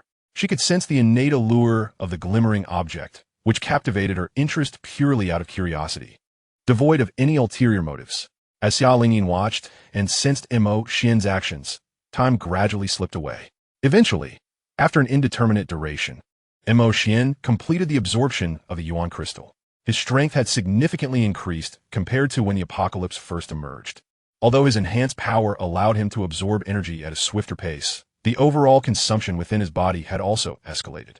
Previously, a single low-tier Yuan crystal sufficed for complete recovery, but now he likely required several to achieve the same effect. Consequently, despite his augmented strength, the rate of replenishing his energy reserves had not improved substantially and might even have diminished. After assessing his condition and feeling that he had sufficiently recovered from the Yuan crystal, Xuan decided against further absorption. Let us find a safer location, he suggested. Carefully surveying his surroundings and confirming the absence of any zombies, he stepped out from the corner of the staircase. The walls of the nearby classrooms bore the marks of destruction, having been violently battered by the brute Wu Kai. The scene was chaotic, littered with the dismembered remains of zombies along the way. Gazing at the uneven ground and then at Xia Lingyin, whose feet were crudely wrapped in cloth, Xuan's expression turned quizzical. Why are you not wearing shoes? Can you walk like this? Caught off guard by his scrutinizing gaze and sensing his curiosity and skepticism, Xia Lingyin felt a twinge of embarrassment as her delicate toes instinctively curled. The shoes I was wearing made too much noise when I ran, and I lost them while being pursued by zombies. Noticing the treacherous terrain, Xia Lingyin appeared distressed. This path is rather difficult to traverse. Before she could elaborate further, Xuan understood her plight. Shall I carry you? Or perhaps I should give you a piggyback ride. That might make it easier for you, Xia Lingyin tentatively suggested, recalling the urgency of their earlier situation, which had left little room for consideration. The thought of being cradled in his arms felt awkward, especially since she hardly knew him. All right then, Xuan replied, crouching down to indicate she could climb onto his back. Let us move swiftly. Those zombies may return at any moment. Okay. Xia Lingyin feigned composure as she climbed onto his back, attempting to appear nonchalant. Thank you. Of course. Xuan nodded in acknowledgement. His act of risking his life to save her warranted such gratitude. Xuan did not linger. After shouldering Xia Lingyin, he set off, navigating through the shadows. Traversing the classrooms ravaged by the ghoul Wu Kai, he deftly dispatched a few zombies that obstructed his path, finally discovering an unoccupied office. This should suffice as a refuge. Once inside, he securely locked the door, placing the immobile Xia Lingyin on the sole leather chair in the office. For a moment, the solitary male and female found themselves alone in the room, and given their previous unfamiliarity, the atmosphere inevitably grew awkward. Thank you. I still don't know your name. Are you also a student at the Psychology Academy? In the presence of her savior, Xia Lingyin felt compelled to express her gratitude and broke the silence. Xuan. I'm not a student at the Psychology Academy. He shook his head. What about you? Huh? At Xuan's question, Xia Lingyin was momentarily taken aback. As one of the top beauties at the East District Experimental School, she had not anticipated that he would not recognize her. Could it be that he was pretending not to know her, intending to play hard to get? Yet, she sensed genuine curiosity and confusion emanating from him. It seemed he truly did not recognize her, and it was not a ploy. But that made little sense. How could anyone from the East District Experimental School not know her? As she pondered this, her gaze fell upon her cascading pink hair. Suddenly, realization struck her, and her expression transformed to one of enlightenment. Her striking pink hair and eyes were not innate like Ling Qianque's. Rather, they had changed after she successfully transformed her combat power and awakened her emotional abilities, similar to Qin Xinyu and Long Yu. She had been startled by her own transformation when it first occurred. It was entirely reasonable that Xuan had failed to recognize her altered appearance. My name is Xia Lingyin. With this understanding, she smiled and introduced herself. She envisioned Xuan's astonishment upon recognizing her, akin to a fan spotting their idol on the street. However, upon hearing her name, Xuan did not exhibit the surprise and joy Xia Lingyin had anticipated from a meeting with a prominent beauty. Xuan nodded gently, his expression remaining largely unchanged. Witnessing his calm reaction left Xia Lingyin momentarily flustered. Who was she, after all? The daughter of Xia Zhe, an esteemed academician of the Dragon Kingdom. She possessed both lineage and beauty, and was the object of affection for nearly every male student at the East District Experimental School. Even if Xuan did not recognize her, he should have gleaned her identity upon hearing her name. Should he not? Why then was his response so subdued? Was he merely feigning composure while secretly overjoyed? Xia Lingyin pondered with a hint of skepticism, suspecting that Xuan was merely putting on an act, much like Zheng Huairan. However, Through the feedback from her emotional sensitivity, she sensed that Xian's demeanor was indeed as tranquil as it appeared. This was unexpected, leaving the esteemed Xia somewhat disheartened. Her feelings were complicated. Ordinarily, she worried about being recognized and incessantly harassed like Zheng Huairan. Yet now, the fact that Xian failed to recognize her and was persistently pursuing her beauty left her feeling somewhat displeased. This contradiction perplexed her. "You don't know who I am?" Xiao Lingyin finally couldn't restrain herself and asked, appearing quite presumptuous. Of course, for someone of Xiao Lingyin's stature, she was anything but ordinary. She possessed confidence, and rightly so. "Which academy do you belong to? Have you not even paid attention to the beauty rankings? Do you perhaps prefer boys?" With these 3 questions in quick succession, she rendered Xian momentarily speechless. He couldn't fathom why her reaction was so intense. However, upon hearing her inquiries, Xian began to comprehend. He scrutinized Xiao Lingyin with a thoughtful expression. "From what you say, it seems you consider yourself a campus beauty. Indeed, you do possess the aura of one. Yet, there are so many campus beauties at the East District Experimental School, it is quite normal for me not to know you. To assume that I must be a homosexual based on this is a tad overconfident." Montag Xuan Shulgit, somewhat exasperated. To be honest, he did not hold the same reverence for campus beauties as others did. After all, his sister, Ling Qinxue, was a campus beauty herself, and a rather unique one at that. Moreover, his companion, Qi Ling'er, was equally captivating. This bolstered his resistance to the so-called allure of campus beauties or any other attractive girls. "As for your inquiry regarding my academy," Xian replied with a shrug, "I am not a student of any academy. I am a senior in the high school district." "Oh." Xiao Lingyin was momentarily taken aback. Initially, she felt somewhat disheartened by Xian's remarks, questioning her very existence. Yet upon learning he was merely a senior in high school, she felt a sense of relief. After all, it was quite plausible for a high school student engrossed in academics to be somewhat oblivious. Well, that is commendable. A pure-hearted male high school student like Xian, who does not indulge in early romantic entanglements and is free from the distractions of relationships, is certainly someone I, as a senior, admire. In an instant, the freshman Xiao Lingyin positioned herself as an adult, while Xian found himself regarded as a naive child. It was entirely normal for a child not to comprehend her charm. It did not imply she had lost it. If only Xian were aware of Xiao Lingyin's current thoughts, he would surely roll his eyes in exasperation. Is he still untouched by the stirrings of love? What a jest! After all, he has endured 3 years in the desolation of his past life, witnessing a myriad of tempests. Yet, it is true, he remained shackled to the identity of Xiao Chunan until his last breath. Alas, in his previous existence, he was merely an ordinary individual. Even in times of peace, many young souls are suffocated by the burdens of life, striving with every ounce of strength merely to sustain themselves. There is scarcely any time or resources left to pursue romance or contemplate marriage.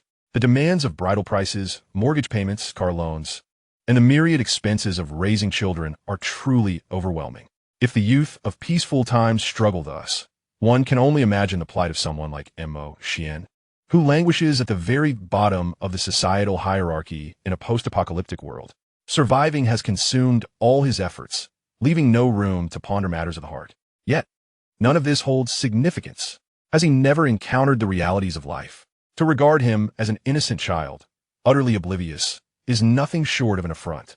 Were it not for the constraints of time and place, he would have already taken decisive action with Qi Ling'er. What is that expression? Although Xian lacks the empathic abilities of Xiao Lingyin, which allow her to perceive the genuine emotions of others, he could discern the disdain reflected in her eyes. Her current demeanor resembles that of the older sisters who once teased him in his youth. It seems that upon learning he is merely a senior high school student, she has begun to underestimate him. No, Xiao Lingyin chuckled softly, inquiring about his age in a tone reminiscent of one speaking to a child. "I was born 19 years prior to the era of Yuan," Xian replied without hesitation, feeling no need to conceal the truth. "The era of Yuan? 19 years prior?" Xiao Lingyin was momentarily taken aback, her delicate features registering surprise. Realizing his slip, Xian cursed himself internally. He had forgotten to adjust his terminology. They were still in the early days of the apocalypse, long before the concept of the era of Yuan had been established. In his former life, when the Dragon Kingdom officially aided numerous survivors and stability was restored, many new frameworks were devised, including the alteration of the calendar. before the apocalypse. The Dragon Kingdom adhered to the Dragon Calendar. If one were to denote the current year using the Dragon Calendar, it would be 2020. However, as the apocalypse unfolded, the world underwent profound transformation, marking their transition from an era of peace to a new epoch defined by the undead. Consequently, the authorities of the Dragon Kingdom later renamed the calendar to the Era of Yuan, designating the year of the apocalypse, which corresponds to the Dragon Calendar of 2020. As year one of the Era of Yuan, years prior to the Dragon Calendar are now expressed as the years before the Era of Yuan. For instance, the year 2019 in the Dragon Calendar is referred to as year 1 before the Era of Yuan, and 2018 as year 2 before the Era of Yuan, and so forth. In the second year following the advent of the apocalypse, it was the year 2 of the Yuan calendar. Furthermore, in his past life, Xuan had perished in the third year after the apocalypse, which replaces year of death in the Yuan calendar as year 3. Having endured 3 years of trials in the post-apocalyptic world, Xuan had long since adapted to the new system of reckoning time.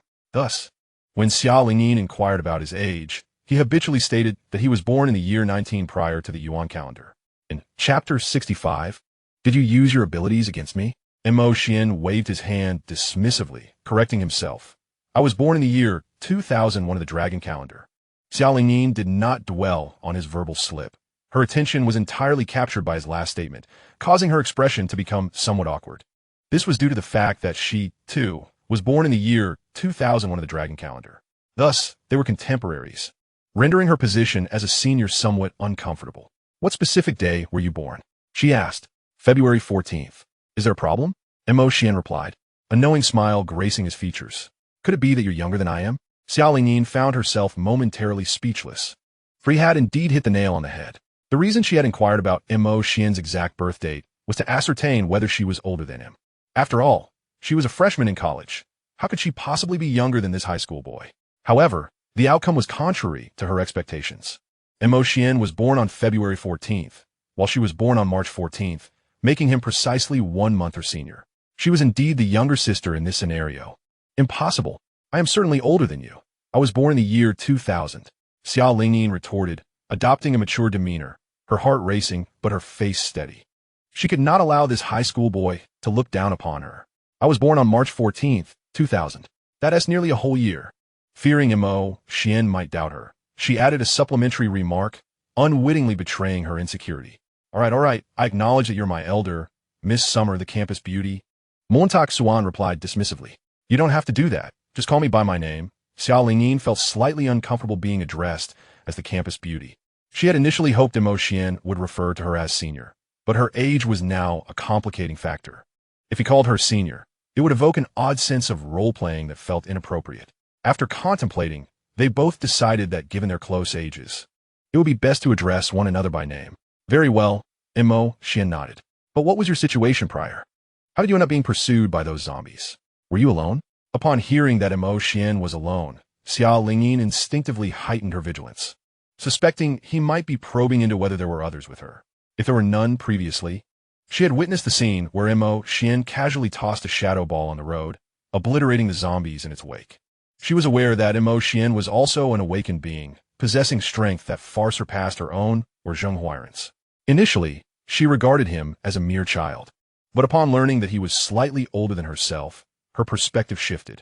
Now, in this secluded space shared by a man and a woman, should Xuan harbor any ill intentions, her cries for help would surely go unheard. Thus, when Xuan posed his question, Xiao instinctively contemplated fabricating a lie, claiming that she was accompanied by powerful awakened allies. She would assert that an unfortunate incident had caused her to become separated from her team, and that her companions were currently devising a plan to reunite with her, hoping to instill a sense of caution in Xuan and dissuade any potential mischief. Her inclination to mislead was not unfounded. Being the daughter of Xiaozhe, many who approach her often did so with ulterior motives.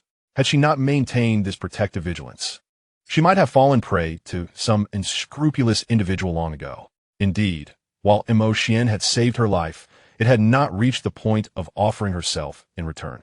Therefore, she maintained a degree of wariness towards this unfamiliar man she had only recently met. After all, one must always be cautious of others. A young woman must learn to safeguard herself. This had become her long-standing method of self-preservation. However, Before she could articulate her carefully constructed reasoning, Xian continued, "Previously, I knocked you down, and now that I brought you to this safe place, we are even. I became separated from my group because of that brood zombie, the large one, and I need to rendezvous with them at our agreed location." He elongated the final syllable of "you," casting a glance at Xia Lingyin. Taken aback, Xia Lingyin quickly swallowed her prepared response. If she had spoken as she intended, claiming that she had allies searching for her, Xian would undoubtedly leave her here to await her supposed companions while he sought out the others. In truth, she was alone. Zheng Huairan did not count, as he was a ravenous wolf, ever ready to pounce. With her limited strength and injured foot, her mobility was compromised. If Xian chose to abandon her here, leaving to reunite with his group, she would not be waiting for allies but for her own demise. "I'm entirely on my own. I was merely trying to find something to eat when I was pursued by those zombies. Had I not encountered you, I might have already met my end." Ultimately, in a bid to avoid a slow death, Xia Lingyin opted for honesty. She had sensed that Xian bore none of the emotions one would expect from someone with ulterior motives. There was no need for her to concoct fictitious allies to guard against him. "If you decide to leave, I will be here alone." Xia Lingyin cast a fleeting glance at her injured foot before raising her gaze to Xian, her lips gently pressed together. Her pink eyes glistened with unshed tears, brimming with an unspoken plea. She appeared exceedingly pitiful, evoking an instinctive reluctance to refuse her. Goodness, this was a violation of all decorum. Observing the woeful Xia Lingyin before him, Xian's lips twitched ever so slightly. It was as if a delicate creature was playfully pleading for compassion. Who could withstand such an appeal? Were it anyone else, Xian might have been able to maintain his composure. Yet, confronted with Xia Lingyin's demeanor, he felt the inexplicable stirrings of an infatuation that had first ignited upon their initial meeting. It was a primal urge, perhaps a habitual impulse, to fulfill her desires. This caused his heart, cold as a blade used to slay the undead, to involuntarily quicken its pace. With a heavy exhale, Xian's gaze turned serious, even grave. As he regarded Xia Lingyin, "You aren't awakened, are you not? What power have you transformed? What abilities have you awakened? Have you employed them against me?" His tone shifted from calm to accusatory. Xia Lingyin was taken aback, her delicate features reflecting a flicker of shock. Did he somehow know she had been sensing his emotions? How could he have discerned this? Sensing the mixture of eagerness and apprehension emanating from Xian, Xia Lingyin found herself further perplexed. She could not fathom why his emotions had become so intricate. Chapter 66, I Did Not Deceive You. Speak. Xian's voice rose sharply when Xia Lingyin offered no response. At that moment, she regained her composure, a hint of panic crossing her face, for she sensed that Xian's apprehension had overshadowed his eagerness, even hinting at a trace of murderous intent.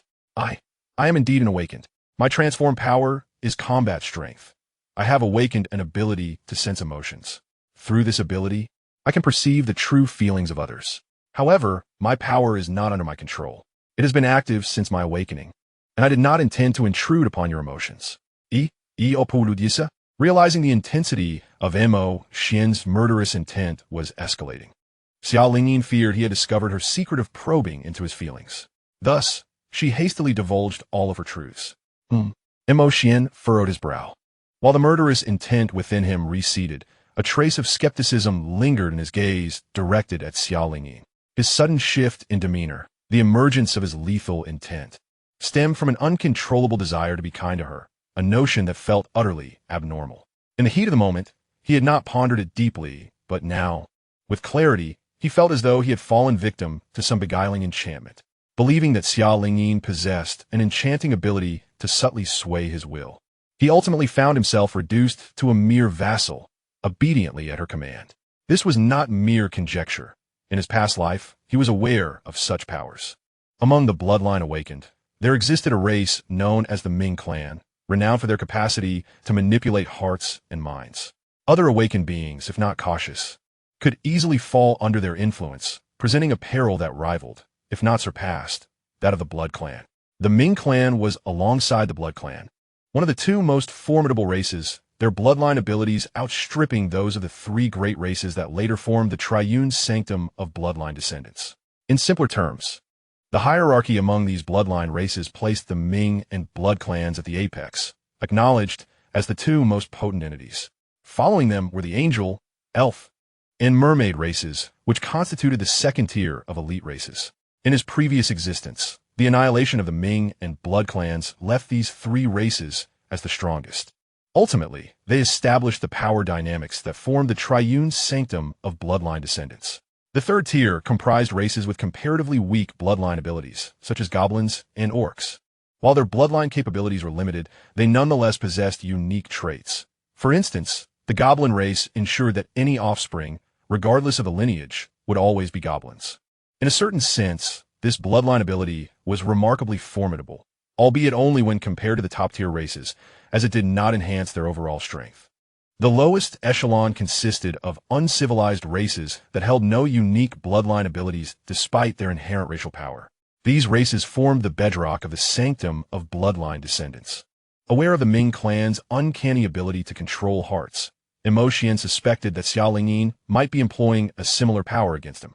This suspicion fueled his sudden shift in demeanor, igniting a murderous intent towards her. He believed that the allure of a beautiful woman could often be deceitful. Should Xiaolingyin truly intend to harm him, her beauty would not evoke any mercy from him. After all, if he were susceptible to such charms, he would have perished long ago at the hands of those who frequently engaged in deceitful schemes. His survival as an ordinary person through the apocalypse was largely due to his resolute nature, enabling him to reject malevolent temptations. With his ability to perceive the emotions of others, Xian stroked his chin, appearing contemplative. He then turned his gaze towards Xiaolingyin, his eyes gleaming with sharpness. "Are you certain you have not deceived me?" Though his expression remained somewhat unkind, Xiaolingyin sensed that his murderous intent had dissipated, allowing her to secretly exhale in relief. She was acutely aware that perceiving the emotions of others could infringe upon their privacy and invade their secrets, potentially provoking hostility. However, she never anticipated that upon being discovered by Xian, he would react with such immediate aggression. The sudden surge of murderous intent genuinely terrified her. Surely, simply sensing emotions could not warrant such a dire consequence. Fortunately, after she divulged everything, Xian managed to regain his composure. "I did not deceive you," Xiaolingyin quickly replied, her voice tinged with a hint of grievance. "I did not intend to intrude upon your emotions. Ever since my abilities awakened, they have been functioning beyond my control. I truly apologize." Xiaolingyin assumed that Xian was the type of person who valued privacy immensely or harbored significant secrets, which could explain his extreme reaction, even to the point of contemplating murder to silence her. Being someone who instinctively avoided touching another's sore spot, she sincerely offered her apologies. Yet, she sensed that Xian still harbored doubts, leaving her heart in a state of unease. Just as she was about to elaborate further, hoping to demonstrate that her empathic abilities were indeed passive and that she was unaware of any secrets, Xian interrupted her with a shake of his head. "What I wish to know is not this." He fixed his gaze upon Xiaolingyi's beautiful eyes, as if attempting to see through her very soul, and spoke in a low voice. "Are you certain that your abilities merely allow you to perceive others' emotions, rather than influence their minds? To put it more plainly, have you employed any charm abilities on me?" Huh? At his words, Xiaolingyin was momentarily taken aback. "Charm? I acknowledge the fact that I am quite beautiful, but when have I ever engaged in charming others? Does my earlier plea to you count as charm? Surely not. My abilities only enable me to sense the emotions of others. Just a moment ago, I sensed that you wished to." Xiaolingyin hesitated, not completing her thought, and continued, "I can also sense your current doubt, indicating that you do not fully believe what I am saying. However, I do not possess any charm abilities, nor can I influence anyone's mind. Why would you suggest that?" Seeing that Xiaolingyin accurately articulated his emotions from earlier and at present, and noting that she did not appear to be lying, Xian began to feel reassured that her abilities were indeed as she claimed, merely allowing her to perceive emotions, rather than possessing the capacity to manipulate hearts as the Ming tribe could. Of course, it was not impossible for one to awaken two abilities, but such occurrences were exceedingly rare. Even if they did exist, they typically manifested only after an individual had achieved a battle power index exceeding 10,000, thus becoming a calamity bearer before awakening a second ability. Given Xiaolingyi's current strength, it was nearly impossible for her to possess two abilities. He could now dismiss the possibility of her lying. Chapter 67. Standing among the divine with mortal flesh. However, if that is the case, what then account for the intense feelings he harbored for Xiaolingyin? Could it be that he truly experienced love at first sight? Such a notion seems improbable. Having survived for 3 years in the apocalyptic world, his heart had grown as cold as the blade he wielded against the undead. How could he possibly be so captivated by a girl he had only recently met? Or perhaps he was, in truth, an unwavering admirer of those with fair hair, rendering him utterly defenseless against Xia Lingyin's charm. Xuan pondered for a considerable time, ultimately refraining from addressing Xia Lingyin's inquiries. He could hardly confess that he felt an inexplicable attraction towards her, suspecting he had been ensnared by some enchantment, prompting thoughts of violence. Such a sentiment would be akin to a passerby on the street experiencing an involuntary reaction upon encountering an exceptionally beautiful woman, only to dismiss it as mere temptation. This reasoning, to be frank, bordered on the absurd. With a heavy sigh, Xuan exhaled a cloud of frustration, attributing his current mental strain to the prolonged escape, which had perhaps induced a touch of delirium. I misjudged you, my apologies. No, it's quite all right. Although she sensed a tumult of emotions from Xuan, confusion, peculiarity, awkwardness, she ultimately found solace in his regained composure and offered a gentle smile. If it weren't for you, I would have perished at the hands of those zombies. Your current fatigue is largely due to my circumstances. Let us resolve this misunderstanding. There is no need for your apology. Each matter stands on its own merit. This is my concern. Xuan shook his head, choosing not to dwell further on the incident and redirecting the conversation to more pressing matters. What are your plans moving forward? I still need to reunite with others. I cannot linger here for long. Xia Lingyin instinctively wished to implore Xuan to remain and assist her.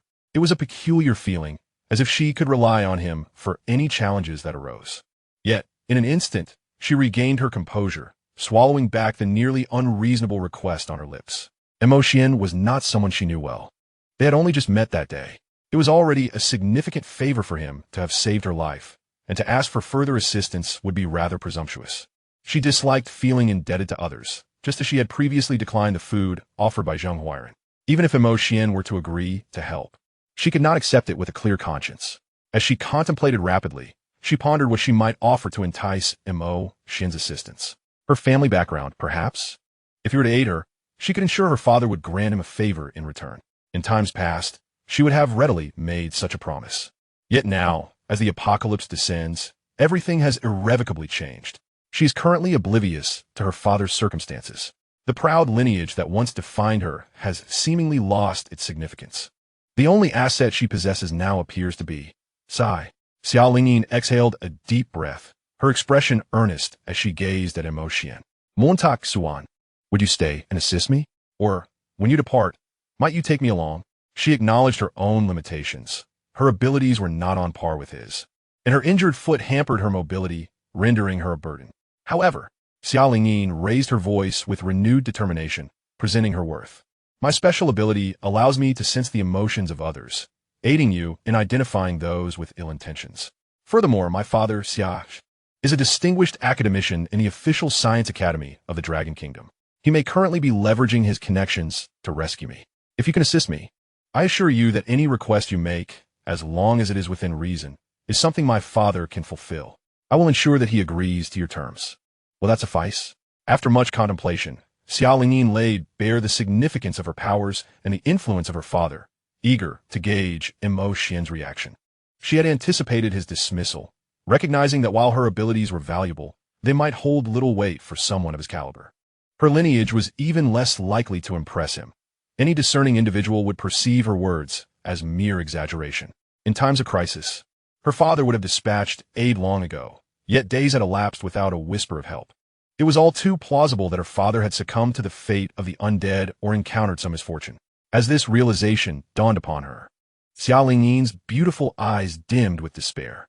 She yearned for this ordeal to be nothing more than a dreadful nightmare, hoping that upon awakening, she could return to her carefree existence rather than face a future shrouded in uncertainty. However, just as Xia Lingyin prepared herself for the harsh rejection she anticipated from Xuan, she sensed a shift in his emotions. To her surprise, he was not calm or indifferent as she had expected. Rather, he appeared astonished and bewildered. This perplexed her, as she had merely mentioned her father in passing. Could it be that Xuan knew him? Indeed, at that moment, Xuan was genuinely taken aback. The name Xia triggered a flood of memories. He recalled that it was Xia who had orchestrated the initial rescue efforts by the official personnel of the Dragon Kingdom at the Psychological Institute. He should have connected the dots sooner. Sharing the same surname and being the campus belle, the once ignored and forgotten school beauty, who had not survived until help arrived, was none other than the Xia Lingyin before him. Unexpectedly, through a series of fortuitous events, he altered the tragic fate of Xia, who had lost his beloved daughter in this lifetime. Has he now established a connection with a figure as prominent as Xia? In his previous life, Xia was indeed formidable. Recalling Xia's exploits, Xian's assessment of him can be succinctly summarized in two blunt words: impressive. Xia was not one of those supreme powerhouses. Rather, he was much like Xian in his former existence, merely an ordinary individual. Yet, it was this seemingly mundane man who, in a world where extraordinary abilities reign supreme, advanced the technology of the apocalypse. The extraordinary weaponry, as Xian described, was developed by Xia through his research on corpse soldiers, utilizing new materials infused with elemental energy from the apocalypse. Elemental weapons, as Xia formally termed these extraordinary arms, could unleash the combat prowess of awakened individuals, much like the corpse soldiers utilized by Xian, yet without subjecting them to the corrupting influence of the corpse energy. The advent of elemental weapons ignited a fervor for martial arts among the later awakened, significantly augmenting their strength. If one were to liken awakened individuals devoid of elemental weapons to zombies, then those enhanced with elemental weaponry would resemble a grotesque evolution of martial corpses, marking a qualitative leap between the two. This ordinary man, Xia, elevated the average power level of all awakened individuals through his singular efforts, standing shoulder to shoulder with the divine in his mortal form. Chapter 68, Cultivating Affection. Xuan. Xia Lingyin blinked her beautiful eyes and softly called out. She sensed that Xian was currently filled with excitement, which left her somewhat perplexed. Could it be that her father elicited more enthusiasm in Xian than her own beauty? Had Xian declined her, she had even contemplated employing her charm to sway him. After all, since her rescue, she had been acutely aware of Xian's emotional state, which was far more favorable than Zhenghuairen's. Moreover, Xian possessed considerable strength and handsome features, coupled with an inexplicable sense of reliance that often arose within her.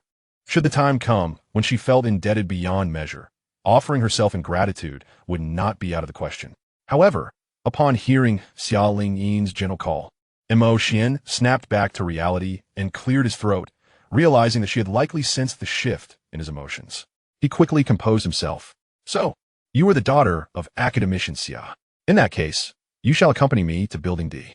Initially, Xian had no intention of taking on the burden of Xia Lingyin, believing that saving her life was already a considerable act of kindness. Yet, how could he ignore her when her father was Xia? In a sense, Xia was a great man who stood alongside the divine in his mortal existence. Just as the abundance of food in peaceful times owes much to the contributions of Yuan, Xian had not directly received Xia's assistance. Nonetheless, surviving for 3 years in the apocalypse was undeniably linked to Xia's merits. Had it not been for the enhancement of the elemental weapons, those awakened beings might have seen the dragon remain swiftly breached by the onslaught of the zombie tide. As an ordinary individual, he would have met a similar fate, long since devoured by the undead, leaving him without the chance to survive for 3 years. Thus, it was fortuitous that he had not encountered illustrious figures such as Xia Lingyin and Xia. However, since fate had intertwined their paths and allowed him to rescue Xia Lingyin under such serendipitous circumstances, he felt compelled to continue aiding her. This was not only to facilitate the reunion between the father and daughter, but also to cultivate a favorable relationship with Xia. It is worth noting that Xia's prowess extended far beyond merely creating elemental weapons. This was but a fragment of his contributions to the advancement of post-apocalyptic technology. In the wake of the apocalypse, the communications and transportation systems within Longhua had descended into disarray. Yet, Xia, through his research on elemental energy, invented new communication devices centered around this energy, such as the Ano wristband and similarly innovative vehicles. He painstakingly restored the necessities of daily life that had been rendered obsolete. There exists a plethora of such advancements. For instance, Xia collaborated with a spatial ability user to develop spatial rings that facilitate the collection of resources for the awakened. Furthermore, his innovations were not limited to elemental weapons. He also created combat machinery powered by elemental energy, as well as battle armor that awakened individuals could don. In essence, without Xia and the groundbreaking technologies he fostered, their survival in this new world would be exponentially more arduous. As a fellow ordinary person, Xian held a deep admiration for this legendary scholar. "Do you know my father?"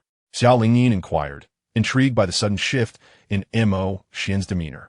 "Are we heading to Building D to reunite with your separated friends?" Upon hearing this, Xian nodded before shaking his head.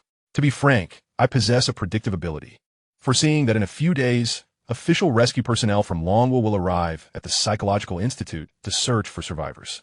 The reason they will prioritize the Psychological Institute for their rescue operations is due to directives from your father, Academician Xia. Our journey to Building D is not solely to meet my friends, but also because that is where the official rescue helicopters will land." Understanding dawned upon Xiao Lingyin as she absorbed Xian's explanation. No wonder he and his friends had traversed from the high school district to their university campus. They were aware that official personnel would soon arrive at the Psychological Institute. Coupled with Xian's emotional shift upon hearing her father's name, Xiao Lingyin harbored no doubts regarding his words. Although she possessed the ability to sense the genuine emotions of others, it was not akin to mind reading. She could not discern anything unusual from Xian's emotional fluctuations. In an instant, she found herself believing in the prophetic abilities he claimed to possess, as well as in the notion that her father would soon send someone to fetch her. A sense of hope enveloped her entirely. Just then, as they conversed, an untimely growl erupted from Xiao Lingyin's stomach. She had not eaten since the previous day. Otherwise, she would not have ventured out from the activity room to seek sustenance from the vending machine. The urgency of her earlier predicament had masked her hunger. But now that she had relaxed, the pangs of hunger surged through her body. Embarrassment washed over her, and she lowered her head, her cheeks tinged with a faint blush. Her stomach was quite the traitor. Surely, Xian must be silently mocking her now. How mortifying! With this thought, Xiao Lingyin instinctively focused on sensing Xian's emotions, determined not to miss a single nuance of his feelings. However, she soon realized that his emotions remained unperturbed, as if he had not heard her stomach's protest at all. This revelation eased her embarrassment somewhat, allowing her mood to lighten. At that moment, Xian unexpectedly produced a few pieces of chocolate from his pocket and offered them to her. "I was in a hurry when I was being chased by that ferocious creature, and this is all I have on me. Here, use this to quell your hunger." "Wait." He heard that. Xiao Lingyin's face flushed anew as she hurriedly accepted the offering. "Ah, thank you." Noticing the rapid reddening of her cheeks, Xian's expression turned quizzical. Wasn't hunger a common plight in a world like theirs? He found nothing extraordinary about it. Feeling somewhat uneasy under his gaze, Xiao Lingyin quickly shifted the topic. "You've given me all your chocolate. Aren't you hungry?" With that, she offered the still cool chocolate back to him. "I'm fine. I ate this morning." "You should eat it since you're so hungry." "I can find something later," he replied. "All right, thank you." Xiao Lingyin did not indulge in excessive formality. She expressed her gratitude and began to eat. After all, she owed Xian a debt of gratitude, which her father could settle later. "Don't mention it." Xian waved his hand dismissively. In his eyes, Xiao Lingyin was no longer just the beautiful campus belle, but a refined young lady he had never encountered in his previous life. For someone of her stature, cultivating goodwill and establishing a rapport was indeed essential. Yes, he was rather opportunistic. Chapter 69. Is this a display of culinary delights? Before long, Xiao Lingyin had consumed the chocolate. Although it was not enough to satiate her completely, it prevented her from feeling utterly weak. "What are you staring at?" As Xian surveyed her from head to toe, Xiao Lingyin's gaze flickered with uncertainty. Was this fellow, too, beginning to harbor ulterior motives akin to Zheng Huairan's? Yet, oddly enough, she found herself not entirely averse to the idea. However, in her current state, it would pose some inconvenience when they ventured to Building D. Xian observed Xiao Lingyin's bare little feet, his expression reflecting some trepidation. Surely, he could not perpetually carry or cradle her, could he? Xiao Lingyin, too, had become aware of this predicament. Her delicate face momentarily froze, leaving her at a loss for words. "Never mind, just show me how your foot is doing," she finally said. "Previously, I merely wrapped the injury, and I am uncertain if any complications might arise." With that, Xian squatted before her, gesturing for her to reveal her injury. Xiao Lingyin's cheeks flushed a soft pink, her expression fraught with anxiety. Her feet were a sensitive area for her. Truth be told, being observed barefoot made her exceedingly uncomfortable. It felt akin to being seen without clothing. Nonetheless, she harbored concerns that the cut inflicted by the shards of glass might lead to an infection or other complications. Steeling herself against her embarrassment, Xia Lingyin gradually lifted her leg, instinctively placing her small hands before her chest as if to shield herself from the awkwardness. Is something the matter? She could not help but inquire, noticing Mo Xian's hesitation. Wasn't your injury on the left foot? Why are you raising your right foot?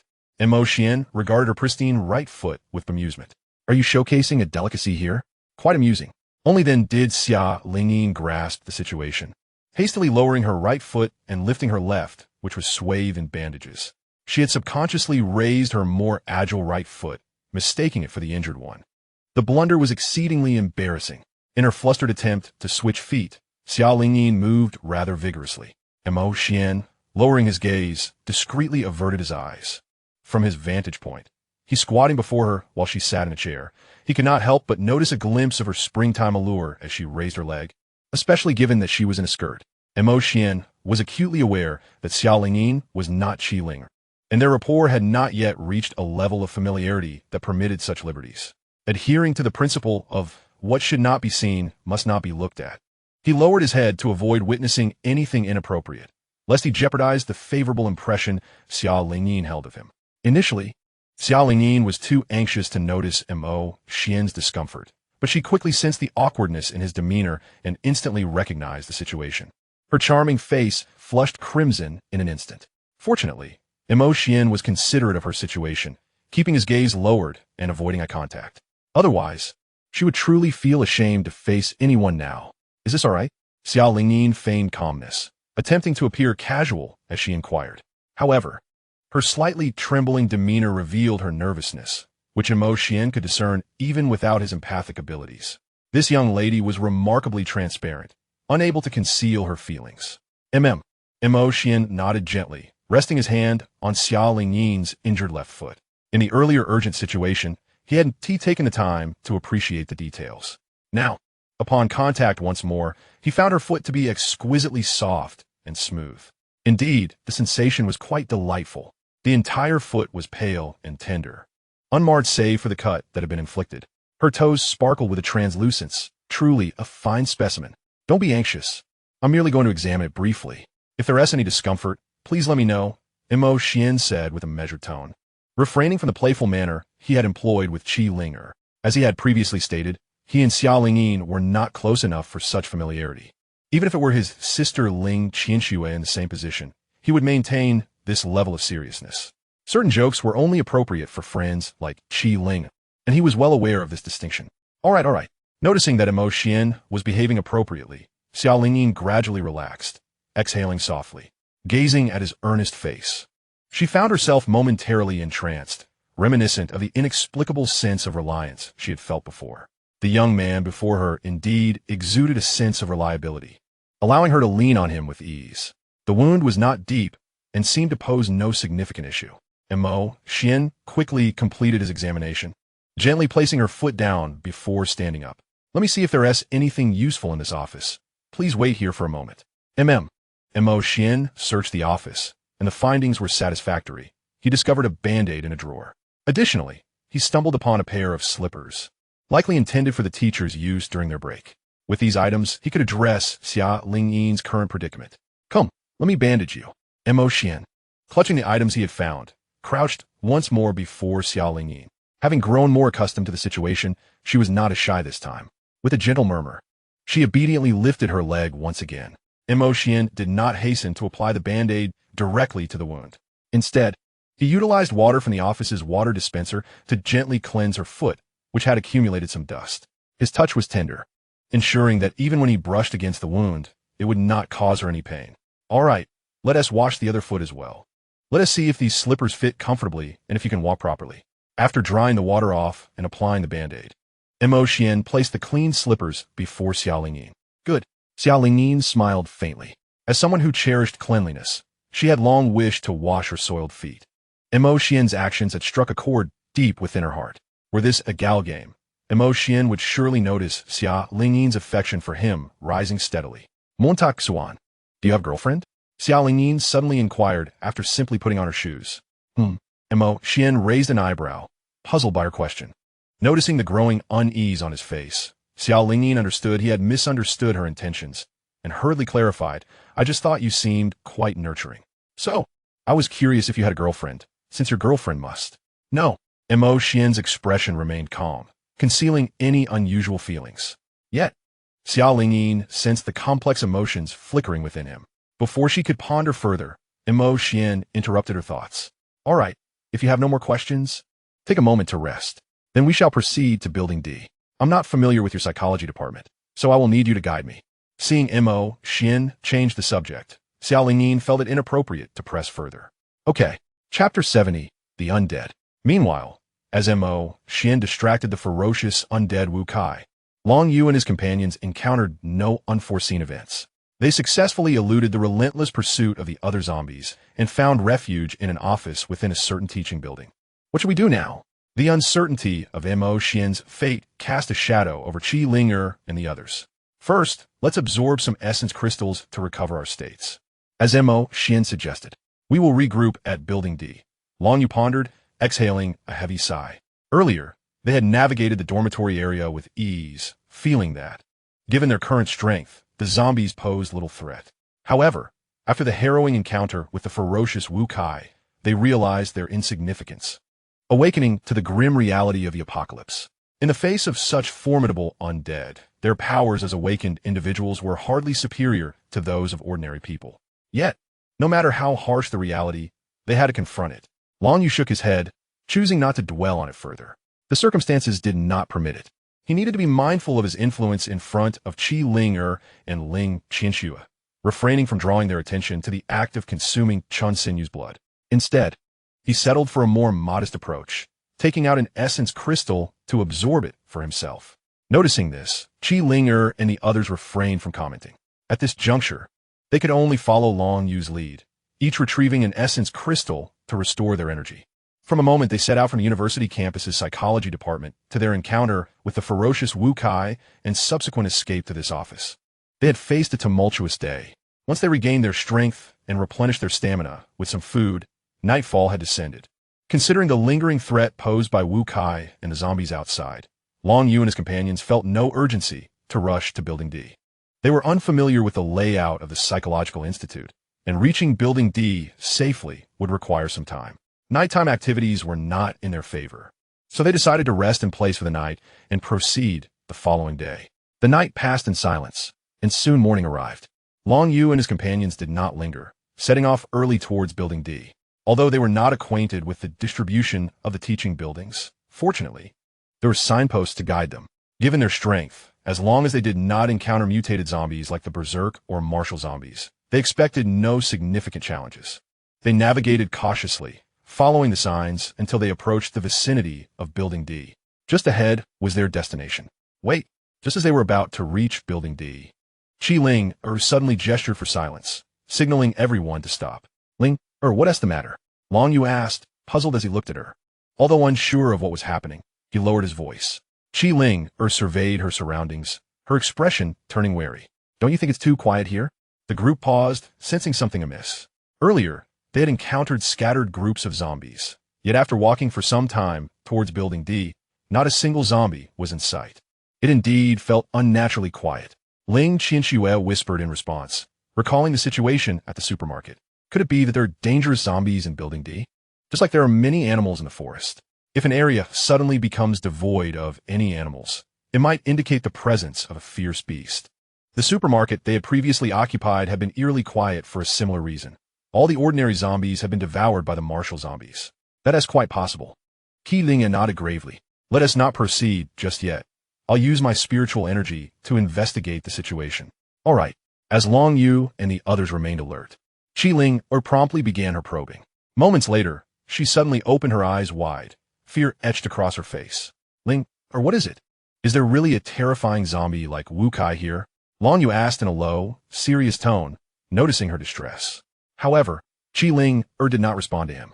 Her voice trembled as she hurriedly urged, Hurry, we must leave.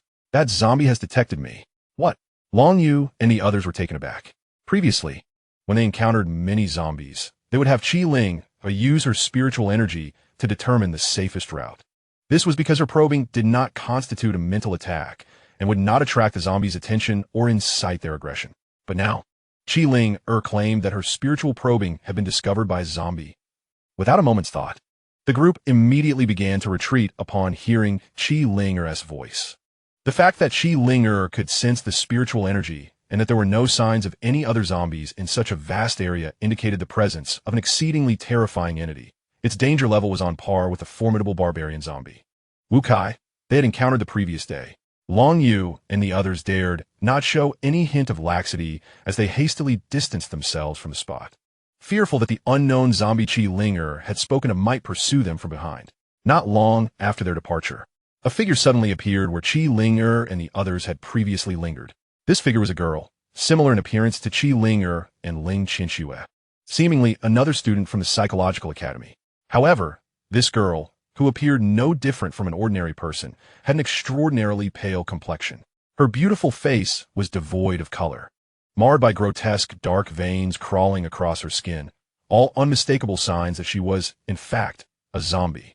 The very arrival of this girl signified the terrifying unknown zombie Qi Linger had sensed earlier.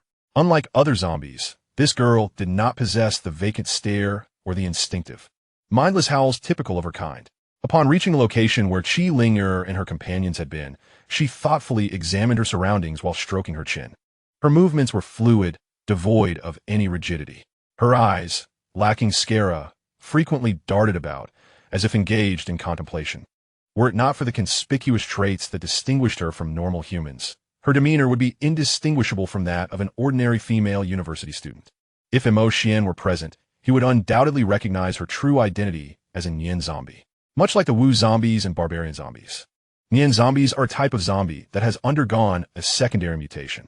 However, unlike the physical distortions of Wu and barbarian zombies, Nian zombies experience mutations in their brains, granting them a degree of cognitive ability. While their destructive power is not particularly high, indeed, it pales in comparison to that of Wu and barbarian zombies, their potential for danger is significantly greater. This is primarily due to their proficiency in mental attacks, striking unseen. Qi Linger's spiritual energy detection is a manifestation of spiritual power, and as soon as the Nian zombie sensed her probing energy, it became aware of her presence. However, Qi Linger and her companions had fled swiftly, and the Nian zombie, not knowing the direction of their escape, lingered for a moment before departing the scene. Having consumed all the nearby zombies, it was time to seek out another location to continue its hunt. Chapter 71. Surely, we cannot return to meet our demise? Meanwhile, Long Yu and the others, unaware that the Nian zombie had not pursued them, continued their frantic flight. Previously, they had avoided zombies out of fear that any noise might provoke a horde, but now, encountering zombies on their escape felt like encountering a beacon of hope. This indicates that they have successfully escaped the territory of the psychic corpse, and their anxieties began to subside. However, as a precaution, they maintained a safe distance. Only when the surrounding zombies returned to a normal density did they find a secure classroom to take refuge. After closing the door, the group could not help but gasp for breath, taking a considerable time to regain their composure. Linga, what did you discover in Building D? Long Yu leaned against the wall, unable to restrain his curiosity. As she faced the inquisitive gazes of her companions, Qi Linger gradually emerged from her extreme terror, though remnants of fear still lingered on her face. While Long Yu and the others had not directly experienced the oppressive aura of the psychic corpse, she had felt its formidable and corrosive mental pressure through the feedback of her spiritual exploration. From the decayed essence that resembled the aura of the undead, she discerned that it was a zombie adept at mental attacks, rather than an awakened individual like herself who could wield such powers. Had she delayed retracting her spiritual probe even slightly longer, she feared she might have been mentally eroded by the psychic corpse from afar. It could have led to a transformation through spiritual corrosion, just as she had previously experienced physical distortion from the undead's influence. If it had occurred, her plight would not merely have been paralysis of the legs. Her entire brain could have succumbed, leading to a state of confusion. Previously, while her legs were paralyzed, she could still absorb elemental crystals to enhance her spiritual index and suppress the undead's influence. However, if her consciousness were to fade, even the act of absorbing elemental crystals would become a challenge. Without external assistance, it would mean a slow demise. Unable to utilize her spiritual energy to combat the undead's influence, she would ultimately be transformed into a zombie. The thought filled Qi Linger with trepidation. If she were truly ensnared by the psychic corpse's mental erosion, even if she did not perish on the spot, escaping would be akin to death. It was a zombie skilled in mental prowess. Qi Linger's expression turned grave, her demeanor serious. It is extremely dangerous. Upon hearing her succinct warning, Long Yu and the others fell silent. The significance of the term mental power was unmistakable. Qi Linger specialized in this domain. Despite her seemingly fragile appearance and her ability to unleash mental attacks through psychic energy, she appeared limited. Beyond its use for spiritual exploration, it seemed ineffective against many zombies. However, this perception was misguided. The essence of wielding mental power does not lie in brute confrontation, but rather in leveraging its invisible advantages to strike at enemies from unexpected angles. In simpler terms, it's akin to executing a surprise attack. For instance, when Xuan and his companions were engaged with a martial corpse. Had Qi Linger unleashed a mental assault during a moment of vulnerability, the martial corpse, even if not rendered instantly incapacitated, would suffer enough mental trauma to inhibit its full strength, ultimately falling victim to Xuan and his team. Yet, it would be a grave misconception to regard Qi Linger merely as a support character. Previously, Qi Linger was no match for either Xuan or Long Yu, primarily due to her inadequately low spiritual power index. Now, even with her spiritual power index astonishingly elevated to 9,000, her ability to unleash formidable mental prowess remains severely constrained, hindered by the need to suppress her corpse energy and her insufficient mastery over her spiritual power. Should Qi Linger achieve flawless control over this surging spiritual power and relinquish her restraint on the corpse energy, unleashing a full-scale mental assault with a magnitude of 9,000. Even the likes of Xuan and Long Yu would find themselves vulnerable to such an attack. Although they might not succumb to immediate cerebral demise, they would likely suffer significant mental trauma, impairing their combat capabilities. Take Long Yu, for instance. While he possesses both destructive and sanguine forces that, when unleashed together, can exceed a power threshold of 10,000, such an assault would be akin to wielding conventional weaponry against a phantom, ineffective against the intangible force of mental energy. In the face of such mental onslaughts, Long Yu has little recourse but to evade or rely on his destructive force to fortify his mental defenses. However, with his current destructive power at 7,000, he cannot withstand a mental attack of 9,000. The consequences could range from debilitating mental injury, rendering him incapable of combat, to complete mental collapse, leading to unconsciousness or even cerebral death. Thus, should a desperate confrontation arise, even a formidable warrior like Long Yu could find himself in dire straits against Qi Linger. Of course, if Long Yu were to resort to self-harm for a surge of blood power, the scenario would shift dramatically. Similarly, Xuan's predicament in the face of mental attacks is not dissimilar. Engaging in a battle of mental forces with someone adept in such powers is beyond his capability. His shadow, orbs would be rendered ineffective against mental assaults. Nevertheless, Xuan can fortify his mental resilience through his combat prowess, and his restorative abilities can also serve to bolster his mental defenses. Provided he remains vigilant against potential ambushes from Qi Linger, he should be able to maintain a decisive advantage. Yet this analysis holds true only against Qi Linger, a novice in wielding mental powers. If they were to encounter a necromancer, specifically a type of zombie that has undergone secondary mutation with a power index exceeding 10,000, the outcome would be drastically different.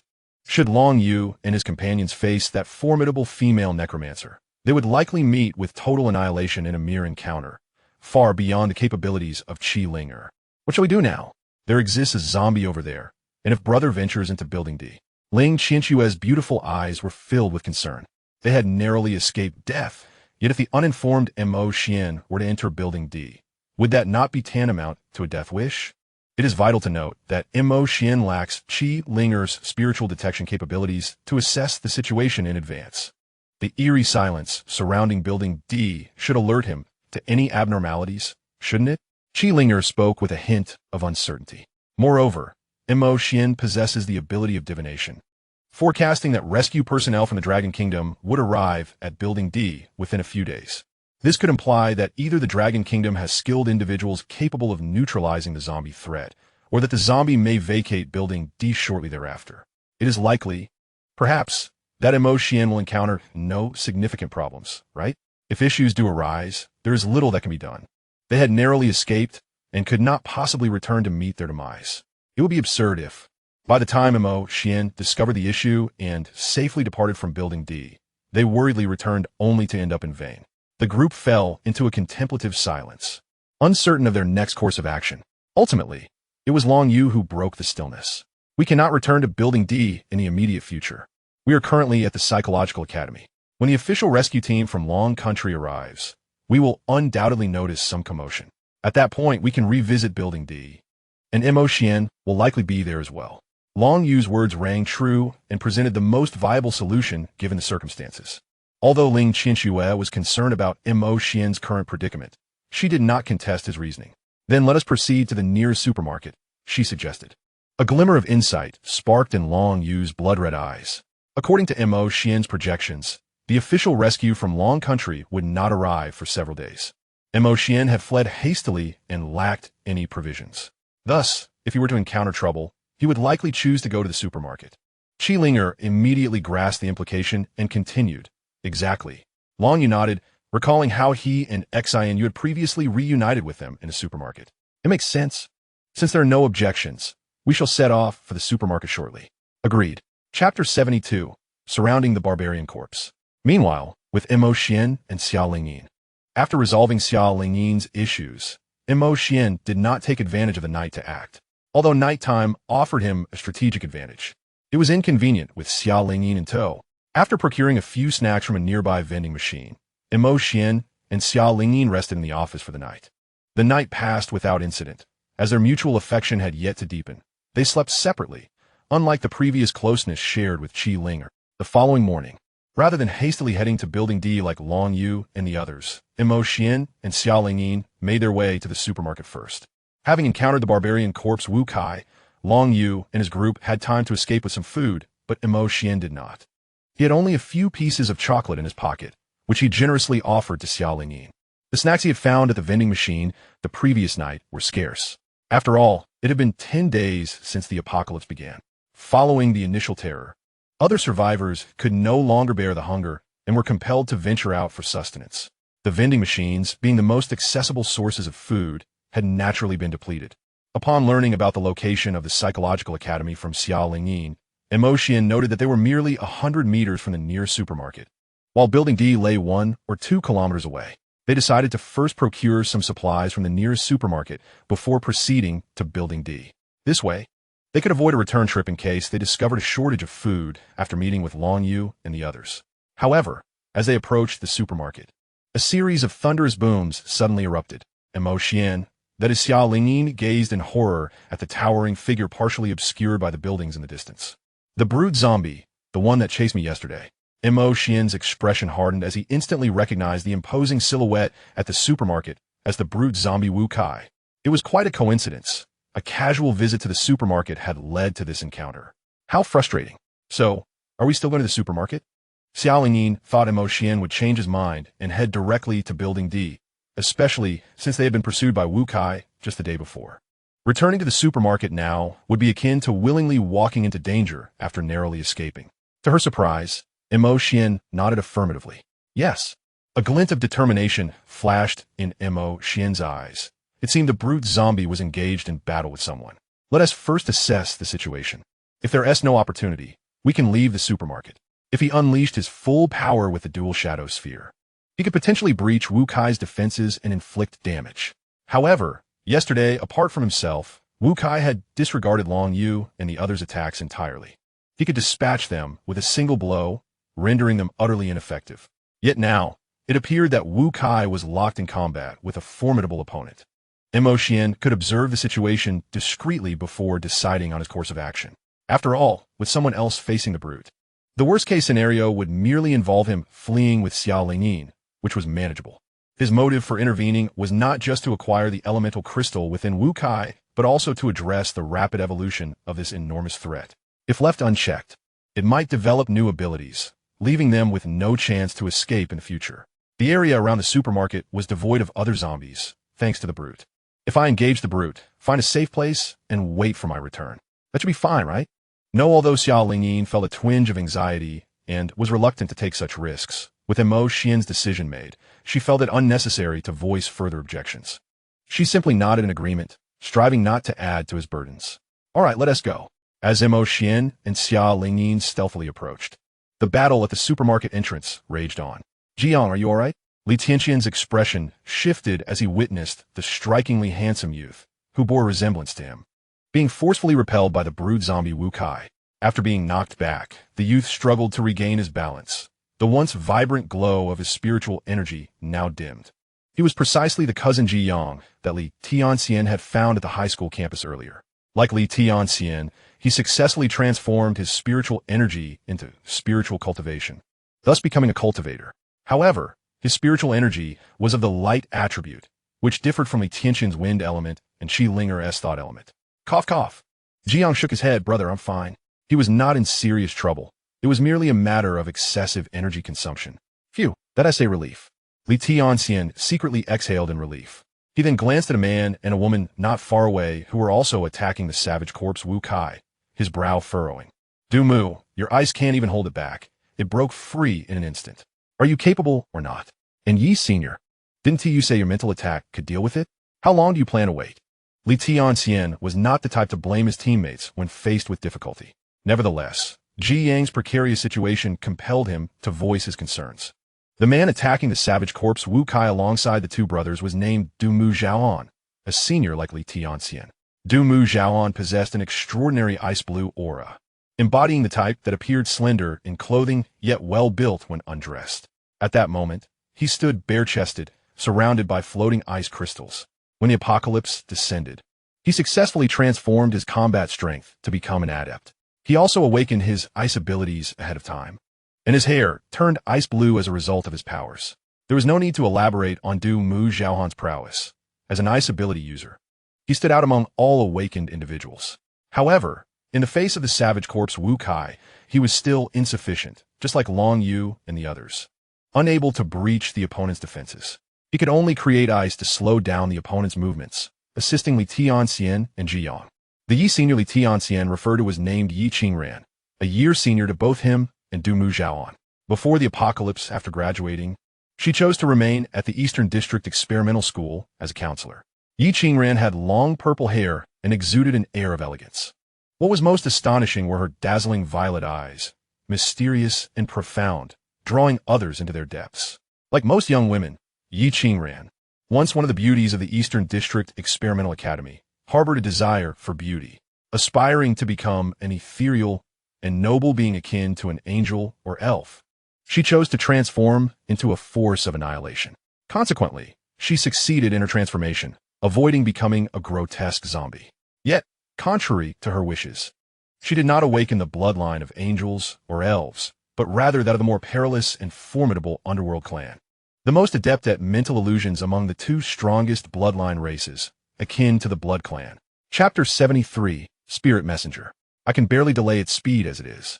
You two cannot withstand it. Are you expecting me to freeze it in place so you can shoot at it like a live target? In response to Li Tianxian's inquiries, Du Mu Xuan retorted without hesitation. If I could freeze it, why need to join forces with you? Your brother was sent flying due to his own carelessness. Do not give me the disdainful look. Before the apocalypse, Duan Mu Xuan was akin to a scion of a wealthy family.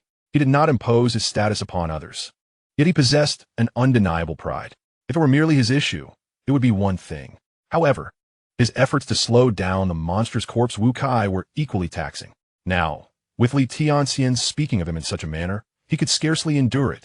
Meanwhile, Yi Qingran, as a senior, maintained a more composed demeanor, understanding that Li Tianxian was merely venting her frustrations, rather than confronting the issue head-on like Duan Mu Xuan.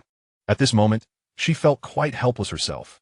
Originally, as a member of the Underworld clan, she was capable of unleashing a mental attack that could disregard the formidable physical defenses of the monstrous corpse Wu Kai, inflicting lethal psychological damage. Alas, Li Tianxian and the others could not compel Wu Kai to unleash his full strength. Even if her mental attack could bypass his robust defenses, he would still be able to withstand it. To avoid alarming the enemy, she had been patiently seeking the opportune moment rather than acting impulsively. In truth, the four of them possessed sufficient strength to deal with the monstrous corpse. Particularly, those like Yi Qingran who wielded mental powers, naturally held an advantage over physical combatants. They could ignore the most significant asset of the monstrous corpse, its physical resilience.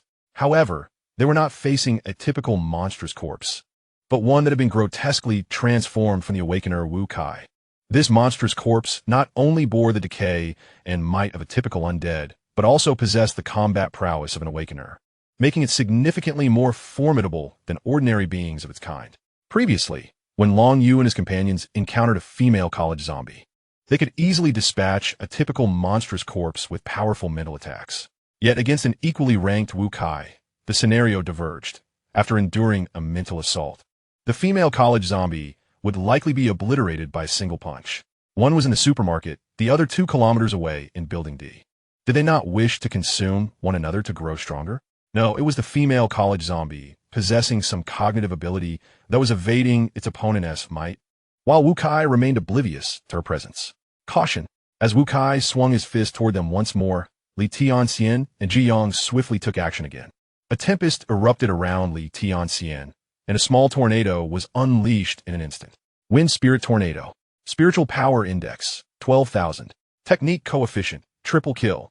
After parting ways with Mo Xian and the others at the supermarket, Li Tianxian had eliminated numerous zombies in his pursuit of Ji Yong, uncovering the secrets of the crystal cores within the zombies. Over the past few days, he had absorbed the crystal cores obtained from vanquishing the undead, successfully elevating his spiritual power index beyond 10,000. This rate of improvement was quite normal, one might even say somewhat slow, considering that spiritual cultivation solely focuses on enhancing spiritual power, unlike the extraordinary ability wielder Mo Xian, who must enhance his combat prowess and the magical energy of his shadow abilities. There is no need for him to invest additional time in mastering the simultaneous eruption of 2 powers. Even Shi Linger was able to have her spiritual power index elevated to 9,000 by Mo Xian using a primordial crystal. In his previous life, Li Tianxian ascended to the rank of the most formidable being in the Yuan division, and at this juncture, it is entirely reasonable for him to elevate his spiritual power index to surpass 10,000. Upon surpassing this threshold, Li Tianxian attracted the primordial spiritual calamity.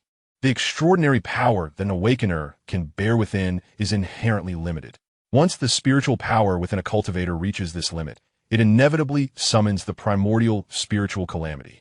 Only those cultivators who successfully navigate through this calamity can transcend their constraints and continue to enhance their spiritual power. The reason why cultivators who have exceeded a spiritual power index of 10,000 are bestowed with a new title of Spirit Envoy is precisely because the primordial spiritual calamity manifests when their spiritual power index reaches this pivotal point. This signifies that a cultivator who has successfully survived their first primordial spiritual calamity has undergone a transformative leap in existence, hence the new designation to denote this distinction. This can be likened to the cultivation realms found in Xinsha novels, where spiritual cultivators are classified based on their spiritual power index. A spiritual power index of 10,000 and a successful navigation of the first primordial spiritual calamity earns one the title of Spirit Envoy. Achieving a spiritual power index of 50,000 and overcoming the second primordial spiritual calamity earns one the title of Spirit King. Surpassing 100,000 and conquering the third primordial spiritual calamity bestows the title of Spirit Emperor. Similarly, those adept in physical abilities and annihilation skills will attract the primordial combat calamity and the primordial annihilation calamity once their combat and annihilation indices reach a certain level. At this critical juncture of surpassing a spiritual power index of 10,000, the implications of overcoming the primordial spiritual calamity extend beyond mere enhancement of spiritual power. There exists a fundamental distinction between spirit envoys and cultivators whose spiritual power indices have yet to surpass 10,000. After transcending to the status of spirit envoy, one's spiritual roots become fully awakened and manifest, amplifying their spiritual prowess. For instance, Li Tianxian, now a spirit envoy, has fully awakened his wind spiritual root. Previously, when he unleashed the wind spirit technique, the wind spirit tornado, his technique coefficient could only achieve a 2-kill effect. However, now, bolstered by the wind spiritual root, his technique coefficient can reach an astonishing 3-kill effect.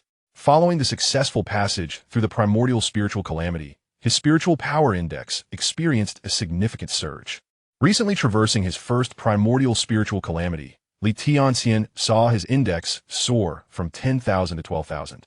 Although he has not yet fully harnessed this surge of 12,000 spiritual power, he can still manifest an output exceeding 10,000. Yet, with the enhancement of the Wind Spiritual Root and the Wind Spirit technique, the 3-kill effectiveness allows him to unleash a small tornado with a power surpassing 30,000. This exemplifies the essence of spiritual cultivation, a pinnacle of singular power eruption. Concurrently, as Tianxian released the Wind Spirit Tornado, Xuan followed closely behind. His own radiance flared anew, shooting forth a blinding beam of light. His spiritual power index reached 13,000. With a technique coefficient of 2 kills, Xuan, like Tianxian, successfully navigated his first primordial spiritual calamity and achieved the status of Spirit Envoy. After traversing the first tribulation of the primordial spirit, his spiritual power index surged beyond that of Tianxian, skyrocketing from 10,000 to 13,000. Prior to this, Tianxian had noted a peculiar phenomenon. Jiang's rate of absorbing primordial energy to enhance his spiritual power was somewhat swifter than his own. Before achieving the status of a spirit master, he could only attribute this phenomenon to innate talent in cultivation. However, upon attaining the title of spirit master, coinciding with his passage through the primordial spirit tribulation, he experienced an epiphany akin to the enlightening moments found in certain novels, gaining insights reminiscent of ancestral memories. He learned that the speed of spiritual cultivation is intrinsically linked to the grade of their awakened spiritual roots. Spiritual roots are categorized into 5 grades, ranked from lowest to highest as yellow, profound, earth, heaven, and immortal. He awakened a heavenly grade wind spiritual root, while Jiang awakened an immortal grade light spiritual root. It was precisely due to the disparity in spiritual root grades that, after both had traversed the primordial spirit tribulation, Jiang ultimately surpassed him, achieving a higher spiritual power index. Moreover, the grade of the spiritual root significantly influences the amplification of spiritual power. The coefficients for enhancing spiritual techniques increase incrementally with the grade of the spiritual root, starting from 1 for yellow to 5 for immortal. This represents a 5-fold difference in potency. However, awakening an immortal grade spiritual root does not immediately grant one the ability to unleash the full quintuple coefficient. This represents the upper limit. The actual output must also consider the spiritual cultivator's level of spiritual power before breaking through to the status of a spirit master. The highest potential of a spiritual root can only manifest as a single strike, which corresponds to the inherent might of the spiritual power index itself. Once the practitioner ascends to the rank of spirit master, the amplification from the spiritual root can reach 2 strikes, effectively doubling the potency of the spiritual power index. Presently, Jiang has indeed broken through to the status of spirit master, and with the support of his immortal grade light spiritual root, his coefficient for spiritual techniques achieves 2 strikes. The same applies to Tianxian, having also attained the rank of spirit master, bolstered by his heavenly grade wind spiritual root. His coefficient for spiritual techniques reaches 2 strikes as well. Here, his coefficient for spiritual techniques attains 3 strikes, as he has independently mastered the yellow grade wind technique. The Wind Spirit Tornado. Spiritual techniques, like spiritual roots, are also divided into 5 grades. The yellow grade wind technique can amplify the potency of spiritual power. Thus, based on the 2 strikes of the heavenly grade wind spiritual root, adding 1 from the spiritual technique results in a total of 3 strikes. In essence, the coefficient for spiritual techniques is determined by the combination of both the spiritual root and the spiritual technique. Tianxian's mastery of the yellow grade wind technique accounts for 1 strike, while the enhancement from his heavenly grade wind spiritual root contributes another, culminating in a total coefficient of 3 strikes. Conversely, Jiang, lacking knowledge of the light technique, relies solely on the enhancement from his immortal grade light spiritual root, resulting in a final coefficient of 2 strikes. At first glance, it may appear that both Tianxian's heavenly grade wind spiritual root and Jiang's immortal grade light spiritual root yield the same enhancement, suggesting that the grade of the spiritual root is inconsequential. However, this is a misinterpretation. The grade of the spiritual root determines the upper limit. Were a practitioner to possess only a yellow grade spiritual root, even though he has ascended to the rank of spirit envoy, the enhancement of the yellow grade spiritual root to spiritual power's might is limited to 1, and cannot reach 2. Only those whose spiritual root is of the mysterious grade or higher can achieve a twofold enhancement upon breaking through to Spirit Envoy. Similarly, after advancing to Spirit King, a yellow grade spiritual root can only achieve a one-fold enhancement, while a mysterious grade spiritual root can attain 2. Only those with an earth grade spiritual root or above can reach 3, and so forth. The current situation merely stems from Li Tianxian and Ji Yang possessing too low a level of spiritual power, coupled with their excessively high spiritual root grades, resulting in an appearance of negligible difference. To return to the main point, although Ji Yang may not wield light spiritual techniques, he possesses an impressive spiritual power index of 13,000. Under the second tier of the killing spiritual technique granted by the celestial grade light spiritual root, the blinding pillar of light can unleash a terrifying might of approximately 24,000. In an instant, the wind spirit tornado ravaged and danced while the blinding pillar shot forth, all aimed at the monstrous corpse, Wu Kai. However, as formidable as the combined efforts of Li Tianxian and Ji Yang may be, they still fall short before the might of Wu Kai. With a ferocious roar, Wu Kai faced the onslaught, capable of obliterating a horde of zombies with his tornadoes and beams of light. His muscles bulged, summoning forth a torrential wave of corpse energy as he unleashed a powerful punch. With a corpse power index of 20,000, a brute strength index of 20,000, and a defensive index of 20,000, the perfect amalgamation of these two forces allowed Wu Kai to deliver a punch with a staggering might of 40,000. In a resounding clash, the wind spirit tornado was obliterated by the onslaught of the corpse energy-infused fist. Although the subsequent blinding pillar of light managed to mitigate the diminished impact of the corpse punch, enveloping Wu Kai in a radiant glow, he trembled slightly, only to have the luminous aura dissipate in an instant, leaving him unscathed. This is futile. We cannot continue like this. We must retreat. Li Tianxian declared as another attack was effortlessly absorbed by Wu Kai. He was no longer inclined to persist. While their combined efforts could indeed withstand Wu Kai's assaults, they were expending tremendous energy, whereas he merely employed basic attacks. The disparity in consumption was simply insurmountable. If this continued, they would soon find themselves bereft of the strength to escape. Yet, as Li Tianxian and Ji Yang contemplated flight, Wu Kai was relentless, launching another punch towards them. With a thunderous impact, he created a deep crater in the ground. Fortunately, Li Tianxian and Ji Yang had evaded in time, avoiding being trapped within the chasm. Duanmu, Senior Sister Yi, we must act quickly to hold him off. Otherwise, none of us will be able to escape. Li Tianxian urgea, his expression reflecting the gravity of the situation as he beckoned Duanmu Zhaohan and Yi Qingran to intervene. TSK, Duanmu Zhaohan clicked his tongue in frustration. Without defeating Wu Kai, acquiring resources from the supermarket would be impossible, rendering their efforts futile and deeply unsatisfying. Nevertheless, despite his irritation, his actions remained unceasing. Frost crystals erupted around him, surging towards the frozen corpse of Wu Kai. Combat Power Index, 9,000. Magic Power Index, 7,000. Each awakened individual begins their journey from a different baseline. Although Mo Xian, leveraging the experience from his past life, possesses strength that surpasses the majority of awakened beings, he is not alone in this apocalyptic world teeming with prodigies. He has yet to achieve an insurmountable lead over all other awakened individuals. It is noteworthy that Mo Xian's initial elemental force, derived from his physical attributes, is 4,000. However, only 2,000 of this was initially converted into combat power, while the remaining 2,000 transformed into magic power. Thus, Mo Xian elevated his combat power index from 2,000 to 7,000, concurrently enhancing the 2,000 of his shadow abilities magic power index to 7,000 as well. Additionally, he must invest time to perfectly master the surging power and to integrate the techniques of combining 2 or even 3 types of powers, which requires more time than the average awakened person. Given his current prowess, Mo Xian's rate of improvement has indeed surpassed many awakened individuals. But this does not imply he outstrips them all. Duanmu Zhaohan, a senior student, regularly engages in physical training. Although his initial elemental force does not reach the 6,000 of Wu Kai, a sports major, he possesses a commendable 5,000, akin to Li Tianxian. Upon successfully converting his combat power, he awakened his ice abilities ahead of time, boasting an initial combat power index of 5,000 and a corresponding magic power index of 5,000 for his ice abilities.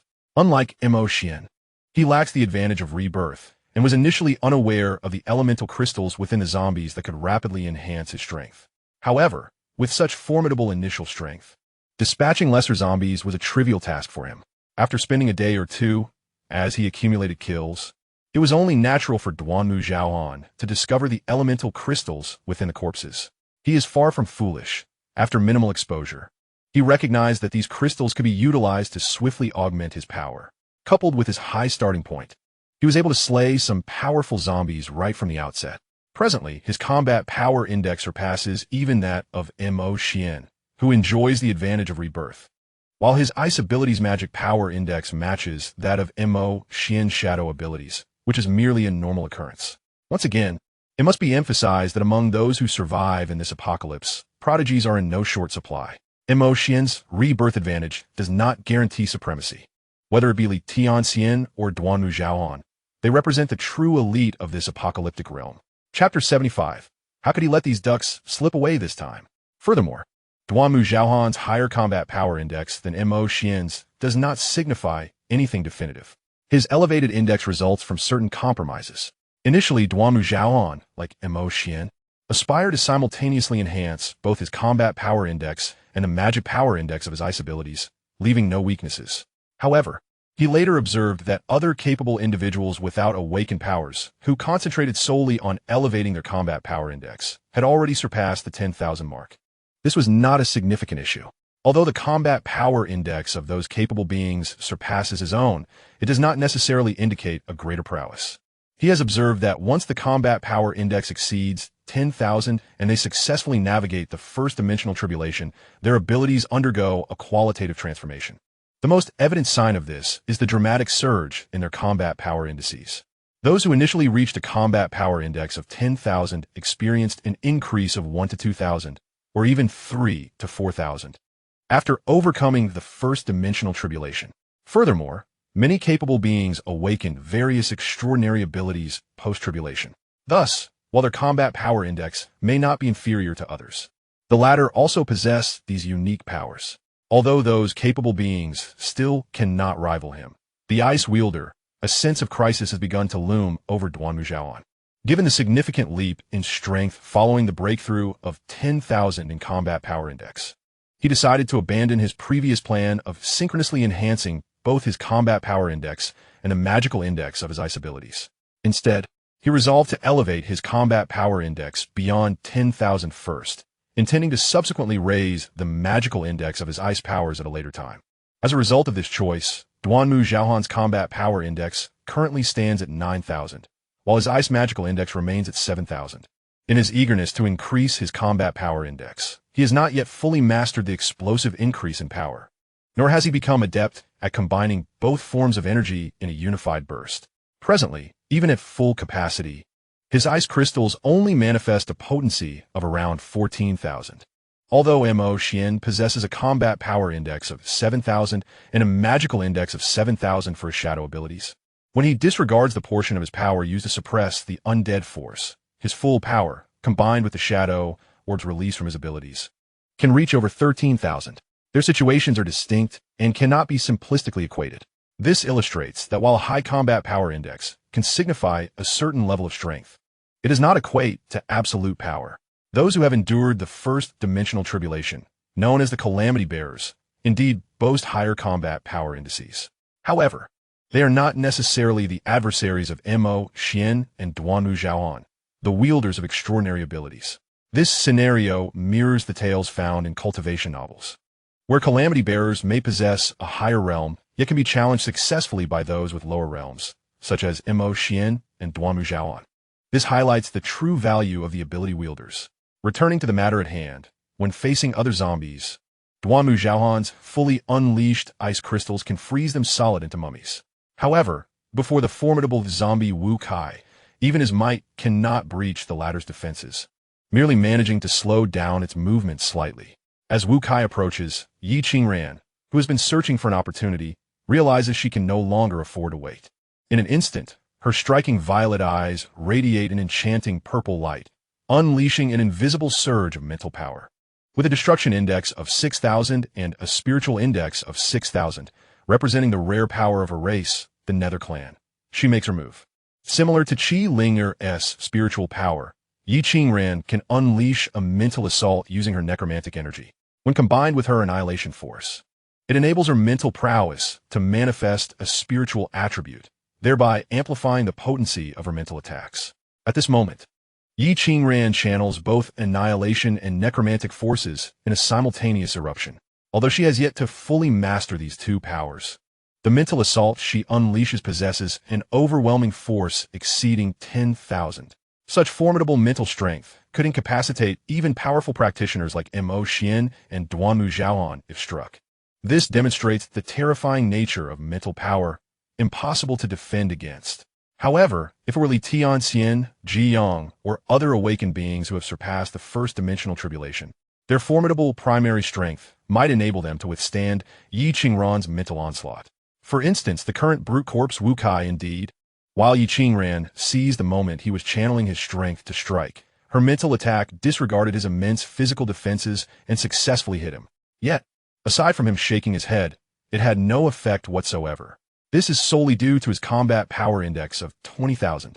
Wu Kai merely relied on the powerful corpse strength and brute force he possessed, not utilizing his potential as an adept. Yet he still managed to resist the combined assault of Li Tianxian and the others. While Yi Qingran's attack, exceeding 10,000, is undeniably powerful, the towering mountain of his combat power index, at 20,000, is insurmountable for her. Run. My mental power has no effect on him. A sense of despair washed over Yi Qingran as she realized her spiritual force bore no fruit. Initially, she had hoped that even if she couldn't subdue Wu Kai like she did with the zombies, she could at least disrupt his mind, impairing his ability to act.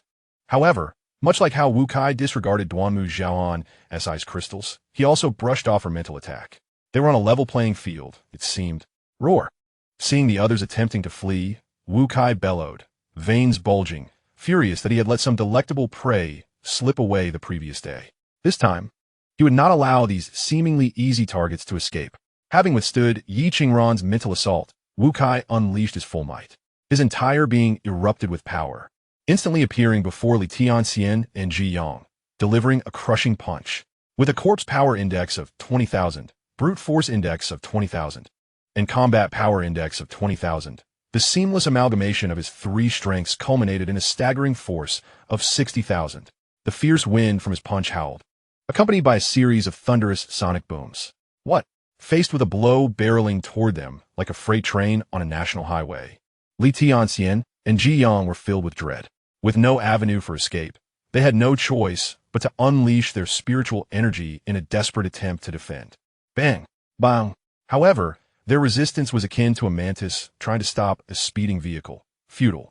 In an instant, they were violently hurled away by the monstrous corpse of Wu Kai, only coming to a halt when they collided with the wall of a nearby supermarket. Bloodied and battered, one of them collapsed against the wall with a thud, succumbing to unconsciousness. It was only thanks to their timely release of spiritual energy that they managed to withstand Wu Kai's full-force punch. Otherwise, they would not merely have been knocked down. They would have been obliterated into a mist of blood, leaving no trace behind. Chapter 76, The Strike. Gasp! As Wu Kai broke free from his icy prison and sent both Li Tianxian and Ji Yang sprawling, Duanmu Zhaoan's pupils constricted in shock. If they had fallen to such a blow, what fate awaited him if he were to receive a punch? He would surely be reduced to nothing but remnants. Senior Yi, let's split up. Our survival now hinges upon luck. Duanmu Zhaoan exclaimed to Yi Qingran before making his move to flee in another direction. Given Wu Kai's speed, their only hope for survival lay in their separation. However, just as Duanmu Zhaoan was about to abandon Yi Qingran in his desperate bid to escape, an unexpected turn of events unfolded. In a moment when Wu Kai unleashed his full power to send Li Tianxian and Ji Yang tumbling, a figure emerged from the shadows of the collapsing building behind him. This figure was none other than Mo Xian, who had been lurking in the darkness, waiting for the opportune moment. At that instant, Wu Kai had just unleashed his full force, leaving a brief window of vulnerability. With shadows erupting around him, Mo Xian brandished a police baton that had transformed into a spectral sword. Without a moment's hesitation, he aimed a shadow-infused strike at Wu Kai's vital neck. Combat Power Index, 7,000. Magical Power Index, 7,000. Physical Power Index, 7,000. Recovery Index, 2000. In the next moment, the shadow sword strike mirrored a reflective surface, dividing into two, morphing from a singular arc into an intersecting cross of sword energy. In that very instant, Wu Kai sensed the impending danger. Yet, he was unable to recalibrate his strength in time. Instinctively, he attempted to evade the attack, but how could Mo Xian's meticulously prepared strike be so easily dodged? Ultimately, Wu Kai managed to avoid the fatal blow to his neck, but the cross-shaped energy still struck his left chest, cleaving through flesh and bone. Swoosh splat. The sound of flesh tearing echoed as Wu Kai's left arm, along with the left side of his chest, was severed, creating a gaping wound from which dark blood poured forth. What?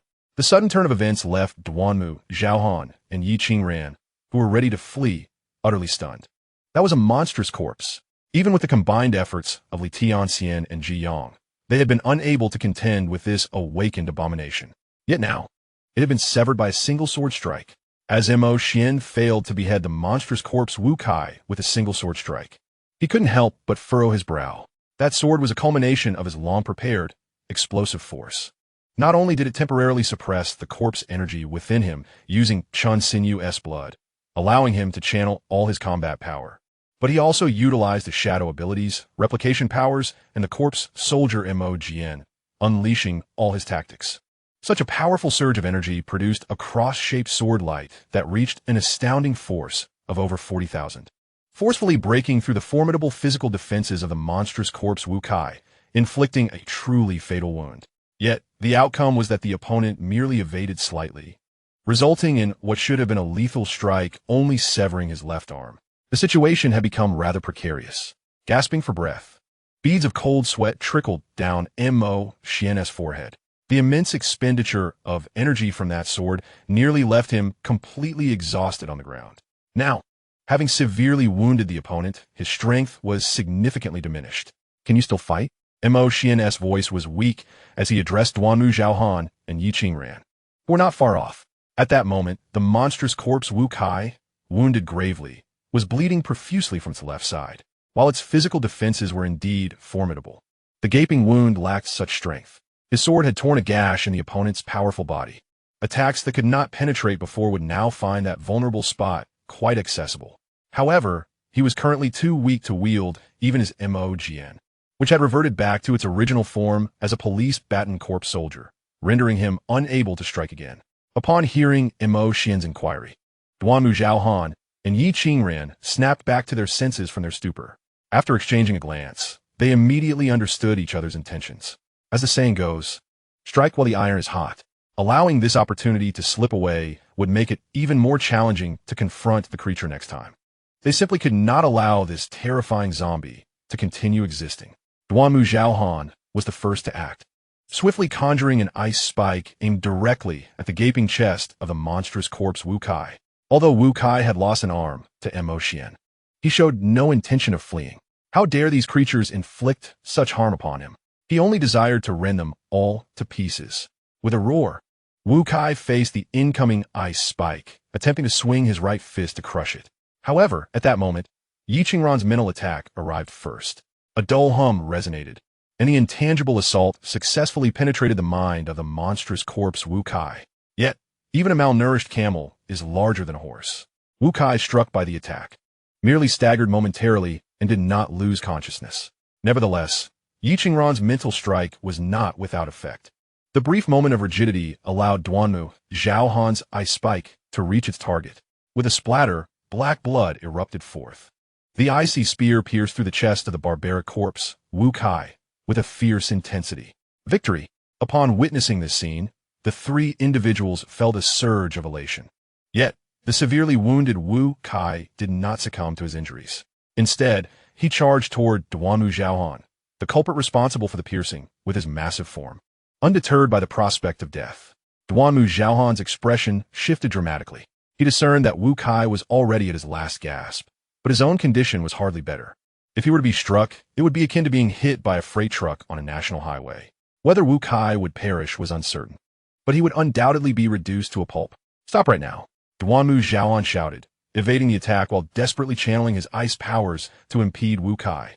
However, the formidable inertia was beyond the capability of any single individual to halt. After a brief struggle, Yuan could not evade in time and was hurled away by the barbaric corpse, which was spewing black blood. He crashed into several shelves before finally colliding with a wall, rendered incapable of rising again, much like Tianxian and Jiang, roaring in triumph. Wu Kai struggled to rise once more. Even in such a battered state, he could unleash such formidable power. His vitality was astonishingly resilient. As Wu Kai turned his attention toward her, Yi Qingren hastily summoned her necromantic power, aiming to pin him down before he could reach her. She was acutely aware that she was not Yuan. With a combat power index of 9,000, his physical prowess was considerably superior. Moreover, his use of ice abilities had mitigated some of the force of the charge, preventing him from being obliterated by Wu Kai. In contrast, her destructive power index was merely 6,000, and her physical constitution was significantly weaker. If she did not preemptively employ a mental assault to subdue him, she risked being transformed into a mere pulp, devoid of any chance to recover.